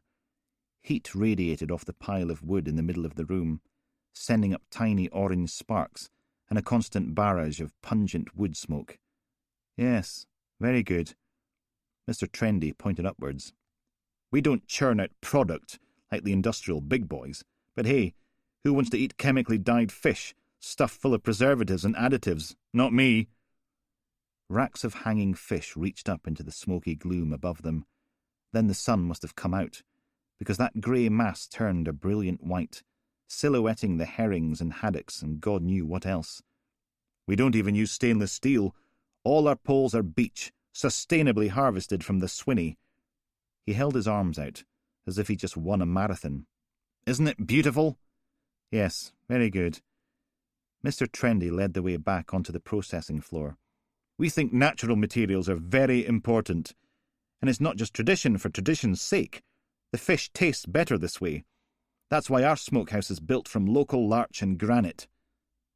Two men in jeans and T-shirts were layering and salting fish, in wooden boxes, not plastic of course, listening to some sort of terrible accordion and banjo music on a non-traditional and non-sustainable iPod docking station. A walkway ran around the room, about 12 foot up, and a group of cagouled tourists leaned on the handrail, taking selfies with the action in the background. Thrilling. And we do a roaring trade in preserving courses for gourmets, gourmands, and the epicurious. But it's not just smoking, it's cheese-making, charcuterie, pickling. We're building some wood-fired ovens for a bakery course if you're interested. Or I run a foraging class, that's always popular. We don't have many hedgerows, but there's mushrooms, nuts, berries, sorrel, wild garlic. Watt dug the printout of Glenn Carmichael, Brett Miller and Ben Harrington from his pocket and held it out. Do you recognise any of these men? Some heavy-duty frowning. I think maybe this one? On the end with the ink. Sure I've seen him somewhere. What about your staff? I don't know if they'd recognise them. I can ask, though. Watt gave him a smile. Please. Mr. Trendy marched off with the printout. As soon as he was out of earshot, Watt lowered his voice again. What do you reckon? Definitely has that hipster thing going on. Dr. MacDonald said he'd be able to blend in with Glenn, Ben and Brett. He's definitely got access to a smokehouse, and he recognised Brett Miller. A nod. I think Darth Wolverine just became suspect number 1. Darth Wolverine? You know, because of the tattoos. Star Wars, X-Men. Oh, Callum shrugged. I was calling him Mr. Trendy. Someone else in jeans and T-shirt lumbered in, pushing a hand truck stacked up with more wooden boxes, short and compact, with a close-cropped haircut, and the kind of faded blue tattoos on his upper arms and wrists that screamed, I've been in prison. Mr. Trendy waved him over. Watt shook his head. Darth Wolverine's got more of a ring to it. So, we do some digging. Callum got out his mobile and called control. I need a PNC check on one Finn Noble, mid-40s, don't have an address. Give us a minute. Mr. Handtruck took off his glasses and frowned at the photo, then up at Mr. Trendy, who pointed over at Callum and Watt. Then a frown, a nod, and Mr. Handtruck was off, tipping his boxes, sending ice and gutted fish splashing across the flagstone floor as he darted back out through the door he'd come in. Watt thumped Callum in the arm. "We've got a runner!" He sprinted across the room as the tourists swung their mobile phones round, grinning and filming. Sodding hell! It was nearly impossible to get up any speed on the ice-slicked floor, but Callum did his best, hammering after Watt, past Mr. Trendy and his staring minions, skidding around a slew of broken boxes and thumping through the door, down a short corridor. Bang! Out through the door at the far end and into a rainy courtyard with a walk-in fridge off to one side and a stack of wooden pallets in the corner. Mr. Handtruck made straight for them, arms and legs going, head down, with Watt in hot pursuit. A leap, and the wee tattooed bloke scrambled up the pile of pallets like a monkey. He didn't pause at the top, just hurled himself over the top of the courtyard wall. Watt clambered up after him. Come on, up we go. Callum leapt, grabbed a handhold of splintered wood and hauled himself up the wobbly pile, sprawled over the lip and onto the top one. The whole stack rocked when he stood up. Yeah, no way this was safe. He lunged for the wall, feet scrabbling at the whitewashed stone as the whole mound of pallets clattered to the flagstones. Ah! One leg up and over, then the other one, and he was lying on top of the wall. A short section of roof sloped down towards the swollen river, the slate slick with rain. No sign of Watt or Mr. Handtruck. Deep breath. He launched himself onto the roof, crouching low, arms spread out as his shoes slithered on the damp slates. A wooden deck wrapped around the side of the smokehouse about 10 feet below, complete with tables, chairs, and patio umbrellas. A handful of people standing and staring, some with their mobile phones out, filming something just out of sight. Callum dropped onto his backside and slid the last 3 feet, popped over the guttering and dropped, landed with a grunt in the shattered remains of a wooden table and broken patio umbrella. Watt was on his back next to the wall, wrestling with Mr. Handtruck, trying to grab his hands and failing. A fist smacked into Watt's cheek with a dull slap, sending his head bouncing off the decking. Then Mr. Handtruck grabbed the patio umbrella's base, a round lump of cast iron, big as a manhole cover but twice as thick, with a foot of splintered wooden pole sticking out of it. Raised the whole thing above his head like a makeshift hammer, muscles in his arms bunching with the strain. Watt's eyes went wide. He snatched his arms in front of his face. No! Callum dropped his shoulder and charged, hurling himself into the base as it swung down, knocking it sideways into the wall. Clang! His hip thumped into Mr. Handtruck, sending him bouncing off the wall too. A knot of arms and legs, some swearing, thumps. Then pain ripped its way up Callum's leg, bursting out from his inner thigh. Ah! He snapped around, and there was Mr. Handtruck with his teeth buried in Callum's trousers, about 8 inches from his groin. Get off me! Callum smashed the heel of his hand into the biting scumbag's nose.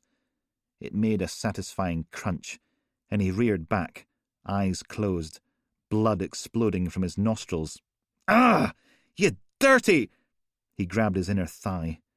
Dear God, that stung. Mr. Handtruck pitched forwards onto the decking, making groaning, foamy noises as little bubbles of blood popped from his broken nose. Callum was shoved into the wall again as Watt wriggled out from underneath. You! Watt hauled out his cuffs, floppy fringe all bent and twisted. Stay down! But Mr. Handtruck wasn't having any of it. He rolled over and fought his way to his feet, then lurched off across the decking, scattering tourists all around him. There was a gap in the railing, stairs down to the grassy riverbank. He staggered down the steps, leaving a trail of red drops on the wooden boards, Watt limping after him. Callum hauled himself upright, struggling on his unbitten leg, gritting his teeth, making for the stairs in painful hops.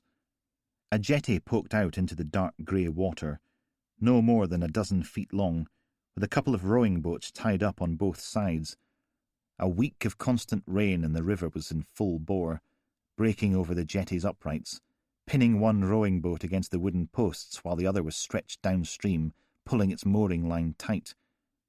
Mr. Handtruck stumbled his way onto the jetty, both hands clutched over his nose. Watt closed the gap. "Get back here!" Come on. Move." Callum limp-hopped down the stairs.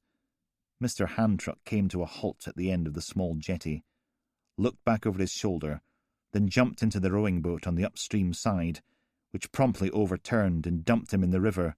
Ah!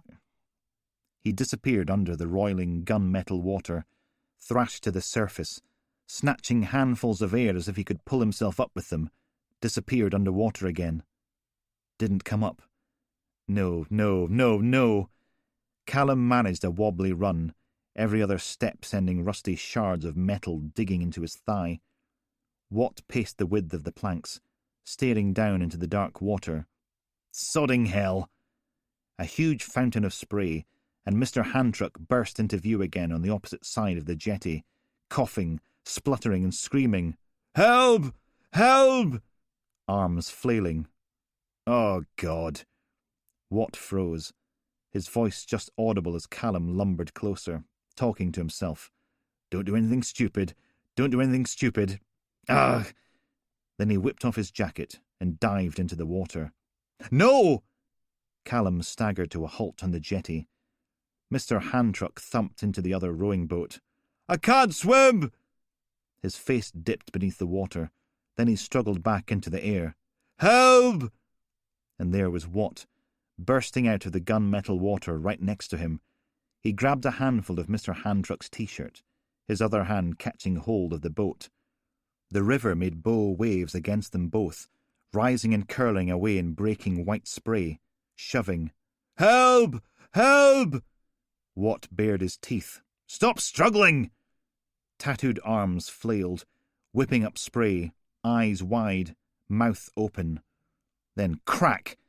His elbow landed right in the middle of Watt's face, snapping his head back and knocking him under the surface. When he burst into the air again, blood made a dark pink slick down his chin. "Gah! Help!" Mr. Handtruck snatched at him, clambering up Watt like a ladder, forcing him down beneath the surface again. Oh no. Callum teetered on the jetty's edge. Oh God. He was going to have to jump in, wasn't he? Into the fast-flowing dark grey water, and hope he came out again alive. He whipped off his jacket, ripped off his clip-on tie. "Help!" The river took a firm grip on Mr. Handtruck's head and torso, yanking him back and around, breaking Watt's hold on his t-shirt and sending him spinning away into the torrent. Oh, Christ. Too late. Should have leapt in straight away.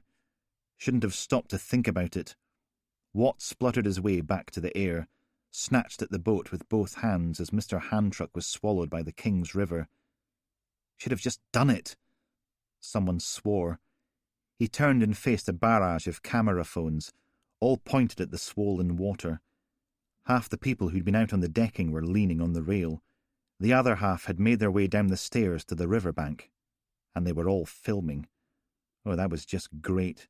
The whole fiasco, captured for all eternity and uploaded onto YouTube, so everyone could see him standing there, doing nothing. Why the hell hadn't he jumped? He'd hesitated, and now someone was probably dead. Yes, but Watt wasn't. He still needed rescuing.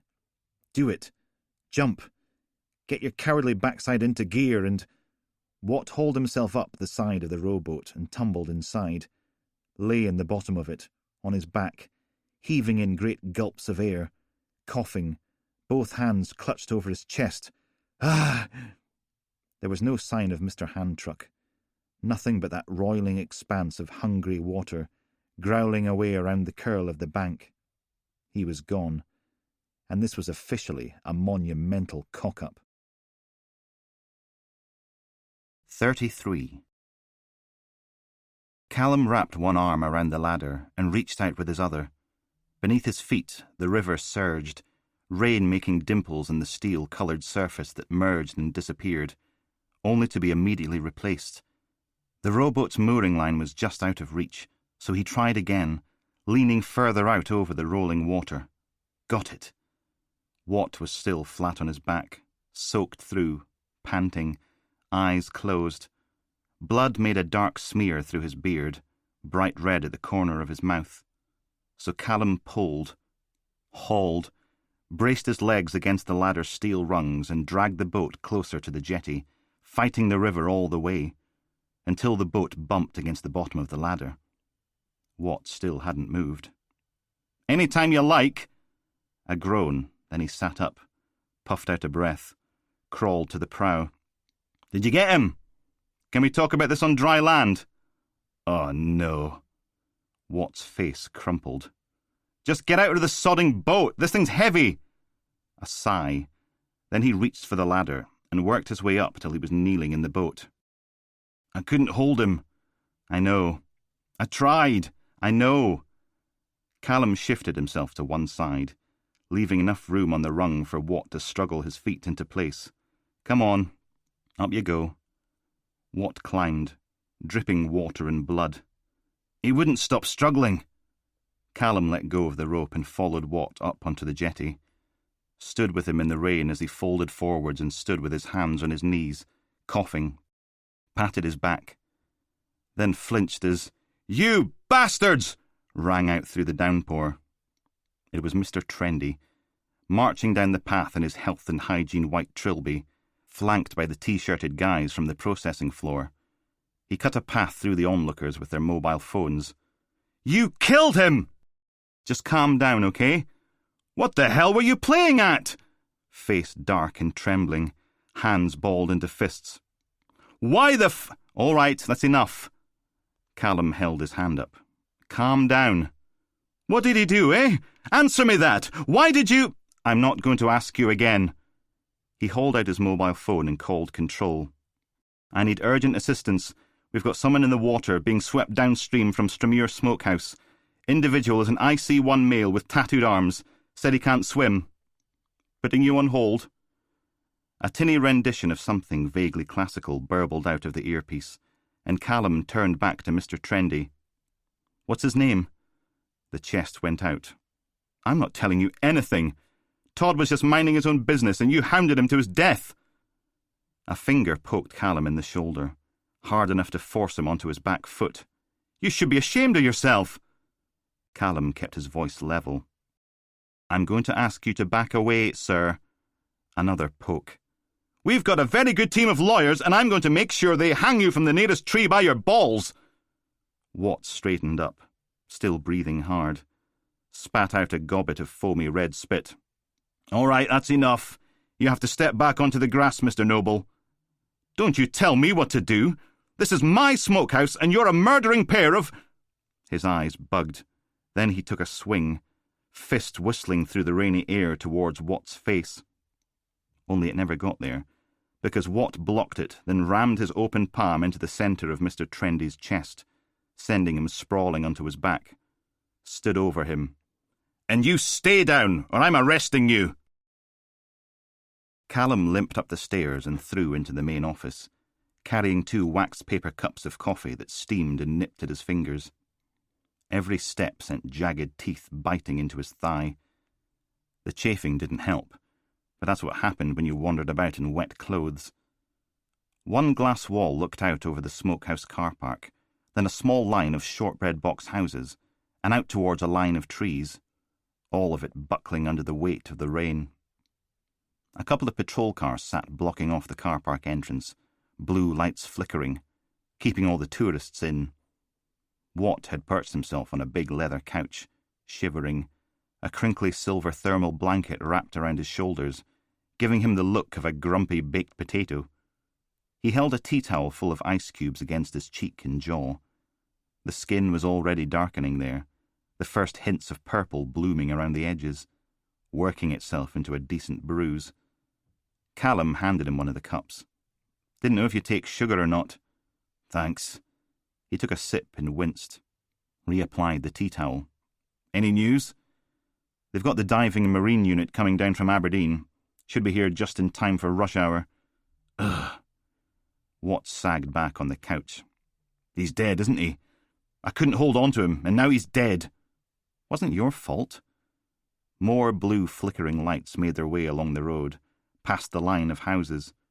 It pulled up in front of the car park, and one of its siblings reversed to let it, and the car after it, to enter, then closed the gap again. Callum groaned. The second car was a horribly familiar, brand-new red Mitsubishi Shogun. McAdams. Lovely. No doubt here to dump an industrial-sized lump of doggerel and sarcasm on their heads. Watts sniffed. How's the leg? Why does every scumbag in Oldcastle try to bite a chunk out of me? Yeah. Another sip of coffee. Another wince. Ow! I called Mother. She's getting the review organised. Professional standards and some chief inspector from divisional. Drew blood and everything. Lucky he didn't sink his teeth in a 1/4 inch higher, or I'd be circumcised by now. Never been involved in a death before. Watts shrugged. I've seen dead bodies, at crime scenes, and I've delivered death messages, but it's not the same as being responsible. Don't be daft.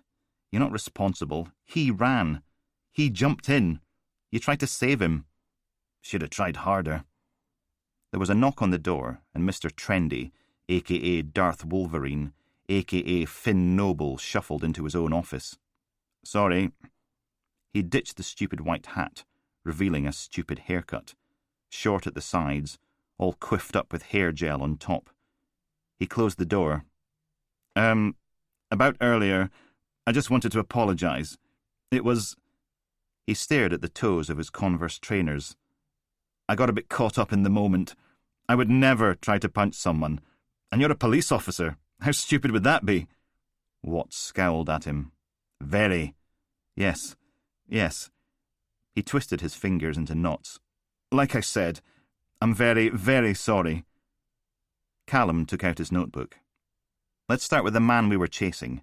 Name, address, age, shift patterns, everything you've got. Ah. Pink flushed in his ears. And I'll need the same for everyone who's worked here over the last 2 years. No. Not without a warrant. I can't. What happened to very, very sorry? We operate an outreach program, okay? A lot of the people who work here have done time. We help them get back into work, teach them a skill, and it's all rehabilitation, isn't it? Someone's working here, they're making a decent living wage, doing something productive, developing a bit of self-esteem, not off mugging OAPs and stealing cars. And what was Todd in prison for, Mr. Noble? It's not like we employ sex offenders or anything like that. It's people who've had difficult lives, who've made mistakes, who need a second chance. What did he do? Noble licked his lips, all attention focused on those shoes. The gang here have to be able to trust me. If they thought I'd just hand over their personal details, rat on them, without putting up a fight? Nah. He shook his head. I couldn't. Watt shifted the tea towel full of ice. I can still change my mind about charging you. Yes, I know, but I can't. It'd undo all the good we've worked for. 6 years, ruined. Okay, if that's the way you want to play it. He stood. Finn Noble, I'm detaining... The door thumped open, and in marched McAdams, back straight, face like a clenched fist. Well? A uniformed PC followed him into the office and shut the door, stood behind him with her mouth shut and her arms folded. Callum pointed. At approximately 15:50, Detective Constable Watt and I were being shown around the smokehouse by... Thank you, Constable McGregor, but I think DC Watt can handle it from here. You're going back to the ranch. No haiku, no rhymes, no mocking asides. That couldn't be good. DC Watt did everything he could. We've got it recorded on about 20 mobile phones. He risked his life to save... I said, thank you, Constable McGregor. Leave the pool car. DC Watt might need it. You can get a lift back with PC Crawford. He dived in the river and... Now, Constable! Right. Okay. He put his coffee down on the desk. Fine. Then followed Crawford out of the office, down the stairs, through the doors, and into the rain.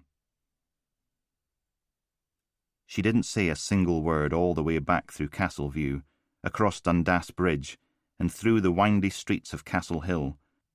It was like crawling along through rush-hour traffic, being driven by a shop mannequin, only with less personality. Crawford just sat there, with her face set straight ahead, ignoring every attempt at conversation. Ah well, can't say he hadn't tried. Some officers were like that, though. Couldn't actually talk to people unless they were arresting them. Eventually the job would weed them out, and they'd go utilise their lack of interpersonal skills elsewhere, like teaching or local politics. No loss. When she pulled up outside the back entrance to division headquarters, he hopped out and gave her a cheery wave. "Thanks for the lift. It's been fun." It wasn't far to the rear doors, barely 6 feet, but by the time he'd pushed through into the building, his clothes had gone from damp to wet again. They hadn't exactly tried very hard when they were decorating this part. Breeze-block walls painted an institutional beige, scuffed concrete floor with suspicious brown stains that were either dried blood or something worse, signs with custody suite, processing, interview rooms, and custody sergeant on them. The delightful scent sensation that was microwaved cabbage, fresh urine, and pine disinfectant. A slightly gritty taste of stale digestive biscuits, free with every breath. "McGregor?" Callum stopped, turned. A big man with 70s sideburns was leaning against the back wall, rolling a packet of fruit pastels back and forth in his fingers. DS Jimmy Blake. Callum nodded. "Blakey?" The skin around both eyes had darkened like aubergines, and there was a thick T-shaped chunk of plastic covering his nose with the arms of the T taped to his forehead. Clearly, when Franklin punched you in the face, you stayed punched. "You got a minute?" At least he didn't sound quite so bunged up. "How's the nose?" He narrowed his bruised eyes, the left one focusing somewhere over Callum's shoulder. "You tell your friend, the darky bitch, I'm not done with her." "Yeah." Callum bared his teeth and hissed in a breath. "Maybe not the best idea, Blakey. She could kick your arse from here to Kingsmeath and back again without breaking a sweat. Mine too. Let bygones be bygones, eh?" Blake just scowled at him from behind his plastic nose guard. "Oh, and Blakey, I know you're bigger than me, but if you ever call DC Franklin a darky bitch again, I'll straighten your wonky eye with my fist, okay?"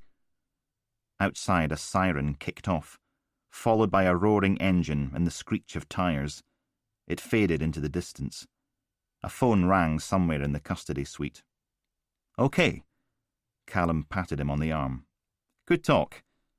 He turned and limped down the corridor, towards the stairs. Blakey's voice echoed off the breeze-block walls. "DCI Powell wants to see you in his office. Don't keep him waiting." Sod. 34. Callum stopped outside Powell's door, straightened his clip-on tie, brushed at a dirty patch on his suit trousers, probably dried blood, from when that cannibalistic little sod tried to chew his leg off. Yeah, maybe best not to dwell on that, given what happened next. Besides, there'd be plenty opportunities for blame and recriminations coming right up. The stain didn't come off, just smeared into the damp fabric. And yes, given this afternoon's monumental fiasco, an internal review was inevitable. Member of the public dies while being pursued by the police. The newspapers would be stumbling over each other, drunk with righteous indignation and delight, competing to see who could give Police Scotland the biggest kicking. But did the review have to happen right away? They couldn't even give him half an hour to put on dry clothes. Of course not. Ah well, no point putting it off. Callum pulled his shoulders back and knocked. A voice from inside. "Come." Deep breath. He opened the door and stepped inside. Powell was behind his desk, face poker still. Mother sat on the couch with her back straight, looking disappointed. A bloke in uniform was next to her, with 3 pips on his epaulettes. That would be the chief inspector, Watt mentioned, here to run the review. And last but not least, Everyone's favourite avuncular, fake-bumbling, non-sequitur spouting inquisitor from Professional Standards, Chief Inspector Call Me Alex Gilmore. And they were all staring at Callum, like a firing squad. Oh, joy. Powell pointed. "Shut the door, Detective Constable McGregor." He did. Nodded. "Boss? Detective Chief Inspector? Chief Inspectors?" Gilmore pulled on a smile. "I understand you had a spot of bother out at Strumure, Callum." Understatement of the year. "It wasn't Watt's fault. It wasn't anyone's fault. The guy ran, we chased him, he jumped in the river. Watt went in after him, but he struggled and the river swept him away." "I see. It was filmed on about 24 mobile phones. We commandeered the lot. Soon as they're checked into evidence, watch the footage and you'll see." Gilmore nodded. "I did. At least 5 of them uploaded the whole thing. Twitter, Facebook, YouTube. We'll have to call in the Police Investigations and Review Commissioner, but it's just a formality. Nothing to worry about. As far as I'm concerned, you both did everything you could." "Oh." A smile crept its way across Callum's face. Thank God for that. "Great. Watt deserves some sort of commendation, though. He blames himself, but he—" "Moving on." Powell produced a blue folder from his in-tray and pulled out a sheet of paper. "We got a call this morning from a little old lady walking her border terrier in Holborn Forest. They'd barely gone 20 feet when Captain Muffin hauled a carrier bag out from beneath a bush. And do you know what was in that carrier bag, Detective Constable?" Callum kept his mouth shut. "Human remains. A severed head, to be precise. Female. Sawn off between the 4th and 5th cervical vertebrae. Sound familiar?" What? Of course it didn't. Why would... Hold on. Yes, it did. When I was in your office this morning, someone came in and told you about it. You went off to the scene. "And that was the first you knew of it?" "Yes. Why?" "I see." Powell held his hands out in a pantomime shrug. All just a silly misunderstanding. Nothing to worry about. "Then would you like to explain how your DNA got on the bloody remains?" "My what?" "Your DNA on a severed woman's head." Mother looked away. "Did you kill her?" Callum just stared. "Did you kill her?" "No, of course I didn't. Why the hell would I kill—" "Then did you dump the remains for someone else?" "How? What?" He threw his arms out. "No! I had nothing to do with any of it." "You see, Callum," Gilmore took off his evil scientist glasses and huffed a breath on them, drawing it out as he polished the lenses on a hanky. "You have something of a reputation for compromising crime scenes, don't you? I haven't been to Holborn Forest for years. How could I contaminate anything?" He jabbed a finger at Powell. "This is the lab, cocking things up again. They couldn't find an angry squirrel in a beanbag, never mind pick out DNA. Just because they buy a machine doesn't mean they know how to use it." Powell pulled out another sheet of paper. "The DNA's degraded, but your name came straight back from the database. Why? Who was she? Why did you kill her?" "I didn't kill anyone!" Though that might change in the next 30 seconds. The blood thrummed at the back of his skull, pins and needles filling his throat, hands clenched into tight fists. Mother stood. "All right, Callum, that's enough." She pointed at the spare armchair. "Sit down." He stood there, trembling. "Sit down now, Constable." Callum lowered himself into the seat. "I didn't kill anyone. I didn't interfere with a crime scene. I didn't do anything. It's a mistake." Or maybe it wasn't a mistake. Maybe it was deliberate. Of course it sodding was. "Someone's trying to fit me up." Powell went back to his folder and pulled out a photograph, held it out so everyone could see. "Who was she?" "I told you! This has nothing to do with me!" The woman in the photo had to be mid-20s, early 30s tops. Her long blonde hair, so pale it was almost white, lay plastered against her head, glistening as if it was wet. Dark circles around her unfocused blue eyes, skin like the thinnest bone china, speckled with freckles, puffy blue lips, a heart-shaped face, and a neck that ended 3 or 4 inches below her chin in a jagged dark red line. But that wasn't what made Callum's breath thicken in his throat, made his chest contract. It was her ears. Oh, God. A long, long time ago. "Last one there's a bumhead!" Alistair was off running before he'd even finished speaking. Cheating bumhead. Sprinting across the pebbly beach, flip-flops sticking out of his back pocket, bandy net slung over his shoulder. Callum ran after him, lumbering a bit because of the fish and chips sloshing about in Fanta in his tummy. "Cheater!" Sunshine sparkled across the water, hissing in and out against little round stones. A big fat crab, easily the size of Callum's palm, scuttered across the bottom of the rock pool, between the raspberry jelly anemones and the floaty bright green seaweed, all legs and nippers. Loads of sand and shells and stuff lined the bottom of the pool, along with dull pebbly things that Dad said were bits of glass the sea had ground and ground till it couldn't cut anyone any more. Alistair dug his hand into the pool and scooped up a bunch of bits. Then Callum reached in and did the same. The pair of them squatted at the pool's edge, with dripping handfuls of shells and sand and grit, grinning at each other. Mum was going to love this. The lady in the little hut smiled as they tipped their handfuls onto the table. "Well, let's see what we've got, shall we?" The wooden walls were clarted with picture frames and animals made of seashells and bits of driftwood. Lots and lots of shells covered in things covered in more shells, lamps, lumps of rock, more driftwood, which was kind of cool and kind of dumb all at the same time. A sort of ray gun thing sat in a wee stand, dribbling clear plastic goo from the barrel, making the air smell like the inside of Dad's car on a hot day. Alistair pointed at a crab claw, still crunchy with sand. "That one! Use that one!" His hair was full of sand too. His legs sparkled with it. It was everywhere.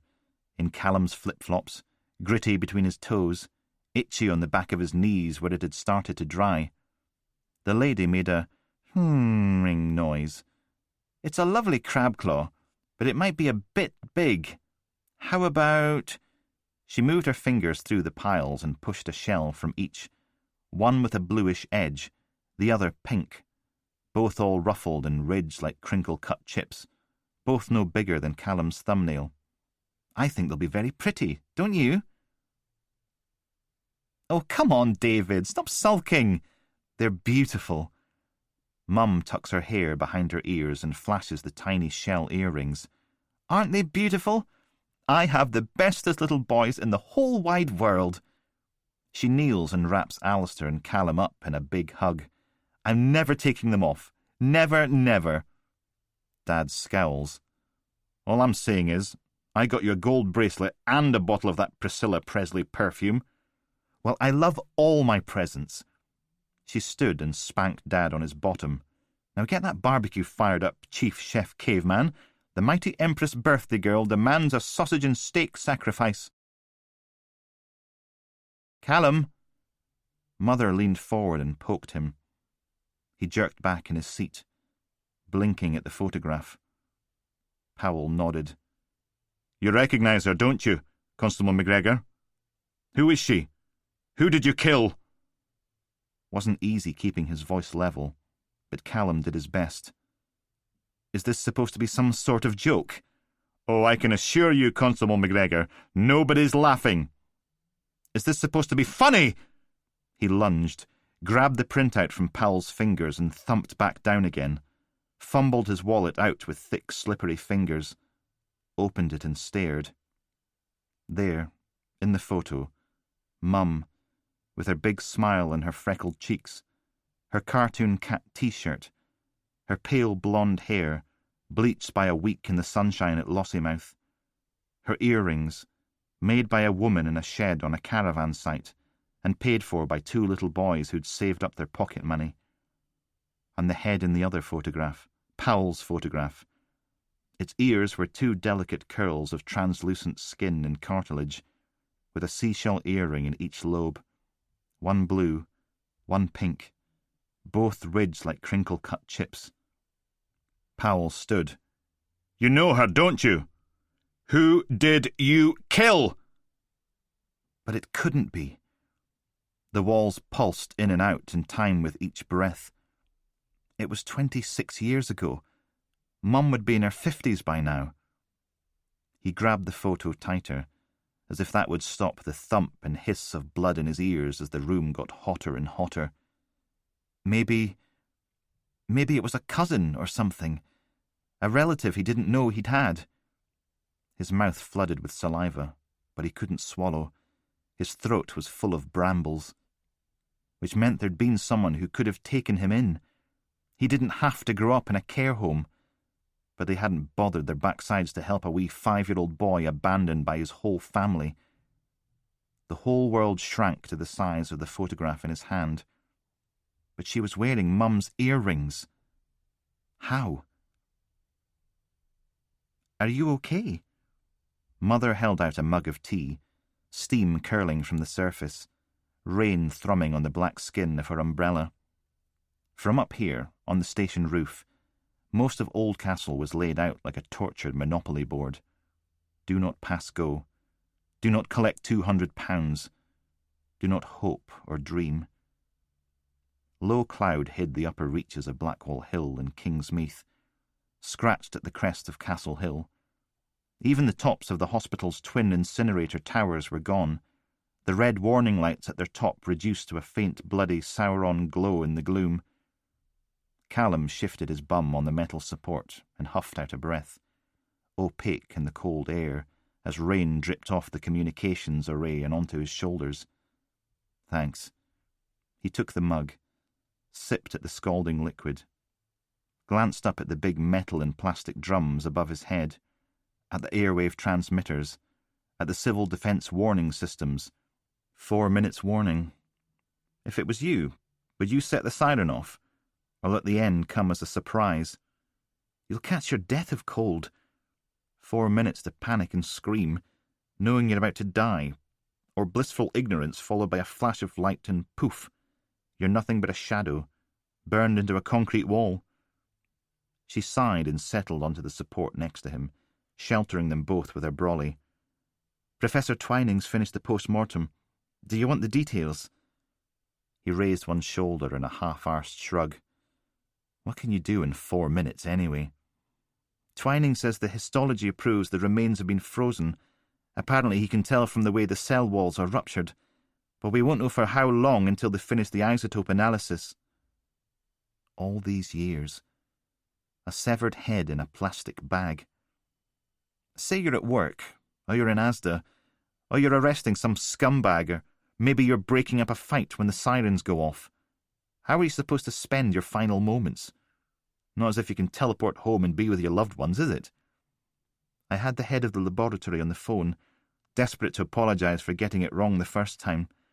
Someone mixed up the internal and external samples, so it came back looking like a degraded match. Mother blew out a long, slow breath. Anyway, Cecilia says your mum's DNA isn't on file. It was the 1990s.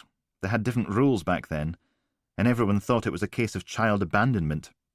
If they'd treated it as a murder or an abduction, but they didn't. So what do? Phone them? Sorry, love, it's the end of the world and we're all going to die. Only everyone's trying to call their husband or their wife or their kids or their parents at the same time. The network goes down, and you spend your last 4 minutes on Earth swearing at your phone. We're reopening the investigation. Well, Powell is. He's putting an MIT together right now to look into it. Not exactly how I'd want to go out. Lonely, pissed off and scared. Callum. Mother put a hand on his leg, warmth seeping through the wet fabric to the skin beneath. It's okay to be upset. He frowned down into the depths of his mug. I'd leave the sirens switched off. Let people live their last 4 minutes in blissful ignorance. No one wants to know they're about to die.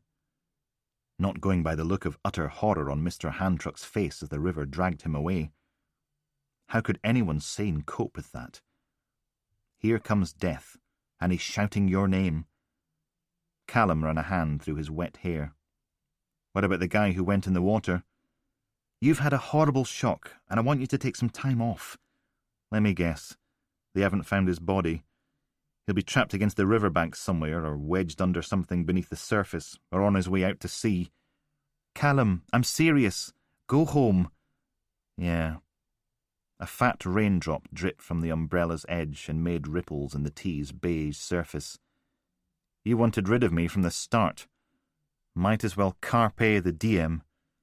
You're a silly sod, you know that, don't you? So people keep telling me. I'm not getting rid of you, Callum. Mother let go of his leg and wrapped her arm around his shoulders. Not when I'm just starting to like you. Rain thumped on the brolly, dripped from the communications array, hammered down on the buildings and the people in the streets. She gave him a little squeeze. And I'd leave the sirens off too. 35. Callum wheeled his bike in through the door, locked it up in the rack beneath the stairs, stood there for a bit with his eyes closed, dripping, blood hissing in his ears like waves on a pebble beach. All those years. Deep breath. Come on. He flicked through the pile of letters, flyers and leaflets on the windowsill, took the ones for the top floor and squelched upstairs. Didn't matter what the weather forecasters said. It was never going to stop raining. Not until they were all drowned and dead. Mrs. Gillespie's cats had been at Toby's pot plants again, black soil spread out in a fan around a wilting rubber plant. A mylar balloon bobbed in the breeze, the string tied around Mr. and Mrs. Robson's door handle. Happy 20th anniversary. Glad someone had something to celebrate. Callum posted their mail, then let himself into the flat. Elaine! He peeled off his wet jacket. Sodding thing didn't deserve the term waterproof. It leaked like a tea bag. Christ, you wouldn't believe the day I've had. He dumped his backpack next to the non-waterproof jacket. I need a drink. The TV was on in the lounge. Some sort of soap opera, probably. Lowered voices and ominous muttering coming through the closed door. He unlaced his shoes and squelched through to the kitchen, hauled open the fridge door, and helped himself to a Tesco own-brand continental-style lager, clicked the metal tag, and had a good long swig. Not much else in there. Some open jars of pickles and olives, bit of cheese going blue at the corners, some butter, a wilting lettuce, leftover tuna casserole. He clunked the door shut. I'm ordering takeaway. I know we're meant to be saving money, but sod it. He peeled off his soggy socks and slapped them into the washing machine, took his beer through to the bedroom. There were 2 bags, sitting on the bed. One was his battered old suitcase with its wonky wheel and the strip of green fabric tied around the handle so it'd be easy to find on an airport conveyor belt. The other was an aluminium hard-shelled job big enough to fit a small child. Not a scratch on it, so probably brand new. Callum's shoulders dipped even further. Great. There he was, worrying about ordering takeaway, and Elaine's busy buying expensive luggage off the internet, as if they were going to let her take something that size into hospital. You could give birth in it. It was that... Callum? He turned, and there she was, wearing a baggy black t-shirt with some sort of communist chicken design, stretched tight over the bump, and a pair of baggy grey joggy bottoms. New luggage? Seriously? I thought we were trying to save up for peanuts. I'm sorry. She bit her top lip and stared down at her bulge. I'm really, really sorry. He ran a hand over his face, sighed. Okay, look, it's only a suitcase, not the end of the world. Someone appeared in the doorway behind her. Someone with sticky-out ears and silvery hair. DCI Powell. Wonderful. Just what the doctor ordered. A pain in the arse. Callum crossed his arms. What's this? More friendly advice? 'Cause I'm not in the mood. Elaine cleared her throat. I was sorry to hear about your mother. Callum, I know the timing's horrible, but it was going to be horrible whenever it happened. Powell put a hand on Elaine's shoulder. Yeah, well, there's never a good time for your mother's head to be found in a carrier bag, is there? He reached for a dry pair of jeans. Anything else? A sniff, and Elaine finally dragged her eyes up to look at him. Please don't make this any harder than it already is. I just want to get dry and changed, okay? Rhys has left his wife. Good for him, but he's not staying here. Barely enough room for the two of us as it... I packed you a bag. Callum froze. You packed me a bag? She rubbed a hand across her pregnant belly. God, why do you have to be like this? I'm not being like anything. What do you mean, you packed me a bag? Why the hell would I need a... It's not your child, okay? Her voice was loud and trembling. Peanut isn't yours, Callum. He's Rhys's. Don't you get it? The world shrunk to a tiny, silent pinprick. Then blood crashed against the pebble beach. Nails dragged across the caravan's aluminium hull. Thunder roared. Callum blinked. He's what? Don't you get it? I was making do. Rhys was never going to leave his wife, and you were better than nothing. But that's all changed now. Are you kidding? Are you... I love him, Callum. Heat rushed through his body. Pins and needles crackled between his shoulder blades. Fists curled so tight his knuckles burned. This was all lies. Peanut isn't... I was better than nothing! For God's sake, Callum, listen to yourself.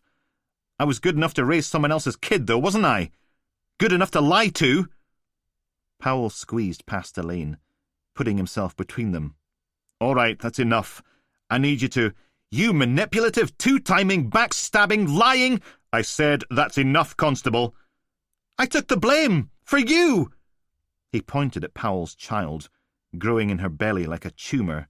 For that! And it wasn't even mine. Her voice trembled. What was I supposed to do? I flushed my whole career for you! Powell's open palm thumped into Callum's chest. I'm not telling you again. And the thunder roared. Callum grabbed 2 handfuls of Powell's shirt, yanked him forwards and off balance, then slammed him into the bedroom wall, hard enough to knock framed photos off their hooks. Did it again, harder. Cracks rippled out through the plasterboard where Powell's head crashed into it with a splintering thump. Kill him. Callum let go with one hand and smashed his fist into Powell's face. More cracks in the plasterboard as his head bounced. Kill him. Elaine screamed, the sound cutting through the thick air like a bone saw. Get off him! Powell's eyes rolled up, mouth drooping open. Kill him. Getting heavier in Callum's hands. Kill him. Callum let go and Powell slumped to the carpet. Kill him! He drew back a foot to kick the bastard's head in and... Stop it!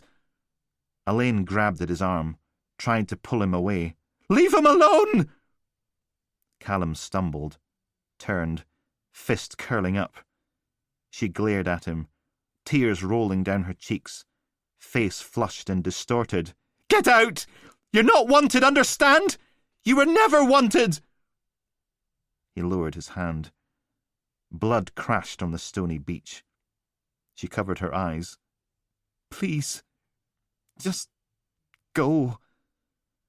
Callum grabbed his battered old case and marched out, scooping up his wet shoes and soggy jacket on the way, slammed the door behind him, stood on the landing, jaw clenched so tight his teeth ached, dragged in a deep, jagged breath. Callum? The door at the far end of the landing was open, just a crack, still on the chain. Toby's jaundiced face barely visible in the gap. Is everything okay? I heard screaming. No, it's not okay. He turned and marched down the stairs, suitcase clatter-thumping its way along behind him, past open doors on the second floor, everyone peering out to see what was going on from a safe distance. Callum unlocked his bike and hurled it out of the front door into the rain, did the same with the suitcase, pulled on his wet shoes and jacket, then stormed out after them. 36. Thursday night in the Bart wasn't much busier than the Wednesday. 3 old biddies in the corner booth were playing dominoes, a couple having an argument over by the pool table, a fat beardy bloke, playing with his mobile phone and glancing at the door every 2 minutes, probably wondering how long he should give it before admitting defeat and accepting that he'd been stood up. Callum fed another £4 coins into the jukebox with his left hand, pressed a few buttons, and lurched back to the bar as Radiohead's exit music from a film oozed out from the pub speakers again, ignoring the groans from everyone else, feeling no pain. He tipped back the whiskey in his swollen right fist and clunked the empty glass back on the bar. Winced. OK, maybe some pain, but there was an easy fix to that. Same again. Hedgehog Dundee sucked a breath in through his teeth, then let it out in a long, slow hiss. A round wee man with an oversized goatee, shiny face, and long straggly hair. He looked as if his blood was about 64% cheese. Not that I'm ungrateful for your patronage, Constable McGregor, but you're rather undermining the happy-go-lucky atmosphere we strive for here at the Dumbarton Arms. Double grouse, no ice or water. Pint of champion. Had to focus a bit to get the word champion out, because something had gone wrong with his tongue, but it was the thought that counted.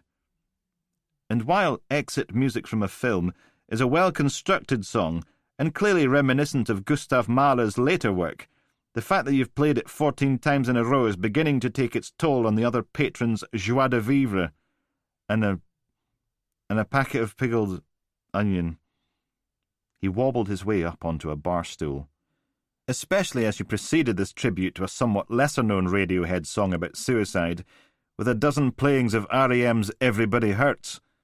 Hedgehog reached beneath the bar and came out with a folded sheet of paper, placed it in front of Callum. This might be more beneficial to your state of mind than the further consumption of alcohol and depressive songs. It was a leaflet for the Samaritans. Callum drained his pint and thumped the empty glass down right on top of the thing, squinted one eye shut to keep everything in focus, put on his best police officer voice. Hedgehog, I'm going to give you a choice. You can either get me my drinks and crisps, or I can call a friend at Food Standards Scotland. OK, that sounded a bit slurred, but there were difficult words after 5 or 6 pints, and double whiskies. I'll get them to come down here and give your kitchen the kind of examination that'd make a proctologist's eyes water. A sigh. Then Hedgehog turned and pressed a tumbler up beneath the optic of famous grouse. Damn straight. No one wanted a visit from the cheese police. The whiskey went on a coaster in front of him, followed by a foamy pint of dark brown beer and a silvery green packet. He fumbled out a tenner and laid it on the bar with exaggerated care, just to prove he wasn't drunk. Hedgehog took it, then stared over Callum's shoulder, smiling. Oh, thank the heavens for that. You came. Callum? Dotty wheeled herself over to his bar stool and looked up at him. Are you okay? You want a drink? I'm buying. He thumped his left hand down in the bar. Hedgehog, pint of old jock for Dotty. Put it on my tab. No, I insist. You want crisps? Of course you want crisps. Give her some crisps. How much have you had to drink? I'm celebrating. Oh, Callum. He took a swig of beer. No, it's great. All of it. A soft, warm smile spread across his face. My mum didn't abandon me. She got murdered. The burp tasted of whiskey and prawn cocktail. Sorry. She got murdered. And I don't have to raise someone else's baby. The grouse set fire to his chest on the way down, making it swell. 'Cause it wasn't mine, you see? Hedgehog leaned on the bar. Dear, sweet Detective Sergeant Hodgkin, I would consider it a personal favour, nay, a veritable boon, if you would escort D.C. McGregor to another establishment, perhaps somewhere he can drink copious amounts of coffee, consume some carbohydrates, and prepare for what is no doubt going to be a most terrible hangover. He can settle up and collect his bike when he's sober. The song in the jukebox mourned to an end. then started right back up again. Wasn't my baby, Dotty. It never was. Have you got somewhere to stay? He spread his arms wide, slopping beer across the bar. World is my oyster. She puffed out her cheeks, grimaced. Okay. You can stay in the spare room. I'm sure Louise won't mind. Probably. As long as you're not going to be sick. She hates that. You're not going to be sick, are you? He lowered his glass. They kicked me out of my flat. My flat!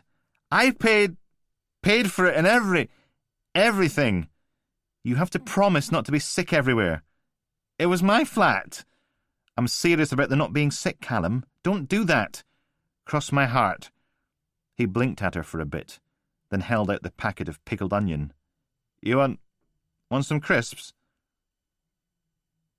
Callum wiped his mouth, sighed, spat out a bitter thread of bile, rested his forehead against the cool wooden seat. The shower's hiss disappeared for a moment as he flushed the toilet for the 4th time. Ugh. Then he clambered back into the bath again, holding onto the rails built into the bathroom wall to keep him upright, rinsed the shampoo out of his hair, then stood there and steamed for a bit, till the water went tepid, then cold. Finally, he clambered out and dried himself off on a dark blue towel, wrapped it around his middle, and crept back along the hall and into Dottie's spare room, stood there with his back to the door, arms hanging by his sides. Dottie and Louise had gone to town in here. Pink chintz cushions, pink floral bedspread, pink floral pillows, curtains and pelmet, dried flowers on the pine chest of drawers. It was like standing inside Barbara Cartland. He sank down the door until his towelled bum came to rest on the fuchsia-coloured carpet, cradled his swollen right hand against his chest. Every time he tried to move his fingers, it was like rubbing barbed wire into the joints. That's what he got for punching Powell in the face. Might hurt now, but it felt great at the time, standing over him, watching the blood seeping out through his open mouth. Deserved all he got, and more. How long had it been going on? Powell and Elaine. She was due in 2 weeks, so that meant at least 9 months. Probably longer. Probably ever since they worked that murder-suicide. All that time, screwing around behind his back. He groaned. Yeah, that explained why Elaine had been off sex since April. She was saving herself for sodding DCI Powell. And what would have happened if Powell hadn't found the balls to leave his wife? No way Elaine would have come clean. Not when she had Callum right there to pay for everything, to change dirty nappies and stay up half the night feeding Poncy Powell's bloody baby, to take the blame for cocking up a crime scene so she could keep her paid maternity leave for a baby that wasn't even his, manipulating him with little love notes and sandwiches. How stupid could he be? No wonder she treated him like an idiot. That's exactly what he was. A moron, a half-wit, a mug, whose mother's severed head was lying in a refrigerated drawer in the city mortuary. Yeah, this had been a great day. 37. Didn't really matter anymore, did it? Who was going to hear? No one. So Ashley stopped screaming, stopped rattling against her chains, stopped fighting against the darkness, just slumped back and let the cold, filthy water seep into her bones. The surface rippled with every shiver that juddered through her, making her teeth clatter. Maybe the man with blue eyes would come back and let them go. He said he'd come back. Or maybe he'd forgotten about them. How long had it been since he left? Hours. Hours and hours and hours. And no sign of him. Nothing but the cold and the wet and the sound of her own screams. Mum still hadn't moved. She was just visible in the pale orange light that seeped through between a couple of the wooden boards, slumped over to one side with the chain tight around her neck. Poor cow. All those years living with Dad, who was utterly a dick. All the shouting and the manipulation, and the checking up on her and not letting her have any friends. And then one day he just walks out and never comes back, because occasionally even utter dicks can do something nice for their families. All those horrible years with Dad. Then some more horrible ones with Uncle Eddie, who always wanted to tickle Ashley and take her shopping for pretty dresses and go with her to the swimming, breathing heavily as she stripped off in the changing rooms, sitting in her room watching her sleep. Oh yeah, completely not a pedo. Then Uncle Eddie finds himself another single mother with a much younger daughter, and off he goes too. Good sodding riddance. And then, when Mum was finally getting herself back together, going out of the house instead of staying at home watching soaps and eating ice cream and oven chips, this happened.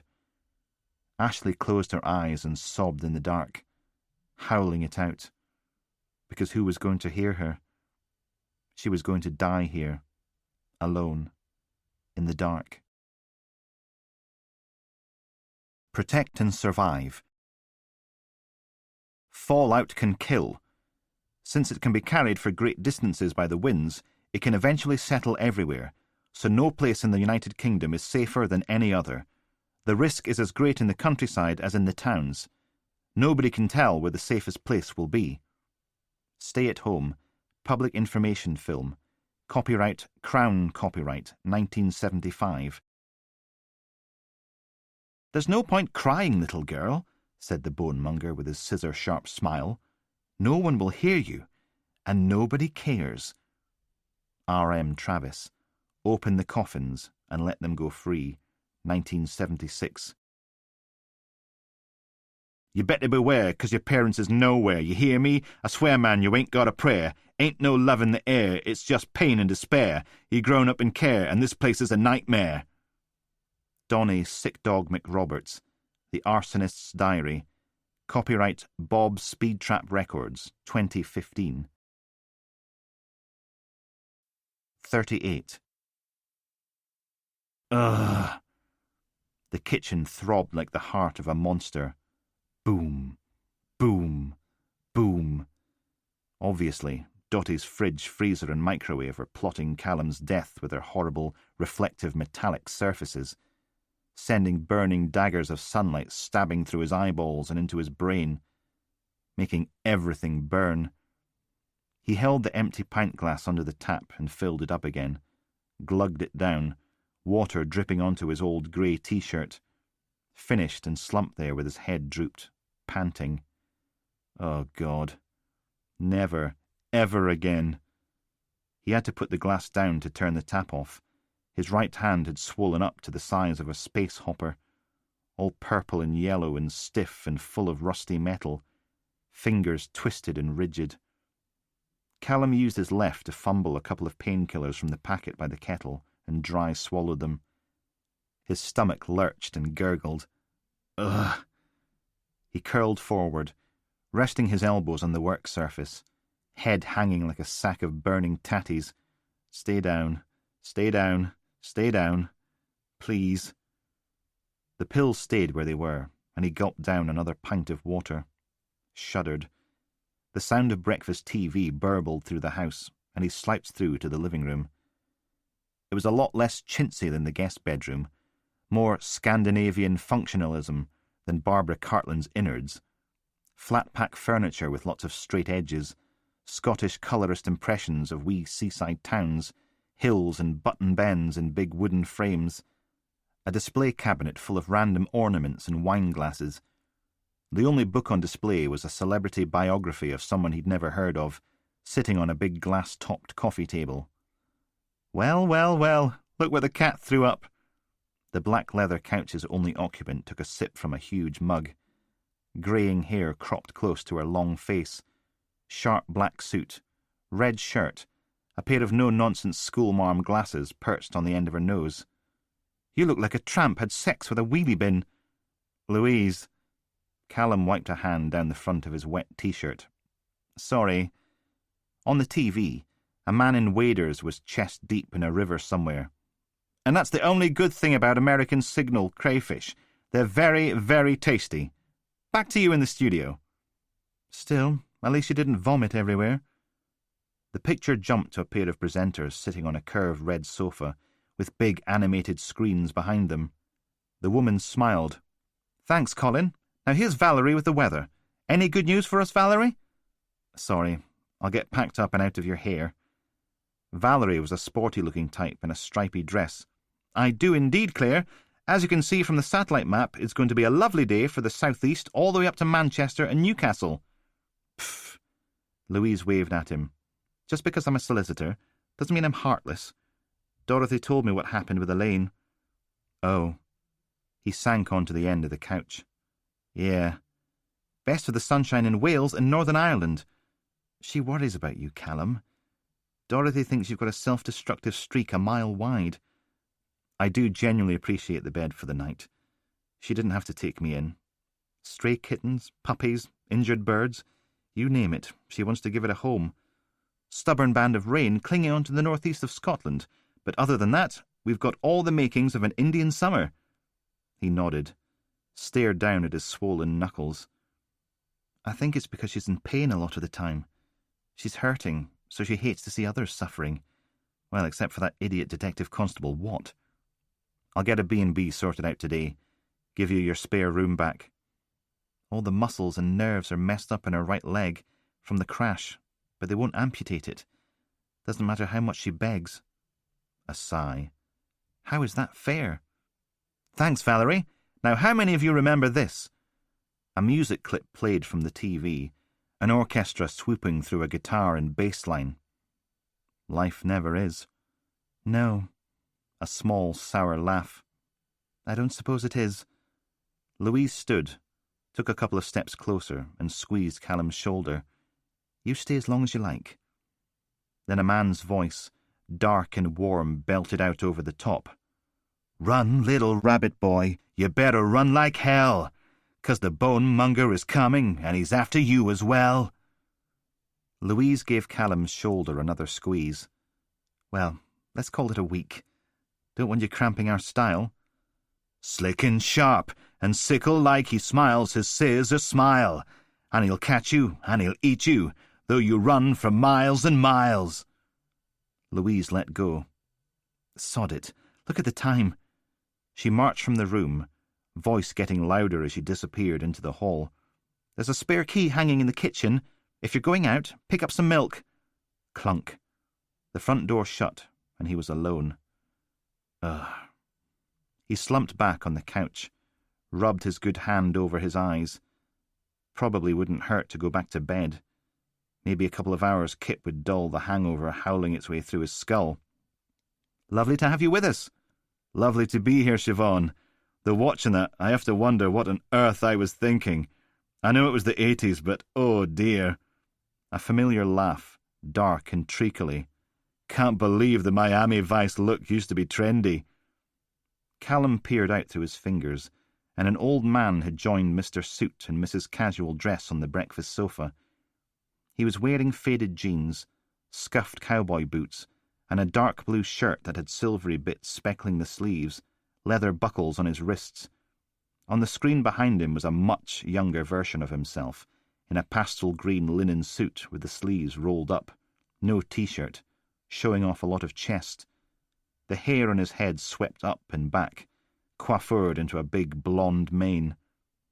The mane was still there, but it was thin and white now. A caption appeared at the bottom of the picture. "Leo McVeigh, singer-songwriter." So Leo, of course, Open the Coffins was a massive hit in the 80s, but it almost didn't get made, did it? Oh yeah, man, that was a hard sell. You should have seen the record execs' faces when I told them I wanted to do a concept album based on this children's book about a wee boy who gets turned into a rabbit and has to fight the Lord of Bones for his sister's soul. "No way," they said. "You can't make this. It'll be career suicide." Callum pulled out his phone, winced one eye shut, and brought up his call history. Oh, thank God. No drunk dialing the flat or Elaine's mobile. And then it's like 16 weeks at the top of the album charts. Just goes to show you how much guys in suits know. A wink. Then he leaned over and patted the male presenter's knee. "No offence, Brian." Next check. Text messages. A big sigh let all the pressure hiss out of his lungs. No angry texts or weepy ones, not even a big chunk of solid swearing. And of course, Ray and I became really good friends when I was recording the album. Have been ever since. Man, we used to hang out all the time. He'd even come on tour with us, and loads of people would bring their books and he'd be sitting out in the auditorium signing them during the interval, you know? Great guy. There were 3 incoming texts, though, all from Elaine. Oh, and a great writer, too. That's why the album was so successful. The source material was just so great. Callum's thumb hovered over the first one. Might be a better idea to just delete them, rather than sit here reading all about how it wasn't her fault and he had no right to judge her. So you can imagine how awful it was when we started losing him, yeah? How painful it's been watching Alzheimer's eat Ray. How this horrible disease is consuming the guy we all loved. The male presenter sat forward and oiled out a sympathetic expression. But you decided to do something about it, didn't you? Callum selected the first message.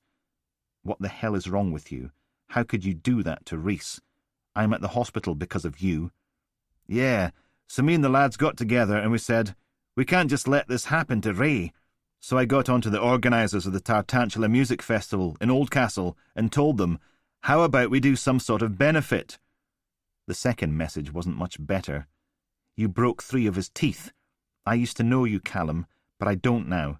You can't come back from this. Know what? Never come back again.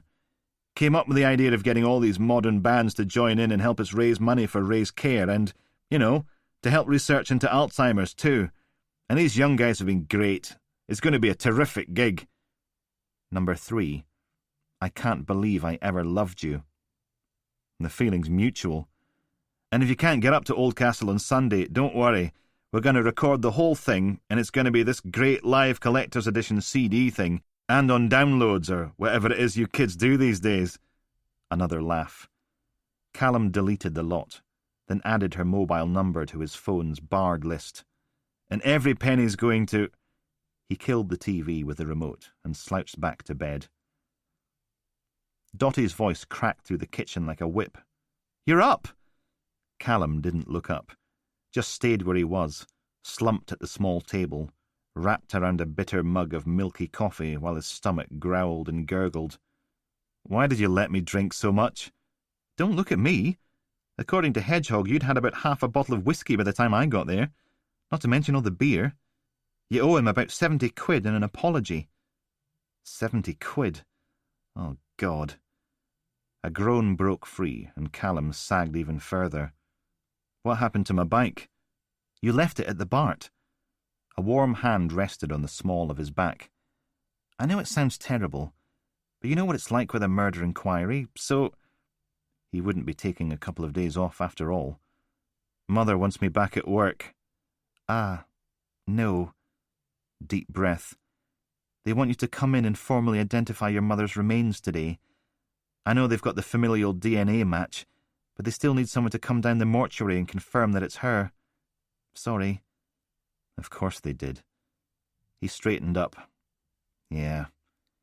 Dottie wheeled Keith back towards the door. How's the hand? He held it out. Ooh, right. She made a hissing noise. We probably better get you to A&E first. Are you sure you don't want to go to A&E? Dottie manoeuvred her wheelchair in front of him, blocking the corridor. Let's just get this over with. Clearly, whoever built Castle Hill Infirmary hadn't given a toss about the bowels of the building looking like what bowels usually contained.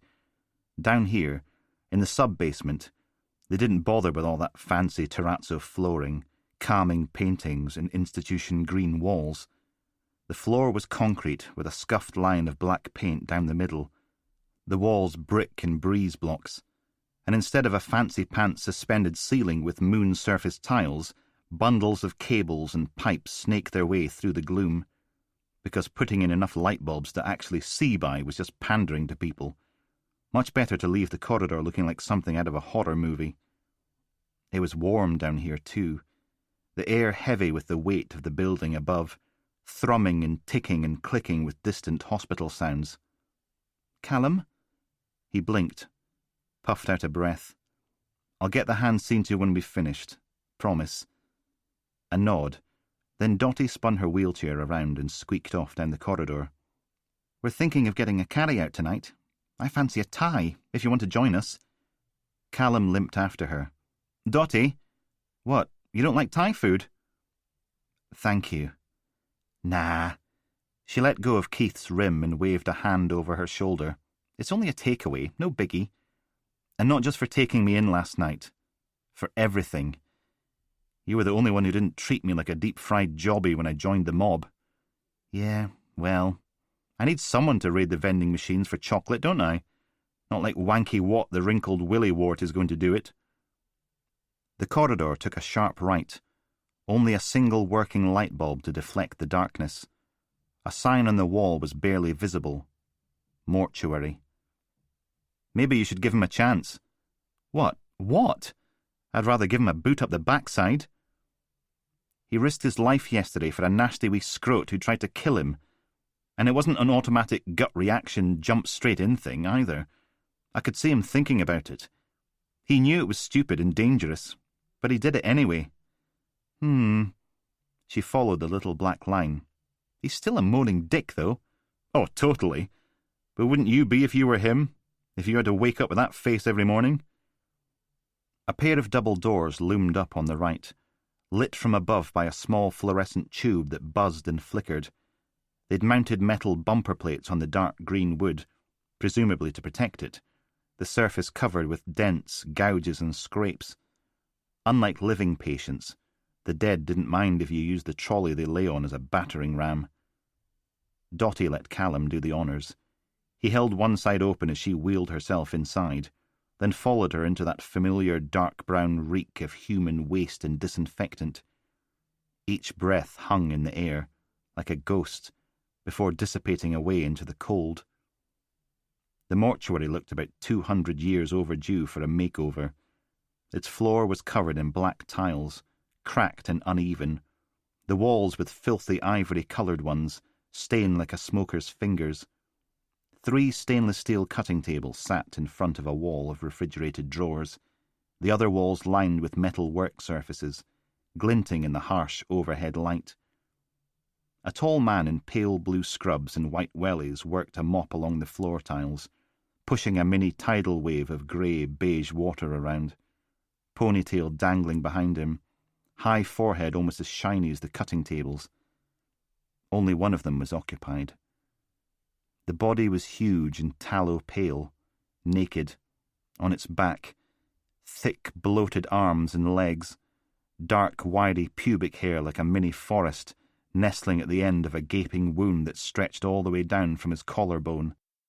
Skin peeled back, front of the ribcage removed, torso hollow and glistening, beard like a bear, but blotchy and yellowed around the mouth, thick bands of bruises around his wrists and ankles.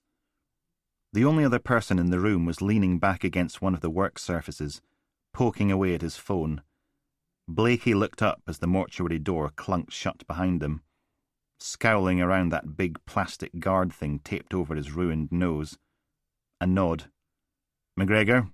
Hodgkin?" Then back to his text, or game of Angry Birds, or whatever. Dotty parked herself in the middle of the room. "Come on then, D.S. Blake. Where's your organ grinder?" Blakey kept on poking. "Conference call in the office." A half-glazed door sat off beside the sinks, the glass frosted like a public lavatory. The word pathologist graced a brass plaque with Professor Mervyn Twining, CBE, printed across a laminated sheet of A4 beneath it. The sound of muttered voices was just audible over the chilly drone of the fridges. "Callum?" Blakey stopped poking, but kept his eyes on the screen. "I was sorry to hear about your mother." "Thanks." Dotty wheeled herself over to the open body. "Who's your boyfriend?" Silence. "In your own time, Blakey. We've nothing better to do."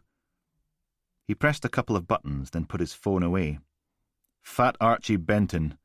Bunch of public-minded citizens decided they didn't fancy their children sharing a tower block with a convicted kiddie fiddler, so they invited him round for drinks to talk it over." Dotty wheeled Keith on a slow lap of the remains. Very nice of them. Don't think Fat Archie would agree. They pinned him down, jammed a funnel in his gob, and treated him to all the bleach he could drink. A clunk and rattle from the office door, and Teabag stepped out, flicking the dark, floppy hair out of his eyes. "Detective Sergeant Hodgkin!" He gave Dotty a smile, making the dimple in his square-jawed chin deeper, light glinting off his little round glasses. He smoothed down the top of his purple scrubs, then leaned down and kissed her on the cheek. "To what do we owe the honour?" "Professor Twining."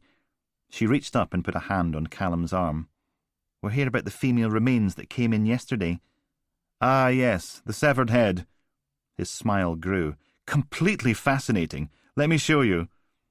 He strode across the cracked black tiles to the wall of refrigerated units, opened a door, and rattled out the stainless steel drawer inside. A small body bag sat on the surface, the kind used for children. He scooped it out and placed it on one of the empty cutting tables. "Here we go." The zip hissed open, then Teabag pulled the plastic sides down, exposing the contents. The breath solidified in Callum's throat, spread down into his chest like setting concrete. After all this time.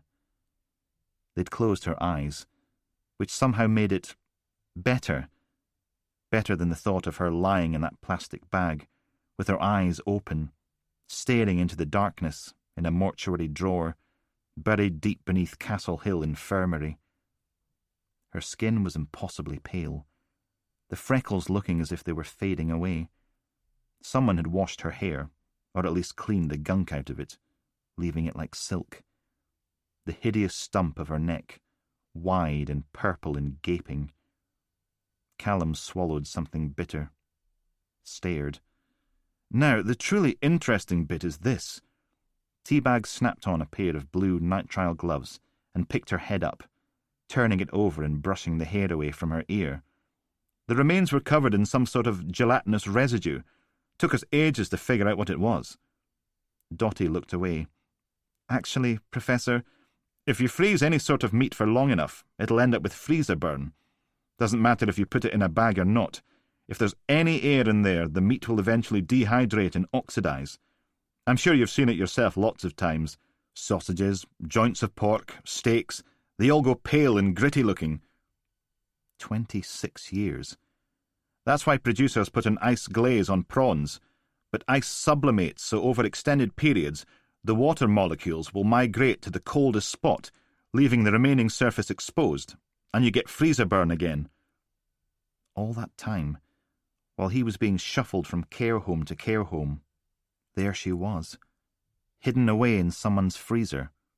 "However, if you're smart about it, you can get round that by preserving your severed head in aspic before freezing. That's what the residue was. Aspic. Isn't that fascinating?" Dotty's hand tightened on his arm. "Callum, are you okay? You look pale." "We had to clean it out of the oral, nasal and sinus cavities with a syringe. Every available orifice was full of it. That's why the remains are so well preserved." All those years. The room went grey around the edges, all colour focused on the head in Teabag's hands. "Callum? Something like this takes practice. Skill, too. You'd probably have to fill all the cavities one at a time, and then let them set before the next one, or the aspic would just ooze out. Locked away in the frozen darkness. I suppose if you had a big enough bucket, you could do it all at once, but you'd have to make sure you didn't leave any air pockets. Not easy." All that time. Behind him, someone coughed. "Constable McGregor?" That was Powell's voice. Wonderful, because things weren't bad enough. "Callum, I can only imagine how difficult this is." The words wouldn't come out, blocked by the knot of barbed wire twisting itself at the base of his throat. Callum swallowed and tried again. "What happened to her earrings?" "I'm sorry, but we need you to formally identify the remains." "They were in the photograph. Tiny shell earrings, one blue, one pink." "Is that your mother?" "What happened to her bloody earrings?" Silence. He looked up, And there was Powell, staring at him with a look of utter pity on his bruised face, left cheek all puffy and purpled at the side of his mouth, a scab on his split lip. Powell nodded. "They're in evidence. Don't worry, they're safe. Nobody's stolen them." At least that was something. Callum closed his eyes and let out a shuddering breath. "It's her. It's my mother." 39. The curtain clattered on its rail, and Powell stepped into the little treatment booth. "We need to talk." Callum eased his right hand into his jacket sleeve, taking it slow. When he'd finished, a wadge of fiberglass cast poked out of the end. They'd left his thumb free, but all 4 of his fingers were imprisoned to the tips, partially curled, as if he'd been caught in the act of cupping something. "You're pressing charges." Of course he was. "You chipped 2 of my teeth and knocked a crown off." "Good." Callum stood. "You deserved it." Powell stared at him, then looked away. "Possibly. And this'll be the perfect opportunity to get rid of me, won't it? Polish off your little vendetta." A sigh. "It's not a vendetta, Constable McGregor. I don't know how you managed to fool professional standards, but you took a bribe and—" Callum barked out a laugh. No, I didn't." He fumbled with his jacket zip, not easy using just a thumb and a wadge of fiberglass. "She didn't tell you, did she?" "This has nothing to do with Elaine." "You've got no idea what she talked me into."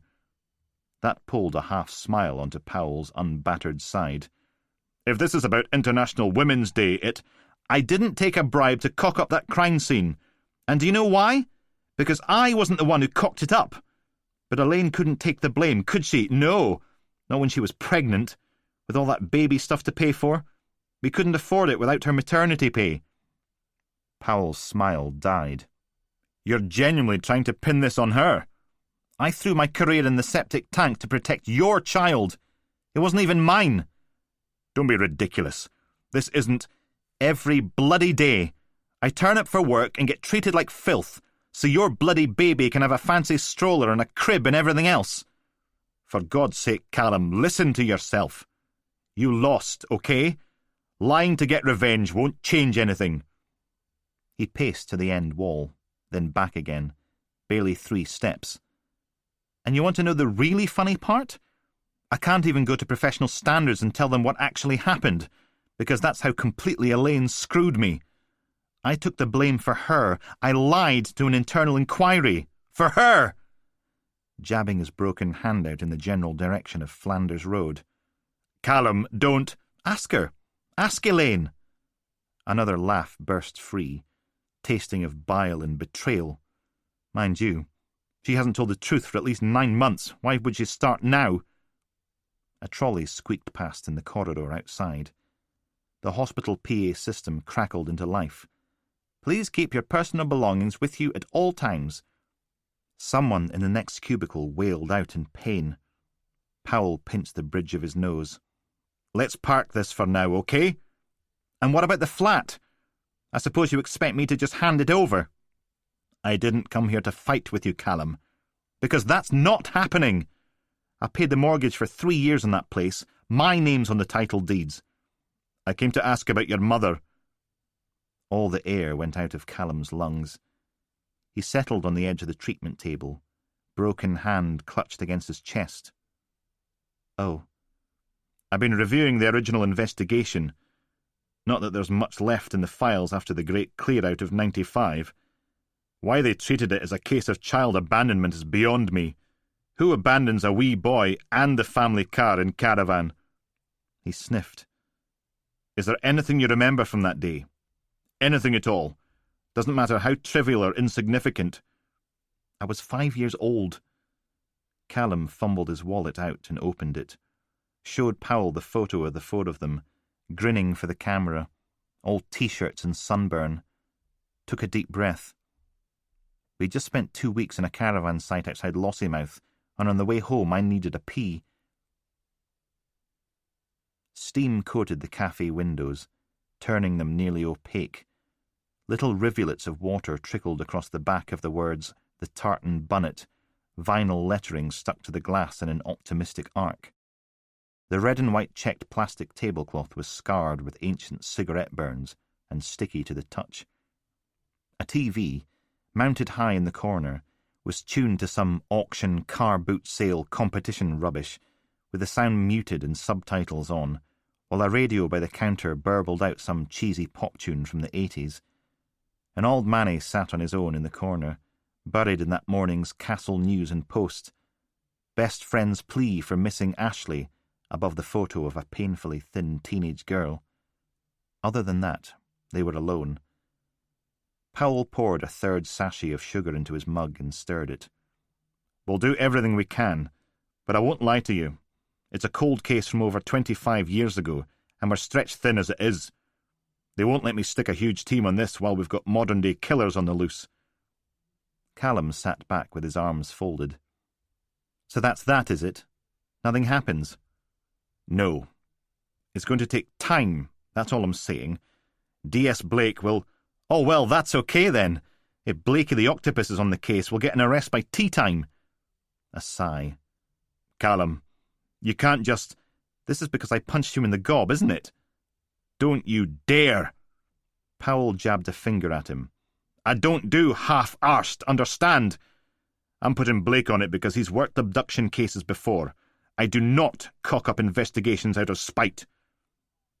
A saggy woman in a checked apron appeared at their table, a plate in each hand. No smile. Mouth surrounded by the kind of wrinkles that suggested she never did.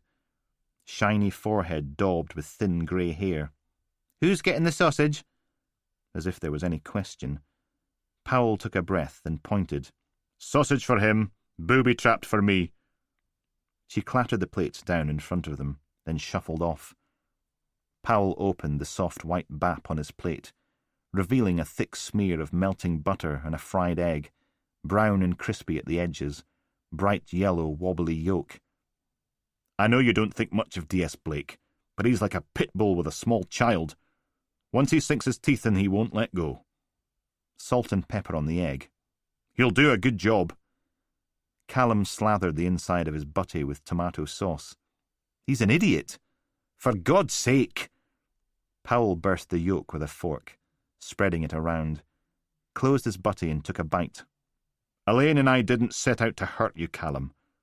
It just happened." "What? And you think buying me a cup of tea and a sausage butty and saying sorry makes it all right?" "No. We'd been working that murder-suicide, and it was tough, okay? They drowned the kids in the bath first.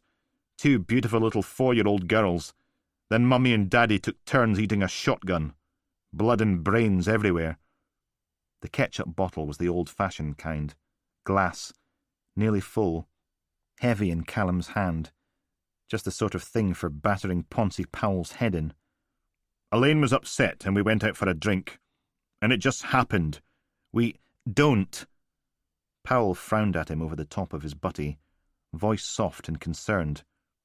"Callum, I'm only trying to—" "Well, don't!" Callum thumped the sauce bottle down on the sticky tabletop.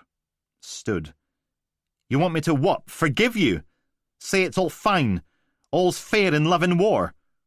He grabbed his butty and tossed it across the table, sending the sausages spilling out to roll off the edge of the table and onto the floor, leaving a smear of blood behind them. "Lost my appetite." He marched for the door, grabbed the handle. Powell's voice cut across the room. "Word of advice, constable." He reached out a foot and stood on one of the sausages, grinding it into the lino. "D.I. Malcolmson's right. You should take a few days off. You don't look well." And whose fault was that?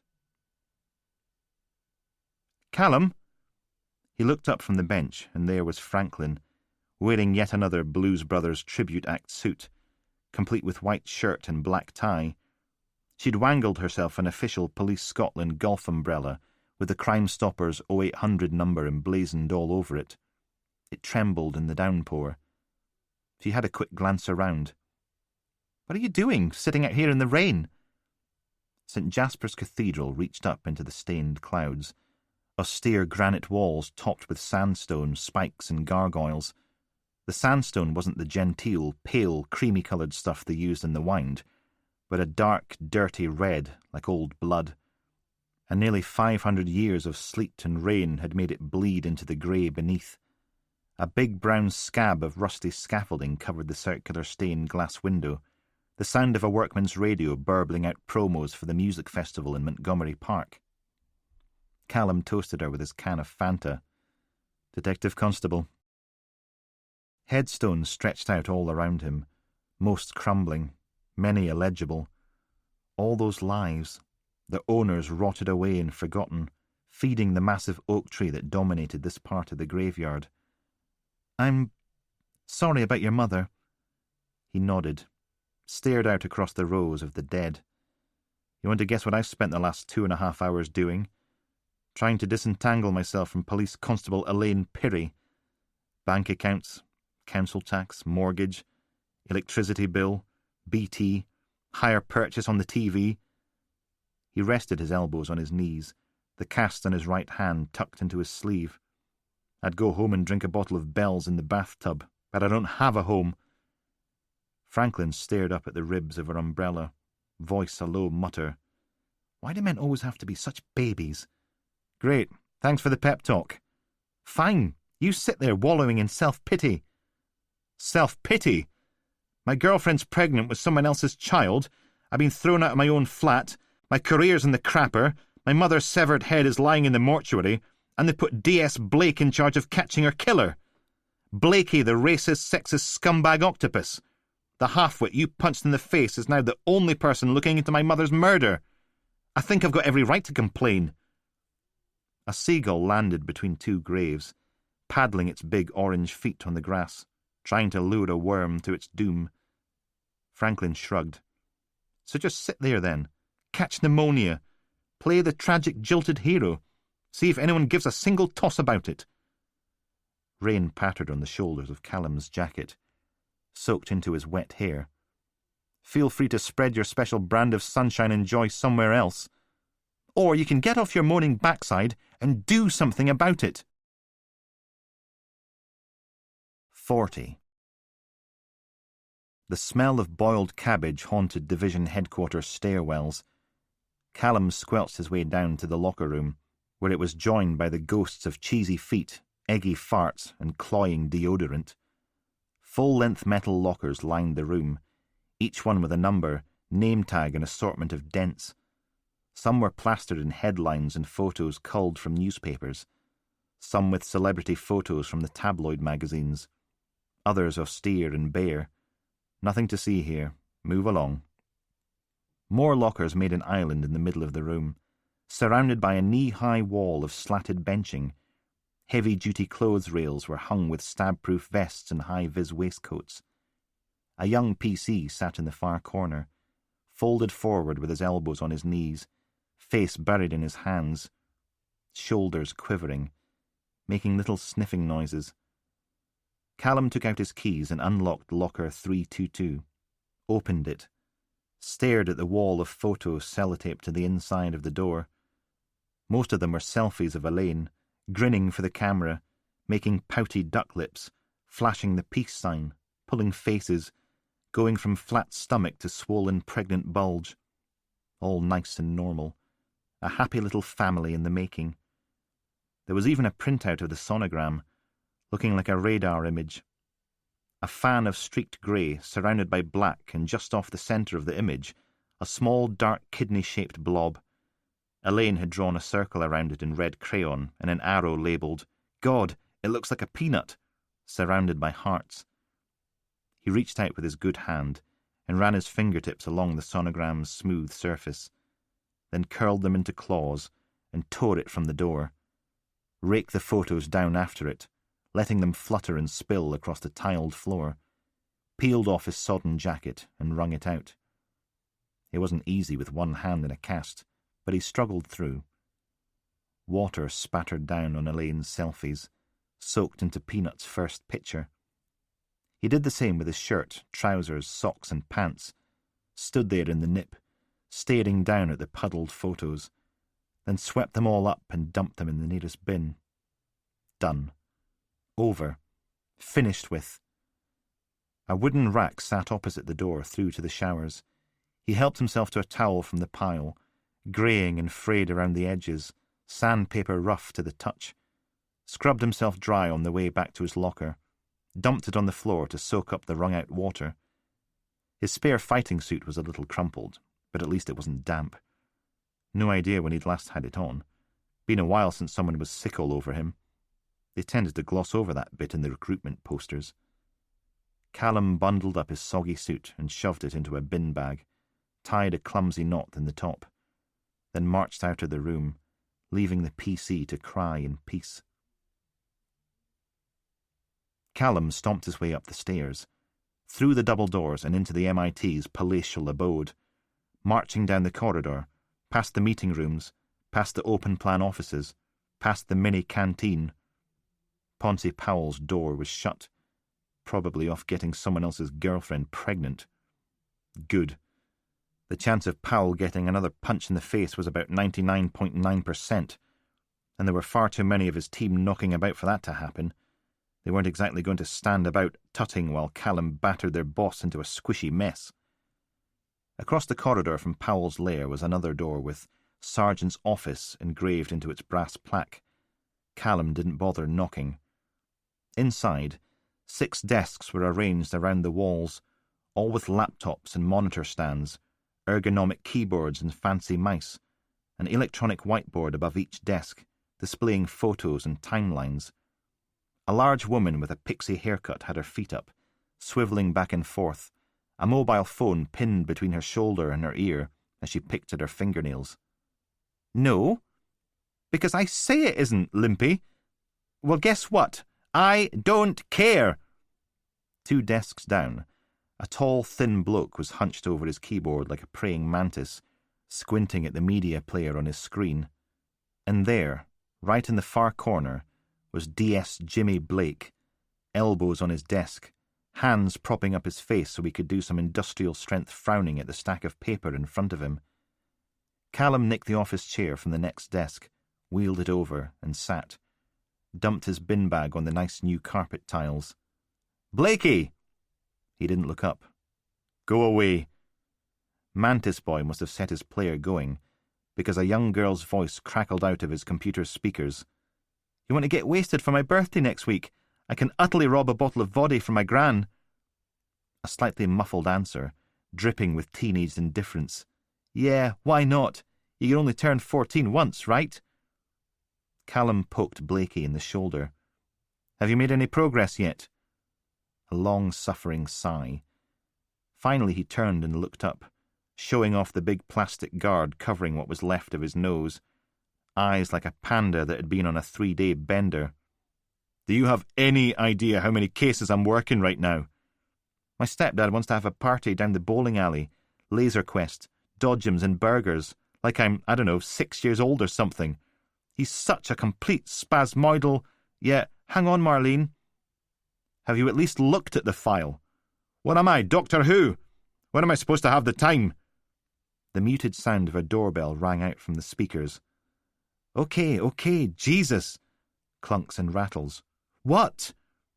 Callum poked him in the shoulder again. "Make the time." A man's voice, barely audible. "I'm sorry, but I'm trying to find my son." Blakey stared at him. "You want me to just drop everything and rake through the ashes of a cold case from 26 years ago? No chance." The praying mantis swivelled around in his seat. "Can the pair of you belt up? I'm trying to listen to this." "His name's Sam. He's only 4. "It's my mother, Blakey. Understand? It was her head in that carrier bag." Blakey looked away. "You sure you want to know what happened?" Was he deaf or something? "Of course I sodding do." "Oh, you poor man. Please come in." A woman's voice this time. "You said his name's Sam." "Sam, yes." "Callum, you know well as me, 9 times out of 10, when the wife gets murdered, it's the husband that did it. That's how people work. It's not, right now your dad's probably sodded off to the Costa del Sol or Australia or something like that, living under an assumed name with your brother and his grandkids." Because Alistair would be able to get his girlfriend pregnant. Wouldn't need some greasy detective chief inspector to come in and do it for him behind his back. "What are you doing?" The woman's voice again. high and panicky this time. "No! Leave her alone!" Screams ripped out of the speakers. "Leave her alone!" Callum stood. "You're an idiot, Blakey, and I'm glad Franklin battered your nose to a pulp. Hope it hurt." He marched out to a soundtrack of screaming. How anyone was supposed to find anything down here was a mystery. Rows and rows and rows of shelving units stretched away into the gloom, each one crammed full of brown cardboard file boxes, the air slightly crunchy with the earthy taste of mildew and dust. It followed the same lighting design as Camborne Woods. Less than 1 in 3 strip lights worked. Most were completely dark, the odd one pinging and buzzing, letting out an intermittent flicker before going out and starting all over again. Callum hauled another box from the shelf and wiped a finger through the thick fur of dust covering the contents sticker. Checked the crime number. Nope. Stuck it on the floor and tried another one. And another. Put them all back where they'd come from and tried the shelf below. 20 minutes of raking through years and years' worth of ruined lives and horror. Still, at least this lot seemed to be in the right kind of era. His mobile jangled into life, and he pulled it out. Who would have thought you'd get a signal down here, in the basement of DHQ? Wonders never ceased. He hit the button. "Hello?" Silence. Number withheld glowed in the middle of the screen. Great. This again. "Willow, if someone's hurting your mum, you need to—" "Callum?" Not Willow Brown. DCI Reese scumbag Powell. He clenched his face. "What do you want?" "I've just had Elaine on the phone." He pinned the phone between his ear and his shoulder and pulled out the next box. "Well, I'm sure that makes a difference from having her in the bed I bought." Nope. The next box joined it on the concrete floor. Nope. "You still there?" Wouldn't be a loss if he wasn't. Next box. "You cancelled the mortgage payments. You know fine well her maternity pay—" "Get stuffed. The pair of you manoeuvred me out of my own sodding flat. Do you really think I'm going to keep paying the mortgage so you can shag in it?" The last one was tucked away at the back of the shelf. Ah, that looked a lot more promising. No crust of dust. Someone had checked it out recently. "You can't just—" "I've been paying your bills, Powell. Who do you think bought that crib, or the Winnie the Pooh mobile, or all those sodding baby clothes?" Getting louder and louder. "Who bought the Nutella and pickled cucumbers for the last 9 months?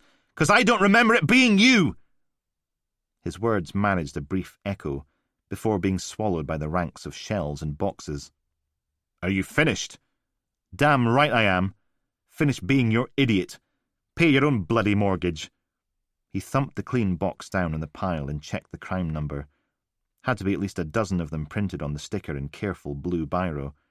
And third from bottom was an exact match for the reference he dug out of the computer. "This isn't productive, Callum. We are where we are, and throwing tantrums isn't going to change that." "Okay, I'm hanging up on you now. Feel free to take your phone and ram it up." "You need to collect your things from the flat." "Right." His back stiffened. "And will Elaine be there?" "I don't think that would be wise, do you?" "Definitely not." "I want my books back." "She's staying with her mother for a couple of days. Come over any time after 8. "I'll turn up when I feel like it. It's my flat." "We've changed the locks, Callum. After 8. I'll be there to make sure you don't do anything foolish." Powell hung up. Callum lowered his phone, knuckles white, the plastic creaking as he squeezed it. Then he snatched his arm back, ready to hurl the thing into the darkness, hissed a breath out through his nose, turned away, then back again, slamming his foot into the nearest file box, sending its contents spraying out across the dusty floor. Something foolish. Yeah, like battering Powell's head in. His shoulders dipped. There were files and evidence bags everywhere. He sighed, squatted down, and cleaned it all up. Powell might have been an adulterous, two-faced, slimy scumbag, but he was right about one thing. The case file was virtually useless. Callum flipped to the end of the file and back again, which didn't take long, as it was only 2 sheets. They had Mum, Dad, and Alistair's names, the date they abandoned Callum, a brief note about social services taking him into care, and scribbled on the back in pencil the name of both officers who worked the case. No interview notes, no witness statements, no sightings, nothing of any practical use whatsoever. Not even the name of the rest area they'd left him in. Either the great clear-out of 95 was incredibly efficient, or PC Gibbons and DS Shannon hadn't bothered their backsides doing any investigating at all. Callum jotted their details into his notebook, stuck the file back in its box, and the box back on its shelf. He signed himself out of the archives, and collected his bin bag full of wet soot, draped it over his bad arm, freeing his good hand to pull out his phone, dialed as he slogged up the cabbage-scented stairs. "Brucey, it's Callum. Do us a favour and run a check on a couple of oldies for me. PC Gibbons, DS Shannon." "You got shoulder numbers?" "No, but they worked here 26 years ago.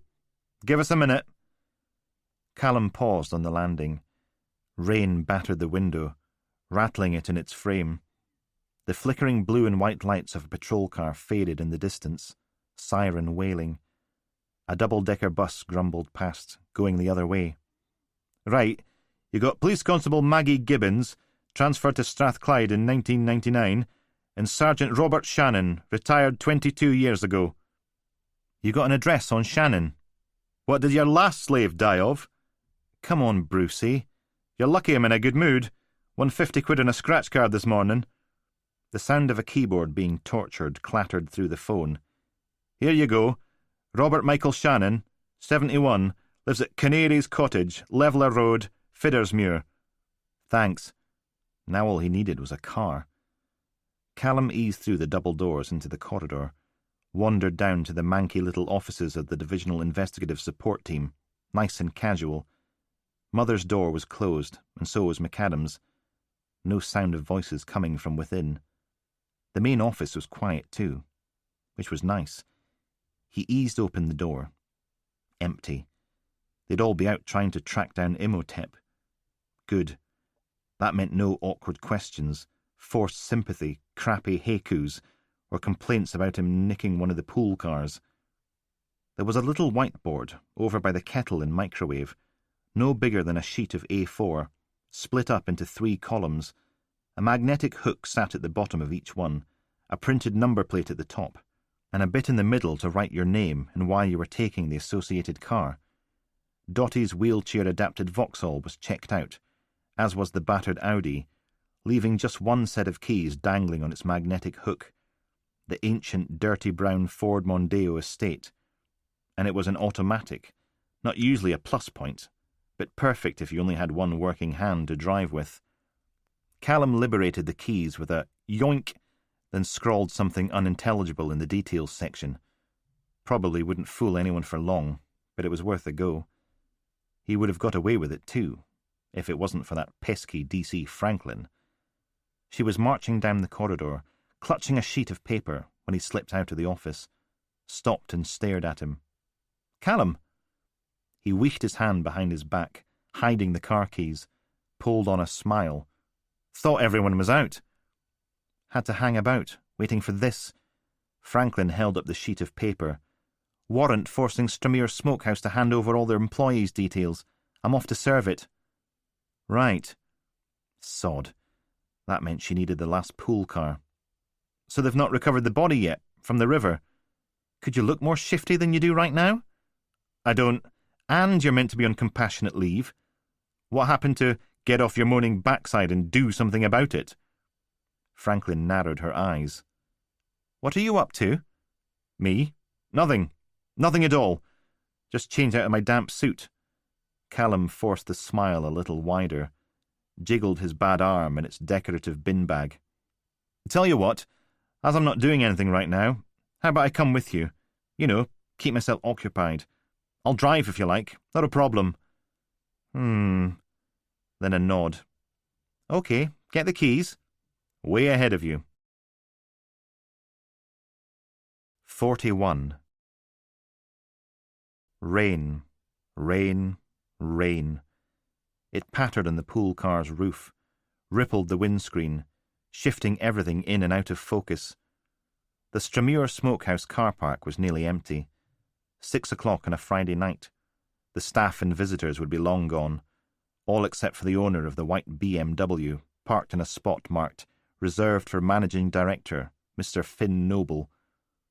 Callum had a scratch at his thumb, with the skin poked out of the cast. Clicked on the radio. A weird dirge-like groan filled the speakers, slow and dark.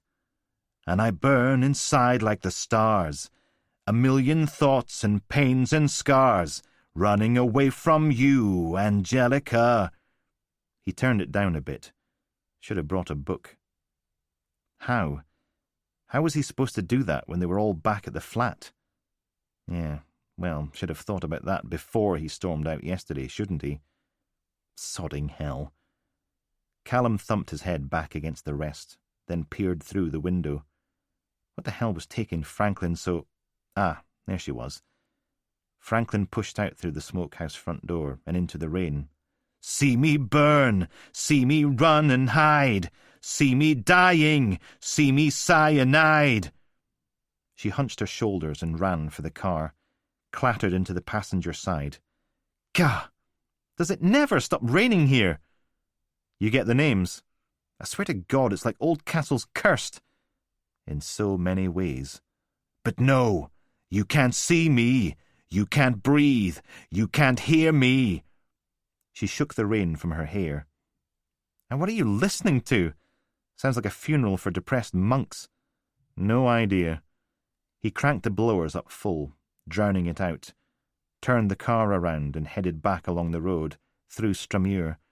Driving with one hand in a cast wasn't so bad when you didn't have to bother changing gears.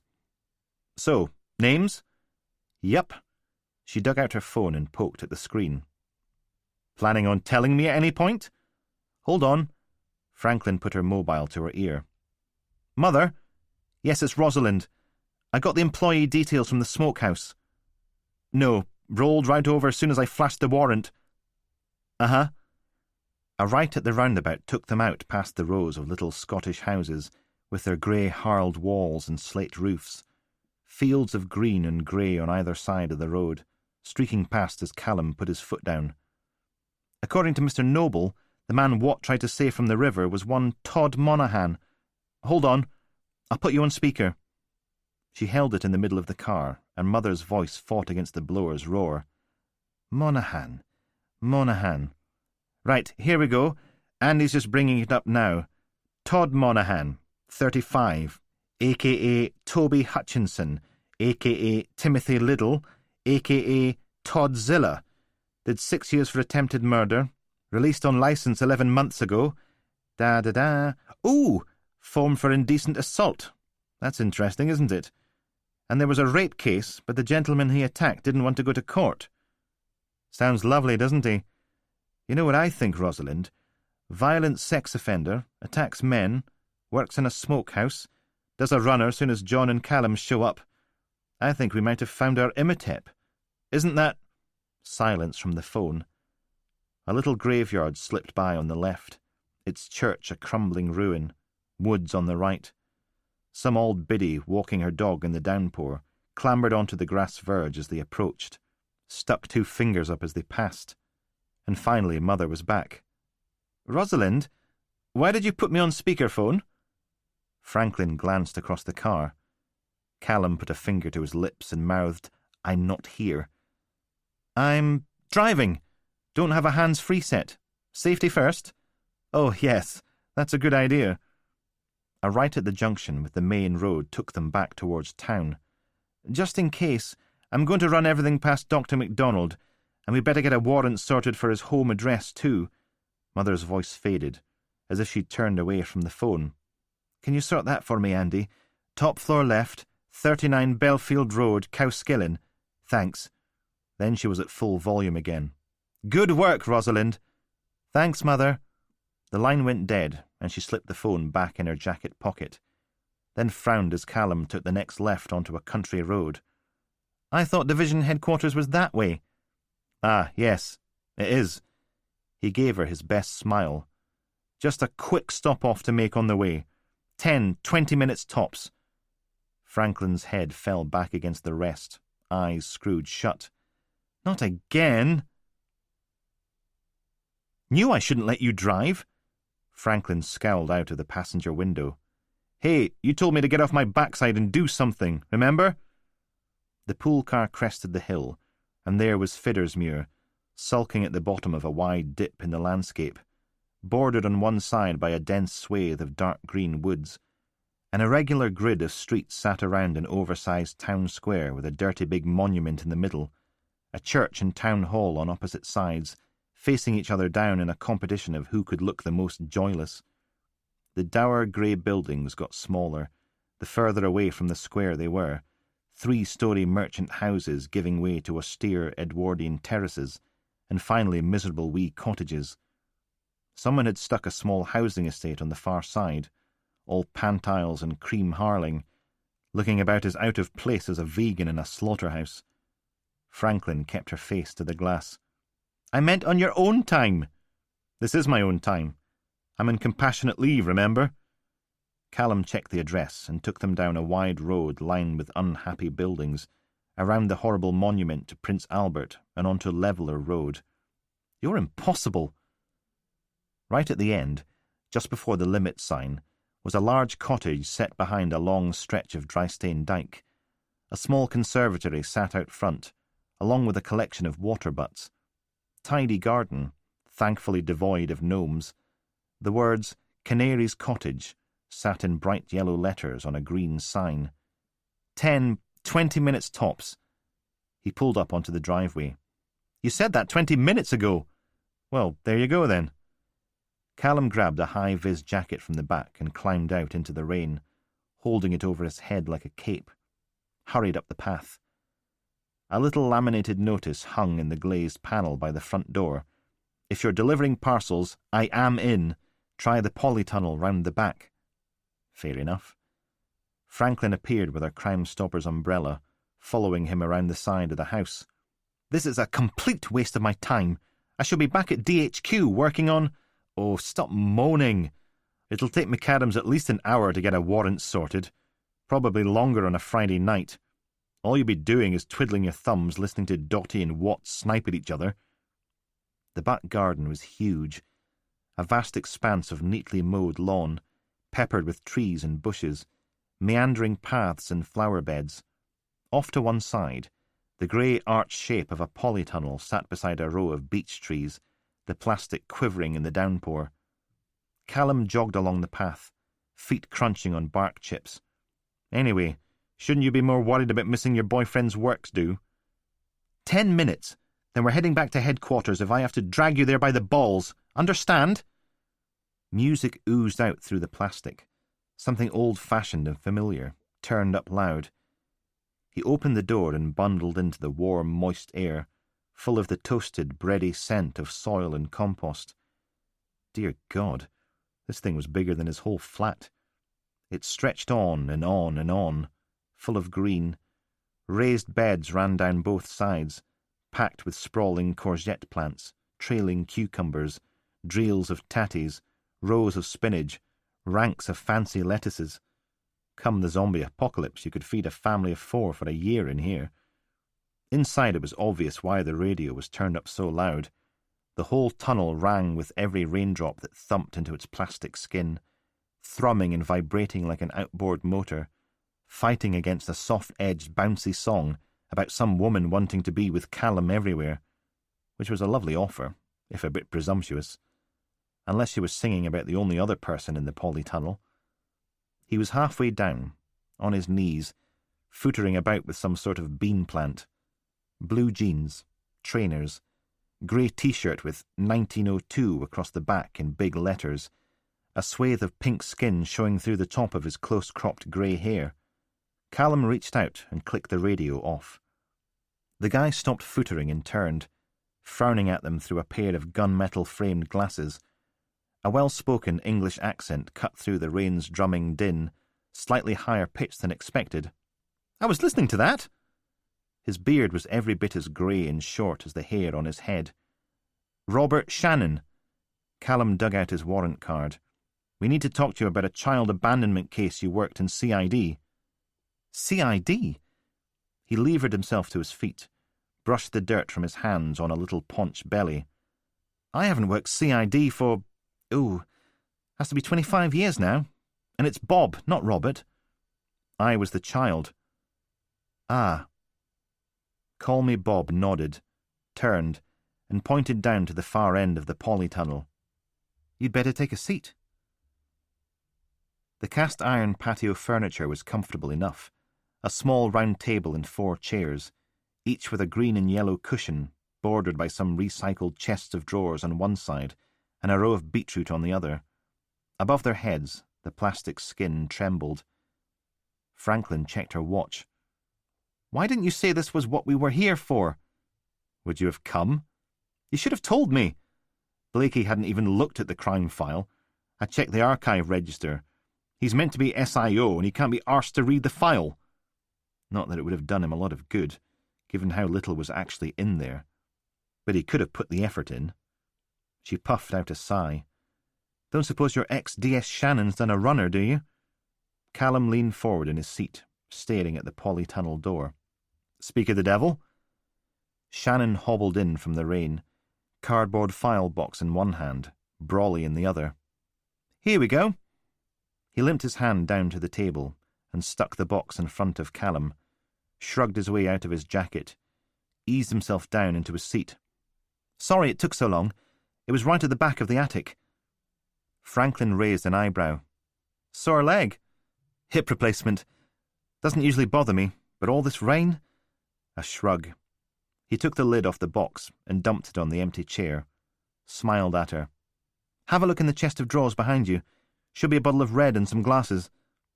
I'm on duty. I'm not.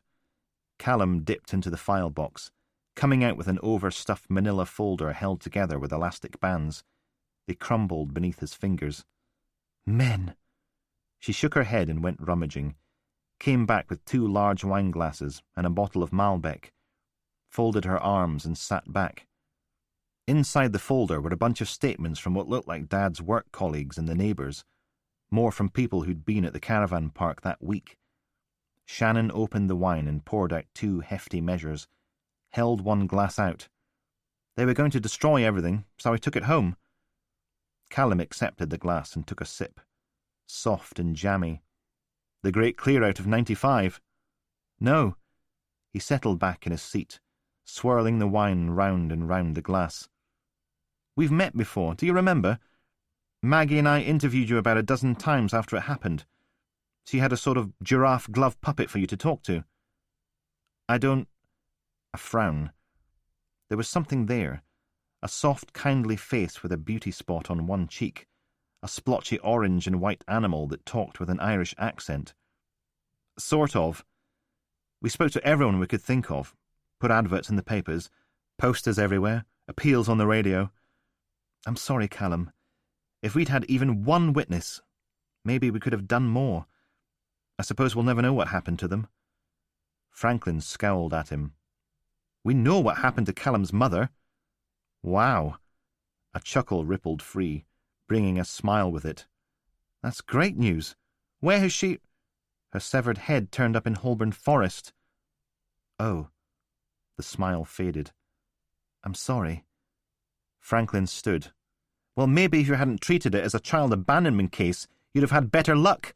Whoa! I'm going to have to stop you there. Maggie and I ran it as an abduction. We'd been on it for months, fighting hard, but getting nowhere, before the top brass pulled the plug. Shifted us off to other cases, downgraded this thing to child abandonment so it would look better for the crime statistics. Thank you and good night. Shannon toasted them with his glass and drank. Sighed. So I kicked up a fuss. Wouldn't believe how much trouble that got me into. Franklin lowered herself back into her seat, cheeks flushed. I see. That was it, far as my career was concerned. Because I wouldn't shut up, they gave me a development opportunity, a.k.a. chucking me out of CID and back into uniform. I was supposed to make DI by the time I was 50, instead of which I got to spend my last 3 years juggling staff rosters and patrolling Harvest Lane at chucking out time. Callum put the statements back on the table. What about the slug? Oh, we don't get a lot of them in here. I was listening to Radio 4 the other day, and they were banging on about setting a few chickens or ducks loose to eat the slimy little monsters. But they're even worse for guzzling lettuces than slugs are, so I just hand-pick them and throw them in the burn. Not slugs plural, the slug. The man in the toilets. What man? Shannon leaned forwards, light glinting on his metal-framed glasses. Describe him. Paedophile, about 6 feet tall, hunched, balding. Think he had a limp. Breath stank of buttermint. And this was when you went missing? Shannon's voice had gone up again. Excited. Eager. All those interviews with Constable Giraffe, and you never mentioned him once. Callum's mouth clicked shut. I didn't.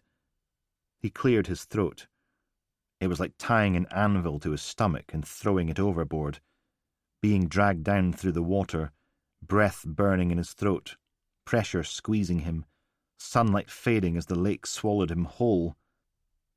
If we'd even had one witness, maybe we could have done more.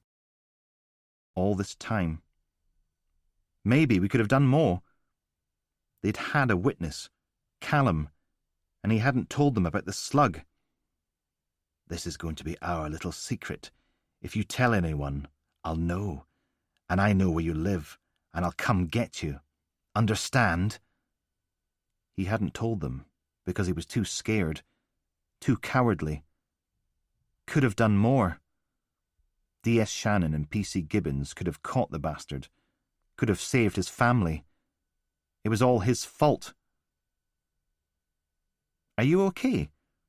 Franklin was only visible from the knees down, standing in front of Callum's chair. No. He kept his head between his knees. I didn't say anything. I should have said something. Callum, you... The slug said he knew where I lived. He would come get me if I told anyone. I was terrified of him. You were only 5. A wee boy.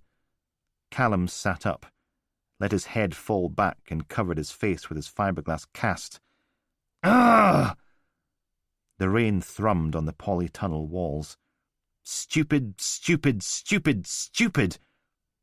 A hand, warm on his shoulder. A squeeze. Franklin's voice, soft and kind. It wasn't your fault. Her hand was still there when ex-DS Shannon returned. Right. I put in some calls, but it's going to take a while. Everyone I knew on Nonce Patrol is either retired or dead. But Frankie Campbell's going to have a root about in his shed, see if he's still got any of the case files from back in the day. Franklin's hand slipped from Callum's shoulder. Does everyone steal files from the station? Be glad we did. Shannon pulled a face and sank back into his chair. The great clear-out of 95. The archives were packed. No one wanted to pay for a new storage facility, so they binned nearly everything not connected to a major case. A lot of people took stuff home rather than see it hurled in a big skip. A shrug. I suppose, in a lot of ways, Oldcastle Police managed to outsource its storage problems to our attics and sheds. She checked her watch. And is this Frankie Campbell going to be long? Hours, and hours, and hours. He's on a Zimmer frame. Arthritis. Very bad. Callum nodded, then stood. Thanks, Mr. Shannon. I appreciate... A frown. Wait a minute. When I asked if they were chucking the files on my family's disappearance because of the great clear-out of 95, you said no. That's right. He topped up his glass with the last of the Malbec. Happened right after they decided to write it off as child abandonment, even though any idiot could see it wasn't. Why? Officially? Not cluttering up the archive with redundant materials. Unofficially, because they were fiddling the crime figures and didn't want anything hanging around that proved it was an abduction. And super unofficially? He pursed his lips. Callum stared. Franklin cleared her throat. Any time you like? Well, and this is just a rumour, and it didn't come out till years afterwards, but super unofficially, they knew who did it, and there was no way they were ever going to bring that person to trial, because that person was famous, and that person was protected. She flexed her hand. If the next words out of your mouth are Jimmy Savile, I'm going to slap the face off you. Jimmy... No! Shannon shook his head. And it's all just rumours anyway. Oldcastle's never been a mecca for the rich and famous, has it? Too sodding wet and miserable. So who was it? No idea. It was someone's leaving do. A DCI was drunk and mouthing off. Probably just a wine box of supermarket Cabernet Sauvignon talking. A shrug. You know what some cops are like with a drink in them. The Castle Hill Ripper was actually on the city council. Sensational Steve from the radio has a basement full of dead children. Lord Lucan spent his last 3 years changing the wall in a warehouse in Logansferry. Yeah, still. Callum stood. Do me a favour. See if you can track down your drunk DCI. Might be rubbish. Might be worth a go. Shannon levered himself upright and shook Callum's hand. I'm sorry about your mother. I wish we could have done more. Me too. 42. Spectacular! Grating honking noises blared out of the car radio. You're listening to the super bumper edition of Crazy Colin's Rush Hour Drive Time Club on Castlewave FM, my friend. And we're here live at... Pause for dramatic effect.